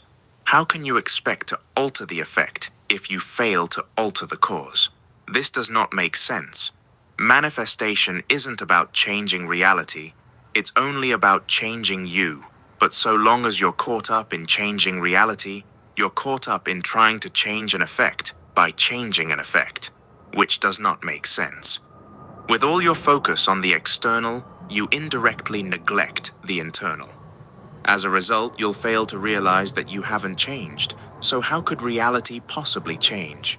Ironically, the more you seek evidence of reality changing, the more you affirm that you haven't changed, because if you had, there would be no need to look for proof. The change would already be your experience, which is internal. To be satisfied with yourself, but unsatisfied with your reality, is paradoxical. It's ignorance of the fact that the two are interconnected, which for most is the source of their unwanted reality. To desire change without change is against the nature of the universe. You can only go somewhere you've never been when you become someone you've never been. The process of internally shifting is simply the act of exchanging your current state of consciousness for the state of consciousness that matches with your desired reality. Completely different beliefs, a different level of conviction, a different perception, different emotionally charged thoughts, different focus, different reactions, and different expectations. Part 2. If you manifested your desired reality right now, how would you feel? Happy, excited, amazing, euphoric, free, relaxed, secure, accomplished? If so, that's the exact reason your desired reality will never manifest. Conversely, if you never manifest your desired reality, how would you feel? Disappointed, crushed, sad, annoyed, frustrated, irritated, angry, empty? If so, that's the exact reason your desired reality will never manifest. Whether you realize this is or not, to grant the external the power to alter your internal state is a confession of a dependency on reality. To be dependent on reality is to require reality to give you what you desire. Those who are internally dependent on reality will forever be the slave of condition, circumstance, and the events of reality. To be independent of reality requires you to give yourself what you desire. Those who are internally independent of reality will never be the slave of condition, circumstance, or events of reality. The quickest way to determine if you're internally dependent on reality is to ask yourself whether you're postponing the feelings of your desired reality until it manifests. If that's the case, it means you're waiting for reality to change before allowing yourself to feel those feelings. But in doing so, you reinforce that your reality hasn't changed, so it doesn't. Ironically, the feelings you envisage as your desired destination are actually the starting point. They generate the frequency that signals to the universe that your desired reality is already yours. By feeling those emotions now rather than later, you shift your state of consciousness to the present, setting in motion the external changes that reflect your new reality. The postponement of the emotions you'd feel in your desired reality is the source of your internal dependency on seeing your desired reality, which indirectly shows your ignorance of how reality is materialized. On a deeper level, it is an indication of importance. Importance to the universe is interpreted as energetic space. The bigger the importance of your desired reality, the bigger the space between you and it. Conversely, the smaller the importance of your desired reality, the smaller the space between you and it. The more you are internally dependent on seeing reality change, the more importance you indicate to the universe, which means the more space there is between you and your desired reality. If you need your desired reality to materialize before you allow yourself to feel the way you would in that reality, you'll never generate the frequency required to bring it into existence. The world will never prove anything to you that you have not first proven to yourself.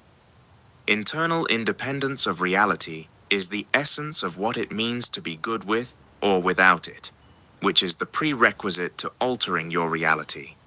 Unfortunately, too often you are good with it, but not good without it. At first, this notion can seem frustrating. How can I be good without it when I need it? The truth is, this notion is liberating. The moment you are no longer dependent on reality, you are freed from it, which also frees up your desired reality to come to you effortlessly. Your desired reality is merely an aspect of you that already exists within, but it remains imprisoned by your internal dependency on what you believe it will give you. When reality can offer you nothing, it will offer you everything. Manifestation has nothing to do with doing, but everything to do with being. It isn't something you need to do, it's something you already do. Manifestation is like breathing, an effortless, unconscious process. Understanding this is the foundation of all manifestation. Only then will it be experienced as such. Think about the moments you were searching for a particular car online, and then suddenly you started seeing them everywhere in your reality. Think about the moments you were searching for some shoes online, and then suddenly you started seeing them everywhere in your reality. Think about the moments you were thinking about someone, and then suddenly they called or texted you. Manifestation is something you've always done effortlessly.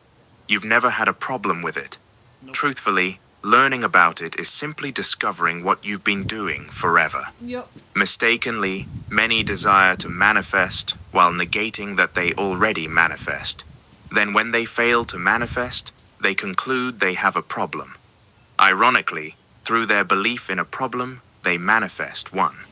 So rid yourself of your old frequency's trickery, attempting to convince you that you have a problem manifesting. Ironically, there are no truths in reality other than what the subconscious mind accepts as true.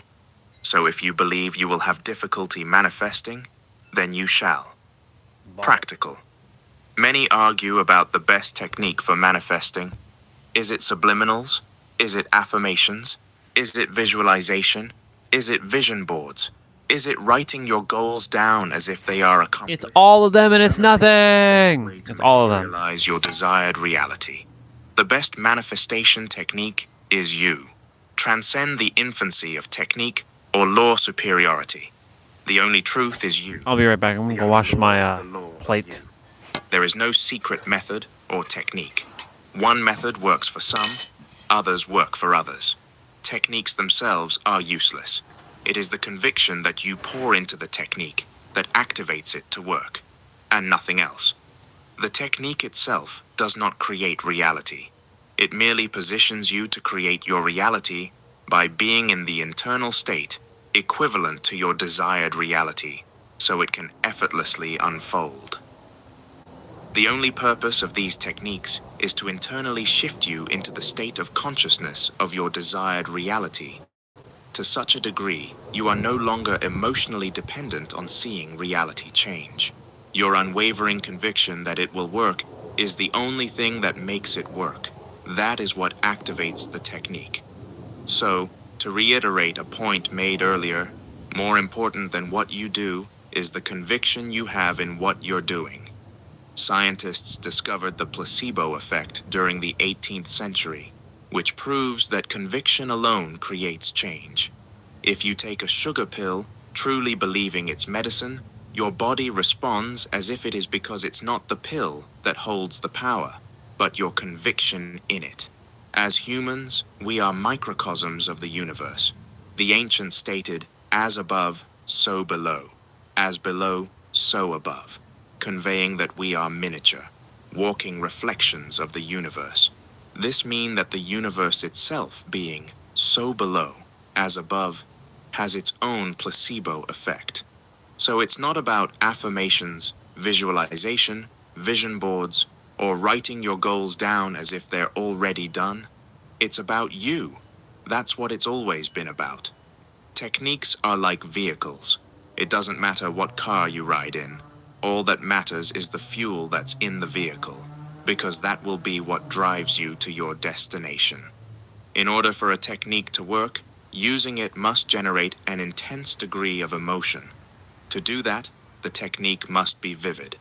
Bear this in mind when choosing your preferred technique. The technique I exclusively teach clients. This technique can be used for a number of purposes: to alter an upcoming event such as a job interview, a date, a meeting, or simply an uncomfortable conversation. I have seen all the above unfold as desired, including court hearings that were definite jail time. It can also be used to internally shift you to resonate with the frequency or state of consciousness of your desired reality. It can also be used to rewrite a traumatic, painful, or upsetting past event that still may have a grasp on you to this day. This method capitalizes on the fact that the mind cannot distinguish between fact and imagination or consciousness. When imagination becomes real to the mind, it alters your frequency or state of consciousness to reflect that, causing reality to reorganize itself in alignment with your internal shift. This technique has the sole purpose of convincing your mind that what you are experiencing within is real, and it will only accept it as real if what you are experiencing within generates an intense degree of emotion and is vivid.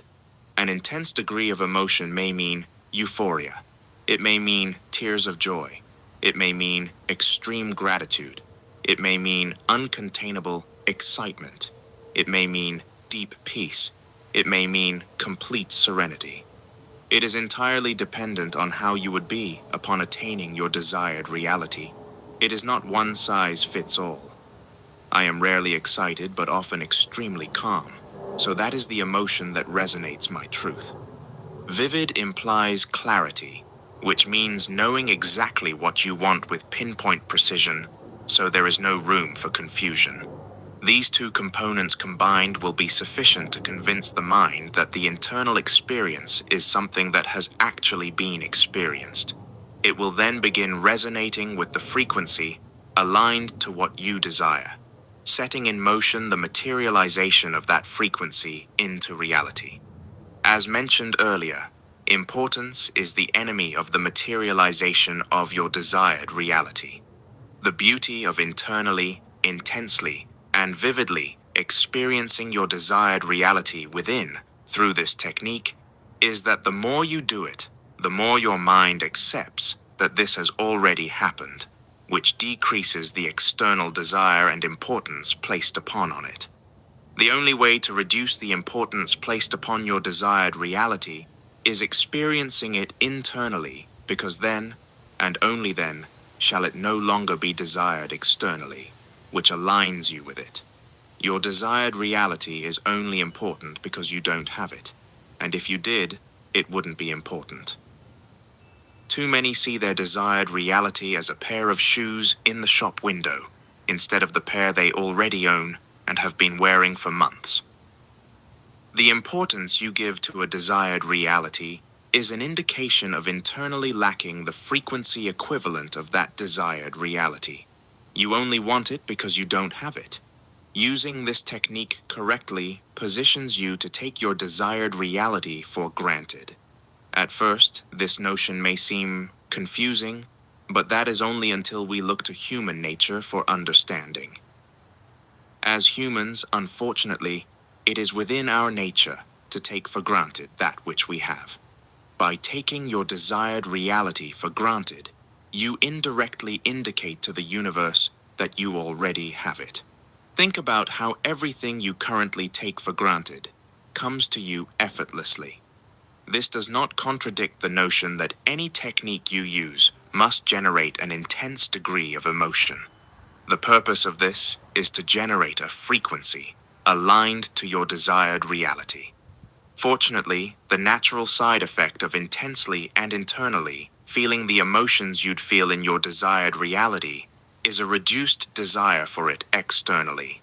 In effect, killing two birds with one stone.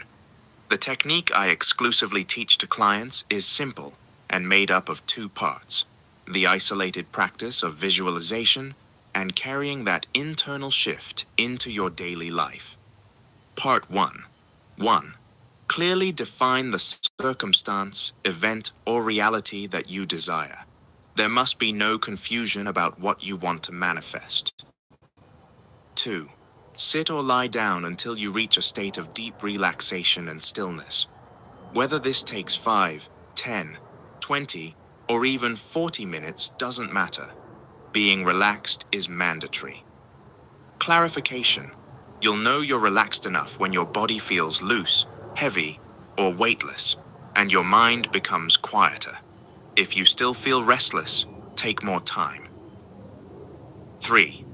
Imagine a scene that includes someone who cares for you, a friend, partner, or family member who recognizes your desire by commenting on it in a natural and personal way. Clarification. If you don't have someone who would naturally comment on your success, use a person you admire, a role model, or even a past version of yourself, reflecting on the achievement. If your desired reality isn't something others would comment on, e.g., internal growth, imagine a scene where they acknowledge your transformation through a change in your energy, demeanor, or actions. 4. Include physical touch in the scene. A high five, fist bump, hug, or anything that feels natural with them and intimate. 5. Keep the scene short, focusing only on their comments on your desired reality materializing, and replay it again and again on a continuous loop. Clarification. The scene is kept short to prevent overcomplication. If it's too long, your focus will scatter. Keep it concise and impactful.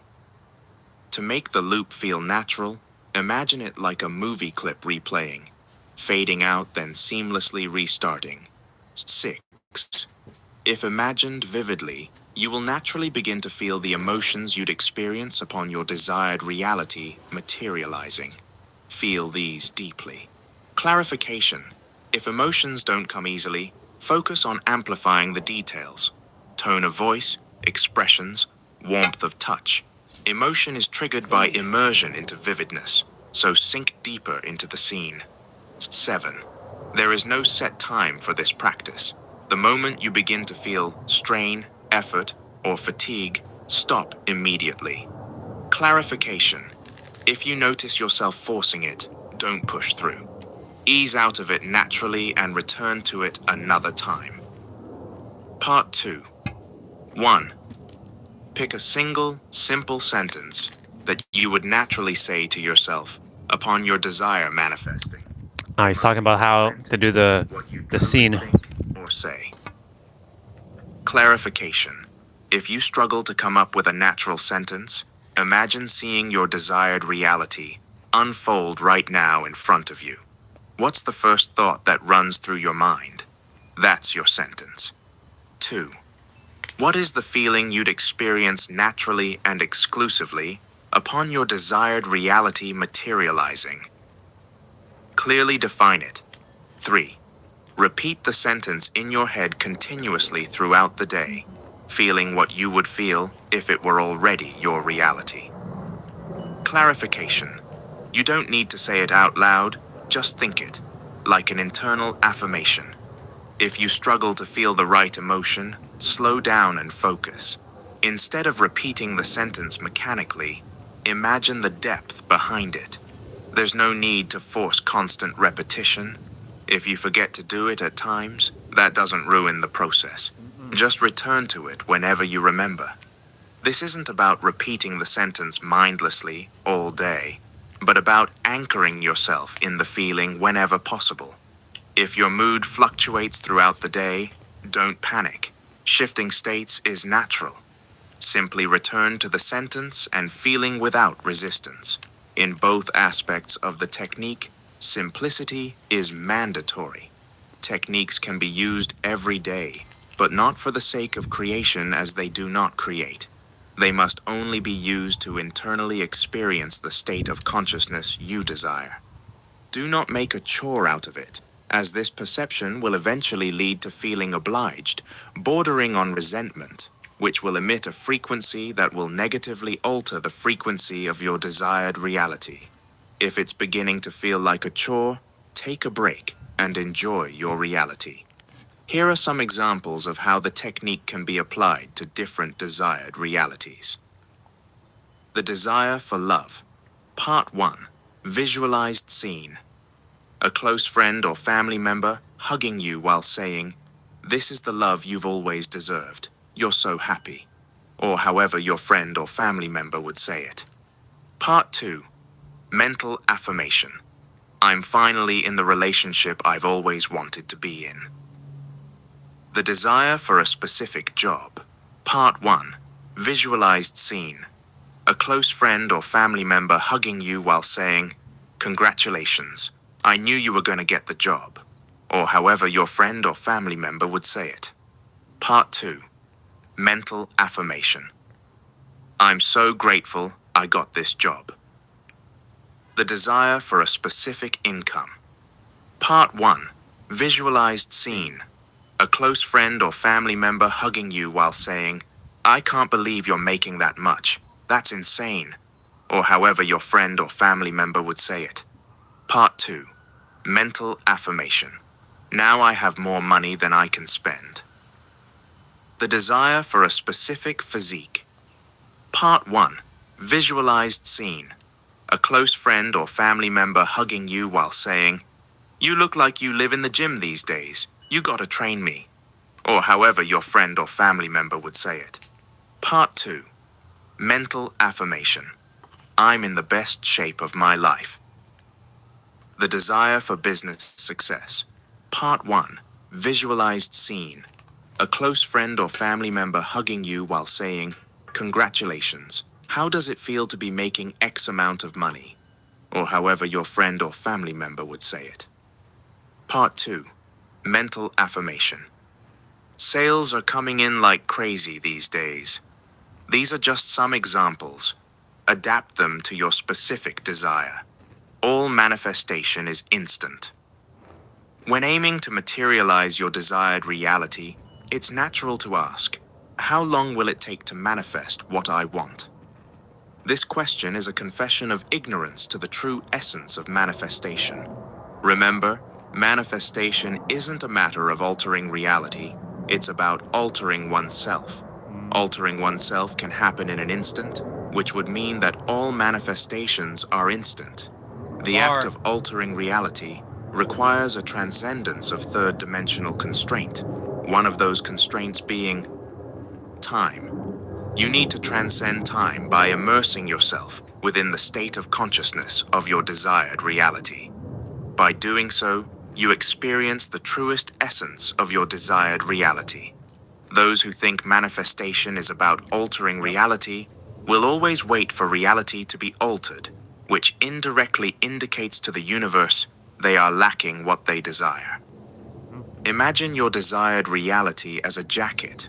From the moment you step into its frequency or state of consciousness, you put on the jacket, and you remain in that state until you unconsciously choose to take it off, which is when you shift out of that frequency or state of consciousness. Once you have truly entered the state of consciousness or frequency of your desired reality, you will not need to see reality change. So, how long or when will not even be relevant.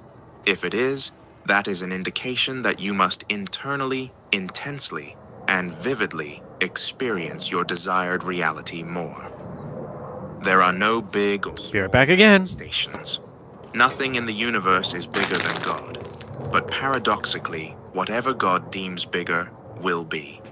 Big or small are concepts that do not exist to the infinite. It is us defining that leads to confining. Your perception of a reality will always lead to the projection of a reality. If you view your desired reality as big, then it will be too big for you to materialize. Not because it is big, but because you have made it so.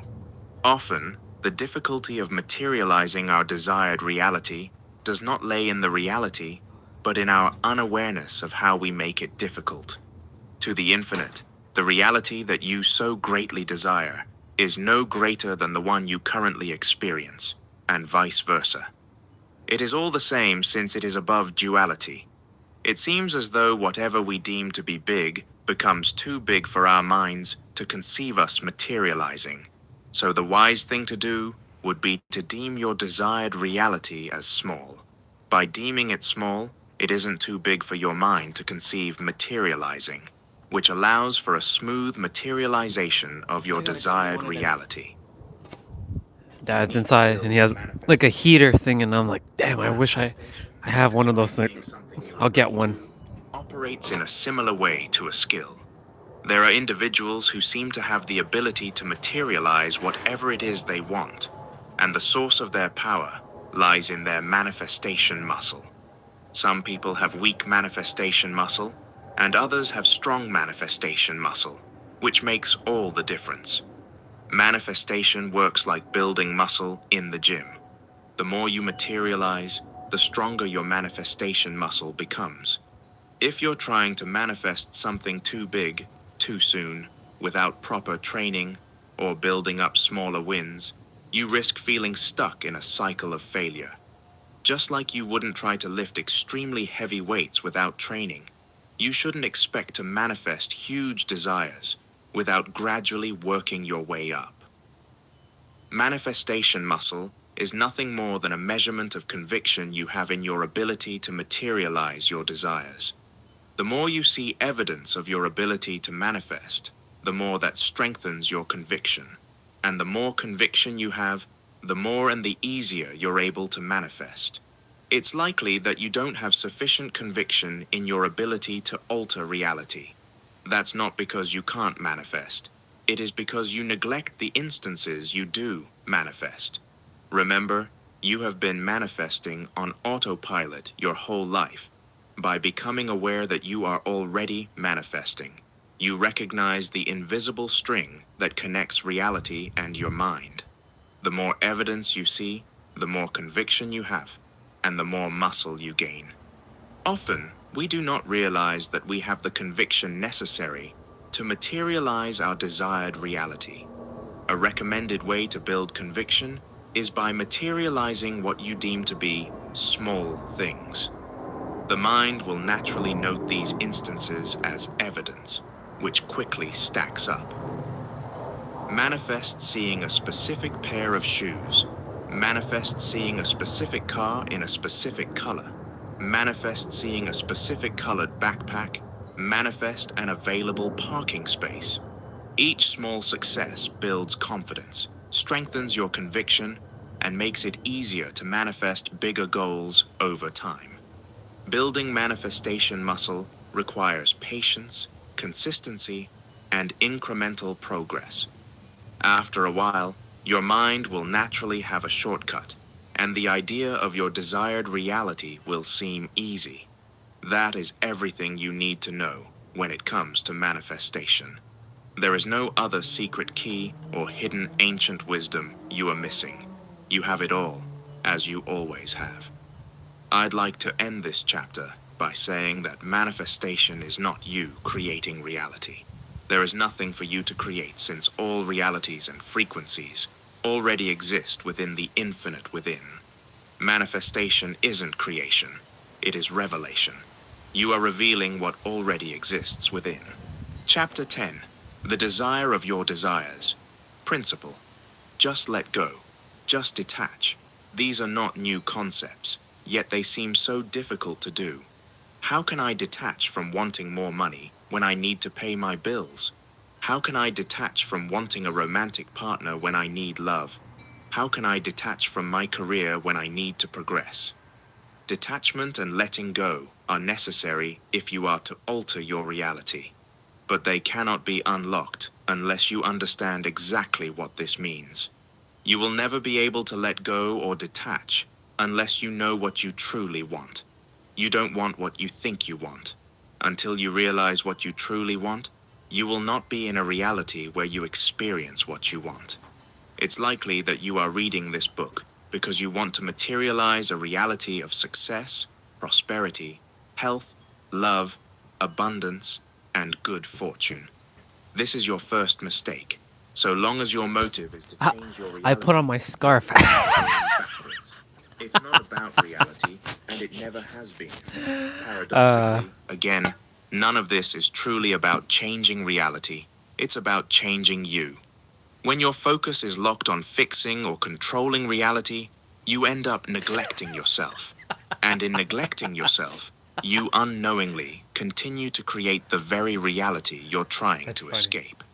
Everybody wants to change their reality one way or another, whether they want a romantic partner, better looks, material abundance, a specific career, more money, a specific house, a specific car, a specific holiday, better health, a life of freedom.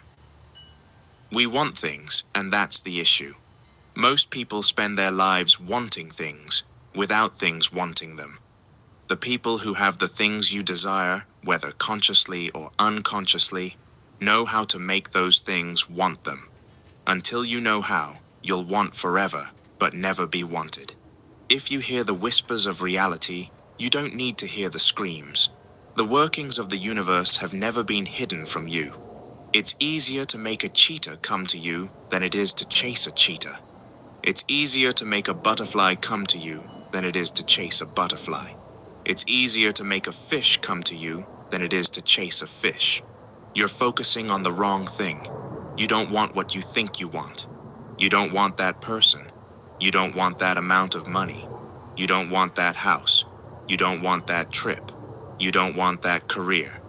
Big or small, you don't want anything that you think you want. But because you think you do, that's where all your energy is focused. And as a result, wasted. For anything you ever want in life, remember this. You don't want what you desire, but the internal state you believe it would put you in. Here are some examples to illustrate the point.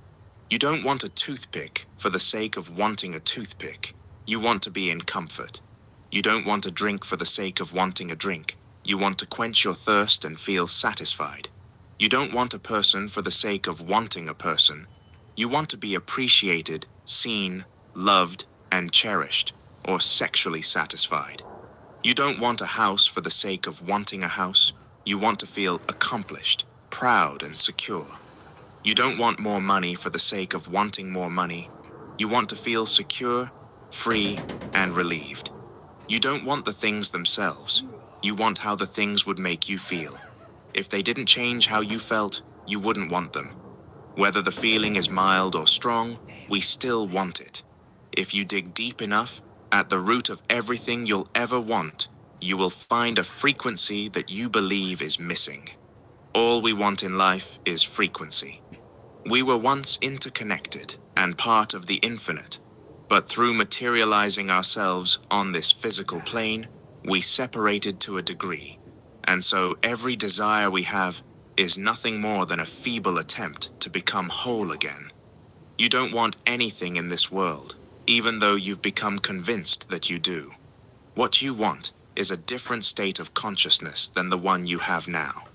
How can you expect to detach from the world? I'm gonna play Dead by Daylight shortly. Is the world.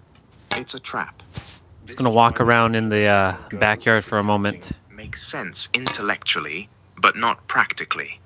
Until your concept of what you desire changes, nothing will change. You will never want something in reality without reason. Reason is meaning, and meaning is always emotional, which poses a question. How do you think you'd feel upon materializing what you want? If you can answer that question, you can have what you want. And this leads us to the paradox of reality. The universe interprets you wanting something as an indication that you don't have it. How can you want something that you already have? You only want that house because you don't have it. You only want that career because you don't have it. You only want that person because you don't have them. You only want more money because you don't have enough. This is how the universe thinks.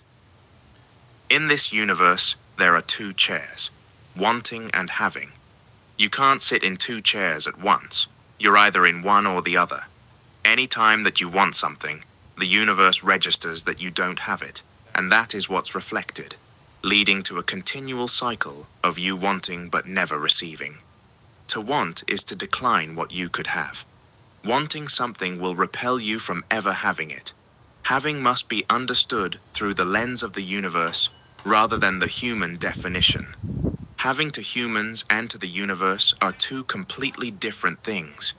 For humans, having refers to physically possessing. On a universal level, having refers to vibrationally possessing. We humans want our desires because we physically don't have them. And if we did, then we wouldn't want them anymore because we'd already have them.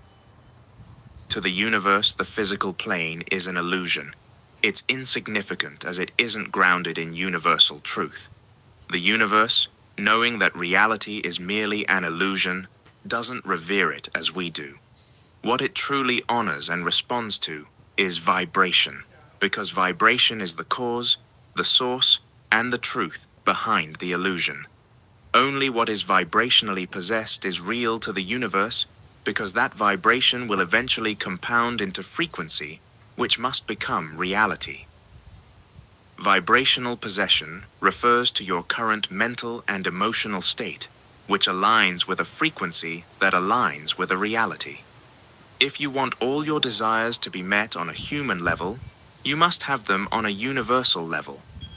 To revisit the point made at the beginning of this chapter, it's about shifting away from reality and towards your internal state.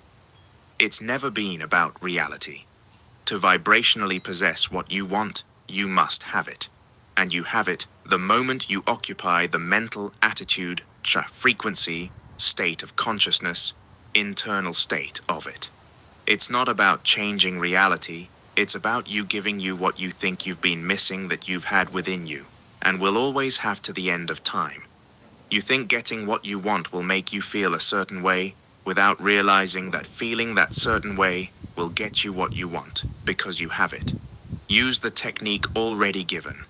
Ironically, the more you immerse yourself in feeling how you'd feel upon attaining your desired reality, the less you need it externally, and that's how you detach or let go.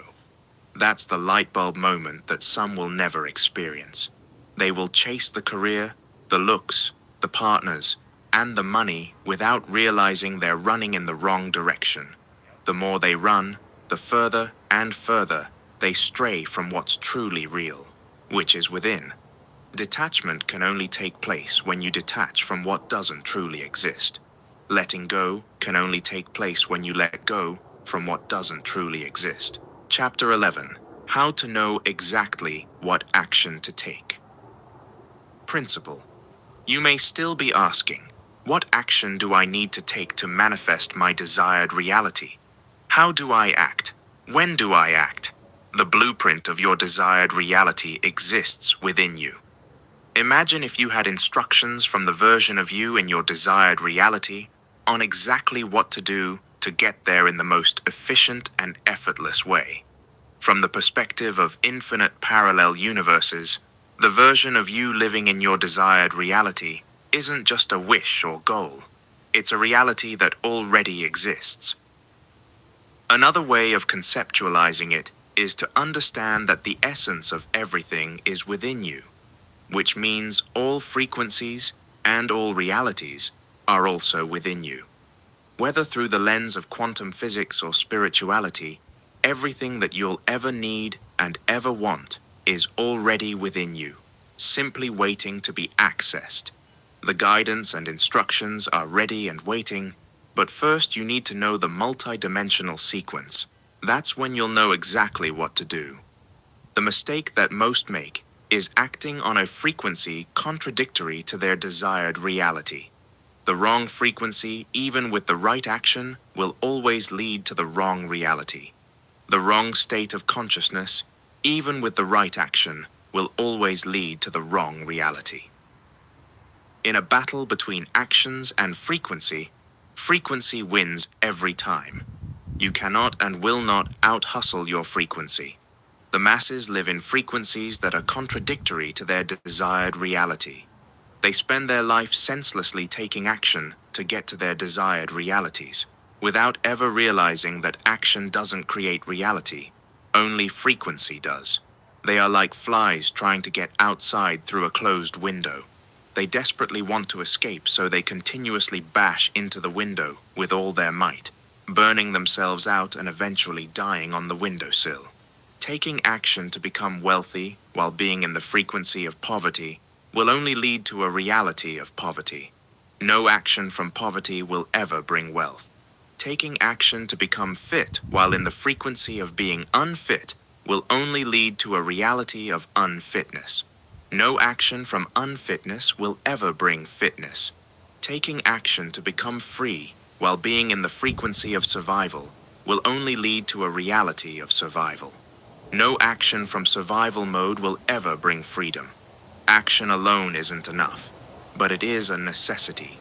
Since you exist in a physical world, it cannot be avoided, but that doesn't mean the action you take must be hard. You act through your ego, also known as your physical vessel, that relies on its 5 senses to navigate and make sense of the world. The ego isolates itself from the infinite intelligence, and as a result, suffers from a limited awareness of the entirety of reality, seeing everything from the lowest level of consciousness.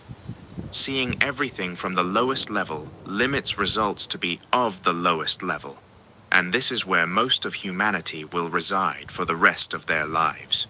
To the ego, action leads to results. Think about it.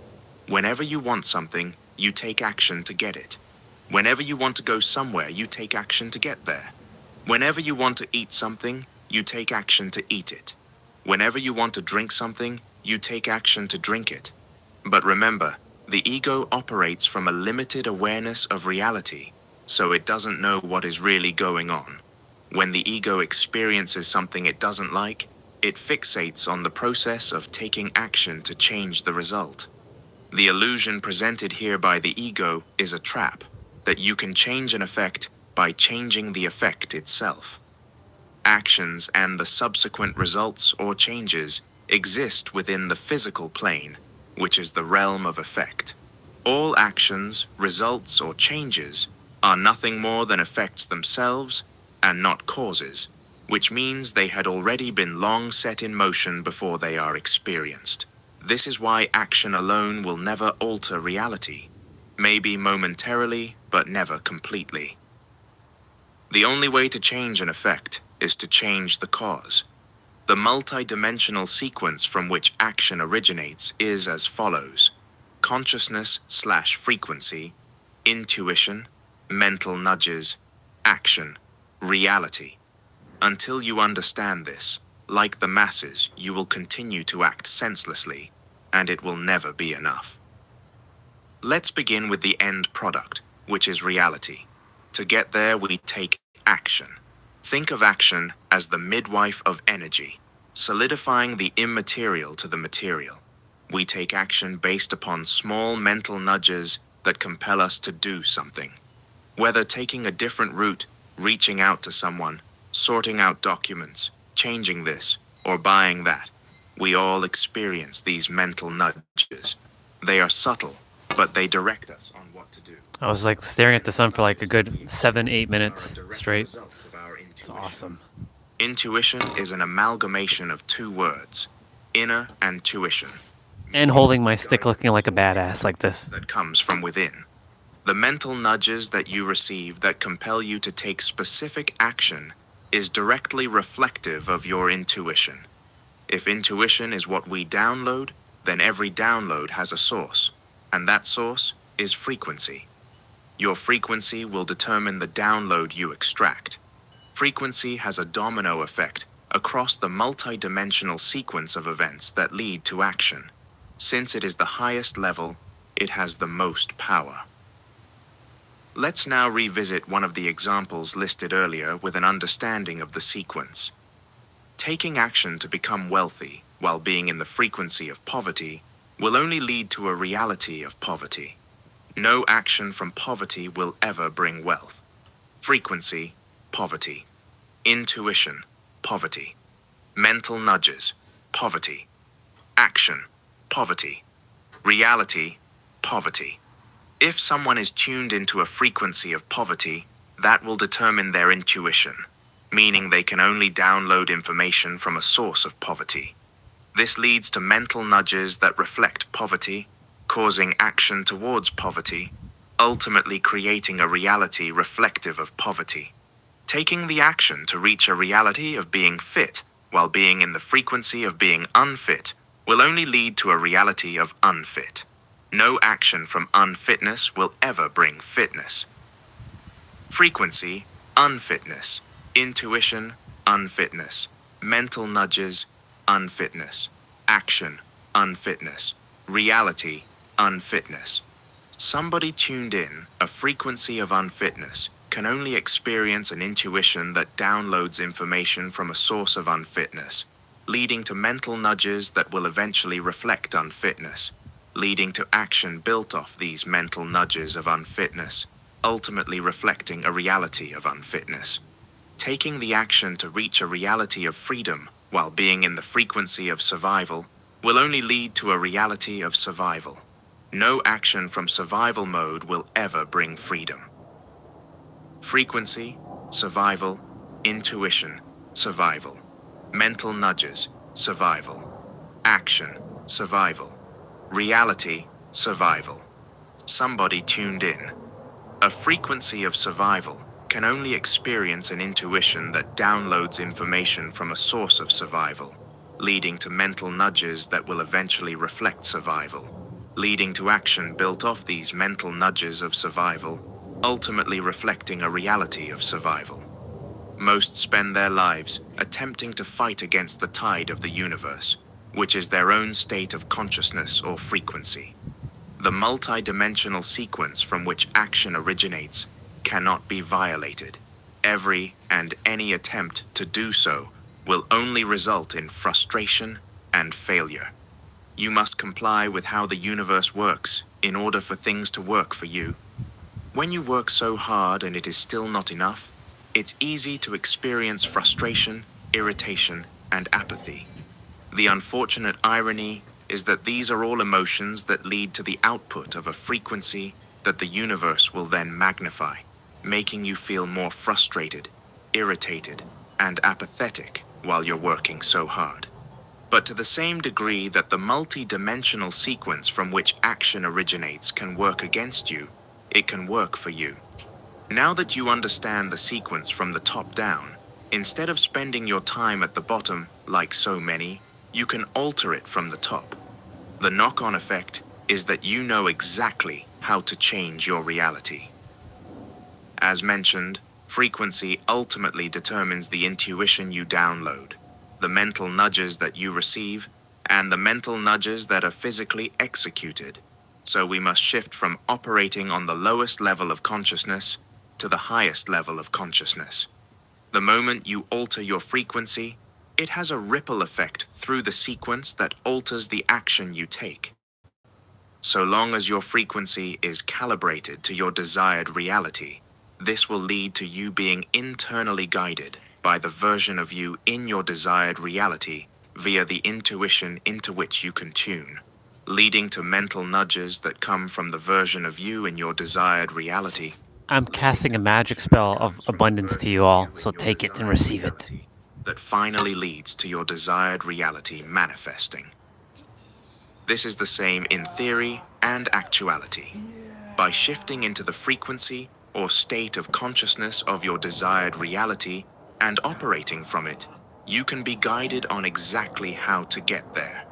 What you consider your destination is actually your starting location. You can only be wherever you already are. Consciousness, frequency, desired reality. Intuition, desired reality. Mental nudges, desired reality. Action, desired reality. Reality, desired reality. Something important to note. Being in the frequency of your desired reality is only as valuable as your ability to tune into your intuition and then execute upon your mental nudges. The world programs us to second-guess ourselves. In school, teachers checking our work can lead to the idea that what we do is inadequate and requires external validation, leading to an unconscious degree of self-distrust. A pattern of external verification and validation is set in motion, so we hesitate to trust ourselves, spending our whole lives wanting to be guided or validated. If you don't trust yourself, then how can you guide yourself? Do you trust yourself? Only you can answer this. Remember, you can lie to everybody except the universe. The degree to which you trust yourself determines your ability to capitalize on the frequency you're seeking to bring, from the immaterial to the material. If you don't trust yourself, you won't trust your intuition, which means you won't trust the mental nudges that you download, making everything pointless. Many claim to trust God, but do not even trust themselves. How well can anyone trust God if they do not trust themselves? You can be in the right frequency, that which reflects your desired reality, but without self-trust, you won't be able to materialize it. If you don't And trust if you don't love God, or you have this battle with God like I do once in a blue moon, we run into this problem. the quicker you'll be able to transform frequency into All about self-trust, though. practical. These downloads are like schools of fish. Abundant, yes, but they can easily slip away, and you don't know when the next one will come. You just have to radically value yourself Allow a mental a lot. nudge from your desired reality to slip away. You risk falling That'll out build of the self-trust. frequency of your Self-trust will desired turn into reality confidence. through Confidence will turn into thoughts and conviction, actions. If and then that you'll have a happens, the wrong clear direction pipe starts with the swimming. Creator. You risk potentially executing upon mental nudges not aligned to the frequency of your desired reality. The speed that you execute these mental nudges with will reflect the amount of self-trust and conviction that you have, ultimately setting in motion for it to be compounded.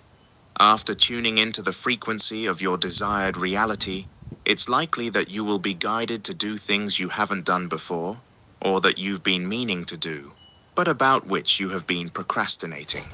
Procrastination is simply the stagnation of Or sharing things that you've never shared before, or saying things you've never said before, or thinking with things that you never thought before, and being things you never thought you've been before. All that was a bar. the frequency of your desired reality will bring you to your desired reality, so long as you can bring yourself to do what you're being nudged to do. It will be subtle at first, as it's likely you haven't been listening. But the more you listen, and the more you do, as it directs you, the louder and clearer it will become. At first, the mental nudges of your desired reality will feel uncomfortable and somewhat foreign, but that's simply because you're leaving your old frequency, otherwise known as your comfort zone. It will feel different, but that indicates an energetic shift. Here are a couple of examples of differences that may arise once you shift into the frequency of your desired reality. Apply for that job. Change your website or social media profile. Reach out to someone you've been meaning to contact. Start that diet. Buy that book. Go a different route than normal. Tell someone how you truly feel. Work on something you've been meaning to do. Pivot strategy. Quit your job or business. Break up with I put my stick away. Sort out your email inbox.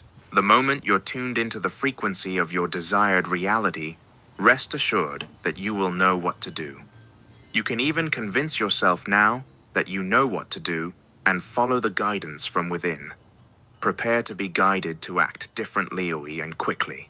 To metaphysically position yourself to walk effortlessly into your desired reality, remember this phrase: frequency first, action after.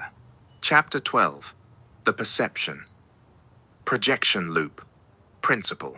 What you stare into is staring back at you and eventually will become you.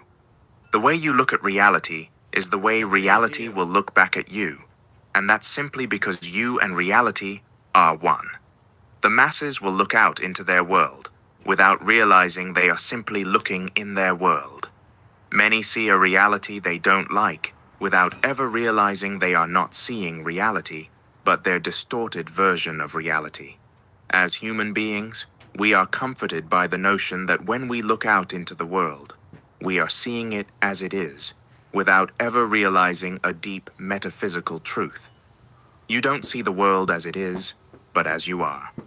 You don't realize that you are seeing reality through lenses tinted by your state of consciousness or frequency. This applies to everyone. Perception is defined in the Cambridge Dictionary as a belief or opinion, often held by many people and based on how things seem. There's two important parts to that definition.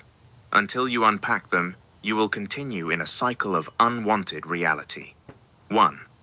A belief or opinion. 2. Based on how things seem. A belief or opinion aren't truths. I'm bringing my laptop out now. That mask themselves as truths. However, Once accepted by the subconscious mind, they begin to become truths by materializing all around us in our realities. There are no truths in your reality other than what your subconscious accepts as true. Once accepted, this truth will solidify. How things seem will always depend on where you are standing. I'm not talking about your physical position, but your mental one, your state of consciousness, or your frequency. By dissecting the definition of perception, a truth is revealed. Your perception ultimately leads to your projection, which is what we call reality. Most people will never realize that the way they are choosing to perceive something is intricately connected to the reality that their mind projects. The dangerous thing about perception being connected to projection is that it is the beginning of a cycle from which many will never escape. The perception-projection loop. Unaware that the way they see reality is the way it sees them, most people take a dim view of reality, which can only lead to them projecting the worst. The most unfortunate part about this is that once they experience the worst, unaware that it's closely related to how they are seeing reality, they champion that experience as truth, further reinforcing and solidifying that reality, perception. Perception drugs you with an artificial ego boost. All humans love being right, sometimes even if it leads to our own destruction. Yet, in these circumstances, the irony is that they are wrong, as it is only a truth in the subconscious mind. It is common in dating circles for people to bemoan a lack of suitable potential partners. That perception ultimately leads to a projection of reality. They go on a succession of bad dates with people they don't get on with, leading them to believe they were right. They don't realize that their desire to be proven right is sabotaging their dates, destroying any chance of them finding love. Your perception quite literally causes you to emit a different frequency, ultimately putting you in a completely different world, one of many. Perception will act blindly. It can either help or harm you. See, I told you about perception earlier. People just want to be right. If it doesn't serve you, then it will control you. There are two things that'll cause this. One, the old frequency. The main aim of your old frequency is to exist, and perception is one way it continues projecting its frequency into your current reality. When you experience certain conditions, events, circumstances, or people, it'll immediately encourage you to look at situation through the worst lens possible. As a result, you create the worst outcome possible. After creating the worst outcome, it's natural to feel and think the worst thing possible. That mental and emotional energy is getting its fix. 2. The world. The universe seeks balance. It prefers everything to operate on a similar level for its own equilibrium. But that balance only exists if everyone remains at the same level of consciousness. To maintain this, society feeds us the same set of beliefs, the widely accepted truths about how life works, what's possible, and what isn't. And the irony? The world sells you these beliefs once, and then you spend the rest of your life reselling them to yourself. Unfortunately, it sells us the version it wants us to live in, which revolves around failure, limitation, misery, suffering, scarcity, and struggle. Once a belief is accepted, it becomes the lens through which you see the world. That ultimately shapes your reality, so it is your reality. It is often said that perception is reality, and metaphysically it is. If you see the world through your own lens, which shapes the projection of your reality, it would be wise to perceive your life through the lens of your desired reality, so you can experience the projection of that reality. Every circumstance, condition, event, or experience with people in your reality must be seen through this lens. Practical. If the version of me in my desired reality jumped into my body, how would it look at things? There is no right or wrong answer. The purpose of the framing is simply to flex the perception muscle of your desired reality. The more you see reality through this lens, the more reality will see you that way. Changing reality is simply a matter of changing how the world sees you. In order to change the way the world sees you, you must change the way you see yourself. You must change the way you see through yourself. At the beginning, this process will require some conscious practice, but eventually it will become unconscious. At that point, the manifestation will feel effortless. Control your perception, or the world will control it for you. Chapter 13. You don't have beliefs, they have you. Practical. It is arrogant of humanity to think that we possess beliefs. The humble truth is that beliefs possess us. If you want to understand your beliefs, look what you believe, or know to be true of the world. If you ask the average person on the street to tell you what they believe about the world, they'll either not be able to tell you or proclaim that it's the truth. This is the point of my statement. For the most part, our beliefs are invisible. All beliefs seek to convince us that they are truths rather than simply beliefs. In reality, there are no truths other than what the subconscious mind accepts as true, because what it does believe to be true will be projected and experienced in reality. As humans, what we regard as truth is simply what we've experienced, and what we've experienced is nothing more than the materialization of our frequency. Foundationally, a belief is My laptop's on. based upon the potential of an infinite number of realities, not an actuality. All beliefs are living entities. As living entities, all beliefs want energy. Once you see that beliefs operate like entities, it all makes sense. Since there are an infinite number of potential realities, there are an infinite number of beliefs, and all those beliefs are fighting for our attention, because that is what brings them into existence. Beliefs want the energy to materialize further through seeking emotion combined with conviction.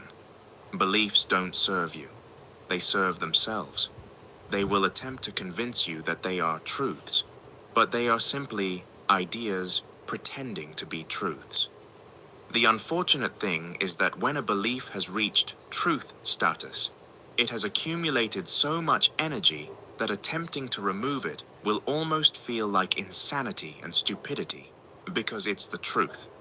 This is its inbuilt defense mechanism. Typically, beliefs are defined as thoughts that you keep thinking, but that's insufficient because you can keep thinking something all day and it won't materialize. Anything that materializes in reality first existed in the subconscious mind, and the entry requirement to the subconscious mind is emotion. Hence why, for simplicity, I define a belief as a singular thought or a multitude of thoughts that have emotion and conviction behind them. You will always find emotion lurking around a belief. If emotion begins to surface when you attack a belief, you've hit the jackpot. Since emotion solidifies belief, it is also what holds the belief in the subconscious mind. As a protective mechanism, the belief will release emotion when it feels threatened, so we feel discomfort, then decide to leave it alone. Observe when someone's view on the world is questioned and they begin to feel upset, angry, or disrespected. That's the belief, Yep. not them. In the realm of psychology, this phenomenon is called cognitive dissonance, and that is when one's belief has merged into one's identity to such a degree that when the belief is attacked, the same areas of the brain responsible for identity light up as if being attacked. Understanding that we are all microcosms of the universe, on a metaphysical level, beliefs attach themselves to us to such a degree that we can't differentiate between them. They want to present the illusion that they've merged with us, so we unconsciously accept this and experience it in our reality. Beliefs are masters of illusion, and continuously will attempt to trick you into feeling as if you have no control over them, and that there's something above you. Most people feel imprisoned by self-limiting beliefs, when the truth is that all beliefs are self-limiting. A belief is simply an emotionally fixed perspective. a mental construct that defines reality in a particular way. All beliefs create boundaries around what you can experience in reality.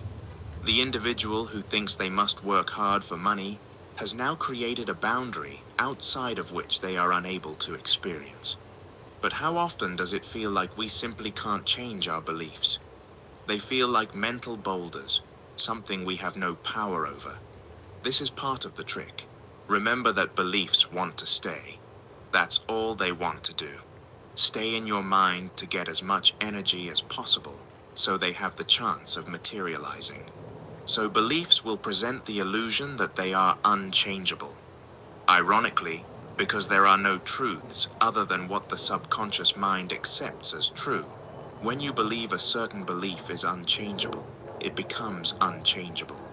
Ironically, because there are no truths other than what the subconscious mind accepts as true, when you believe it's hard to change a certain belief, it becomes hard. Ironically, because there are no truths other than what the subconscious mind accepts as true, when you believe a certain belief is the absolute truth, it becomes the absolute truth. Beliefs sell you this illusion that they are unmovable, and the moment you buy into that belief, sold to you by the con artist itself, then reality will be unmovable. Not because it is, but because you have decided it is so. More important than what you believe you need to change in reality is your beliefs about beliefs. How can you change your beliefs on money if you don't think you can change your beliefs on beliefs? How can you change your beliefs on relationships if you don't think you can change your beliefs on beliefs? How can you change your beliefs on people if you don't think you can change your beliefs on beliefs? How can you change your beliefs on success if you don't think you can change your beliefs on beliefs? I can assure you, it'll be hard to change to your beliefs so long as you think it's hard. Nobody ever seems to decide straight away that it's easy to change their beliefs. Decide that the truth is that no belief is unchangeable. Decide that the truth is that no belief is the absolute truth. Decide that the truth is that no belief is unmovable. By making this obvious yet abstract change, the clay of your mind desolidifies ready for your molding. Which brings us to a hidden truth about all beliefs. They are simply choices that at some point, whether conscious or unconscious, right or wrong, forced or accepted, we make. Changing a belief is simply making the conscious decision to believe something else. There's nothing more to it than that. It is just a decision, but it doesn't feel so simple, does it? It feels as though that's not enough. It feels as though it's more complicated. It feels as though it should be more profound. Notice the key word there, feels. Remember that beliefs protect themselves with emotion.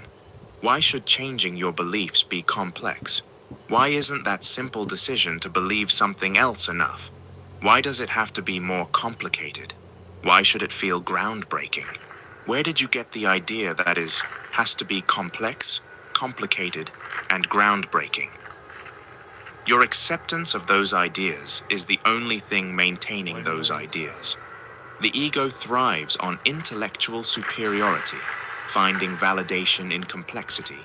Solving something intricate feels satisfying. Cracking a difficult problem feels like genius. And uncovering a groundbreaking revelation brings euphoria.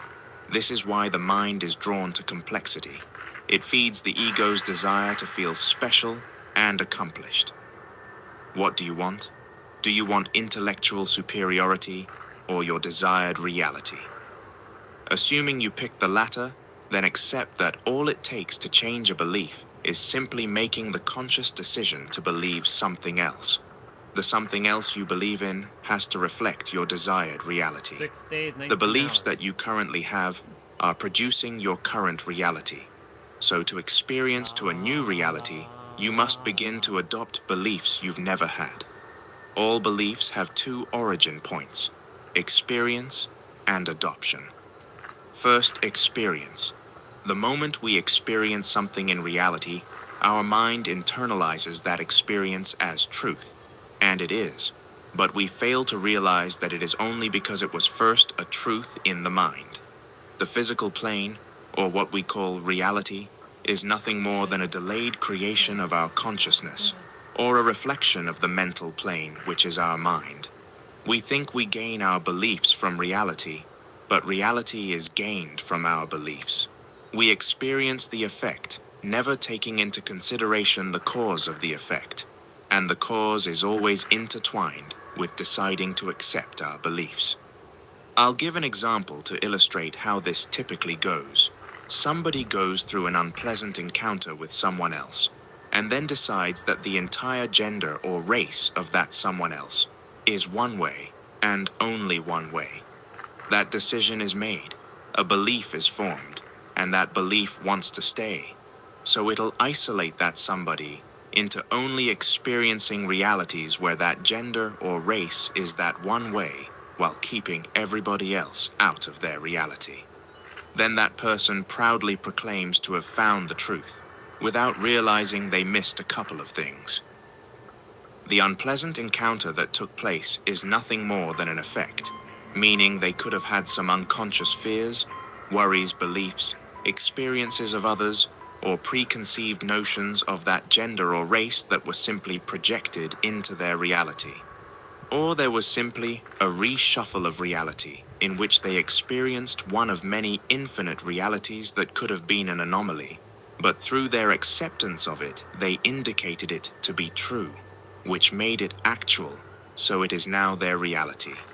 This type of belief thrives from reminding you of your experience, since truth and experience are one to the ego, merging and deepening its place in your mind. Second, adoption. The moment others experience something in reality, they experience it as truth, and it is, but only to them, until they come and give us the truth that we unfortunately accept, so it also becomes our truth. As social creatures, naturally we interact with others, without the awareness that consciousness is contagious. Beliefs are like a virus. They seek to spread themselves around, infiltrating everyone, making them metaphysically contagious. Why? They want to materialize into reality. If not in this person, then maybe the next person. We may live on one planet, but we don't live in the same world. That's the thing about beliefs. They wish to bring everybody under their umbrella, hence why they want to spread. Whether it's religiously, politically, socioeconomically, or even which sports team to follow, each person seeks to spread their beliefs and get more people under the umbrella. That's the macro view. On a micro level, whether consciously or unconsciously, we adopt the beliefs of those around us, friends and family, and those beliefs become invisible to a degree that they are undetectable. To revert to the example of the unpleasant encounter, what if the person involved is a friend or family member who then shares their story with you? You may react with shock, dismay, sadness, or anger as you empathize and share their pain. The more you think about it, the more upset you become. And without even realizing it, you adopt their experience as yours. Then, you have your unpleasant experience with a person who is the same archetype, and you tell your friend or family member, solidifying what you both now hold to be true about that gender or race. Without realizing, you unfortunately missed the real truth, which is that truth wasn't yours until you accepted it through the emotion and conviction you invested into it. Why would we believe something to be true in reality if we haven't experienced it? Simple. We adopted it from those around us. Don't make the mistake of believing you have been above adopting the beliefs of others. That type of arrogance is coming from the belief itself, which wants to make sure it sticks around so stays invisible through that type of thinking. This type of belief thrives from reminding you of others' experiences, since truth and experience are one to the ego, merging and deepening its place in your mind. Always remember, your beliefs are either adopted or experienced, or both. Before you begin adopting new beliefs, you must make the conscious decision that you will no longer believe the things you currently believe. Practical.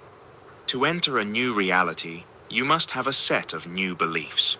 Any old beliefs will negatively corrupt the frequency of your desired reality and will maintain the old reality.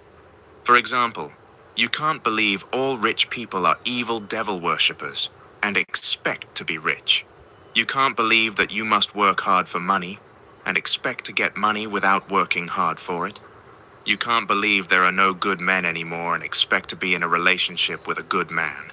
You can't believe there are no opportunities for people like you and expect opportunities. Your beliefs must align, contribute to, and support your desired reality. The beliefs must reflect your specific desired reality. What do you need to believe to easily materialize your desired reality? You must have the beliefs you'd have in your desired reality now. Ask yourself this question. If I was living my desired reality, what would I believe to be true about reality and the world? Gently meditate upon this question and know that answers will come because they will. And the moment they do, adopt them into your current reality. I'll help you with some examples. If you desire a loving relationship, then a belief that is mandatory is that there is an abundance of good men and women everywhere. If you desire abundance, then a belief that is mandatory is that you always have more than enough.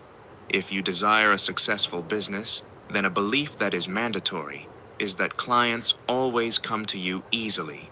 If you desire a promotion in your career, then a belief that is mandatory is that you are always seen and appreciated for the work you do. If you desire to pass an exam, then a belief that is mandatory is that exams are always easy for you. If you desire money to flow easily to you, then a belief that is mandatory is that you don't have to work hard for money because it always comes to you.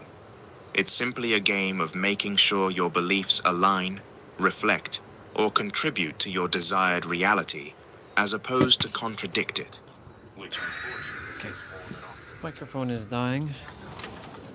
There's no solution without conviction. Principle. When creating a new reality, there is no word more important than conviction. This word is so powerful that it unconsciously creates the desired reality of people who have never even studied reality creation. There are extremely successful people that will never use a single manifestation technique in their life, let alone read a book on reality creation, but somehow seem to manifest what it is they want. It's all about conviction. Comes down to that one word. Conviction is extreme, unwavering belief in the face of anything. Truthfully, it transcends belief into knowing. Think about it like a big, sturdy tree that stands tall even when the wind blows hard. It's when you believe in something so strongly that you just know it. And just like the tree, you stay firm and don't fall over, even if pushed in a different direction. Conviction is ultimately the fuel that powers your journey to the destination of your desired reality or an unwanted reality. Unfortunately, the importance of conviction has flown under the radar of the masses while being hidden in the plain sight of religious scriptures. And Jesus said unto them, Because of your unbelief, for verily I say unto you, if ye have faith as a grain of mustard seed, ye shall say unto this mountain, Remove hence to yonder place, and it shall remove, and nothing shall be impossible unto you. Matthew 17:20. It is indeed true that faith can and does move mountains, just not the version of faith by which most of the world are taught to live. In the modern world, when people speak of faith, they are truly referring to trust, and trust will never be enough to alter reality because it indirectly implies the potential for being wrong, which is the breeding ground for doubt. You trust that people won't betray you, but you only trust because you don't know. Yet knowing is true faith. That is the essence of conviction. Faith comes from the Latin word fides, which referred to a level of confidence that is basically conviction. It's not about believing. Belief is not strong enough to command the forces of nature, because like trust, the only reason we believe is because we don't know. belief alone will never be enough to alter reality. You know your name. You know that when a light switch is flicked, it'll turn on. You know that when you turn the kettle on, it'll start to boil. You know these things to such a degree that any attempts to convince yourself otherwise would be dismissed. You don't believe, you know. True faith is knowing and realizing. This awakens the esoteric nature of a multitude of scriptures. Conviction is the basis of all creation. It empowers the frequency that you put out to the universe, which can either lead to your construction or destruction. More often than not, we are taught to have conviction in struggle, misery, misfortune, and scarcity. Ironically, this strengthens those frequencies, leading to the likelihood of their materialization. We strengthen the frequencies of negativity to such a degree that their existence merges itself into what we simply deem as reality, which locks those frequencies into place. And that's the thing about faith. It doesn't just move mountains. When negatively misdirected, it also creates them as obstacles. The mountains that we often seek to move are the ones that we have made. If you could simply cultivate conviction in your desired reality already existing or being inevitable, then your desired reality would simply materialize. It is that simple. With a powerful degree of conviction, techniques wouldn't even be necessary. How many depend on a manifestation technique? There are millions and millions of videos of people claiming to have the secret technique, when the only secret technique is you. Specifically, your conviction. Without conviction, no technique works. Conviction is what activates the technique to shift you internally, which sets in motion the eventual reflection of that into reality. What you're able to materialize will always be proportional to the degree of conviction you have surrounding what it is you wish to materialize. The more conviction, the more likely what you want will manifest. Don't fall into the trap of glorifying conviction as something mystical or unattainable. There's no need to be in awe of it or wonder how to cultivate it. You've already experienced conviction at some point in your life. There have been moments in your life when you just knew something would happen, whether minor or major. An internal knowing so profound that nothing could convince you otherwise. Some everyday examples of our convictions. I knew I was going to see this person.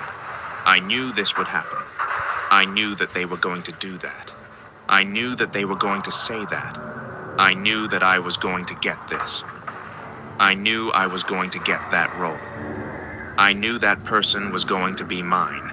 I knew that person was going to leave me. I knew that person was going to cheat on me. I knew that I wasn't going to get the job. I knew they wouldn't like me. I knew I was going to win. I knew I was going to lose. That unshakable feeling which has come to you before may have felt random, like you didn't know where it came from. But here's the thing. If you did, then you'd be able to flick on conviction like a light switch. Anyone with complete conviction stands above their reality. Conviction is like some magical insight that randomly drops from the sky. We have no idea where, when, or why it came. But when it's there, we know it, we feel it, and nothing or no one can convince us otherwise. The deeper truth is that all conviction you've ever felt or experienced was created and then channeled by and through you. Think about conviction like a reserve that you have within you that you are unaware of. Every once in a while, the reserve becomes too full, and it needs to release some of its energy to create space. When that energy is released and conviction touches your system, you tap into a frequency so strong that you're able to materialize any idea held in the mind by injecting it with conviction. That idea can be for or against you, as stated in the examples earlier. There are a multitude of ideas that exist in your mind, all waiting and seeking to be materialized. When conviction touches the system, those ideas fight for this superpower, which make them more likely to materialize. If the conviction you experience is the result of the reserve being too full, it's natural to wonder how to withdraw from that reserve at will. Imagine being able to draw from your conviction reserves at any given moment. That's essentially the ability to create your desired reality at any given moment. So how can we do it? It's simple. First, you need to understand that the energy of conviction is the second stage of a two-part process. Once you know the energy of the first stage, you'll unlock conviction. Before conviction is conviction, it is first self-trust. Self-trust is the first stage of conviction. Self-trust can be defined as the ability for you to do what you know you need to do, and to avoid doing what you know you shouldn't be doing. The mind always keeps track, but more than that, it keeps score of your ability to follow up your own word and your own direction. There are things that you know you should or need to be doing, but for whatever reason, the old frequency, you're not doing them. This doesn't have to be about creating your desired reality. It's just not about meditating, reading, affirming, or visualizing. It can be as simple as finally going through your emails or letters, updating your CV, going to the gym, cleaning out a room, or standing up for yourself. The reason it doesn't necessarily have to be related to reality creation is because everything is related to reality creation. Nothing is compartmentalized in the mind. It's a similar concept to the common adage that how you do one thing is how you do everything. The mind keeps score and records everything. The more you stick to your word and the more you follow your own direction, the more self-trust you're going to have, which means, ultimately, the more conviction you're going to have. As I've said, there are things that you know you shouldn't be doing or don't want to be doing, but for whatever reason, the old frequency, you're doing them.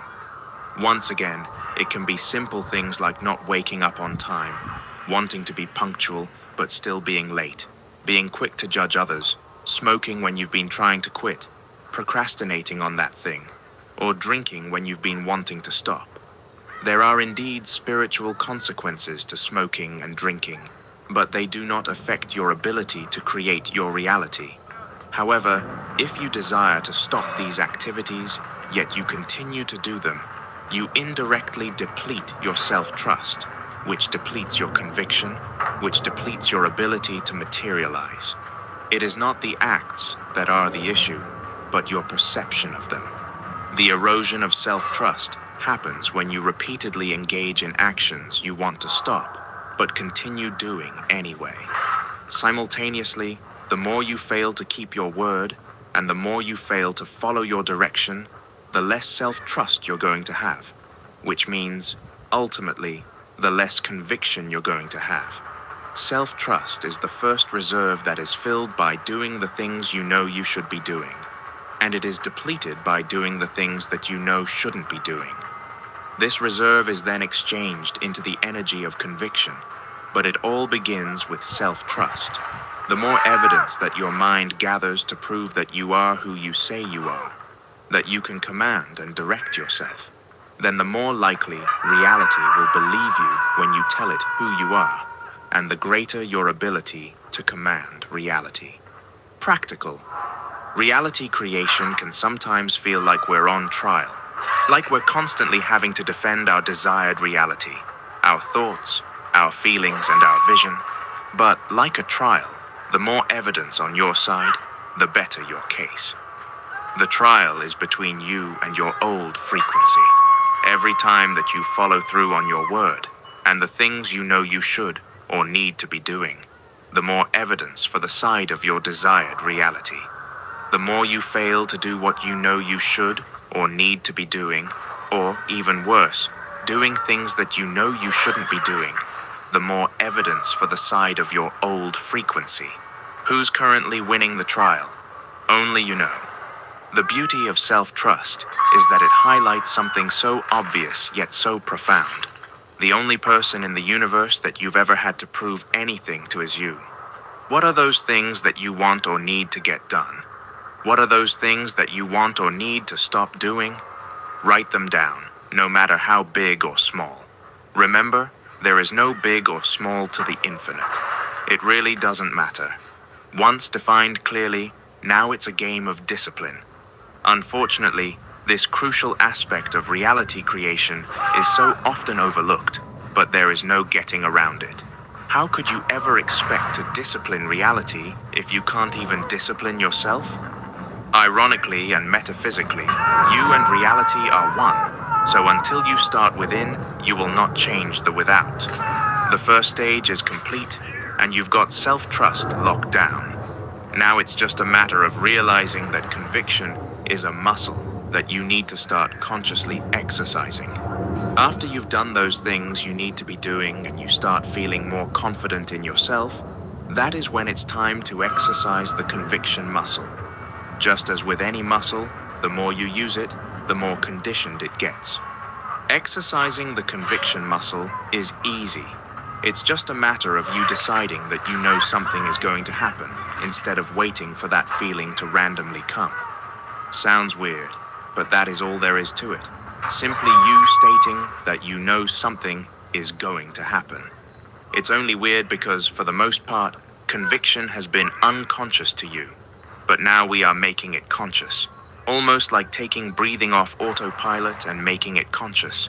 Decide with great precision and unshakable confidence that you know whatever it is you want to manifest is already yours, and nothing can convince you otherwise. At first, it might feel a bit rough or strange, but that unfamiliar feeling is simply you harnessing the power that, without realizing, you've been drip-feeding to yourself your whole life. To exercise true conviction, you must exercise expectation, because expectation is creation. Think about the times in your life when you've said, "I knew that was going to happen."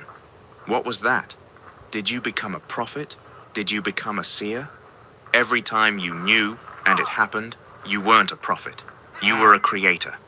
The truth lies in frequency, and the truth is, you created it with a power that's been hidden in plain sight your whole life. You expected it. Expectancy creates reality. Expectation is creation. When you expect something, that means you are anticipating it. might get out. Think about a boxer.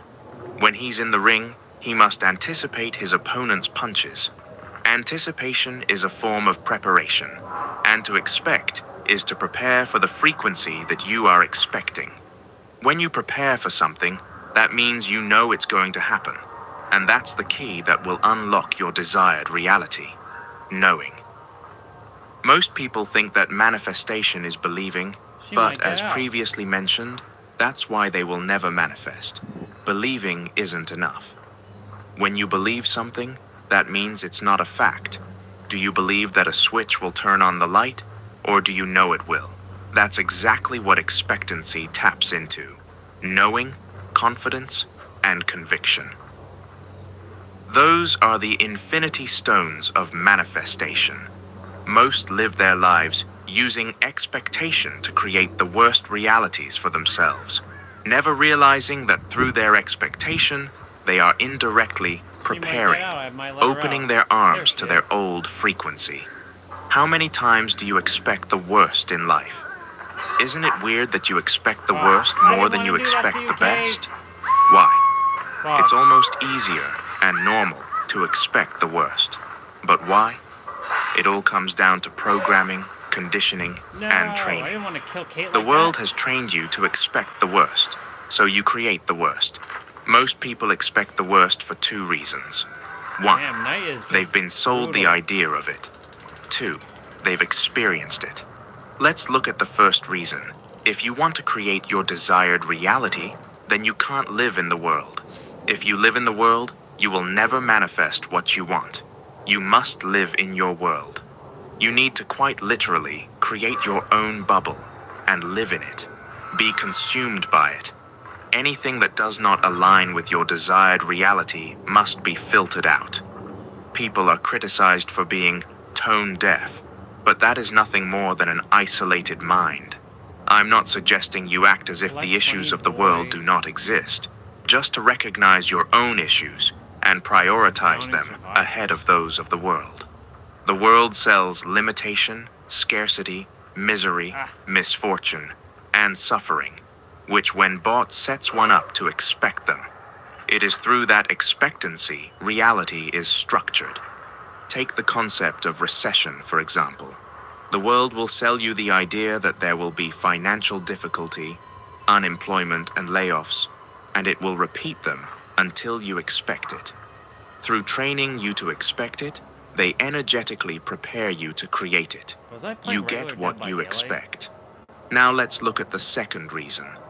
Whenever we go through the worst, to protect our heart, we normalize it to avoid the pain of being disappointed or frustrated again. We normalize the worst without realizing it as a defense mechanism. When you normalize the worst, you expect the worst, so you create the worst. The universe You gotta normalize the best. perspective. It will simply reflect what you expect, regardless of whether you deserve it or not, unfortunately. To the universe, what you expect is what you are asking for. It's hard to conceptualize that you may expect the worst, but it's likely you do.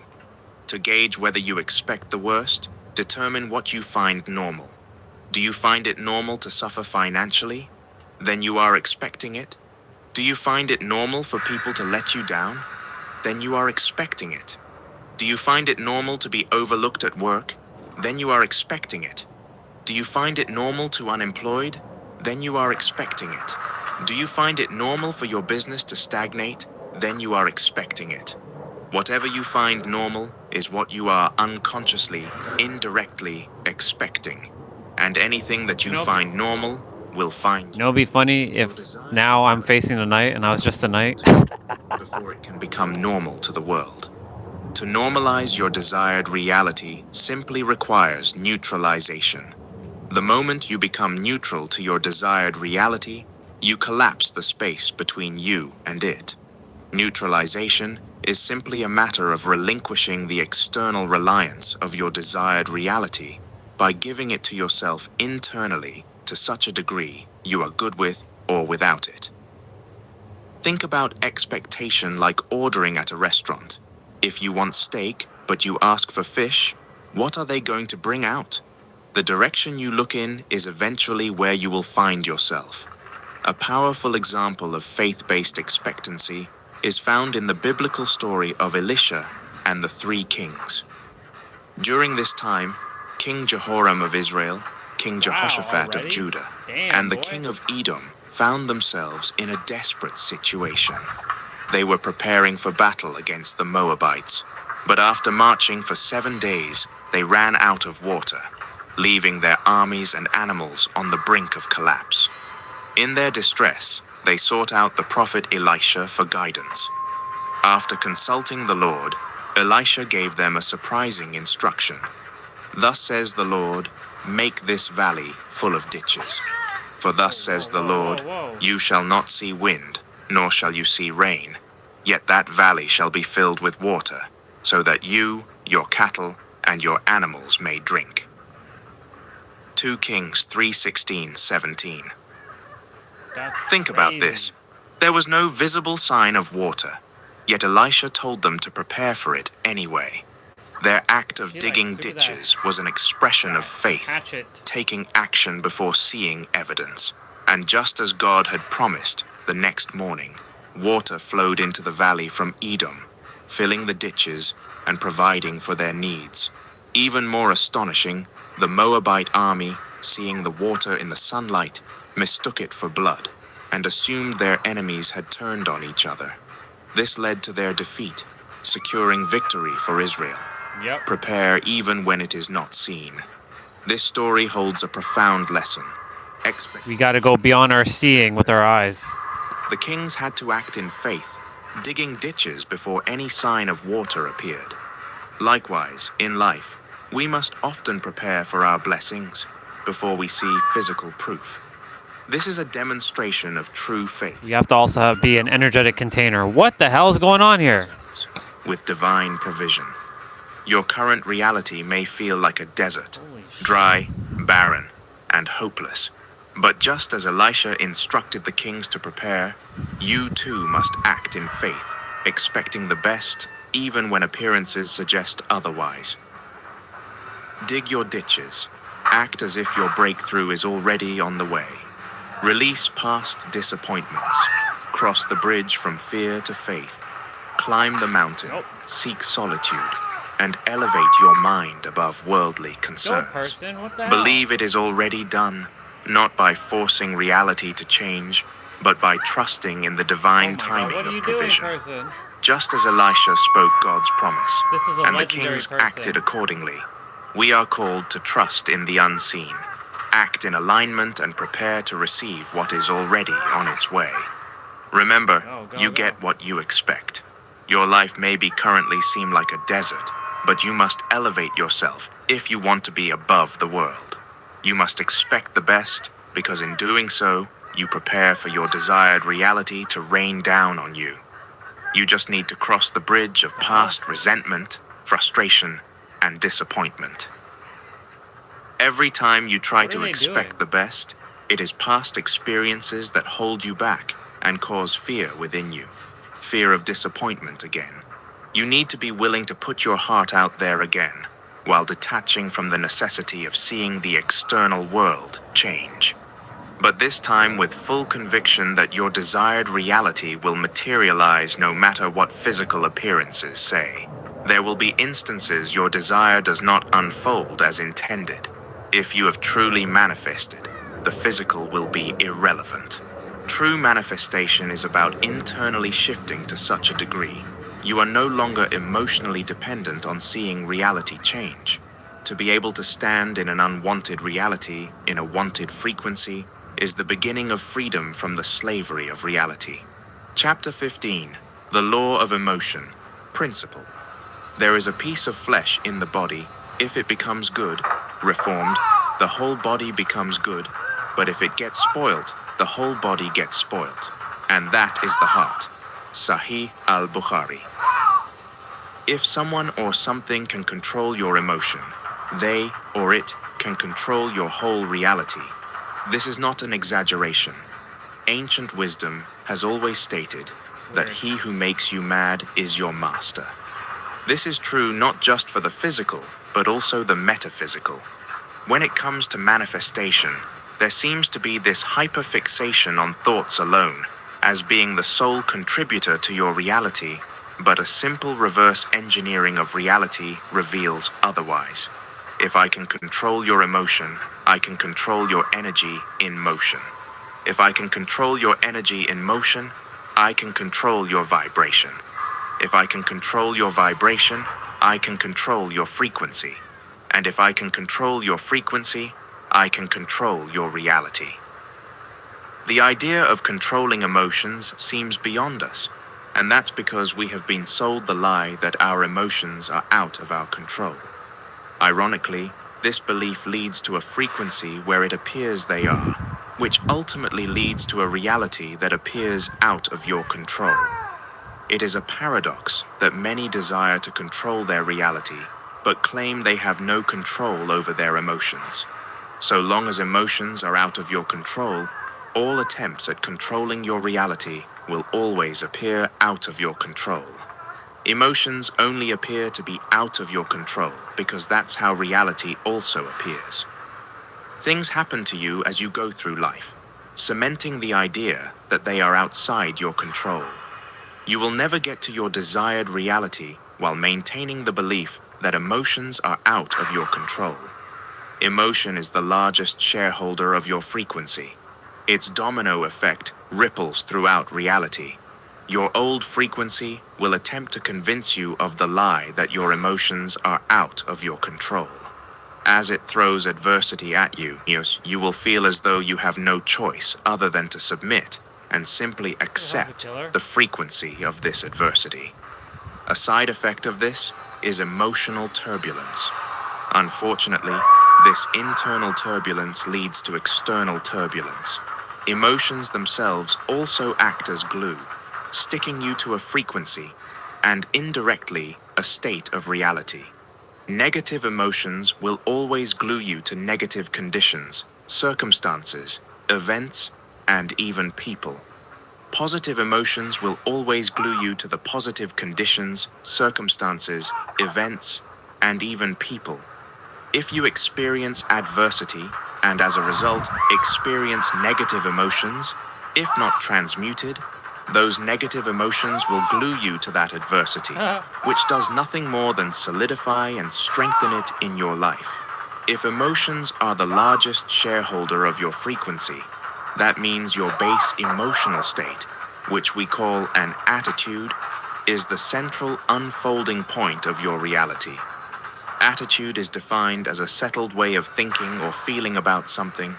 Your attitude is the emotional baseline that, through repetition, has become ingrained in your identity. A simple thought experiment that takes a couple of seconds can prove to you that you have always been in your control of your emotions. Close your eyes and relax.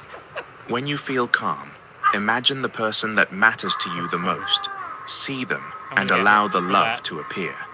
Then imagine the idea of being at that person's grave. Those negative or uncomfortable feelings you just felt were conjured by you. A crow in there? That was you doing it consciously. Oh my Most of God. the time you do it unconsciously, so you don't realize That that whether person's AFK. consciously or What the hell? unconsciously, it is still in your control. The moment you awaken to the truth that you control your emotions, you'll have the entirety of reality in the palm of your hands. Detach from the idea that they are above you and out of your control, because indirectly, this is a confession that reality is out of your control. Without emotion, nothing works. It is the true language of the subconscious mind, and the moment you speak it, you will be understood by the universe. Imagine you only speak Spanish, and you encounter someone who only speaks Mandarin. You can spend as much time and effort speaking as you want, but there will be little progression. That's not to say it will all be in vain. There may be instances of understanding, but it is not ideal, nor is it optimal. All miscommunication leads to confusion. How many miscommunicate with the universe? When the universe understands you, the materialization of your desired reality is inevitable. But when it doesn't, the materialization of your desired reality is a struggle. Sometimes it can feel like you've done everything you possibly can on your journey to manifesting your desired reality, but still, nothing. You may have tried multiple manifestation techniques such as affirmations, vision boards, scripting, nice. visualizations, or She subliminals, threw that friggin' but still, hatch, bro. nothing. Even though you've done the coming most, for me? you're still getting the least. If you fall into this category, I'm gonna get it's killed. because you're not speaking the language of the She universe. did a nice job on hitting me, The though. secret to the most powerful and efficient language of the universe lays in the first organ She that gonna God pick me gives up. you when Nope. you incarnate on this physical plane, She did a good the job. heart. Emotion is the true language of the subconscious mind. It is the gateway to everything you're trying to off of me. manifest. The subconscious Get off of me. mind operates without logic, reason, or rationale. Get up. It is inherently illogical, Get off of me. much like emotion Get off itself. of me. Emotions Get off. don't follow a structured, rational framework. They Get simply off of me. arise and I flow. don't want you. This shared, irrational me. nature creates a direct parallel Don't be between the healing me. two, as both function crawl beyond out. the realm of conscious reasoning and instead shape reality through feeling and impression rather than analysis. To control emotion is to control the subconscious. Think of emotion like the vibrational language through which manifestation occurs, as what is deeply felt becomes frequency, which then materializes into reality. Yep. Those who run the world don't require physical force. They simply need to control the emotions of the masses, to control their subconscious minds, so they can create their How did I own not reality get that? and justify it as truth.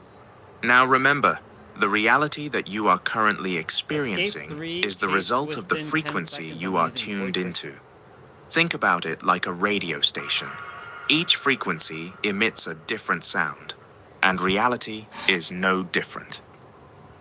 Always remember, realities are nothing more than the reflection of their frequency. Emotion is equal to frequency, and frequency is equal to your reality. Emotions play the largest role in what you experience in What reality. is this? The heart and emotions are the key. Most people make the mistake of not injecting emotion into their thoughts intended to materialize their desired reality. Affirmations without emotion are dead. Visualization without emotion is dead. Vision boards without emotion are dead. Everything without emotion is dead. Without emotion is dead. It is the missing key which will unlock everything that you have been doing. It is what supercharges the frequency of a specific thought, making it more likely to materialize in reality. Since emotion is the language of the subconscious mind, it is the language of God. In the teachings of the Bible, the Quran, and ancient Egypt, Kemet, the heart has always been the gateway to eternal life and the consciousness of the infinite intelligence. The heart is revered in nearly all ancient scriptures and spiritual traditions, yet its deeper esoteric significance is often overshadowed or overlooked in favor of intellectual understanding. For as he thinketh in his heart, so is he. Eat and drink, saith he to thee, but his heart is not with thee. Proverbs 23:7. The verse does not state, for as he thinketh, so is he, but in his heart, illustrating that thoughts nurtured with emotion lead to one's frequency. Not all thoughts are made equal. It is not thought alone that leads to creation of one's reality, but the thoughts that are backed by the heart, by emotion. Keep thy heart with all diligence, for out of it are the issues of life. Proverbs 4:23. This verse illustrates that the heart must be protected, for the issues that we experience. I was watching wife stuff. My bad. No, my bad. I love my wife. Understanding it all makes sense. The heart produces emotion. Emotion is energy in motion. When energy that is in motion gains momentum, it becomes vibration. When vibration continues to gain momentum, it becomes frequency. Frequency is nothing more than immaterialized reality. The suffering that we often experience can be traced to our hearts, and so ultimately, our frequency. Many suffer adversity and let reality hurt or distort their hearts. Ugh, the Walking Dead map. Ugh. Ultimately, this leads to a distorted reality. Everything is a reference to everything you can experience in reality.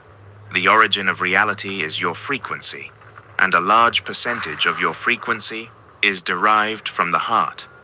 It has been stated that the heart produces an electromagnetic field that is 60 to 100 times larger than that of the brain, highlighting the power of the heart. In ancient Egypt, Kemet, it was believed that the heart recorded all the good and bad deeds of a person's life and was needed for judgment in the afterlife. Practical. Your emotional state nourishes and allows your mental state, which can take place either positively or negatively. The emotional state that you occupy must be reflective of your desired reality, meaning that you must feel how you'd feel in your desired reality now. Emotion is not just euphoria, joy, excitement, or happiness.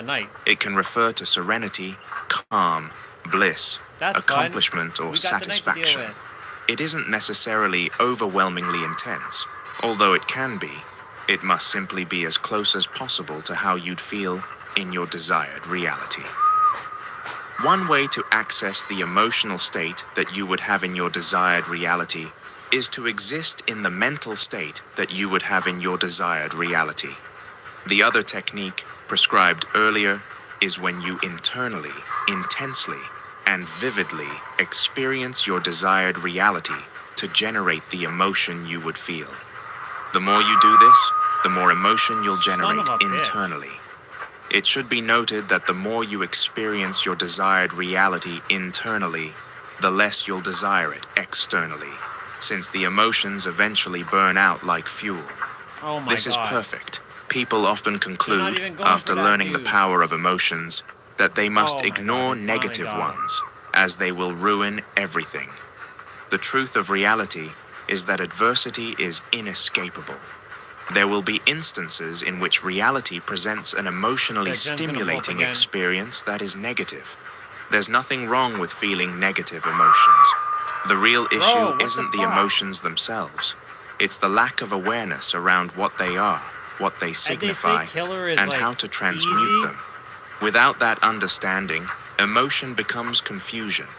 Oh With my it, God. emotion becomes power. Can't even get a freaking Emotions agenda are signposts showing whether you are heading in a direction that is either aligned or misaligned with your desires. They are indicators. It is common for vehicles to Basement. display a Whoa. flashing symbol on the dashboard when something is wrong.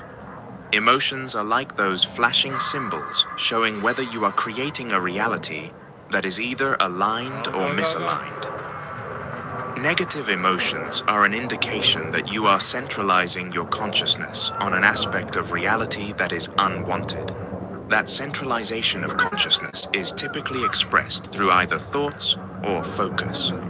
The aim of adversity deployed by the old frequency is singular, to immerse you in the whirlwind of emotional turbulence Oh to my such a God. degree that your frequency alters to be resonant with the adversity. What the hell is going Once on here? internally resonant with the adversity, that sets it in motion to eventually be expressed externally.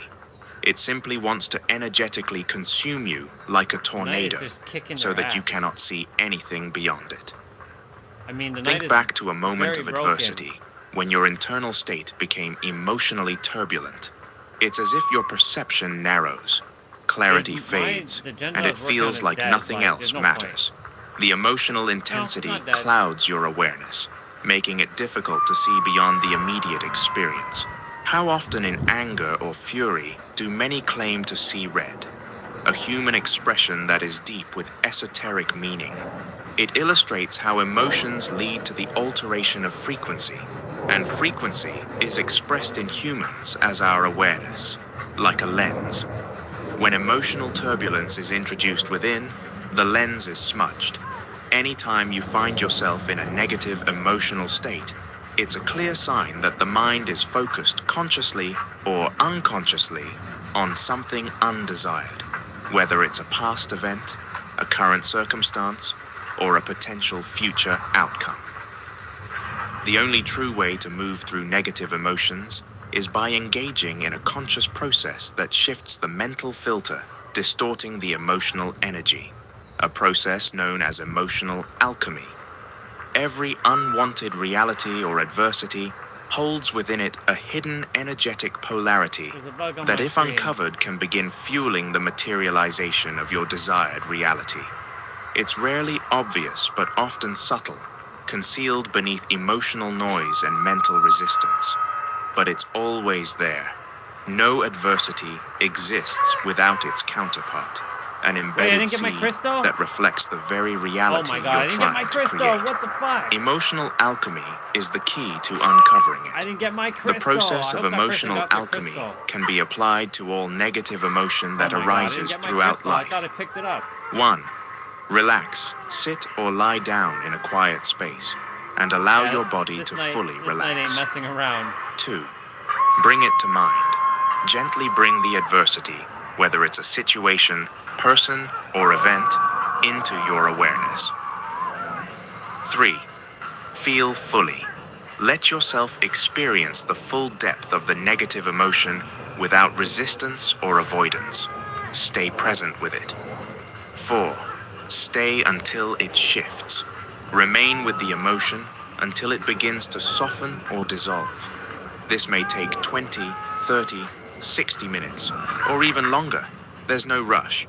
The key is to stay with the feeling until its intensity naturally begins to fade. 5. Reach neutrality. Eventually, the emotional charge will fade, and you'll arrive at a neutral state. 6. Extract the seed. From this place of neutrality, revisit the adversity crystal even in and search there? for the hidden seed within it, some perspective or insight that supports your Nope. desired reality. Damn it all. 7. Feel the shift. Focus The on night that could be new coming my way. perspective and allow yourself to feel the positive emotions it brings. Immerse yourself in the uplifted state. 8. Integrate. Once you feel the emotional shift, return to your day, keeping your focus on the positive seed. Find the night and get If your snapped. mind drifts back to the negative, gently This game is redirect dead. it. Emotional alchemy is a highly adaptable technique that can be applied across a wide range of challenging circumstances. Whether you're facing an empty bank account, an eviction notice, disappointing get results, difficult people, or high-stress situations, this process can be extrapolated to any adversity that stimulates negativity within. Emotional alchemy allows you to alter vibration and therefore frequency through a switch in concentration. It's about changing the emotional charge rather than being consumed by it. True danger arises when you are so terrified of your negative emotions that you seek to resist them. Frustration, irritation, anger, sadness, apathy, or disappointment aren't to be repressed. They should be fully and I'm felt. still gonna get What you Mori'd? resist I persists. swear to God. It is a mistake to repress God, or I'm gonna ignore get emotions. This line of thinking is associated with toxic positivity, which is a breeding ground for covert Bandit. negative frequencies to still do There's no damage point. behind the scenes. There are many positive people in negative realities simply because they fail to hear the song of negativity frequency quietly playing in the backgrounds of their reality. The suppression of emotions doesn't eliminate them. It only drives them underground, where they continue to influence frequency.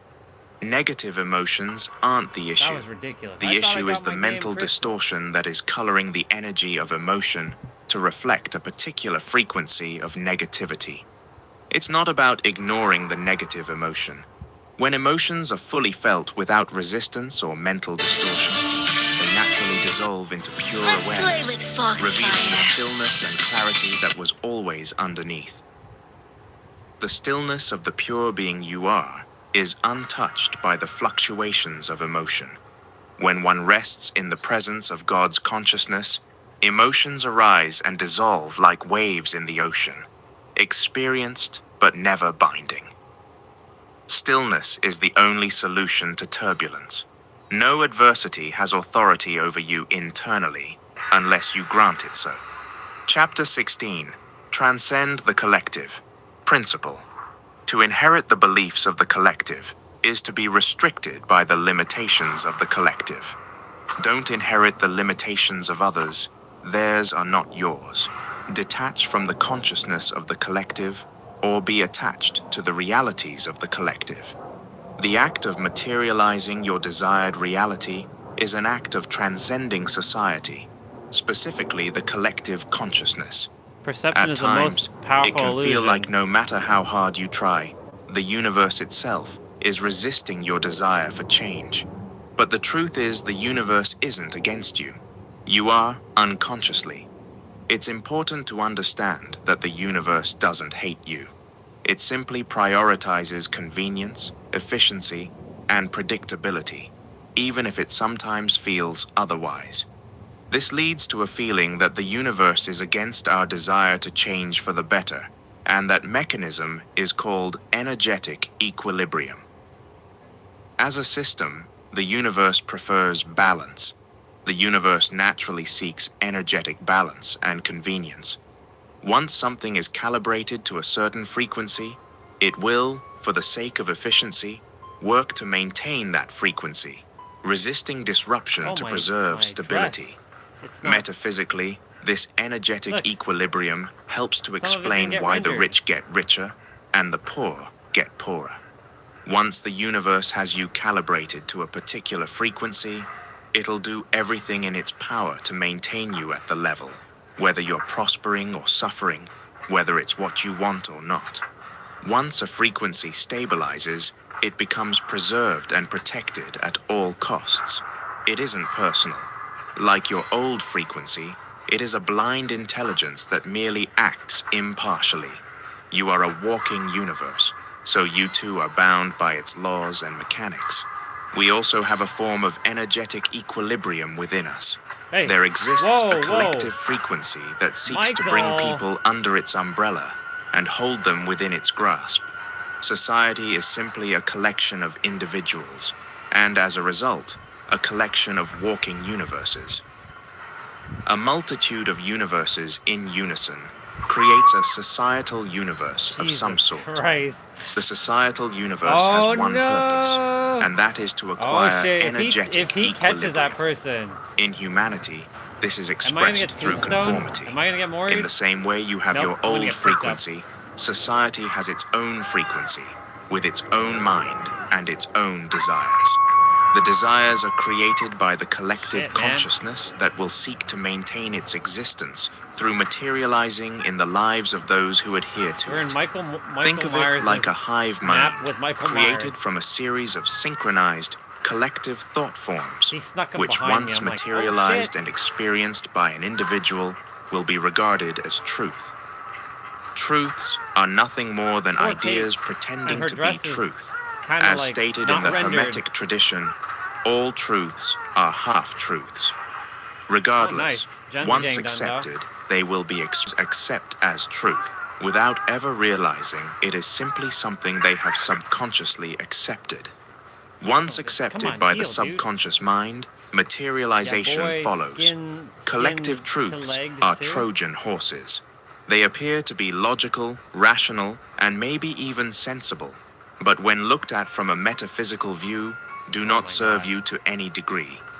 What is the point of maintaining a truth that does not serve you?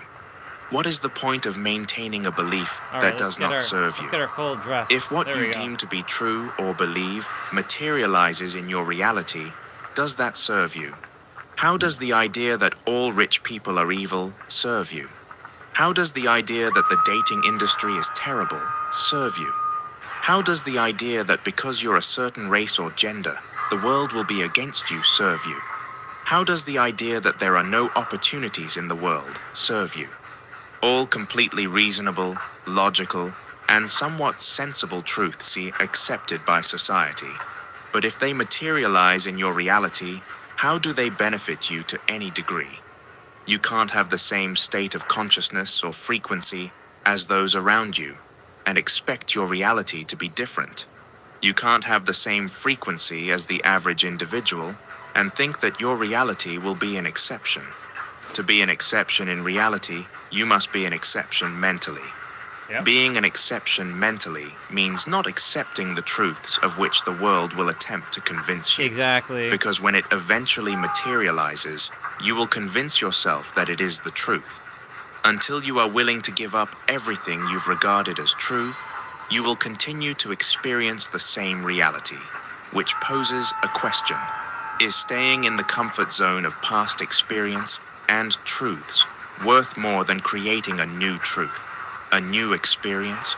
Are you ready to give up the collective beliefs?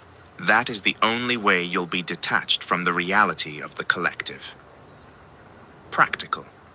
Pondering whether to detach from collective truths triggers the societal hive mind into a state of discomfort, which it then projects onto you.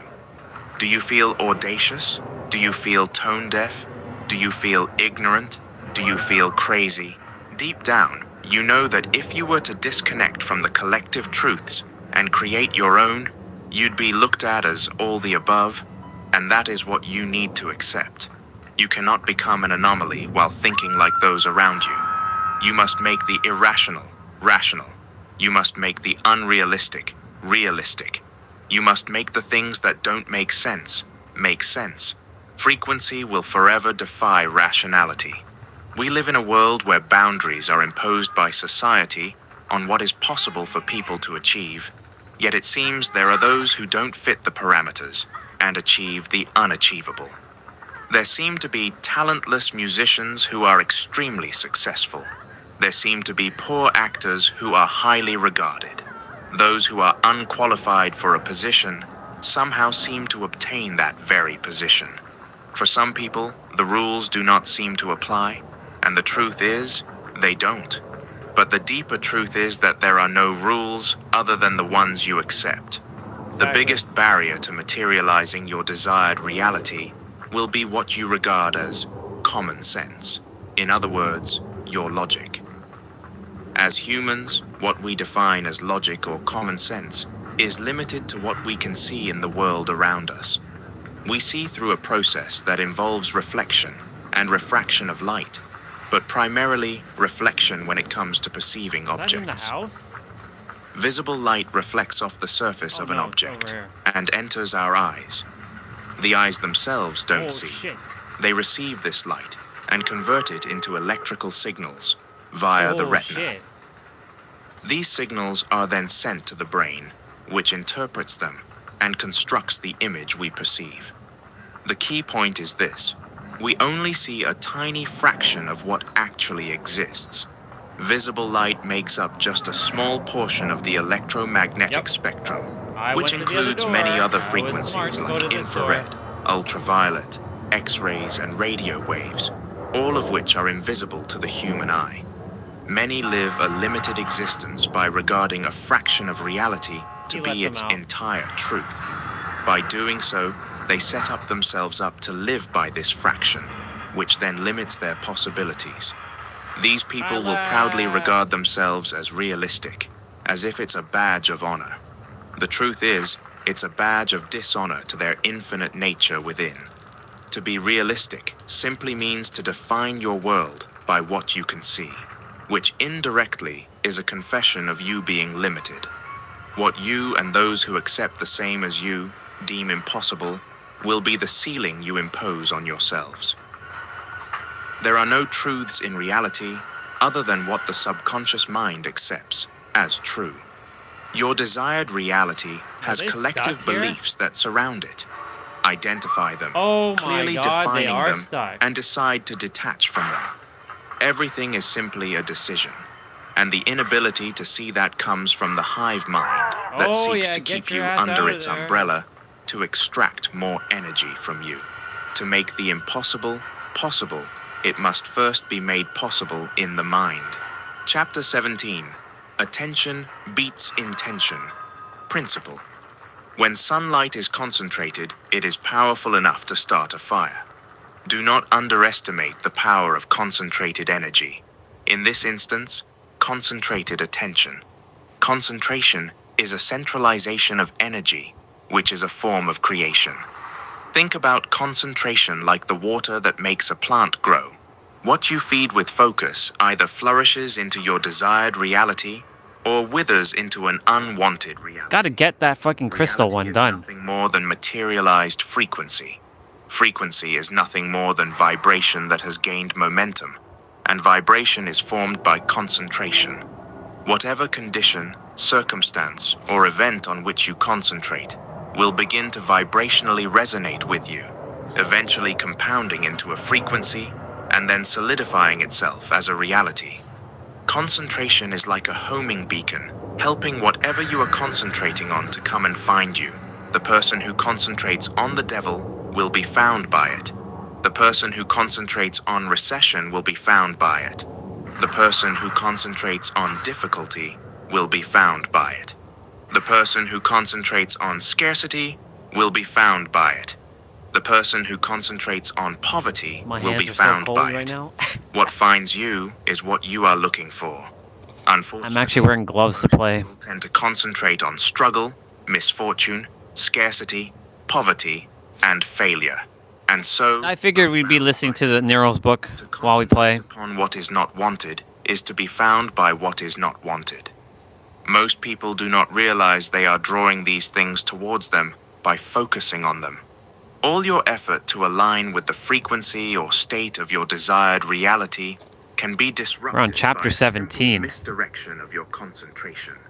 It's like pulling out some weeds, then sleepwalking into your garden and watering those that remain, only to wake up confused by their growth. What you focus on, you feed. Even unconscious attention keeps the unwanted alive.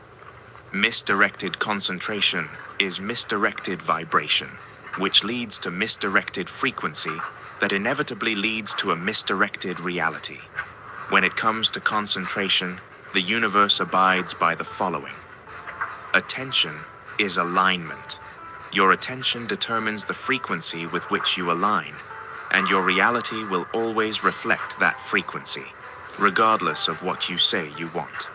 It doesn't matter how much you desire success. If your attention is on failure, that's where your vibration is directed, and that's the reality you manifest. It doesn't matter how much you want to be rich. Whoa. If you focus on what you lack, you're aligning with the Damn. frequency of poverty. It doesn't matter how much you crave abundance. If your attention is on scarcity, that's what you feed into your field. It doesn't matter how much you seek peace. If your focus is on chaos, that's the energy you're reinforcing. Reality doesn't respond to your desires. It responds to your dominant concentration. Concentration is more powerful than intention. In the universe, you can't sit in 2 chairs at once. Those chairs represent frequencies, and you're either in one or the other. The one which is the focus of your concentration will ultimately be where you sit, so as a result, where the universe sits with you. To the universe, concentration is not measured by what you desire, but with what your attention resonates, implies, or reflects, meaning matching the emotional or energetic tone. If your attention resonates with a particular reality, the universe aligns you with that reality. If your focus implies that something is true, even subtly, the universe interprets that implication as instruction and begins moving you toward it. If your attention reflects a certain belief or expectation, the universe mirrors it back to you through your experience. In short, it doesn't matter what you want. What matters is what your attention is affirming. The universe doesn't respond to desire. It responds to energetic consistency. Concentration will forever revolve around 2 polarities in your life: the desired reality and the unwanted reality. Quite simply, if you can concentrate on your desired Man, that reality, generator is whether almost done. directly or through things that resonate, reflect, or imply it, you will set in motion its creation at a foundational level. The issue is that adversity is natural, and it temporarily siphons your attention, getting you to concentrate on an unwanted reality. The same goes for an unwanted reality. If you concentrate on it, whether directly or through things that resonate, reflect, or imply it, you will set in motion its creation at a foundational level. It is a game of awareness.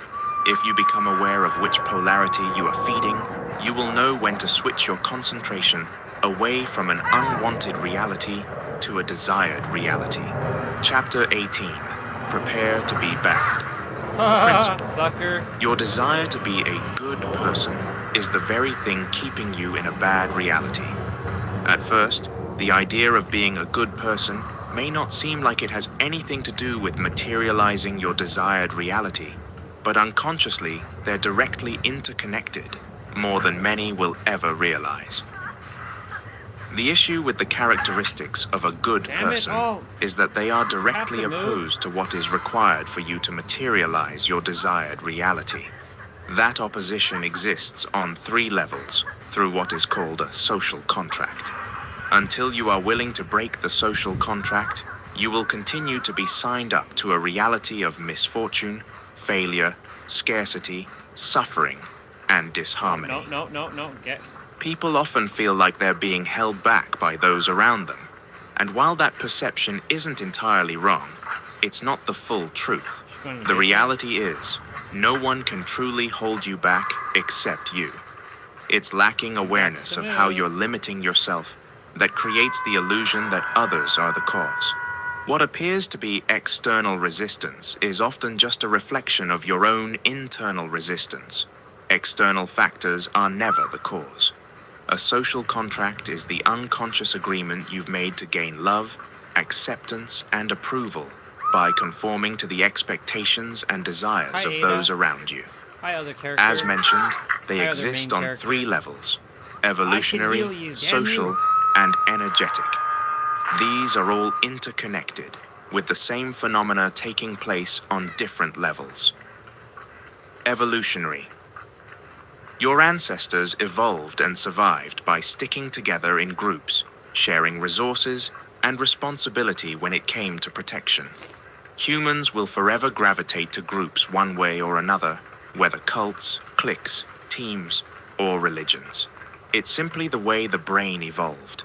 To your primal brain, a group ensures life, which indirectly and unconsciously means not being part of a group causes death. and it still thinks that. To the brain, belonging equals survival. When we feel we don't belong, it can deeply disturb the psyche, creating emotional instability that, as modern science shows, can cause mental health issues over time. The thing about Shit, belonging he's just is that guarding it that requires chick. conforming to the collective, whether physically, mentally, or spiritually. Okay, alright, So we are alright, accepted. alright. The default human mind instinctively desires to belong, even to its own detriment. It is unconsciously looking for comfort. Sucker. Think about school grades. When most of your friends failed a test or got similar results, it felt oddly comforting. But if you failed while most of them did well, you likely felt embarrassed or Weird. ashamed. And if you did exceptionally well while they struggled, you might have even felt guilty. This reflects the silent social contract, a subconscious pull to match the collective, even at the cost of your own potential. Whenever we don't belong, we feel discomfort. Whenever we don't conform, we mentally and emotionally punish ourselves, or are punished by others. Social. Before we become autonomous, as babies, we spend most of our time simply observing the adults around us. We begin to learn which behaviors attract love and which ones lead to disapproval or rejection. You learn quickly that certain behaviors are accepted while others are not. Whenever you displayed behaviors that were desired, those who raised you gave you love, acceptance, and approval. Without realizing it, you became addicted to those feelings, to belonging and to conforming. It's likely that any time you did not conform, you were met with hate, rejection, and disapproval in one way or another, which in the that depths of person's your dead. primal brain felt like death. The irony is that those who raised you have more control over your reality than God or any secret society. Through the family structure, you were taught that conforming brings rewards of love, acceptance, and approval, while not conforming brings punishments of hate, rejection, and disapproval. Energetic. Ideas and beliefs are entities that seek to dominate a person's mind and materialize in their reality. Sucker. When the ideas and beliefs of multiple individuals are unified, it creates a collective crystal or shit hive-like mind. That group entity, Oh, or hive damn. mind, is more powerful than any individual entity because it is sustained by the Go. energy of many, which strengthens and fortifies its position. It seeks to recruit more people under its psychological and energetic roof. It will then use its hosts to prevent others from leaving. Think politics, cults, religions, sports teams, and schools of thought. The hive mind will distribute love, acceptance, and approval through its hosts, which is felt energetically and socially since it's coming through others. It wants to do nothing more than spread itself to as many minds as possible, and it has an inbuilt defense mechanism. When members wish to leave, it distributes disappointment, rejection, disapproval, and hate through its hosts, which is also felt energetically and socially since it's coming through others. With a clear understanding This of the is three crazy. levels of social contracts, it's now time to re-examine what it truly means to be a good person within this new context. To most, a good person is someone who we can relate to, doesn't make other people feel bad, puts others before themselves, even to their own detriment, knows their place, is humble. So it stands to reason that, to most people, having characteristics opposing the above makes you a bad person. When most people think of a bad person, they're not thinking of someone evil or immoral. They're simply thinking of somebody that is different, somebody that isn't like them. Whether you realize this or not, materializing your desired reality requires you to transcend everything it means to be a good person in our society, because otherwise you'll be a good person in a bad reality. You will be different and you won't be like them. Of course, I'm not condoning evil or immoral behavior.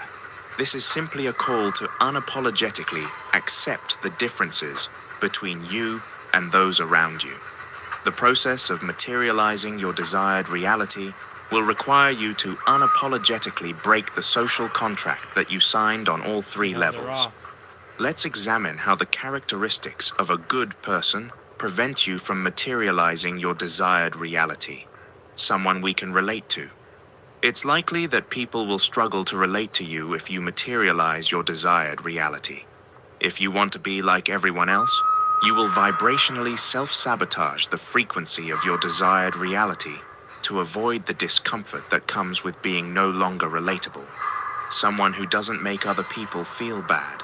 Materializing your desired reality may lead to those around you feeling diminished, insecure, and uncomfortable. These feelings do not arise because of you, but because the perception of you to which they could relate no longer exists. Others feeling discomfort at your success will lead to you purposely dimming your light to avoid making them feel bad.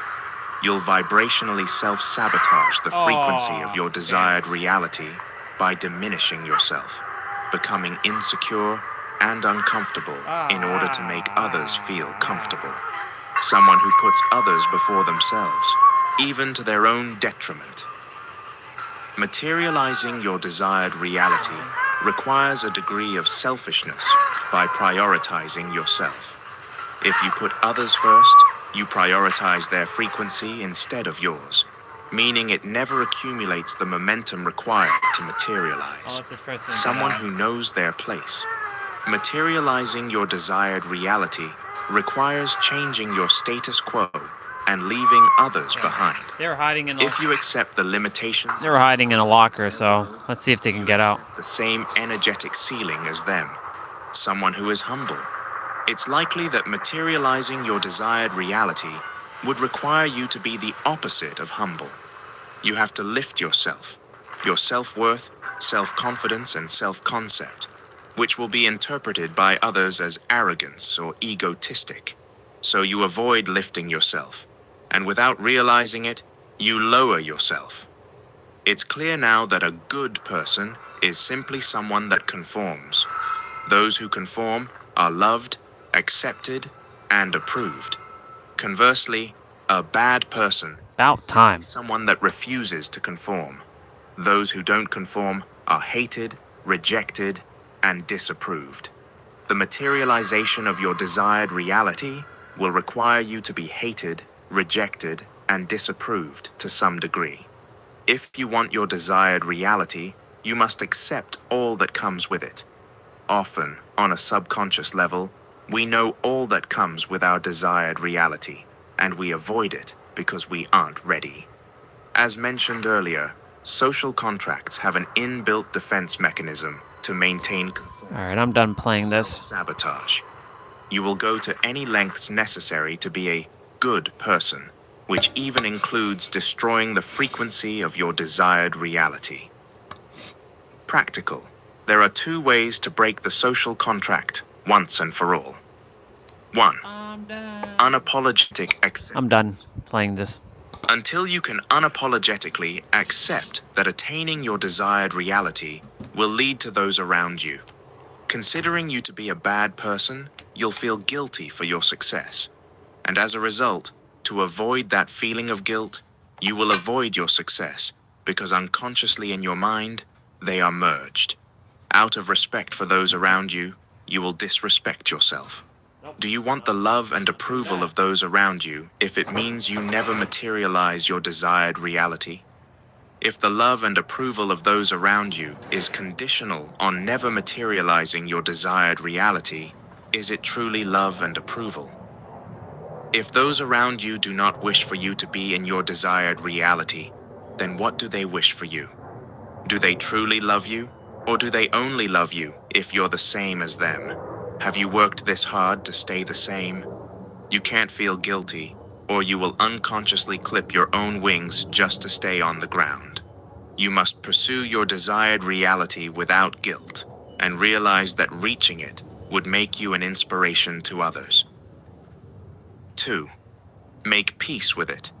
Until you can make peace with being different, every time you conceptualize change, your desired reality, your mind will produce nothing but chaos. Most don't realize that they are weighing themselves down with the chaos they associate with the transformation they desire. It's like trying to swim holding an anchor. How will they see me? What will they think of me? Will they still love me? The truth is, you won't know until you enter that desired reality, but it's your fear of finding out that is corrupting the frequency. Make peace with being different, and you will find peace in difference. Create chaos from being different, and you will find chaos in difference. Chapter 19: The Energetic Ceiling on Your Reality. Principle: self-worth is your energetic ceiling, determining the limits of what you can materialize in reality. You can have high aspirations, but with a low self-worth, those aspirations will always feel out of reach despite all you do.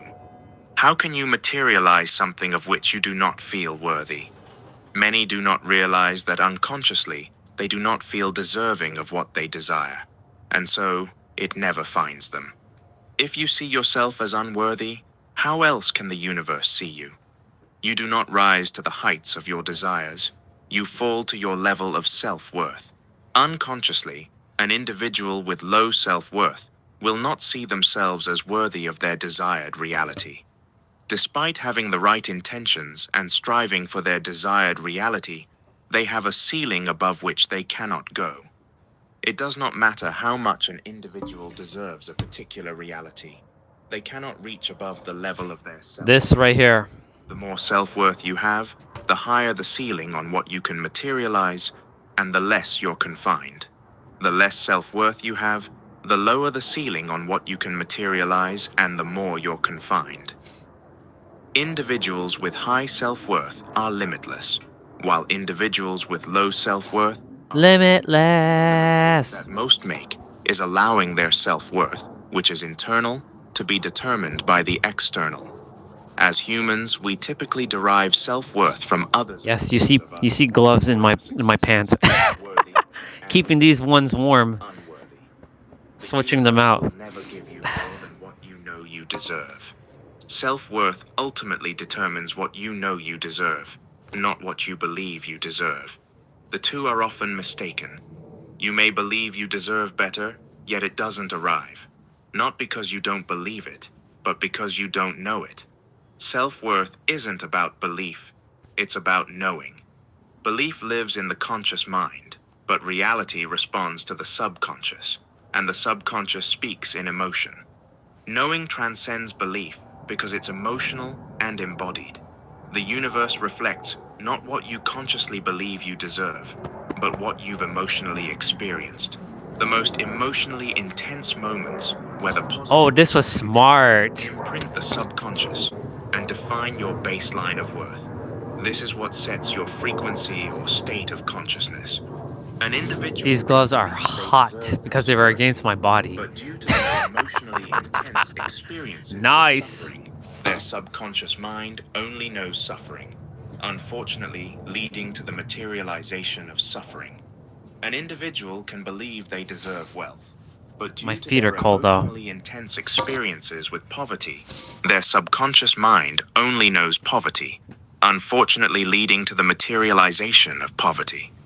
An individual can believe they deserve a healthy, loving relationship, but due to their emotionally intense experiences with toxic relationships, their subconscious mind only knows toxic relationships, unfortunately leading to the materialization of toxic relationships. An individual can believe they deserve abundance, but due to their emotionally intense experiences with scarcity, their subconscious mind only knows scarcity, unfortunately leading to the materialization of scarcity.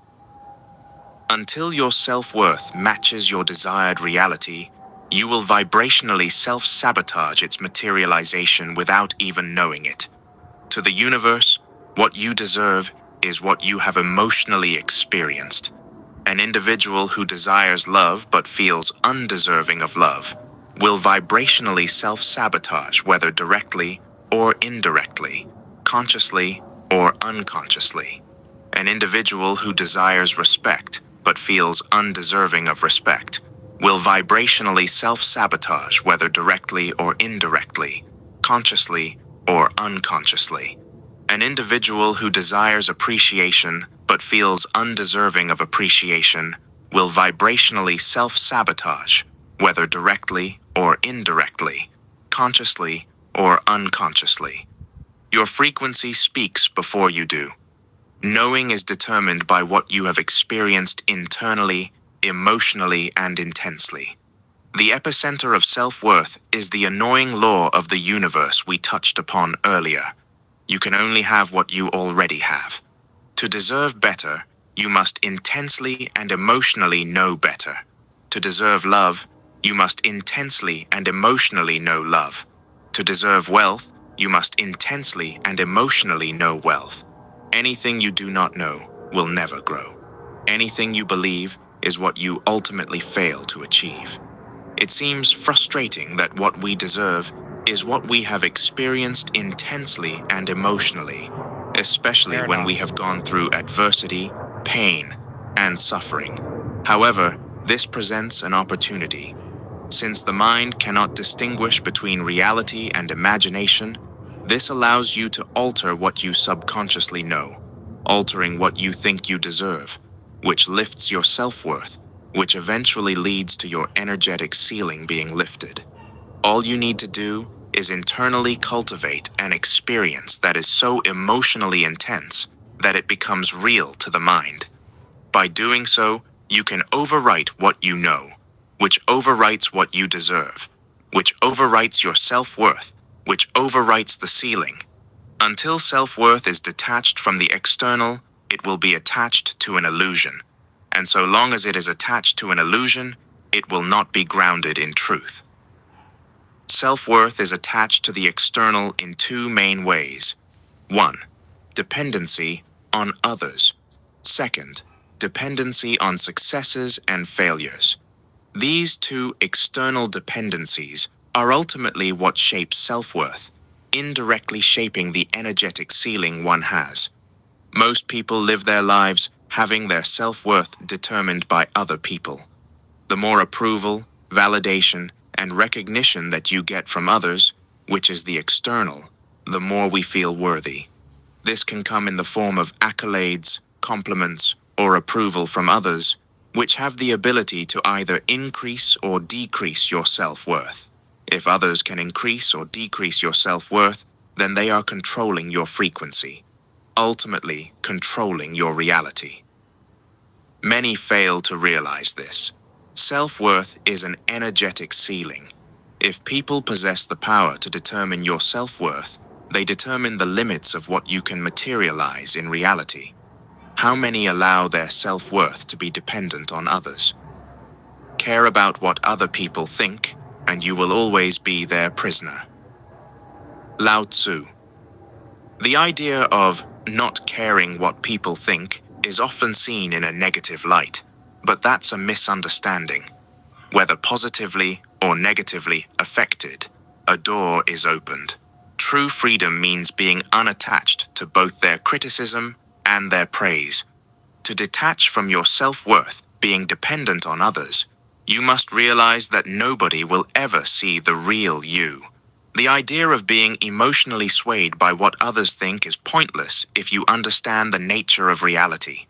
Understand that people don't see you as you are. They see you as they are. Even when they try hard, they're not seeing you. They're seeing you through their own frequency, their own tinted lens. Alternatively, nobody cannot see you beyond their preconceived notion of you. Yep. Ultimately, their minds will filter out and dismiss anything that does not align with that preconceived of notion of you. What people think is based on where they are vibrationally, and if they aren't in a vibration that you wish to be compounded into frequency, then materialized as reality, why do you care? Validation and approval aren't the issue. The issue is the external reliance on them. Practical. The moment you become internally reliant, you become independent of reality. This is true freedom, to be free from reality dictating your internal self. Validation and approval must come from within, and only within. Yep. You must use your imagination to cultivate an internal experience that intensely stimulates feelings of approval and validation. That can be a scene or the sounds of people praising you, appreciating you, honoring and respecting you. Use the technique prescribed. In doing so, you detach from external reliance and you alter what you know, altering what you deserve and ultimately what you're able to materialize. Seeking validation and approval from others means you lack it from yourself. Through utilizing the mind to create experiences in which you are validated and approved of within, you set in motion for it to materialize without. What you desire from the world is what you must give yourself before the world gives it to you. Moving on to successes and failures, the other way in which we derive our self-worth. To adhere to the concept of success and failure is to unconsciously and vibrationally subject yourself to the illusion of polarity. The mind that sees two instead of one is separated, and to be separated internally is to be separated externally. Success can prompt intense feelings of pleasure, accomplishment, and satisfaction, which seems harmless. But by allowing the external to take you to the heights of happiness, you unknowingly open the door for it to take you down to the lows of sadness. Failure can prompt intense feelings of pain, disappointment, and dissatisfaction. The heights of pleasure and the lows of displeasure. The heights of euphoria and the lows of dysphoria. Without realizing it, you have made your internal dependent on the external. Without realizing it, you have empowered the external and made yourself powerless. Without realizing it, you have now subjected yourself to reality's emotional roller coaster, rising high whenever it desires positive energy or plunging low when it desires negative energy. You need to transcend seeing life as a series of successes and failures.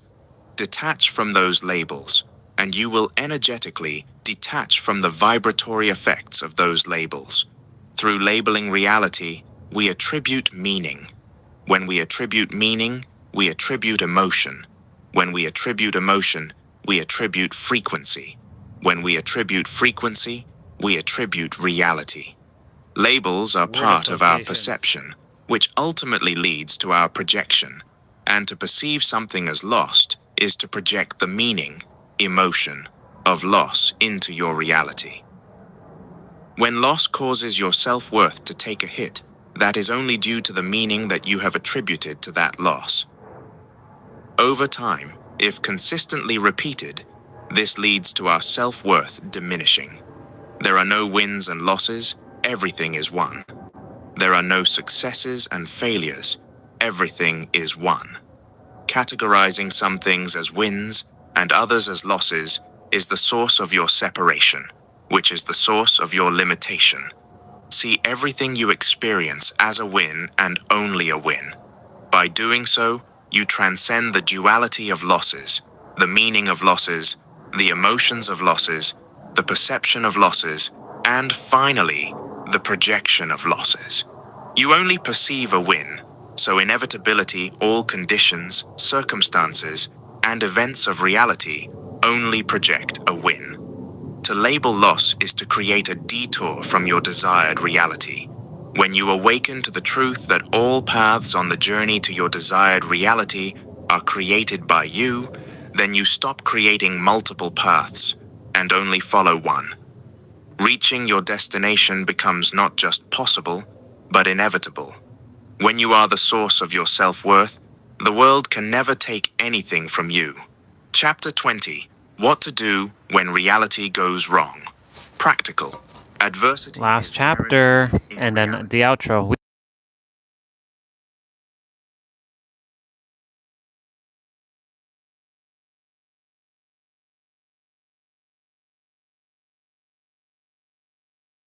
There will be Oops, times my you bad. question your ability I to meant change your I was reality. holding down the button. I was saying the last chapter. Inescapable. My bad. But that I'll does start not it make over. it the be-all and end-all. How you deal with the frequent lows of reality is true alchemy. How you respond to reality going wrong determines whether you reinforce your old reality or solidify the new one. In moments of adversity, we often unconsciously slip back into the old frequency, unknowingly reinforce. Chapter 20. What to do when My reality bad again. goes wrong. Practical. Adversity is guaranteed. I was saying this is the in last reality. chapter. There will be times when, despite And then all the threats, outro, but we didn't do the reality intro, feels but it's heavy. okay. Like everything is going wrong and the world is against you. There will be times when it feels like nothing that you are doing is working. There will be times you question your ability to change your reality. Adversity is inescapable, but that does not make it the be-all and end-all. I want to make sure this is working. Hold on.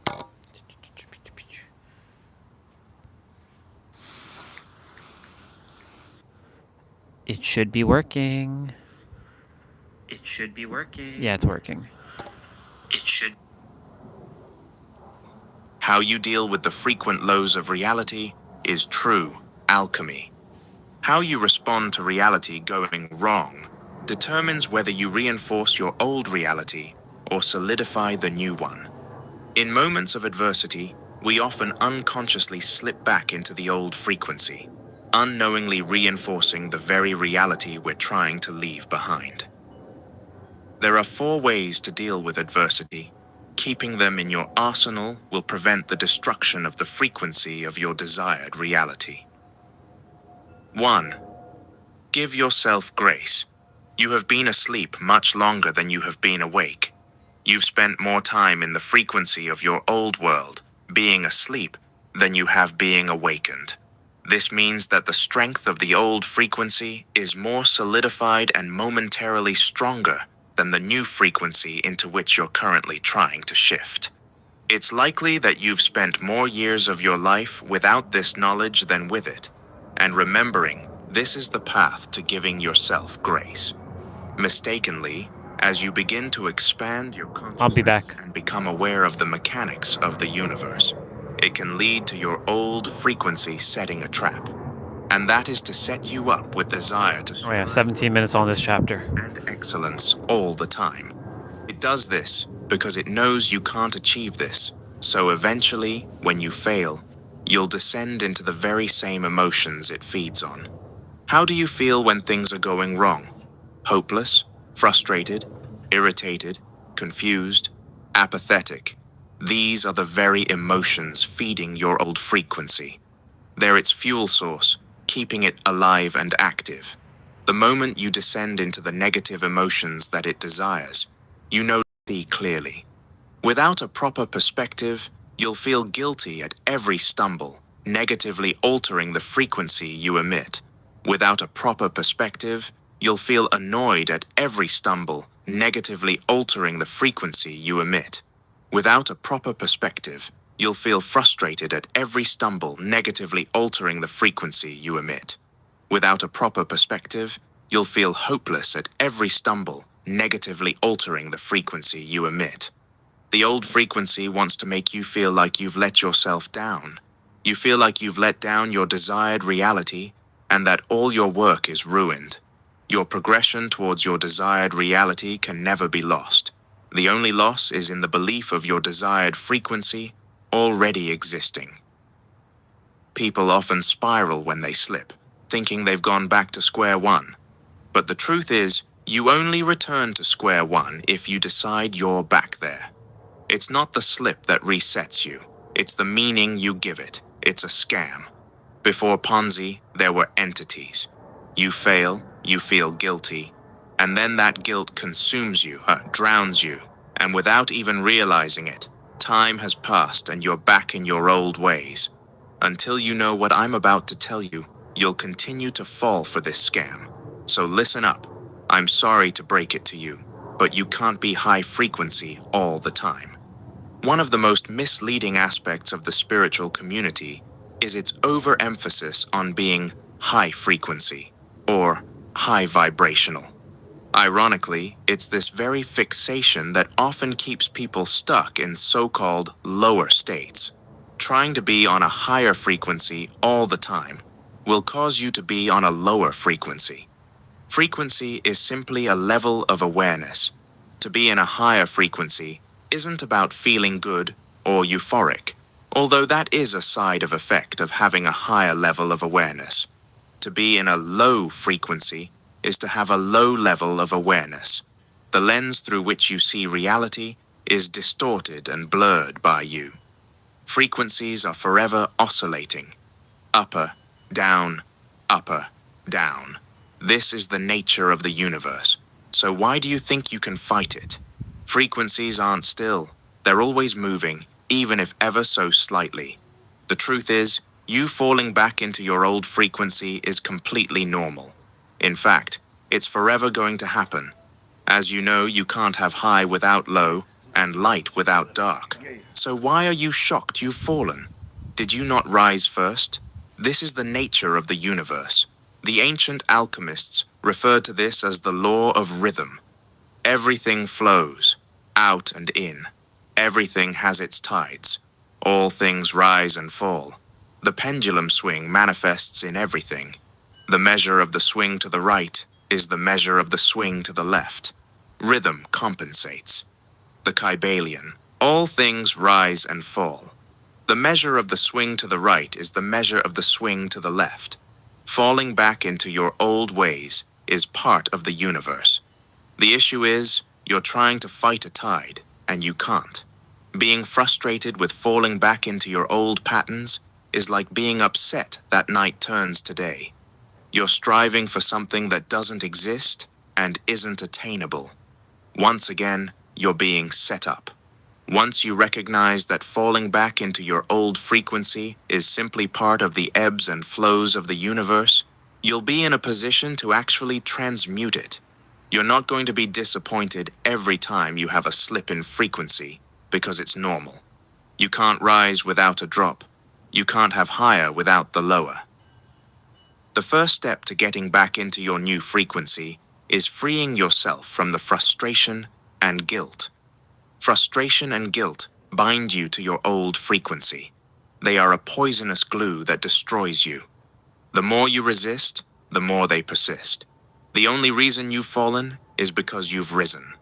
While you're wallowing in self-pity, guilt, and frustration, those emotions blind you and make you forget that you rose to begin with.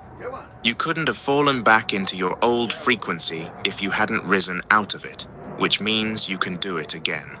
This revelation can give you the confidence and empowerment to disrupt the negative emotions that are currently clouding you. The mistake most people make when they fall back into their old frequency is focusing on their failure. This feeds their old frequency, which becomes stronger. They fail to realize they could have just fed the new frequency instead. Feeding the new frequency is so simple. Just focus on your past wins. This will tap you into the frequency you had while you were rising. This energy can never be destroyed, as it exists within, so you will always be able to return to it. It all begins with your concentration. Whether you realize this or not, you've been focusing on what you don't want to experience, consciously or unconsciously. As a result, your concentration has altered your vibration, altering what you experience in reality. You need to stop concentrating on your fall and concentrate on your rise. The moment you release the guilt, frustration, and irritation you believe you deserve to feel, you stop feeding the old frequency. That emotional weight does nothing but reinforce what you're trying to move beyond. Recognizing this is the prerequisite to 3 key steps you must take when reality feels like it's falling apart. How did you feel when you rose? How do you feel when you think about how much you elevated yourself? Immerse yourself these feelings and let them marinate. The inability to see your rise isn't a confession that you have not risen, but an indication that the old frequency has clouded your consciousness. You just need to give yourself permission to feel that pride, confidence, and self-accomplishment. Feel it all, because that is the fuel that'll take you back to your desired reality. 1. Transcend the label of wrong. Things only go wrong because you adhere to the illusion of wrong. Reality will only ever be unmovable to the degree that you are unmovable, and you need to rid yourself of adhering to the concept of wrong. Do not forget, since there are no truths in reality other than what the subconscious mind accepts as true, you make the laws of your reality based upon your conviction behind a belief. Once you start to internalize the idea that reality is wrong or things aren't working, you set in motion a frequency that molds your reality to reflect that idea, which is strengthened by the emotions behind it, usually frustration, irritation, annoyance, anger, or sadness. When it comes to your desired reality, reality can never go wrong. Eradicate the concept of wrong from your vocabulary to eradicate it from your reality. What we deem to be right or wrong in our reality is nothing more than the illusionary law of polarity in operation. Energetic pairs such as masculine and feminine, negative and positive, or good and bad, only appear to be separate in our third-dimensional realm. Outside of our reality, on a quantum level, everything is one.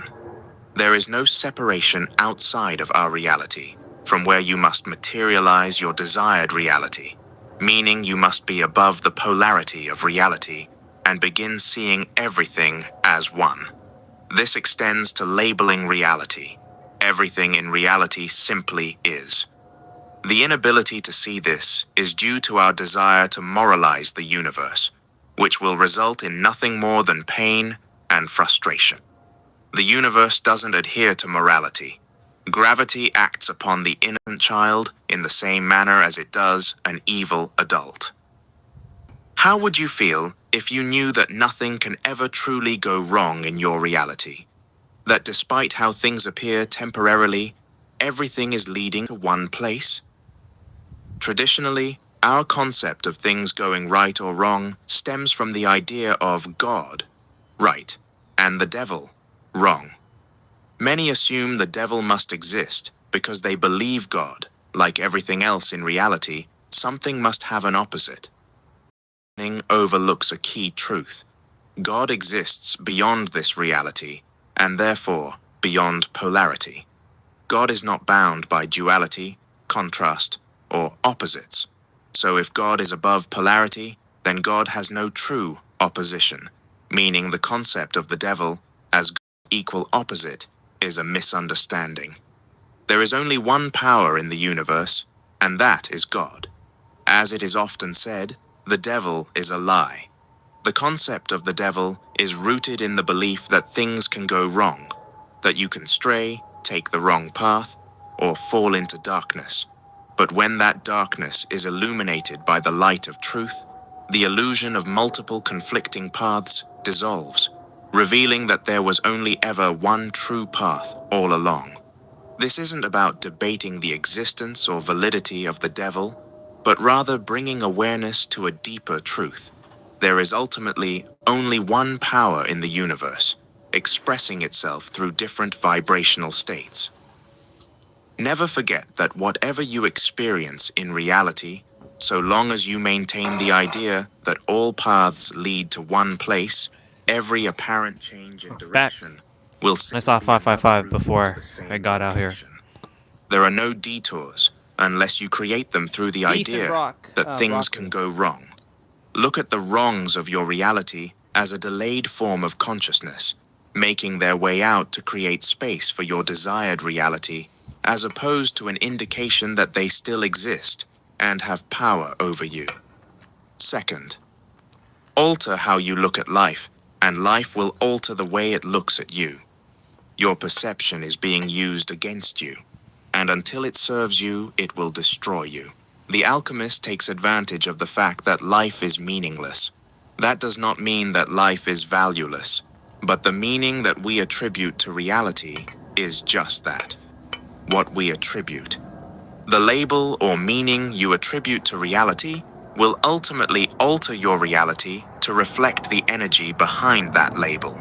If you see everything as going wrong, then everything energetically within that label will imprint itself onto your reality, altering it to reflect everything that is aligned with wrong. Until you can redefine the experiences of reality to serve you, reality will control you.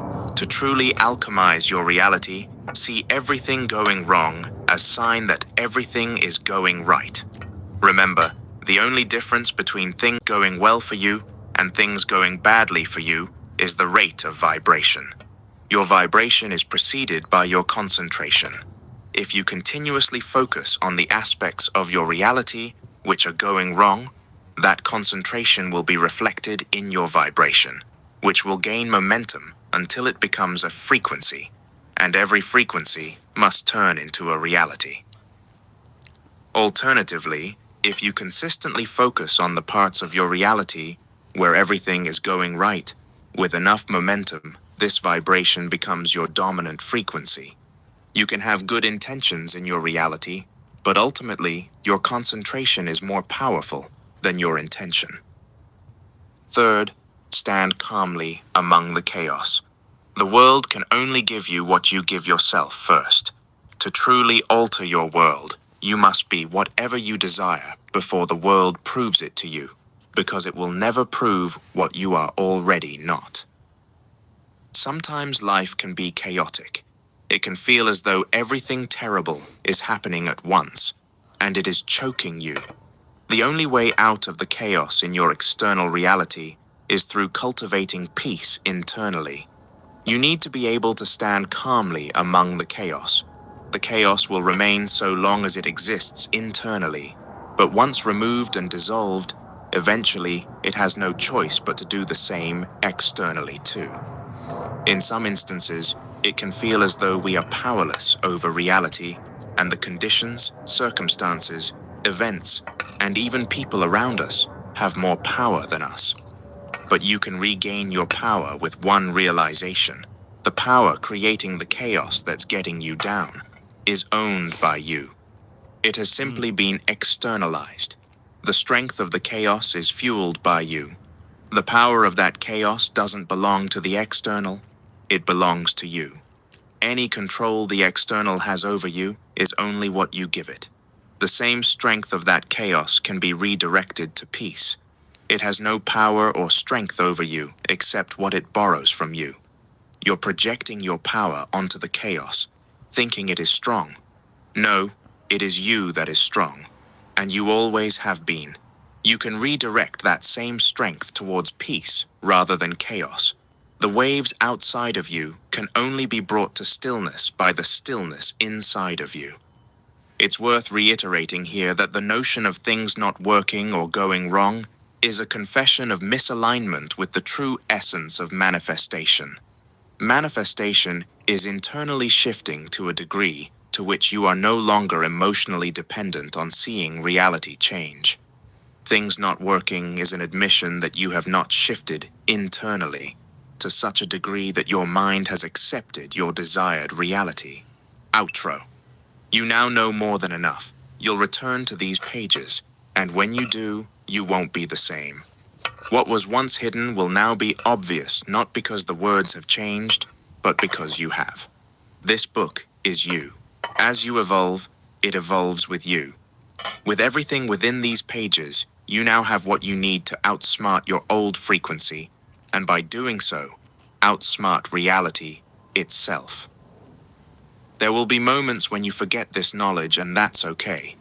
This isn't about being perfect. It's about remembering more often.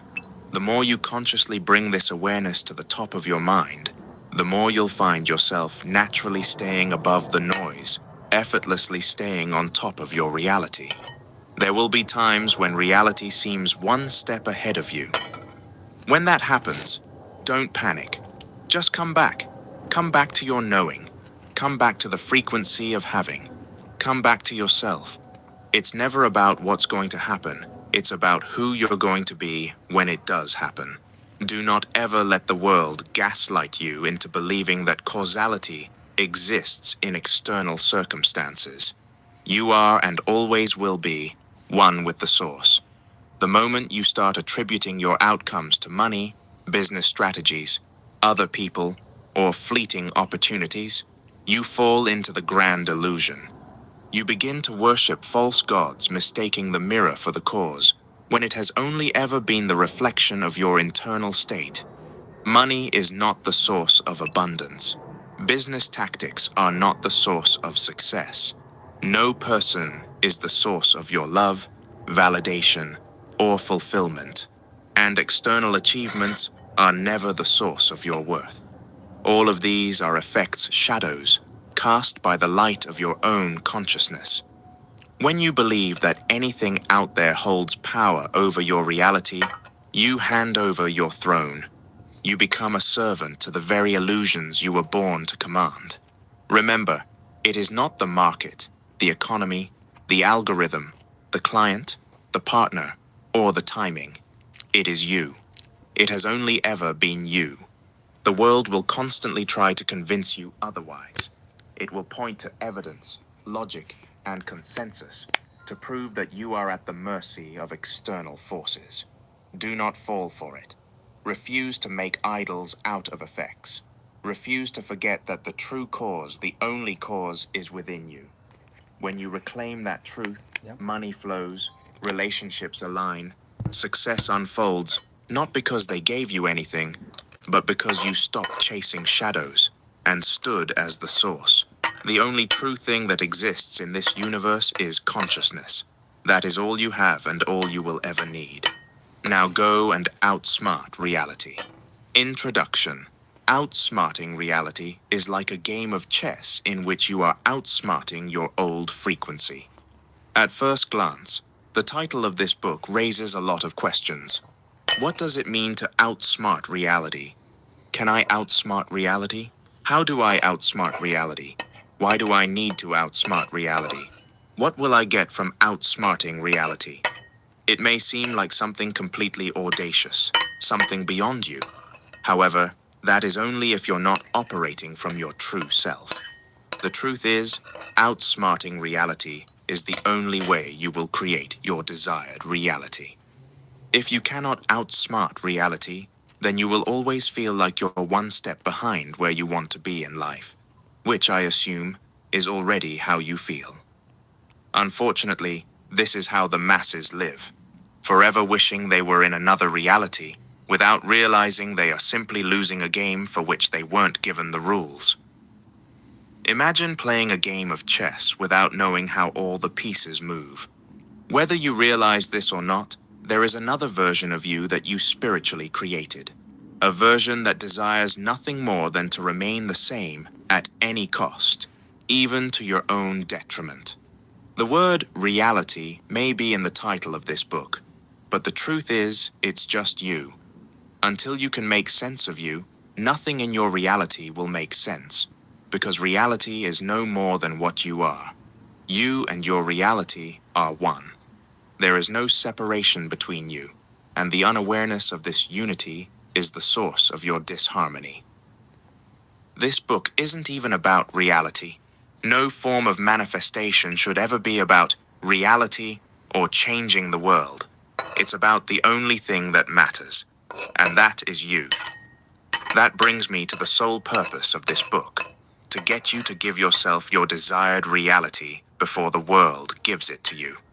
Whatever it is you desire to be in this life, you need to become it before the world proves it to you. I don't believe you should be worried about enlightenment, opening your third eye, ancient civilizations, the true origin of humanity, bloodlines, 5G, or psychic abilities. If you're still struggling to pay your bills, or worse, still wishing your reality was different. Now, it may not be that extreme for you, but the basic premise of this book is, if you're not in your desired reality, then what is the point? With all due disrespect, you have bigger concerns, and those concerns revolve around actually living in a reality that you want. Don't get me wrong, those things have their place. Most definitely. But spirituality without the ability to control your reality is nothing but complete vanity. I repeat, the only aim of this book is to get you to give yourself your desired reality. With that being said, I'd also like to clarify that you won't find any sexy new techniques, strategies, or methods for manifesting in this book.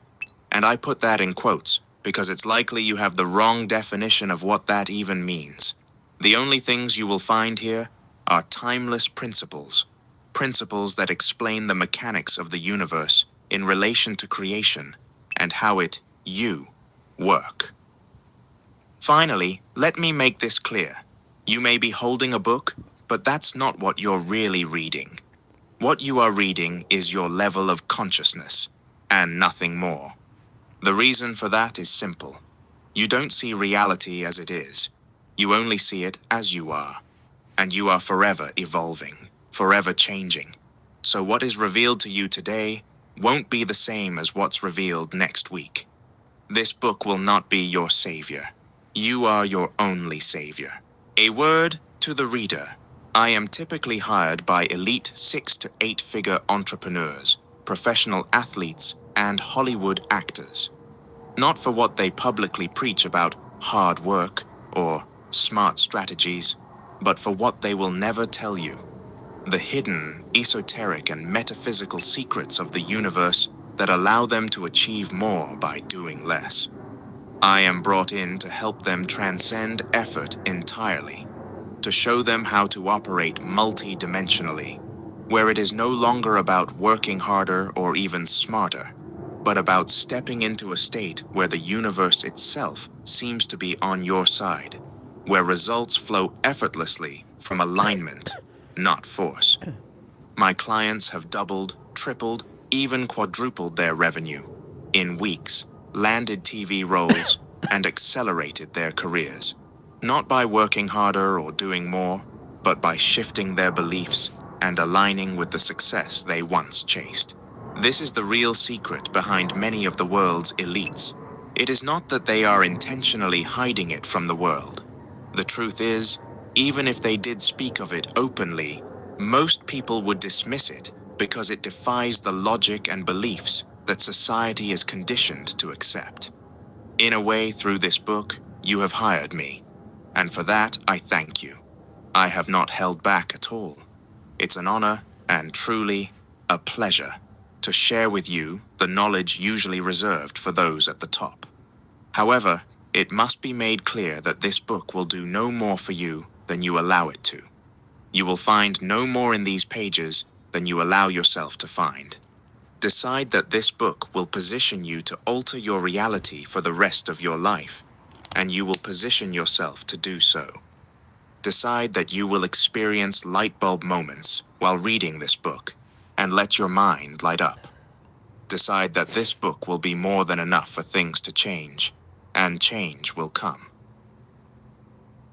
Foreword. Written by Mama Nero. When my mother was a little girl, it was her dream to be an author. I wished to make that dream come true, so I asked her to write my foreword. Thank you, Mama. I stood motionless for a moment, clutching the worn-out broom in my hand. My thoughts were far away. I stared intently at one spot near the ragged fence that separated our yard from the neighbors.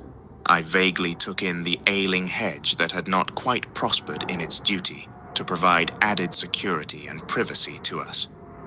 What occupied my thoughts was an image of me living abroad. I saw myself working hard to support my family. My thoughts spun around to what my father had said a while ago. He told me that the only way our family's life could improve was if he were dead. Then we could do whatever we thought was best to improve our lot. I clutched the broom tighter due to an intense feeling of frustration and felt the dried grass digging into my hand. With determination, I started sweeping the leaves away. I continued this motion, my back bent, until the small area in front of the house was clean. All the while, my thoughts had transported me to an unknown land, far, far away from here. I knew back then that I was going to make it. There was no doubt in my mind. I was going to be the one to take my family out of poverty. My father was a government worker with a relatively good salary. My mother was a homemaker. However, despite my father's job, daily life was a struggle. I could feel my mother's unhappiness like a sharp knife in my side. I saw her struggling to raise us children, trying to make ends meet. I saw her pain after my youngest brother was born.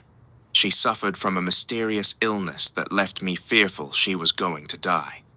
I was 9 years old at the time, living in fear every day that the one person who struggled daily for our well-being might not make it. I started to pay more and more attention to her. I realized at that young age that she was suffering. In the tiny home we lived in, it wasn't difficult to overhear the adults talking, arguing about money, school fees, and daily living expenses. Daydreaming became my escape. I started to imagine a better life than the one I was in. A life where I could provide a safe, loving home for my family, where all basic necessities were met, and money was plentiful. This led me to dream vividly about being a millionaire. Thus, my childhood was spent watching my mother's face daily, trying to gauge the level of stress she was under, feeling powerless in the face of her misery. I vowed not to be a source of added stress for her. I began hiding anything I thought might cause her worry. When my shoes were torn, I would sit quietly in the corner and mend them with pieces of twine I had picked up near the tree where the shoe mender waited for customers. My source of joy became escaping to the only place no one else in the world could penetrate, a corner of my mind where everything was as it should be. My mother was happy, safe, and free from worry about the next meal, school fees, rent, or other basic needs. In that space, I could give her money freely, so she didn't have to worry about anything. I imagined her having more money than the so-called educated I'll be woman back. my father constantly compared her to. My mother's words constantly rang in my ears. She told me I could be more, do more, and most importantly, to never settle like she did. She always emphasized the importance of having a certificate in my own name. When I passed my GCSE exams, my uncle who lived abroad sent me a check for what was a substantial amount at the time, as a way of congratulating me. I knew the money would solve a few immediate problems, but I wanted more than a handout. I dreamed of a job that could truly change our lives. I persisted in my vivid daydreams, seeing myself living abroad, sending money home to my mother, helping with bills, and paying my brother's school fees. I never cashed that check. Instead, I held onto it as a symbol of hope, proof that I could escape this life. My intuition told me my uncle was going to be my way out. My imaginings became more focused, more realistic. I could feel the tension in my spirit as the realization dawned that my dreams could come true. I could feel it in my bones. I withdrew into myself more and more, spending time alone with my thoughts, imagining my uncle sending for me to join his family in the UK. I felt immense joy from this exercise. This escape into my secret world became a daily routine. I used every opportunity, especially during solitary chores, to visit that wonderful life where I was able to solve all my family's financial needs. Then, one day, after I had written my GCSE examinations and had started working as a shop assistant in a local shopping center, news came from my uncle. He was going to send an air ticket for me to attend university in the United Kingdom. When I heard the news, I wasn't surprised. There was no ecstatic moment of joy. What I had been waiting for had finally happened. I hastily sent a message to my school friends to say I was traveling, then went to the capital city and arranged for a passport, which came through in a few days. Within weeks, I was in the UK. It wasn't until years later, when my son became my teacher, that I realized what had truly happened. I had a burning, overwhelming desire to succeed. That desire led me to create and cross a bridge of incidents that caused my dream to manifest into reality. Somehow, my untrained mind had caused a shift in the universe, prompting my uncle and his wife to make arrangements for me to join them, making my desires come true. In a new and foreign land, I started working toward my goals. Barely an adult, but already taking on responsibilities within my family, just as I had promised myself I would. Then my son was born, before I had even completed my nursing education. My family was disappointed in me, seeing it as a failure. But I remembered my mother's words, how her own family had seen no value in educating her simply because she was a girl. They believed she would just get married and never benefit the family. I became even more determined. I completed my course while my family cared for my son. Now I had a more pressing reason to work hard, to get my child back from the parents I had entrusted him to. Over the next 20 years, I stopped listening to that inner voice of my childhood. I lost the directions to that tiny room in the corner of my mind that I used to escape to. I told myself I had no time for childish fancies. I became more concerned with surviving, solving other people's problems ahead of my own, and most importantly, being a good mother to my son, Nero. Occasionally, I would think back to that time when I held the broom in my hand, pressing hard on it while daydreaming, only to have my strongest desire come true. That moment became a reminder of what I could achieve with my thoughts alone, and a strong desire. My greatest joy growing up was bending reality. I could escape to far and amazing worlds simply by opening a book and losing myself in it. I wanted my son to experience this wondrous world too. I started encouraging him to read, for fun. Imagine my joy when he asked me to buy him books. That joy soon turned to mild concern when I noticed the titles he was drawn to. My son began an adventure of a lifetime. Before I knew it, he was devouring books daily, asking for one after another, all while completing his education. Even as I tried to guide him, I sensed that his energy was greater than mine. I had lived in survival mode. He did not. I became curious about the books he was reading, wondering how his mind worked, slightly perplexed by this person in front of me. Then I tried reading the books myself, and I couldn't understand a thing. Then the haze began to lift, and I started thinking again. I tried to reconnect with that part of my mind that could make the unseen real. I am currently working through the fear of who and what I can become if I once again apply myself and harness the power of my mind, as that young girl once did.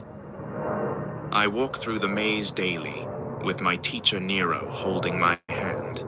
Having learned that before I can change anyone else, I must first change myself, I continue my onward journey of self-discovery. I am forever a student of the universe, learning its laws and its secrets with the belief that I can partake in the banquet that is laid out before me. Say not ye, there are yet 4 months, and then cometh harvest. Behold, I say unto you, lift up your eyes, and look on the fields, for they are white already to harvest. John 4:35. Seeing things that are not yet seen, as if they were seen, has been the biggest lesson so far. For everything, every circumstance, starts off as a thought and becomes visible for all to see. Happy learning, reader. Chapter 1. The Old Frequency. Principle. Your old frequency will forever be the only thing that holds you back from your new frequency, and as a result, your new reality. The moment you begin the journey of creating your desired reality, you threaten the existence of something you never knew existed, and that is your old frequency. Your old frequency is a living entity with its own psychology and its own goals. So long as you are unaware of how it thinks, you will always be a step behind it, unconsciously driven towards its goals without realizing. Its only goal is to keep you within the old reality, the one that you are seeking to escape. All those times when it felt like your life was spiraling out of control, it was always in your control, but unfortunately in the control of your old frequency. Before we dive into the psychology and the goals of the old frequency, it's important you understand how it came into existence. The easiest way to think about your old frequency is as your doppelganger existing on the spiritual plane. An identical version of you, with all your memories, all your beliefs, all your experiences, all your feelings. just with its own version of your memories, its own version of your beliefs, its own version of your experiences, and its own version of your feelings. It doesn't exist physically as you do, because it resides in the spiritual plane, hence why it has the ability to affect your reality, because before anything can exist physically, it must exist vibrationally. Unfortunately, since to the ego anything that cannot be seen does not exist, the old frequency often damages your reality without you ever even knowing. It is created out of what is called thought forms.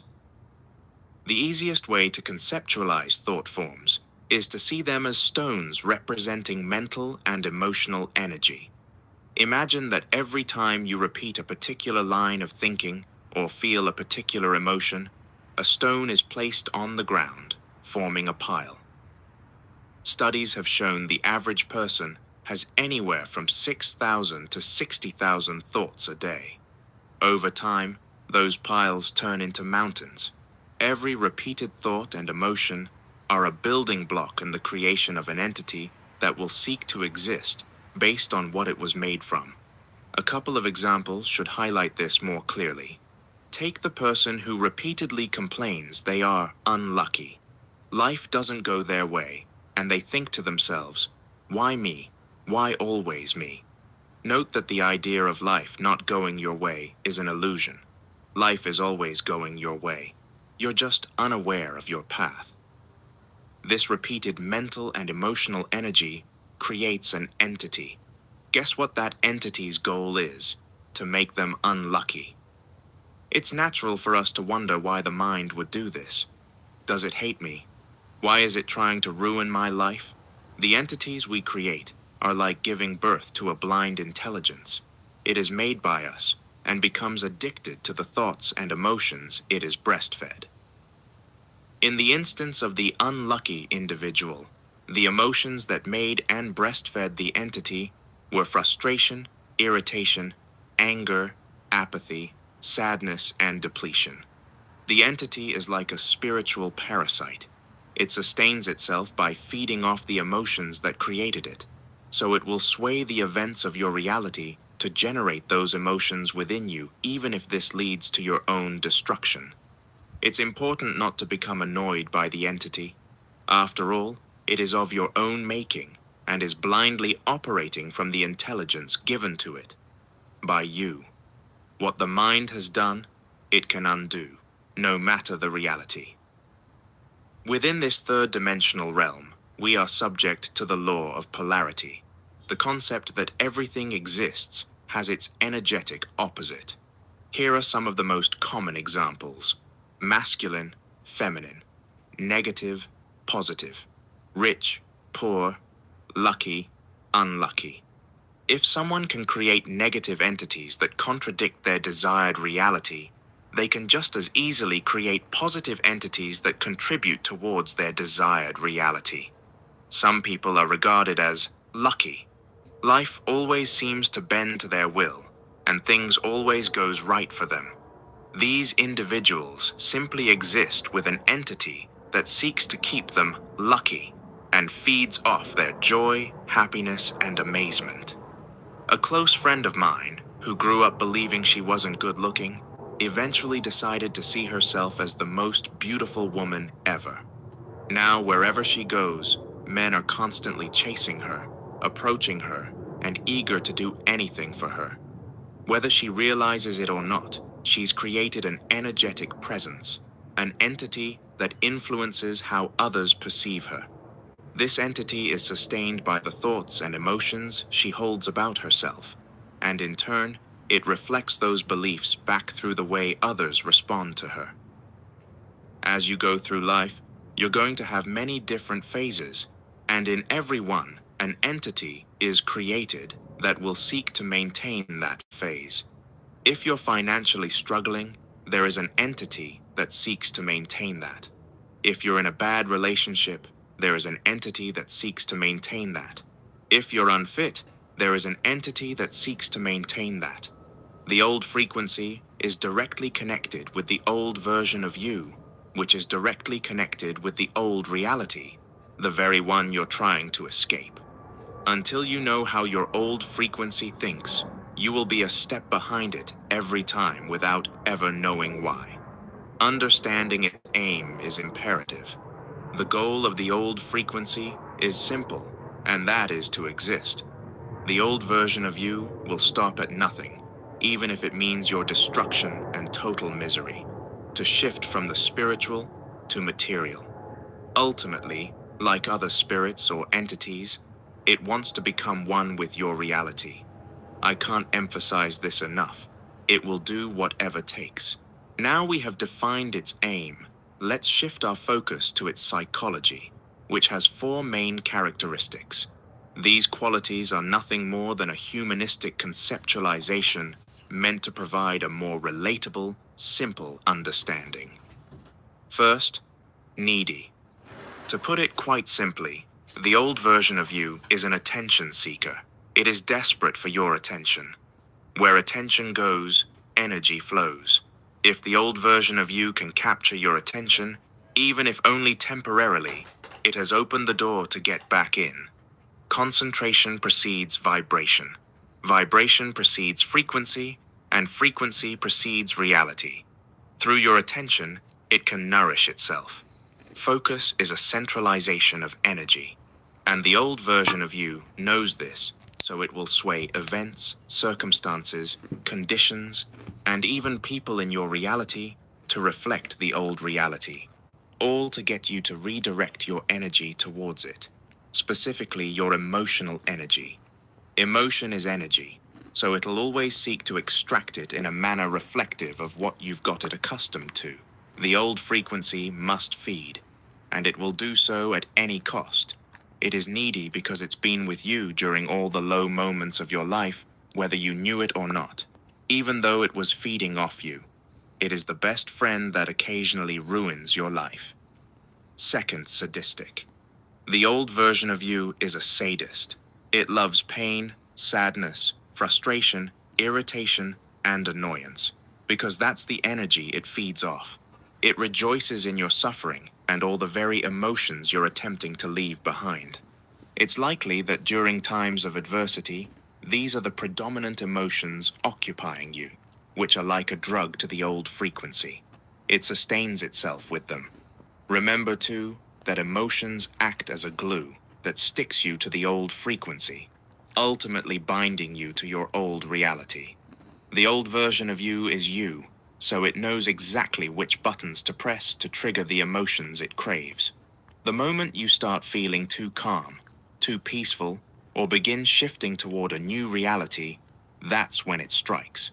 It's not random, it's a calculated pullback, designed to stir up the most emotional resistance possible and keep you anchored in the familiar, so the idea of change seems like a hopeless dream. 3. Scared. The old version of you likes existing, so the thought of not existing frightens it, and ultimately, this is the beginning of a trap which captures many of us. Sensing its own potential extinction, the old version of you will project its fear onto you the moment you begin striving for more or moving in a new direction. As you shift into the frequency of your desired reality, it attempts to make you unconsciously associate that change with fear, so you'll hesitate, retreat, or self-sabotage. It's a defense mechanism designed to keep you tethered to the familiar and prevent your evolution into a better reality. It also knows that once you feel fear, it's only a matter of time before that fear begins to negatively alter your frequency, since fear is nothing more than ignorant faith, which then eventually alters your reality. Fear is like a guiding light for what you don't want to navigate the universe so it can find you. Due to the emotional strength of fear, it ultimately overshadows the frequency sent out for your desired reality, taking over to manifest the worst. That fear of change is not yours. It belongs to the old frequency, which tricks you into thinking it's yours so you don't move forward. 4. Reactive. The old version of you is extremely reactive, but the irony is that it is reactive to its own creation. Once again, This is the beginning of a very dangerous but calculated cycle. Since the old version of you is in opposition to the creation of your desired reality, it will cause adversity in your reality, while also short-circuiting your thinking to shut down the potential of any higher levels of awareness, which is seeing reality clearly beyond illusion. It ultimately doesn't want you to be aware of the true nature of reality and what is going on. It wants you to be caught up in the whirlwind of chaos, so you never become aware, because all transmutation first begins with awareness. It'll project its tendency to quickly react to circumstances, conditions, events, and people, so there is no time for awareness, so there is no transmutation. It's important to note that emotion is the most powerful energy source in the universe, and so the old version will seek an emotional reaction from you. That is all it wants. Every time you emotionally react, you are strengthening and reinforcing the old frequency. Emotion is a supercharger of frequency, and so you are supercharging the old reality. Always remember, on the car journey to your desired reality, emotionally reacting to the old version of you, and ultimately, the old reality, will take you on a detour back to it. Practical. Awareness is the only way you'll escape the clutches of your old frequency. The moment you are aware, a pathway that was once hidden opens itself up, giving you the option to live by design instead of default. Within the adversity that reality presents to you, there is a choice, and that is to live by default or design. Default pertains to the old frequency that expects you to react. Reacting to reality will always lead to the old frequency. Design pertains to the new frequency that expects you to respond. Responding to reality will always lead to the new frequency. The difference between reacting and responding is life and death. Reacting is death, and responding is life. To rise to your desired reality, you must rise above reaction into response. Let's examine how the old frequency perceives reacting. Reacting is to allow the external nature of reality to imbalance your internal state. You've been wired to think that you react to reality, but the truth is reality reacts to you. The internal is a reflector. So, ironically, once it is swayed, it will lead to the swaying of the external. And this is the beginning of a cycle in which too many are trapped. To simplify the point being made here, an imbalance of the internal creates everything you don't like. By responding instead of reacting, you allow your internal state to balance the external nature of reality. Internal balance ultimately leads to a balanced reality no matter what is presented. Responding is simply the act of viewing your current adversity through the lens of your desired reality, reframing the situation to be in alignment with where you're going, not where you are. How would the version of you in your desired reality look at this? How would the version of you in your desired reality feel about this? How would the version of you in your desired reality think about this? If you can keep those questions at the top of your mind while experiencing adversity, the blur on your lenses caused by that chaos will begin to clear. Reality doesn't care if you're nice. Principle. Why do bad things happen to good people? Why do people with the biggest hearts suffer the most? What of justice? We all wish we lived in a world where God rewarded the good and punished the evil. But a quick look around shows the opposite to be true. Denial of this truth is nothing more than cognitive dissonance. To most of us, it just doesn't make sense. And that's because we're making the mistake of thinking like a human instead of thinking like the universe. Exactly. The universe itself is nothing more than a system, a collection of laws that operate indiscriminately to humans. To say it more simply, when it comes to the reality that you create, the universe doesn't care if you're good or bad. The universe is unapologetically equal to all, regardless of age, regardless of circumstance, and, unfortunately, regardless of morality. What chapter are we on? Chapter 2? I'm playing back Like, we just played through the entire, like, Nero's book in a day. It's crazy.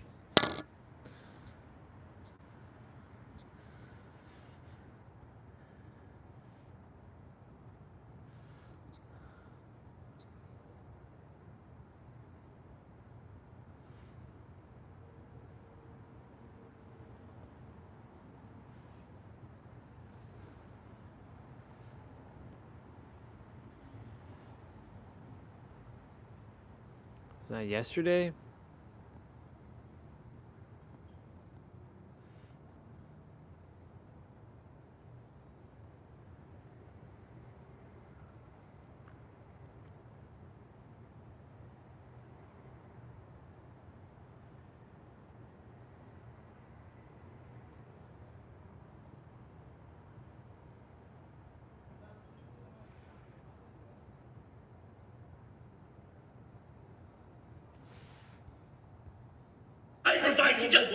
Whoa.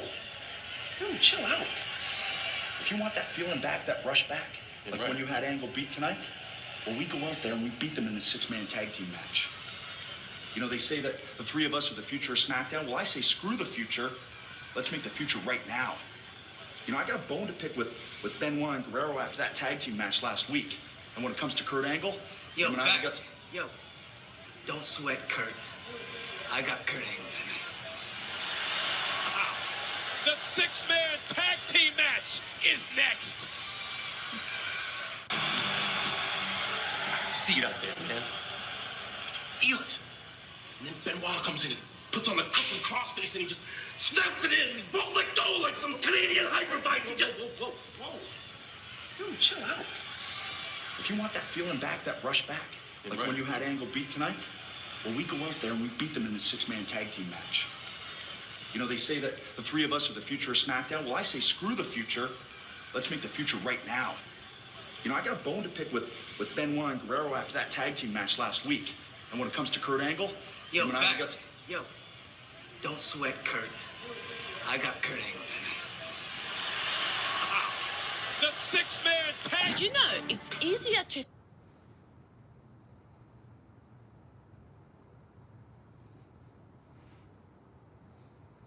Golden Girls.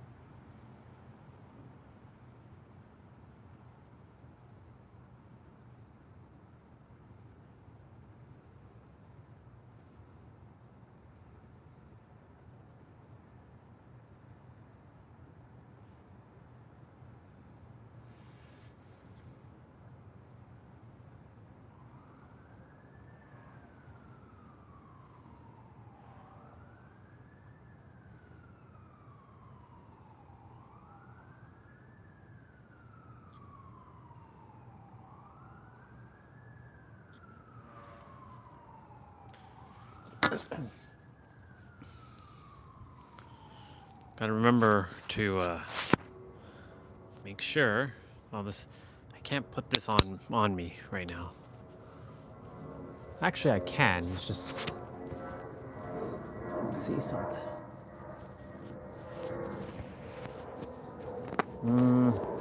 This is gonna be kind of dangerous.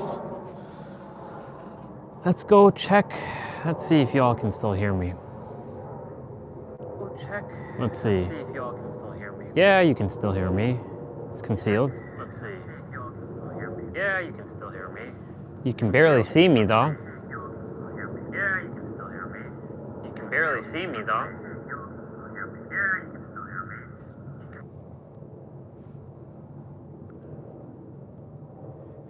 I want to test something now. Since my AirPods are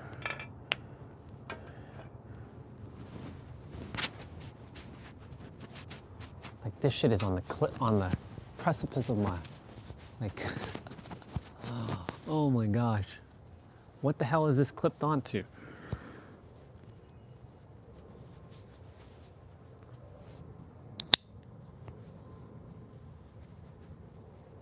Okay, now I know what it's clipped onto.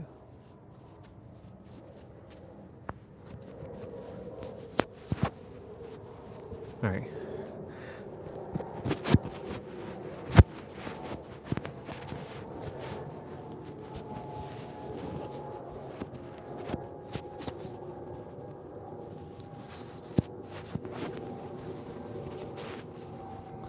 All right, let's see.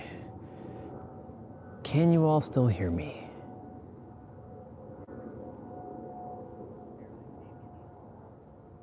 Test. Nope, you can't hear me. You can hear me now. Nope, you can't hear me. Oh, son of a bitch. Now y'all can't even hear me. Test, test, test.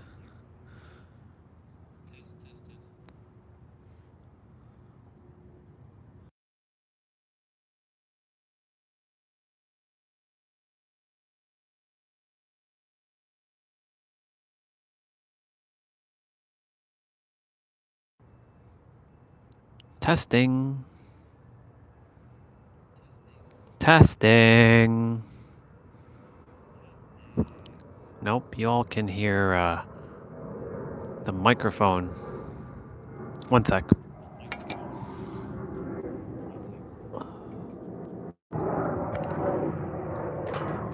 Testing.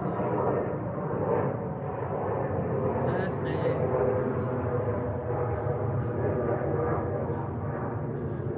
Wait a minute.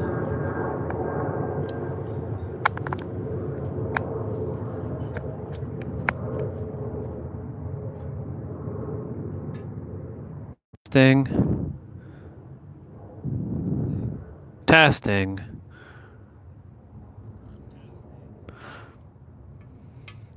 Testing 1, 2, 3. Testing 1, 2, 3.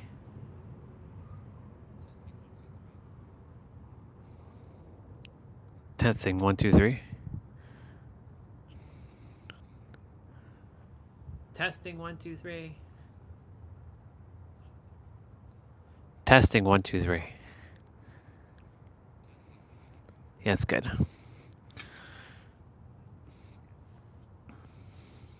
So my magnet fell down into my shirt somewhere.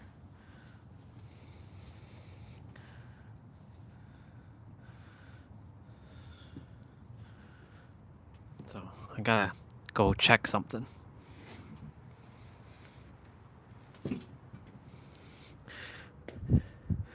I gotta go inside.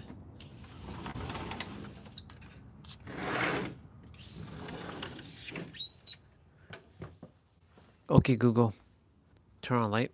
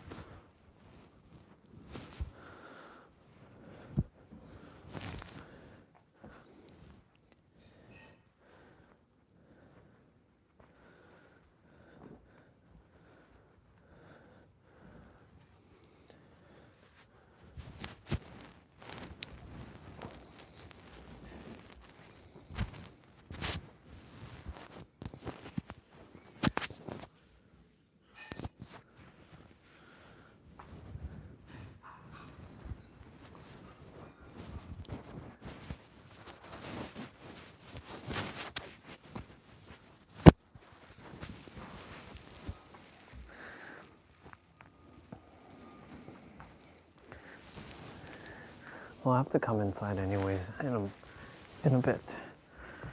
So I'm just okay, Google, turn off light.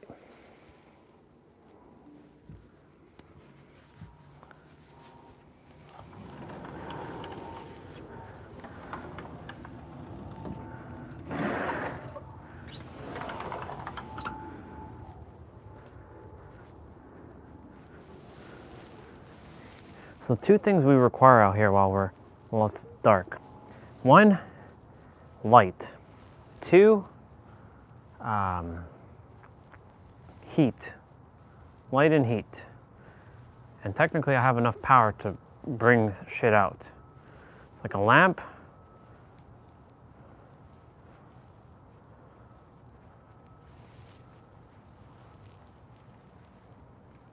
Hot cocoa, yeah. That or, well, if it's hot chocolate, yes, hot cocoa. I don't know about cocoa. I'm not a big fan of like that. That stuff tastes awful. If it's hot chocolate, it's a different story. I mean, hot cocoa and chocolate, I think it's the same thing. They might be slightly different. There's something called Milo and there's Ovaltine. Putting my spare gloves in my pants. I came up with a solution to keep my other gloves warm. I alternate gloves. Now, those other gloves are hiding in there to warm up while I wear these other gloves. I have my AirPods on. We listened to all of Nero's book today on the stream. I literally had it playing the entirety of the stream. Let's see.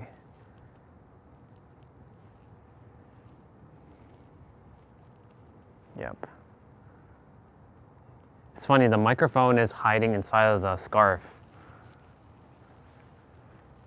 but you can still hear me. Well, it's technically not late. It's still 6:50. It's just that the light has disappeared.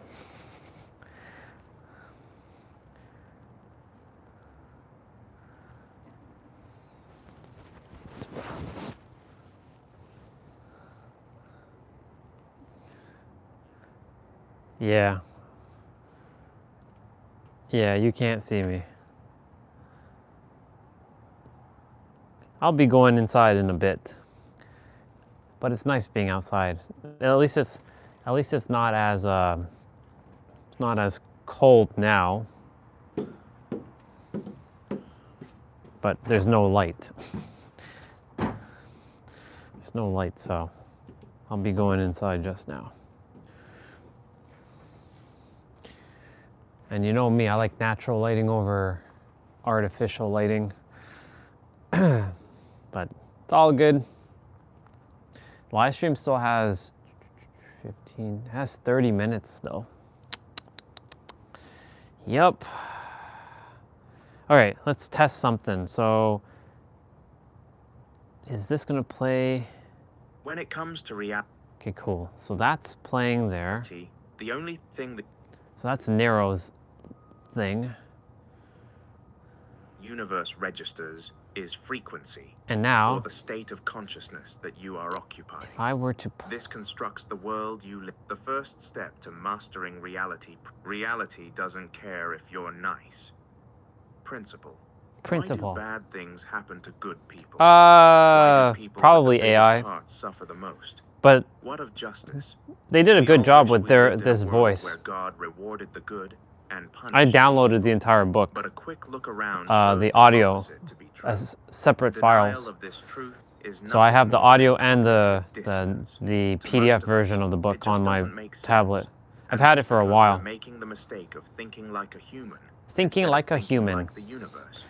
The universe itself is nothing more than a system, a collection of All right, laws let me that see. operate I was gonna test indiscriminately something to else now. humans. To say it more simply, when it comes to the reality that you create, the universe doesn't care if you're good or bad. Nope. The universe, The universe is doesn't care if you're good or unapologetically bad. equal to all, regardless of age, regardless of circumstance, and unfortunately, regardless of morality. Yep, morality When it is comes to reality, be a good the only moral thing the person, of universe course, but registers it doesn't is care about frequency, morals. or the state of consciousness that you are occupying. This constructs the world you live in. Let's have a This test. unfortunate spiritual truth seems somewhat disheartening, but remember that spiritual itself means beyond the physical. Yes. It refers to beyond the third dimensional realm, which means beyond all constructs within it, such as morality, ultimately meaning they do not apply. Morality is a human construct that has been spiritualized. So you all can't hear Friends, but I can hear Friends, but you all can hear Nero. Entitles us to the reward of a good life. It should, but it doesn't. So I was testing something earlier. So there's a lesson that was brought to my attention while I was listening to two things at once. So there's two sets of music that was playing. I had it in the AirPods because the tablet can do that, and it can send audio to the tablet speaker. So I was during my play out, and this is a lesson actually for every one of you, that no matter what, you will always gravitate to the thing that's more in alignment. So like there could be two people saying the same, actually not just in alignment, what you resonate with. So like there's two sets of music that was playing, the playout music, and then I was playing video game music on YouTube. So you all heard the playout music and I could hear it, and I was also hearing the video game music. Now I was able to go in between both. You can't sing both at the same time unless our brain can output two signals all at once, but we just simply can't do that. We can technically hear two things at once, but you're going to flip-flop between the two. So I was testing to see which one I would predominantly hear. Like if I gravitate to a certain track, like when Wario came out, or like the one that comes at the end when I usually celebrate with my protein shake, I was listening to that with the Final Fantasy VIII music, like a battle theme.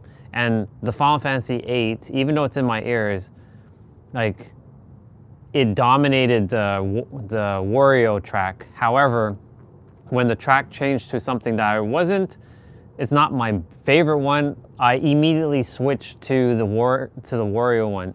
So my point to say is, like, let's say there's two people saying the same thing and they're talking in different tonality, you will more likely resonate with a person who's either speaking in a tonality that you prefer. So like you might like someone who speaks slower and more softer, or you might like someone who speaks louder and faster. And they could be saying the exact same thing. Yeah, exactly. So it's a pretty interesting lesson that the universe, like while I was doing my play, I was like, do something right now. And I'm like, okay, I can actually hear both and actually can listen to both. However, I can't, like if I want to hum a song, I can't hum both at the same time. It's impossible. I've attempted, it's not possible. That's the one thing, that's the limitation. Like it's like attempting to speak English, Chinese, Japanese, Urdu, Somalian, all in the same breath. It's just not possible. We don't have that capabilities as third dimensional beings, but as a fifth dimensional being or a multi-dimensional being, we have that ability. We just don't have access to it. So it's like, I had a scene in my head where I was reverberating out to the entire world exactly who they are, and simultaneously I was speaking in every language. So for those who speak multiple languages, they would hear their more dominant language. They're like, is that person talking in multiple languages at once? It's like an overlap, right? But the thing is, like, currently right now, I have not run into any human who has achieved this thing to simultaneously speak in or sing at like two things at once. We can usually sing or say, like if you attempt to say two words at once, it's impossible. Like imagine saying love and authenticity unless you fuse the word, but I'm saying like say the words together like at the same time, it's not going to be possible. It kind of forces you to be present though, right? But what I'm getting at is no matter how like relevant the information is, if they're not in that vibrational alignment, they don't feel the vibe of what someone is saying, it doesn't matter how good someone says something, it's not gonna register, it's not gonna click. So like if you sang, let's say for example you spoke these words and then someone didn't register with it, but then you sang a song, like let's say they like rock music, and then you kind of mention like, you are the creator, da, da, da, da, da, da, da, you are the creator, da, da, da, da, da. Right, let's say it's a rock music and they're like, wow, I jam with that, like, I am the creator, because the music, right, they jam with the music. And it's the same thing you technically said as a speech, or you're just like on a podcast. It's the same word for word, but you sang it instead of speaking it. You'll see that a person will probably resonate with the singing one more than the speaking one, right? It all depends on context. So that just, I'm going to go down another layer of words.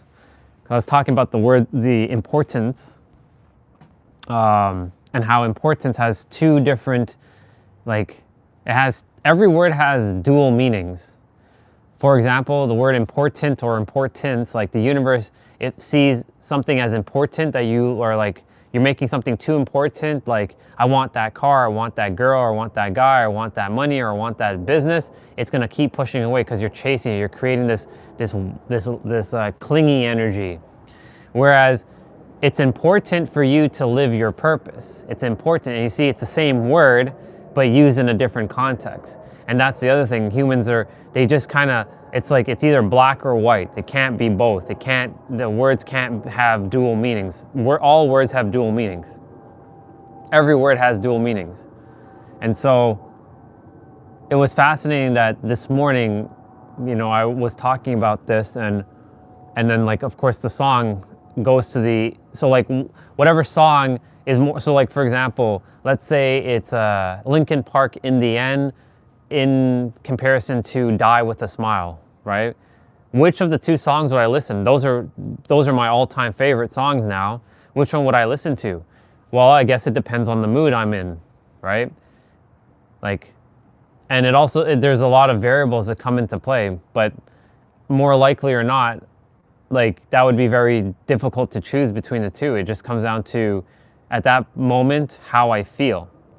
So will I listen to Die With a Smile over Linkin Park, or will I listen to Linkin Park over Die With a Smile, right?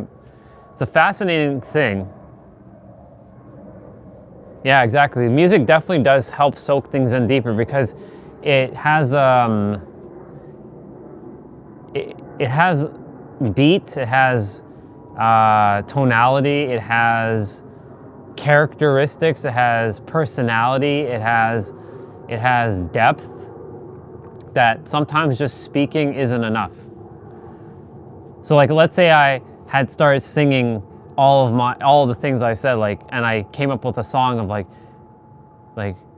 I start singing, importance is the best thing in the world. I'm just making up some random shit. Somebody might resonate with the singing, depending on if they like the genre of song. But also it comes down to some people will just simply not like you, no matter, even the way you look, because there's judgment. You may not resonate with someone just based on how they look. They could be saying all the right things, and then you look at another person, and they're saying the exact same thing, and you'll resonate with them. And they're saying it in a similar tonality. You'll resonate with that person more. Why? Just 'cause.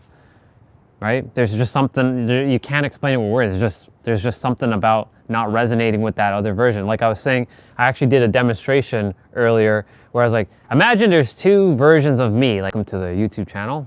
Today we're going to be talking about the power of the word of importance. The word importance has dual meanings, and it's important to know and be aware of every word has different meanings and different associations, and everyone has their own experiences with it and their own perceptions, because they're wearing a tint lens, their awareness of the word and their understanding of each word. So imagine I speak like that, then there's another version who's like, hey y'all, welcome to the YouTube channel. Today we're going to be talking about the importance of words. And the very fact that the word important has multiple meanings, right? That has more upbeat, singy-ish, like singing like the words at the end. Some might resonate with the first version, some might resonate with the second version. So like you can say the same thing with a different tonality, and it can be two versions of me, and some will resonate with version A and some will resonate with version B, right? So like you can have 10 million people in a stadium, even though you can't fit 10 million people in a stadium, but let's just hypothetically say 10 million people are in a stadium, and version A spoke like that, maybe half the audience will listen to version A, but they can't resonate with version B. But version B can resonate with the other half, and they can't. And it's saying the same word for word, just with different tonality. Let's see. Yeah, exactly. You can alter the words of songs. Like I remember, like in the Friends theme song, like there's no one told me life was going to be this way. Your job's like, so this line right here, your job's a joke, you're broke, your love lies DOA. So like I had no idea what the hell they were saying for years. It's only in 2023 when I actually listened to the song and looked up the lyrics. So that's what they're saying. And I became aware of the words they're saying. So once I became aware, my perceptions changed because I saw the words that they were in the lyrics, what they were saying. Because that line used to be a bunch of gibberish to me. I was like, you're like something, blah, blah, blah, blah, blah. Like it was like complete gibberish. And then there's and when you are stuck in second gear, and when it hasn't, so this next line, when it hasn't been your day, your week, your month, or even your year, I had no idea they were saying that either. So it was, again, more gibberish, like something, blah, blah, blah, and then it says, I'll be there for you. And then I didn't know this next line, when the rain starts to pour. I had no idea they were saying that either. I'll be there for you, like I've been there. I had no idea they were saying like I've been there before. So like for me, I've always had this thing where when I'm listening to music, like I'm making up my own little shit in my head, what they're saying. I'm making up words. Like it's not just a Friends theme song. It's all kinds of songs. So like Die with a Smile, like when the I just, like that part's easy because it's like you can hear it. I just woke up from a dream. And then where you and I had to say goodbye.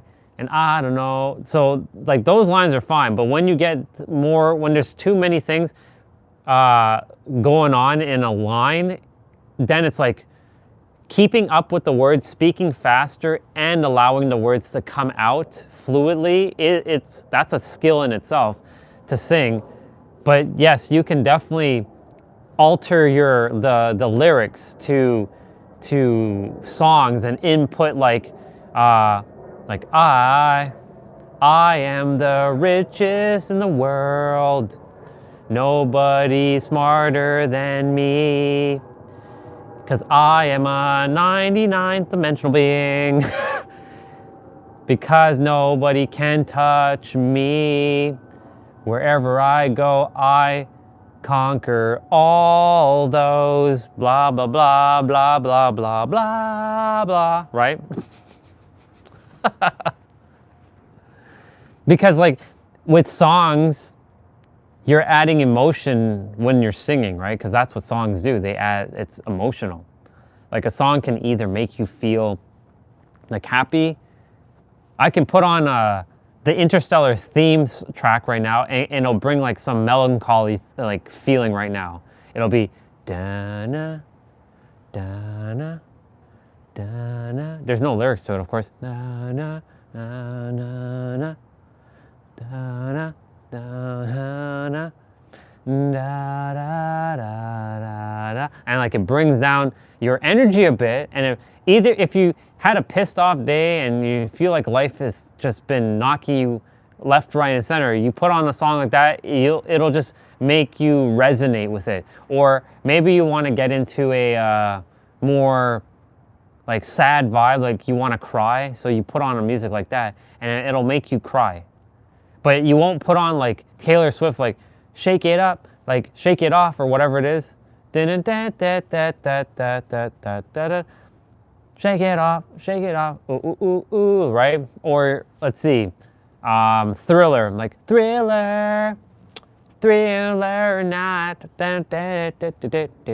right? Like, you're not gonna cry with that song. Like, you can force yourself to attempt to cry, like you maybe cry of joy, but like you ain't gonna be sad. In fact, that song's probably gonna get your butt up and like,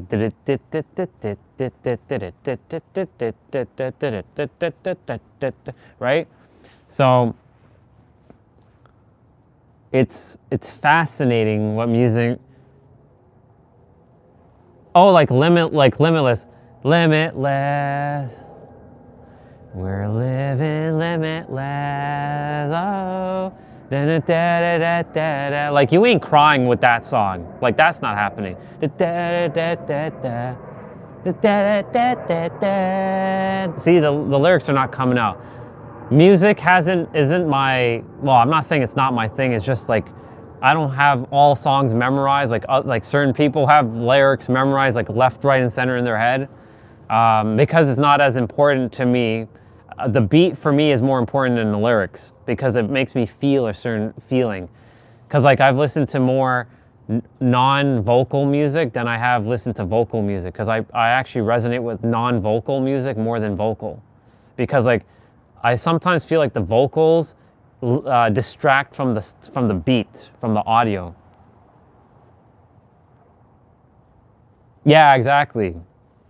So like, depending on the song and depending on the sound that's being played in the song, it all depends. It's variable again.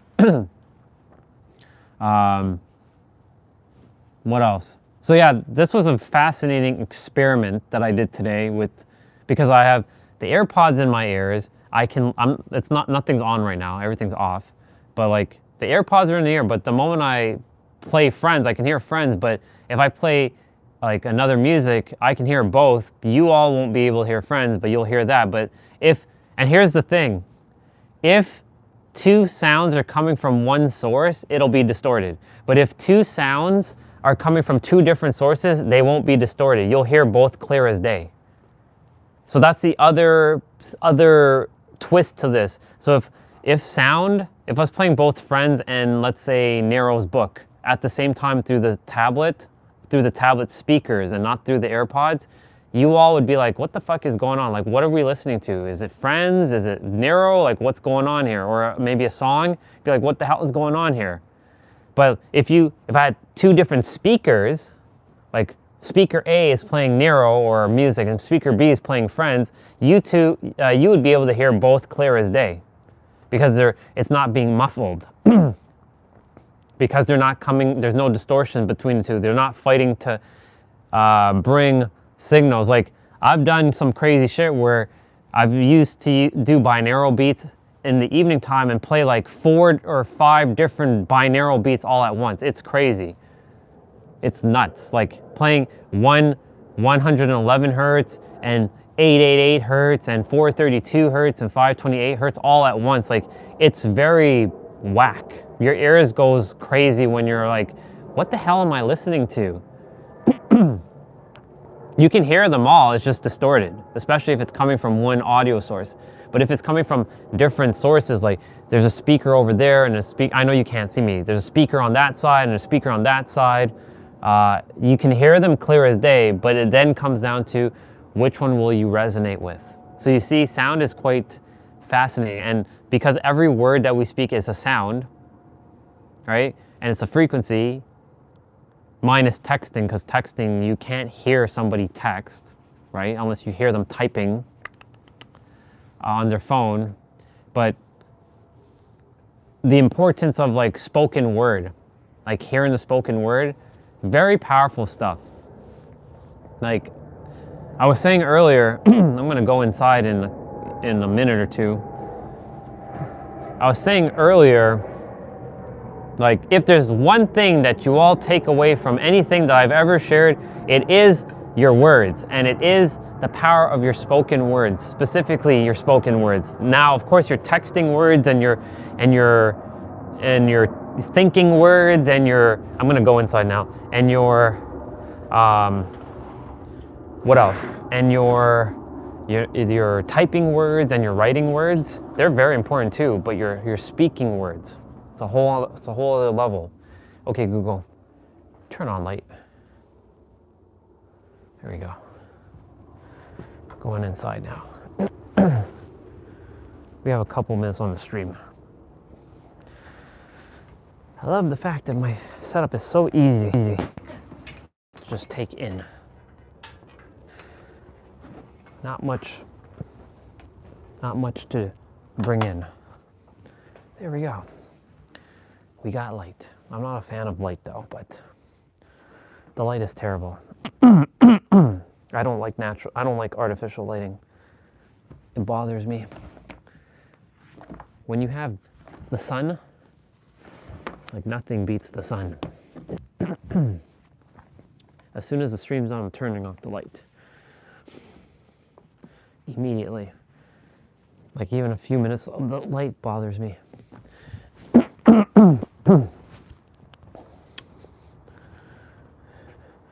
We're living limitless. I should play that song. In fact, I should put that on my tablet. Thank you for the reminder, sister. I have the song on my computer. I should put it on my tablet,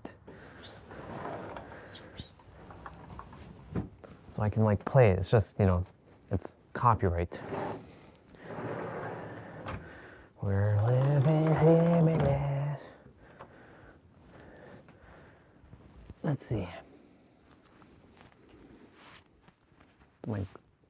So these new gloves, they are all right. They're not the best though. I mean, there's no gloves that can keep my hands warm. I have so many gloves. My feet are cold, but it's only because the feet have been in stationary mode for several hours. My feet isn't the problem much. It's my hands. It's my fingers really. It's not really my hands, it's my fingers. My fingers freeze. My palms are warm. Well, it's okay. Scarf. I have so many scarves. This is the only one I wear now though, because it matches my gray hat when I do wear the gray hat.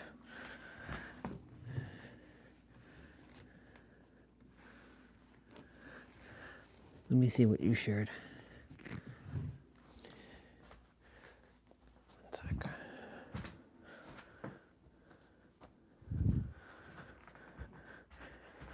Limitless. Let's see. We're living limitless. Humans used to go to sleep at sundown and wake up with this. Yeah. Yes, it does make so much sense. It's not natural to have light on at like 8 p.m. and stuff.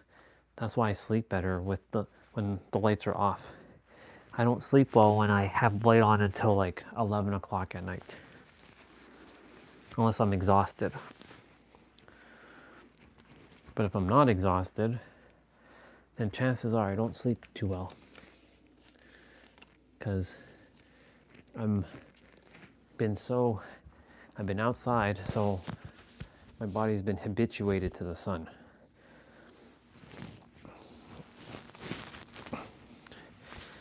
Now we gotta take off all this layers. My AirPod is coming out of my ear.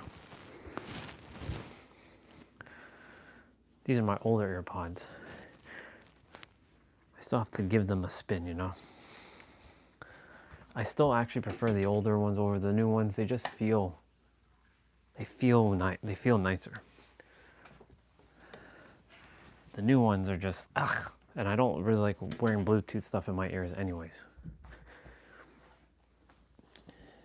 I just wanted to test something today. Let's see.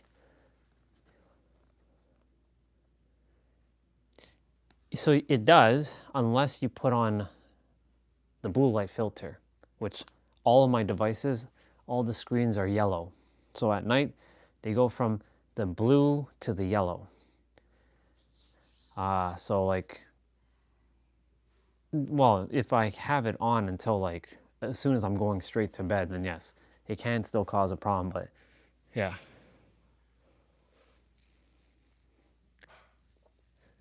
It's built into your iPhone. It's built into your computer as well if you're using your computer. It's all built in. It's called, on the iPhone, it's called night shift. And you can set a time from when it turns to night shift, and then you can set it from the nighttime to the morning time, and then it can shift, and you'll see your screen turn yellow.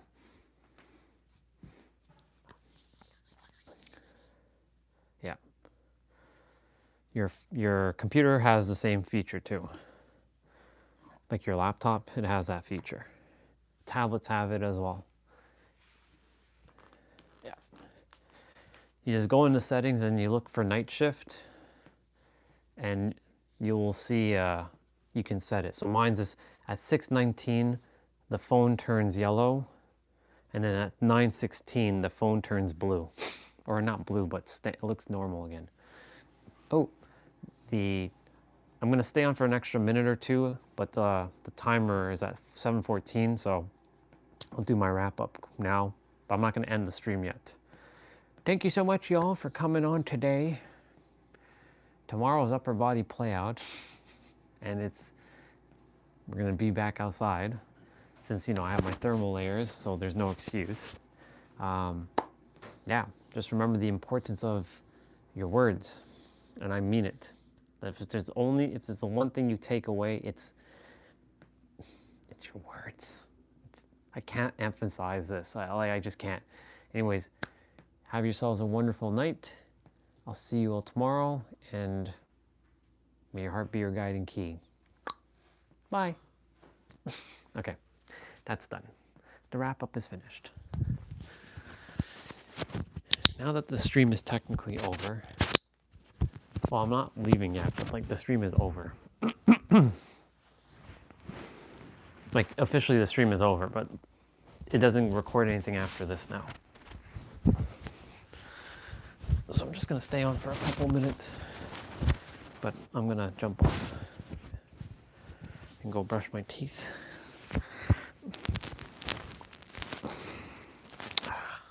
So much layers just to be outside.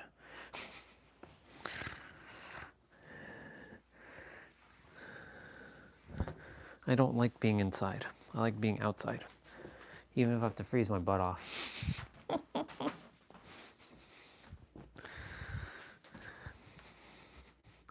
Yep. Do. I guess she left.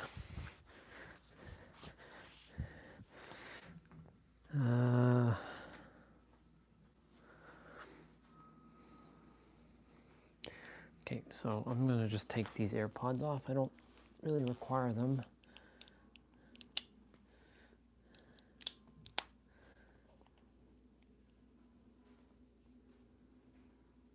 How in the...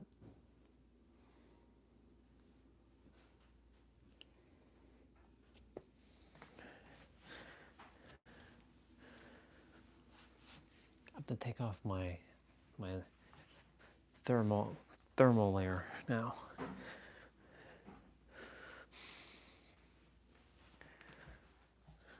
Two socks.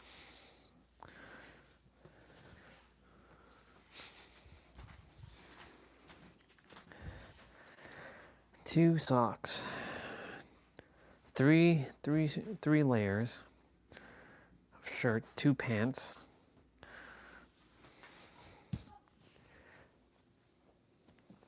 Like, it's wild.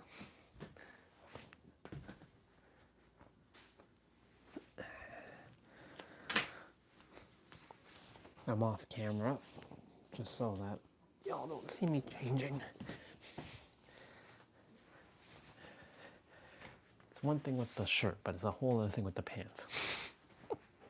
And we all know why.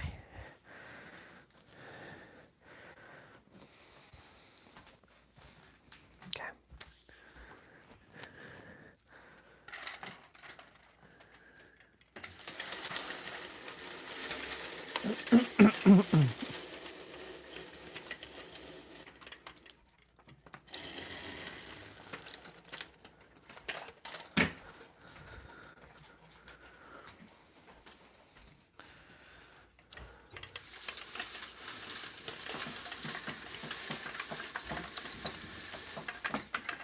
wonder how home is doing.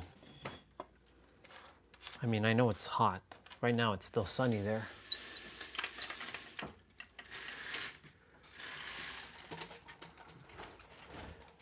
In fact, I can tell you that it's sunny there. Watch.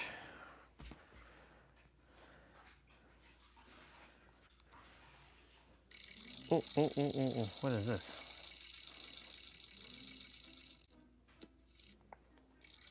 Why is this showing? Get the hell out of it. Get off of this. This is why I don't like MX Player.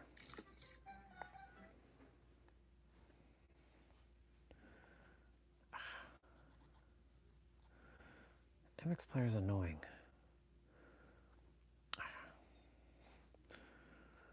So I'll show you.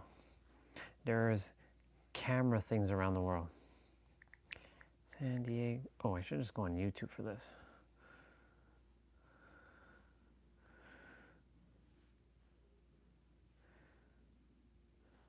San Diego live cam.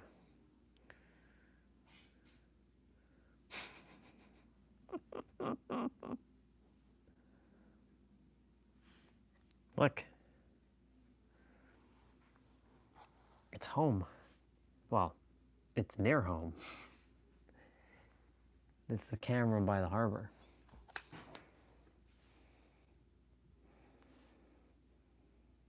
But you can't hear it. You can only see it. It's sunny though. It is 4:25 over there. It should be 4:26 technically, but the camera might be just off by a minute. But you can see, oh, it moved. It's like following the ship, or the boat. Oh. All stations, all stations, all Oh. stations. This is United States Coast Guard Sector San Diego, United States Coast Guard Sector San Diego, United States Coast Guard Sector San Diego, relaying a marine assistance request broadcast for a 13-foot white Boston whaler in vicinity of National City Marine Terminal. Listen channel 22 Alpha 157.1 megahertz out. Wow. I wasn't expecting that, but that's pretty cool. All stations, all stations, all stations. This is United States Coast Guard Sector San Diego, relaying a marine assistance request broadcast for the Boston whaler. The Boston whaler is a 13-foot skiff, disabled due to engine issues, in position 32-38.859er north, 117-07.246 west, in vicinity of National Marine Terminal. Any vessel desiring to assist the 13-foot Boston whaler, proceed to that location.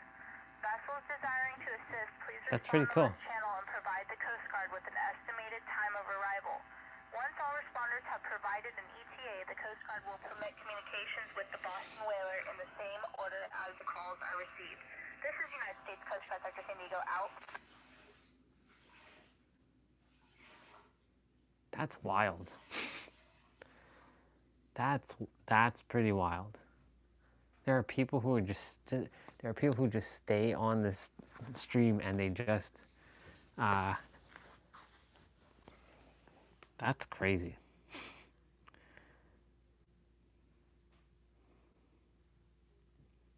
Wow.